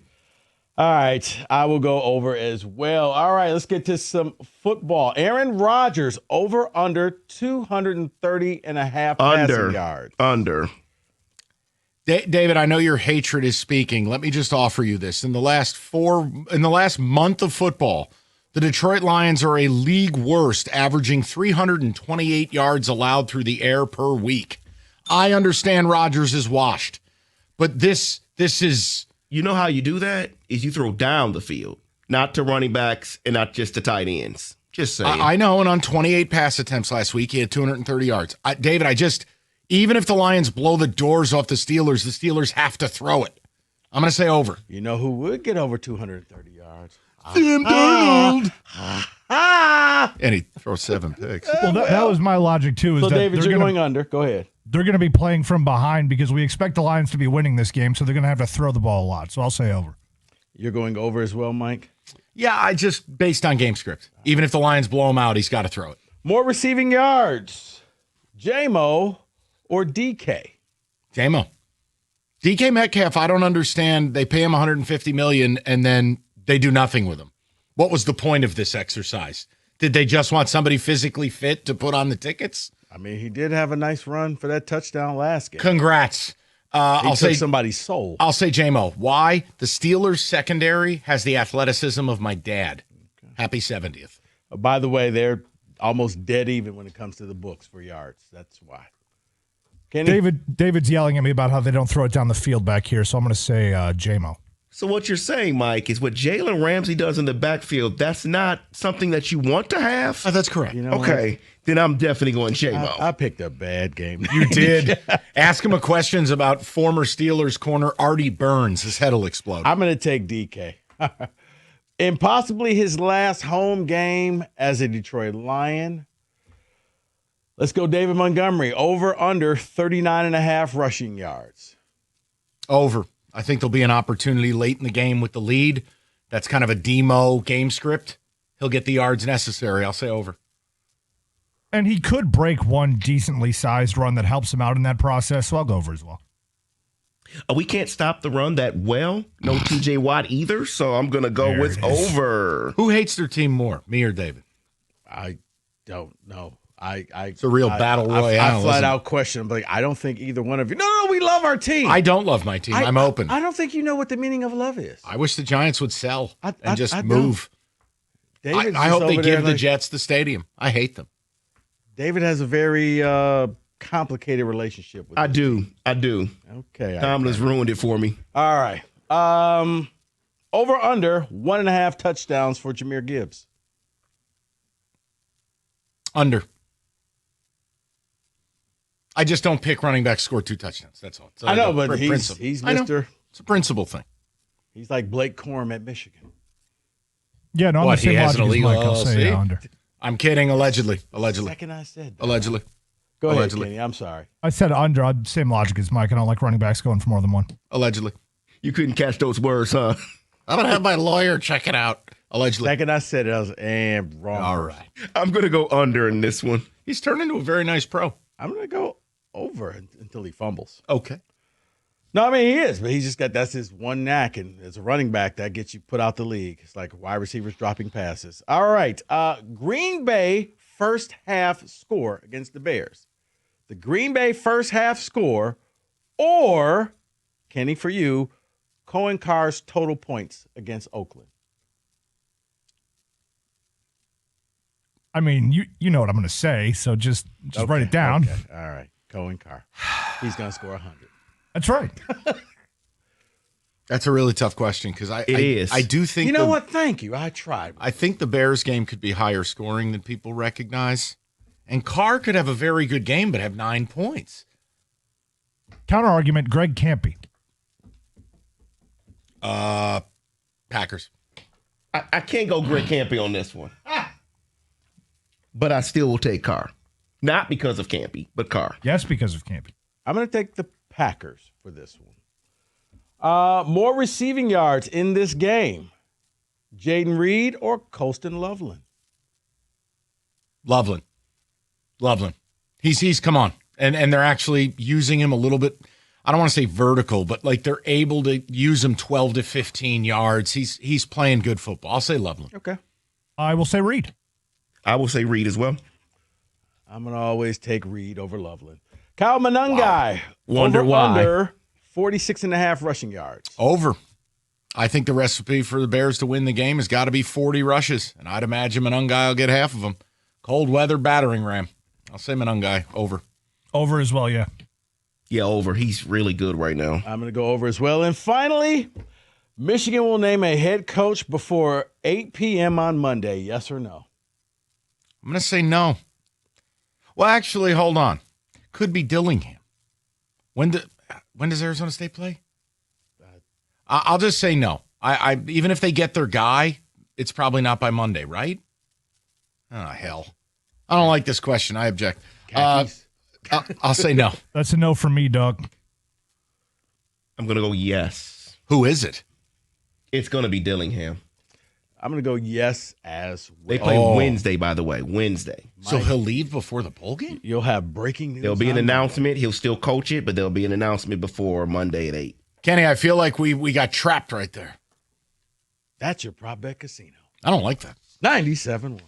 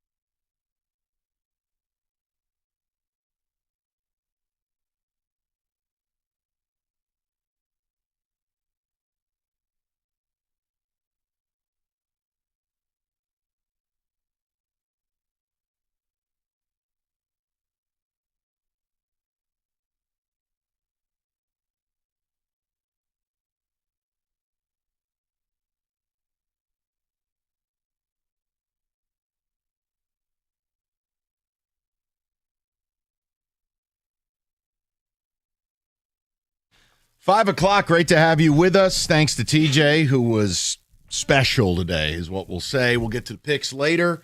We want to ask a question as we head to the Steeler game. And look, we all have confidence they're going to win this game. I'm just taking it a game at a time.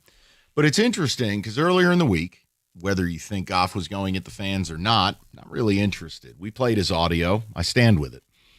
It's this idea in this town with this team that if you have doubts, you're somehow a bad fan. I just wanted to spend a couple of segments on this because we all think the team's good enough to make the playoffs. We all think they have a chance to do it. But are we overly confident about it happening? No. And you go, well, why? Is it because you're negative bastards? No. It's when a team hasn't been able to win back-to-back games in 3 months. That's suggestive of that's kind of who you are. And now, without going tinfoil, you got to win 3 in a row. And 2 of those are road divisional games. One against a team that already beat you, and the quarterback's playing better football now. And the other's against a team that you can call them fake, you can make fun of them.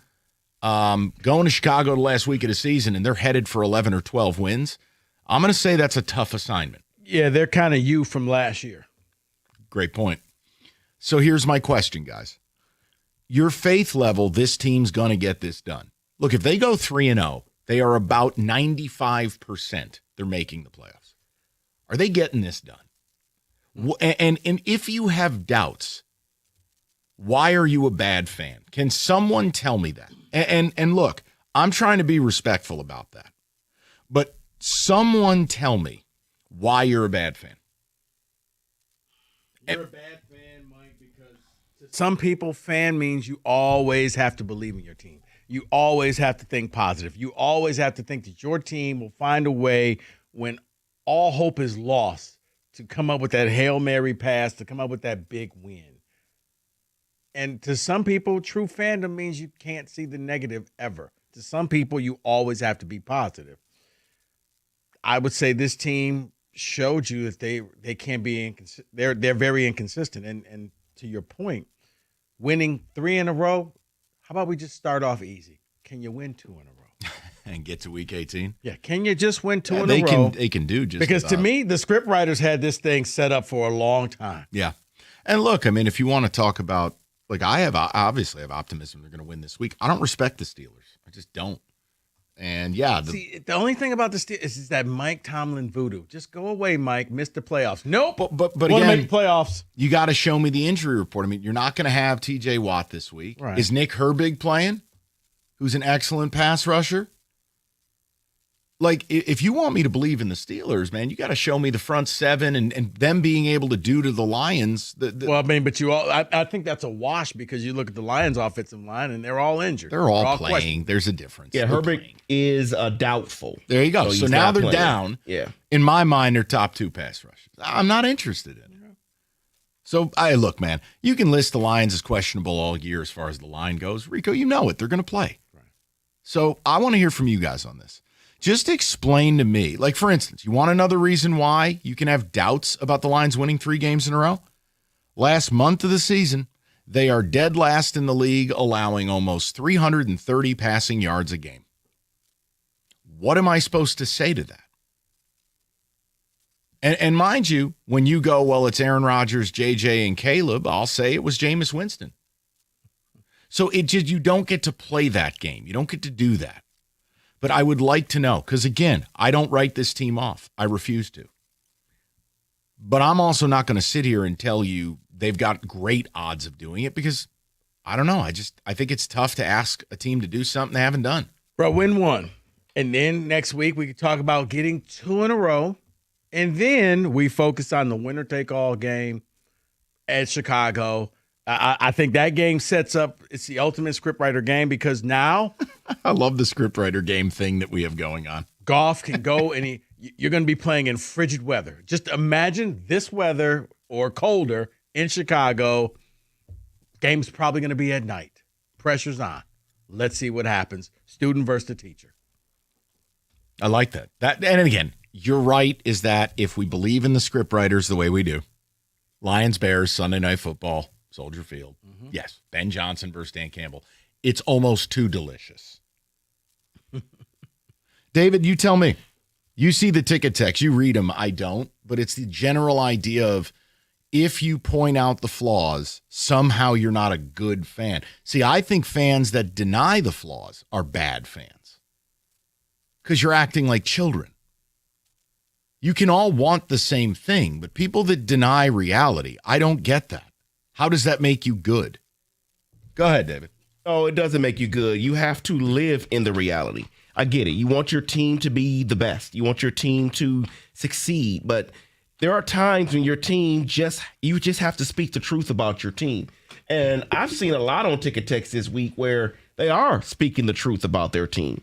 They are sitting here worried about, we haven't won back-to-back games. So great, we win this one and then we lose on Christmas. So there's a lot of fans that are worried about this team right now. And it's okay to be worried about your team. No, you're bad. It's like, no, we all want the same thing, but don't tell me to overlook certain stuff. It's no different than how we started the show. I do it the same way with everything. Whether it's something that, like, generally, you want this team to be good and have the people have a Merry Christmas, or whether it's a bum-ass ginger like Sam Darnold. I'm going to bring data, and I'm going to give you the data. Still taking straight. He's a bum. David, early ticket text coming in on this. What is the general feedback on that? Faith level 0. 45 years old, and I truly believe I am seeing another era like the 6 of 10 playoff seasons in the 90s and the Stafford teams. We all drank too much Kool-Aid and needed this season to take a step back and reevaluate. Someone else says, we saw the schedule and we said 12-5 would be an accomplishment. I think we go 11-6 and sneak in. But there are some problems with this team. The Lions lose this weekend. Wouldn't it be better if we just lost out and worked our way up in the draft? Oh, my God. That's real negative. That's a bad real fan. Negative. That's a bad fan. That's a fan that doesn't think that you're going to win the Super Bowl. So if you're not going to win the Super Bowl, you might as well get a good draft pick. I think if you lost to the Steelers and your playoff odds are at 13%, that opinion holds some merit. Right. I can't do that now. Come on. Right. You know me. Right. Go ahead, David. Bad fan. Bro, don't throw 5 picks in a playoff game against the DC or regress this year. Bro, go back to Cali. Oh, man. Uh-oh. All right, let's get a few of the people in the mix. Okay. We'll let O-Bat lead off in the 5 o'clock. Hello, O, what's going on? Hey, what up, Mike? Y'all all right? I can't call it. What's happening, O? Yeah, man, I was calling, man. I don't think the secondary can get it done, man. Much as I got faith in the Lions, I just don't think the secondary can do it, man. They couldn't stop Stafford to save their life the last week. No, and that's all I got to say. No, I don't think you're wrong for it. You're missing 2 high-level guys in Kirby Joseph and Brian Branch, and you saw without Brian Branch, 15 of those 29 carries by the Rams went for 6 yards or more. Brian Branch plays a role in that too. Right. Yeah, and then, that front line ain't really doing too much neither, man. Hutch can't do it all by himself. They want him here, they want him there, they want him there. He can only do what he can do, man. That secondary got to step it up. Yeah, and look, at a certain point, the pass rush has to help him. Again, you guys, I hope we've played a role in helping you understand a couple things of how pressures are not equal, how sacks are not equal. It is time to pressure. If you play a primary man scheme and you are down bodies in the secondary, your time to pressure is more important than the pressure. Meaning, if those pressures take 4 seconds, I'm sorry, someone's breaking open. Mm-hmm. You can't do that in the NFL. No, you can't ask the corner to cover longer than 3.5 seconds. After that, the receiver now has the advantage. Yeah. And the quarterback, hey, you know what? Find a soft spot in the zone, and I'll hit you. Now, this week, it's a little different because Aaron Rodgers has been primarily, a check down Charlie. You can play that tight man. You can blitz. He ain't moving. He has nowhere to run. He's got one hand. I'd like to think you'll look okay. And he'll get yards simply by having to sling it 40 times. But, I mean, if the Steelers are going out here and rushing for 140, 150 yards, now then the boat's taking on water. This is one game where really don't beat yourselves. Don't turn the ball over. Don't do any, hey, we're going to go for it on our own 35. No, punt, because the Steelers will find a way to lose. Don't shoot yourself in the foot. Just play a smart game. Like last week, it was all about go for it because the Rams could score just as many points as you. This week, power it down. Just take points. Kick field goals. Yes. Punt the ball. You get to 20, you win this game. Do we agree? Yes. 24, you might win by double-digit discount. Oh, my God. Yeah, 24, and they're waving a white flag. And if 24 is not enough to beat the Steelers, once again, on the flow chart, revert to boat has capsized. Yeah. If you get into a shootout against the Steelers, forget it. This is just be smart. Don't do anything stupid. 248-539-9797. When it comes to an IRS collection or audit, Abraham and Rose successfully specializes in resolving all tax problems for over 30 years. Their extensive experience means when you're facing an IRS collection or audit, you can rely on them. Abraham and Rose, Maurice and Jerry. Jerry used to work for the IRS. They go on the offensive. So whether it's federal or state, payroll, you name it, they got you. AbrahamandRose.com or call 248-539-5040. And you don't have to deal with the IRS again.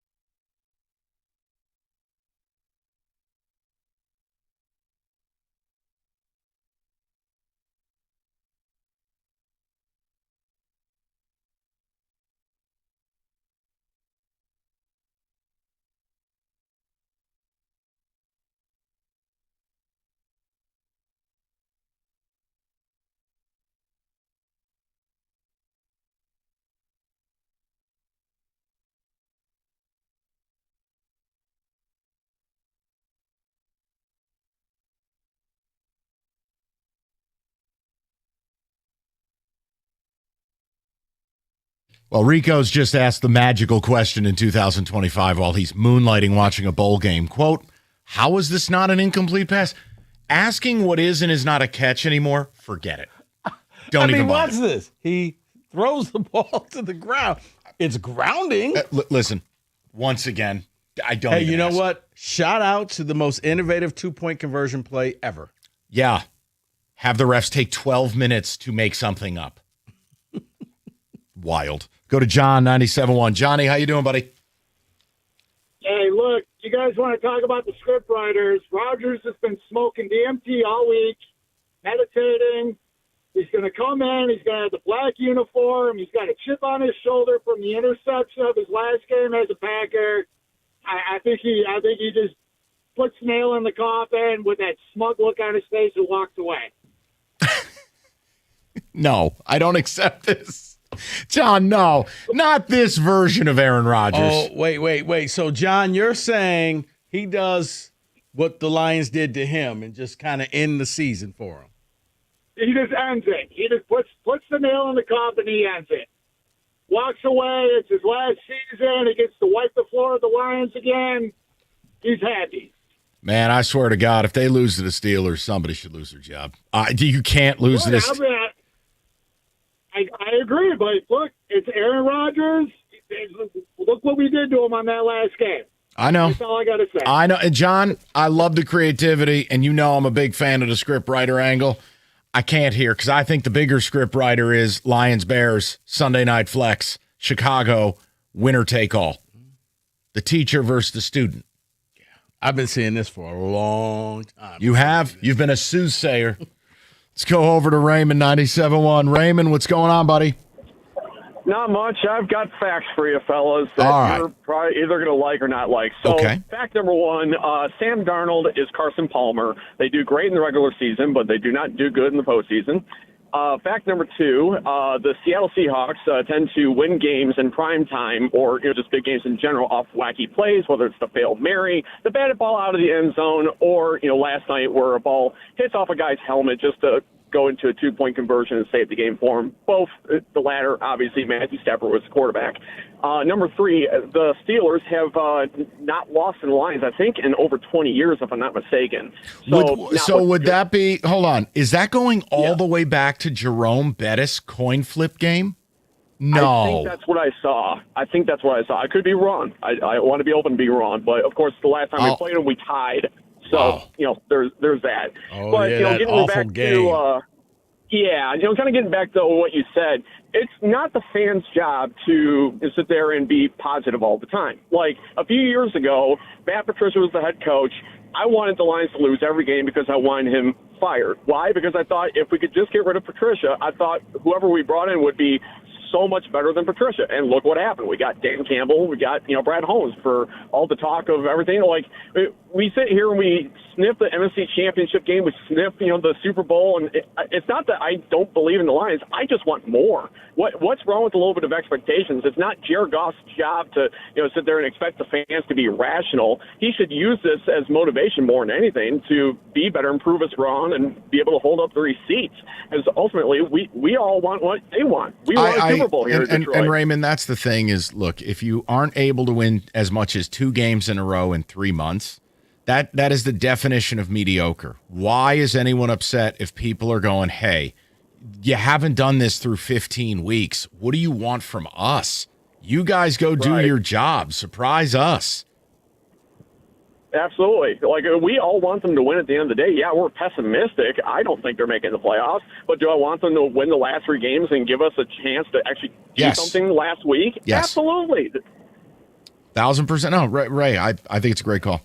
And again, I'm not dismissive for no reason. Yeah, it's fun to say they don't lose 2 in a row. This Steeler team is not good. And they're coming in where their front 7 is in tatters. Now, this is the highest paid defense in football, and they haven't played like it with their pieces. But without TJ Watt, without Nick Herbig, like, you're down pieces. I mean, David, you're a Steelers guy. Am I overrating this? You can tell me I am. You're not overrating this at all. I mean, I can't even name some of the guys the Steelers are going to have in their front 7. So the advantage they had is toast. Because how are you going to expose that Lions O-line? You're down to me. You want to say Highsmith as well, but like I do like Highsmith, but her big is but pretty Highsmith is good when the other guys are there. You're exactly right. He can't do it by himself. He's not that guy. When TJ's on the other side of him, then that's when he has his most impact. You're exactly right. So, hey, look, both teams getting paid. It's the NFL. I mean, Rico, we've seen some crazy results this year. Miami blowing out the Bills. The point is, I don't think it's this team. A couple times that the Panthers upset some teams. Like, what?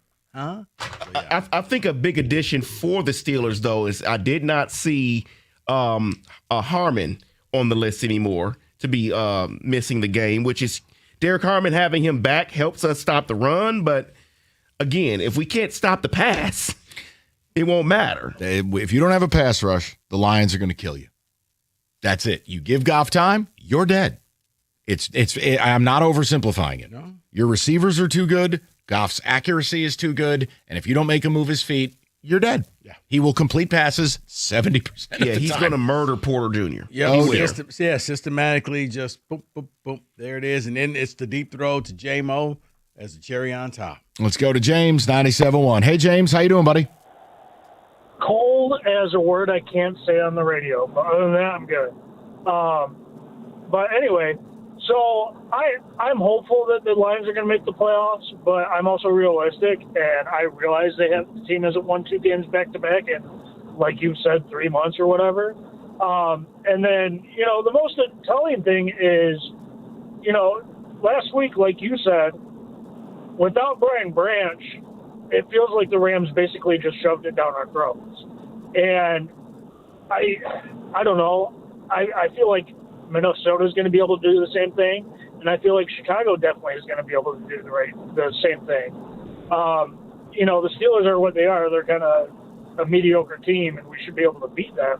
But I also feel like there's another thing that's kind of concerning that I understand that last year's team isn't the same as this year's, obviously, but I feel like since we got the number 1 seed last year, it seems like this team does not show up for the big games. It seems like it hasn't been the same that way this season. I feel like every time there's been a big game, they've kind of fallen on their face.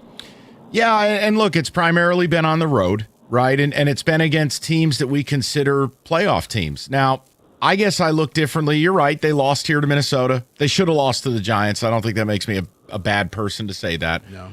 But, James, I think my problem is I just don't view the Steelers that way, especially with that injury report.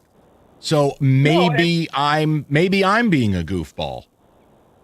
No, and I agree. I completely agree with you. Like I said, I think that they're going to beat the Steelers. I have no doubt about that. But, if they beat the Steelers, Minnesota becomes a big game, and Chicago becomes a big game. Right, and you split the difference where you're like, you know what? I got doubts. They win them both. That's fair. Right, exactly. That's very fair. Now, James, my thing is this. I do think they're going to beat the Steelers, but it's every time I get overly confident that this team is going to beat somebody, it's a struggle or they lose. Now, I granted, this is the off week where they're supposed to win. Yeah. But that was also the Giants. I felt like an idiot because I'm like, this isn't even going to be a game. Just go out there. If Aaron Rodgers has time, it's the same principle as Goff. Now, this is a game. There is absolutely no excuses for this Lions defense. None. This is not a good Steeler offensive line. That is not a mobile quarterback. They have major issues at the tackle spot. This is Dallas 2.0. James, Rico, me, I don't care. I'll put James out there. I'll teleport him from Lapeer. I'll have him play end. He'd get a half a sack. I don't know about that. I'm fat slow. Listen, James, we'll get you out there. You do some calisthenics. We'll get you ready to roll. It's called a nose tackle. But James, you get the point. I mean, come on. If you can't do it against this team, then forget it. Yeah, if you can't do it against this team, then quit saying you want to be in the playoffs. Because I don't see Pittsburgh as a playoff team. So you should be able to beat them. Defense is not that great, and you play better against the lesser defenses in the NFL. So everything lines up that you should go out there, you should win this thing, and not just win it, you should win it easily. And that's what bothers me. David, couple ticket texts?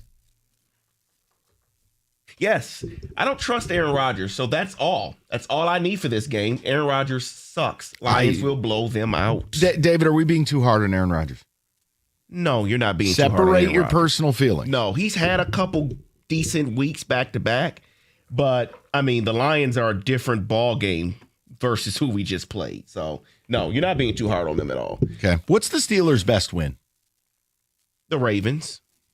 And that ain't much. No, it isn't. Am I wrong to disregard? I'm not disregarding it, but like, well, they even tried to lose that game. I mean, they really spit the bit late. Maybe this team's best win as well, though.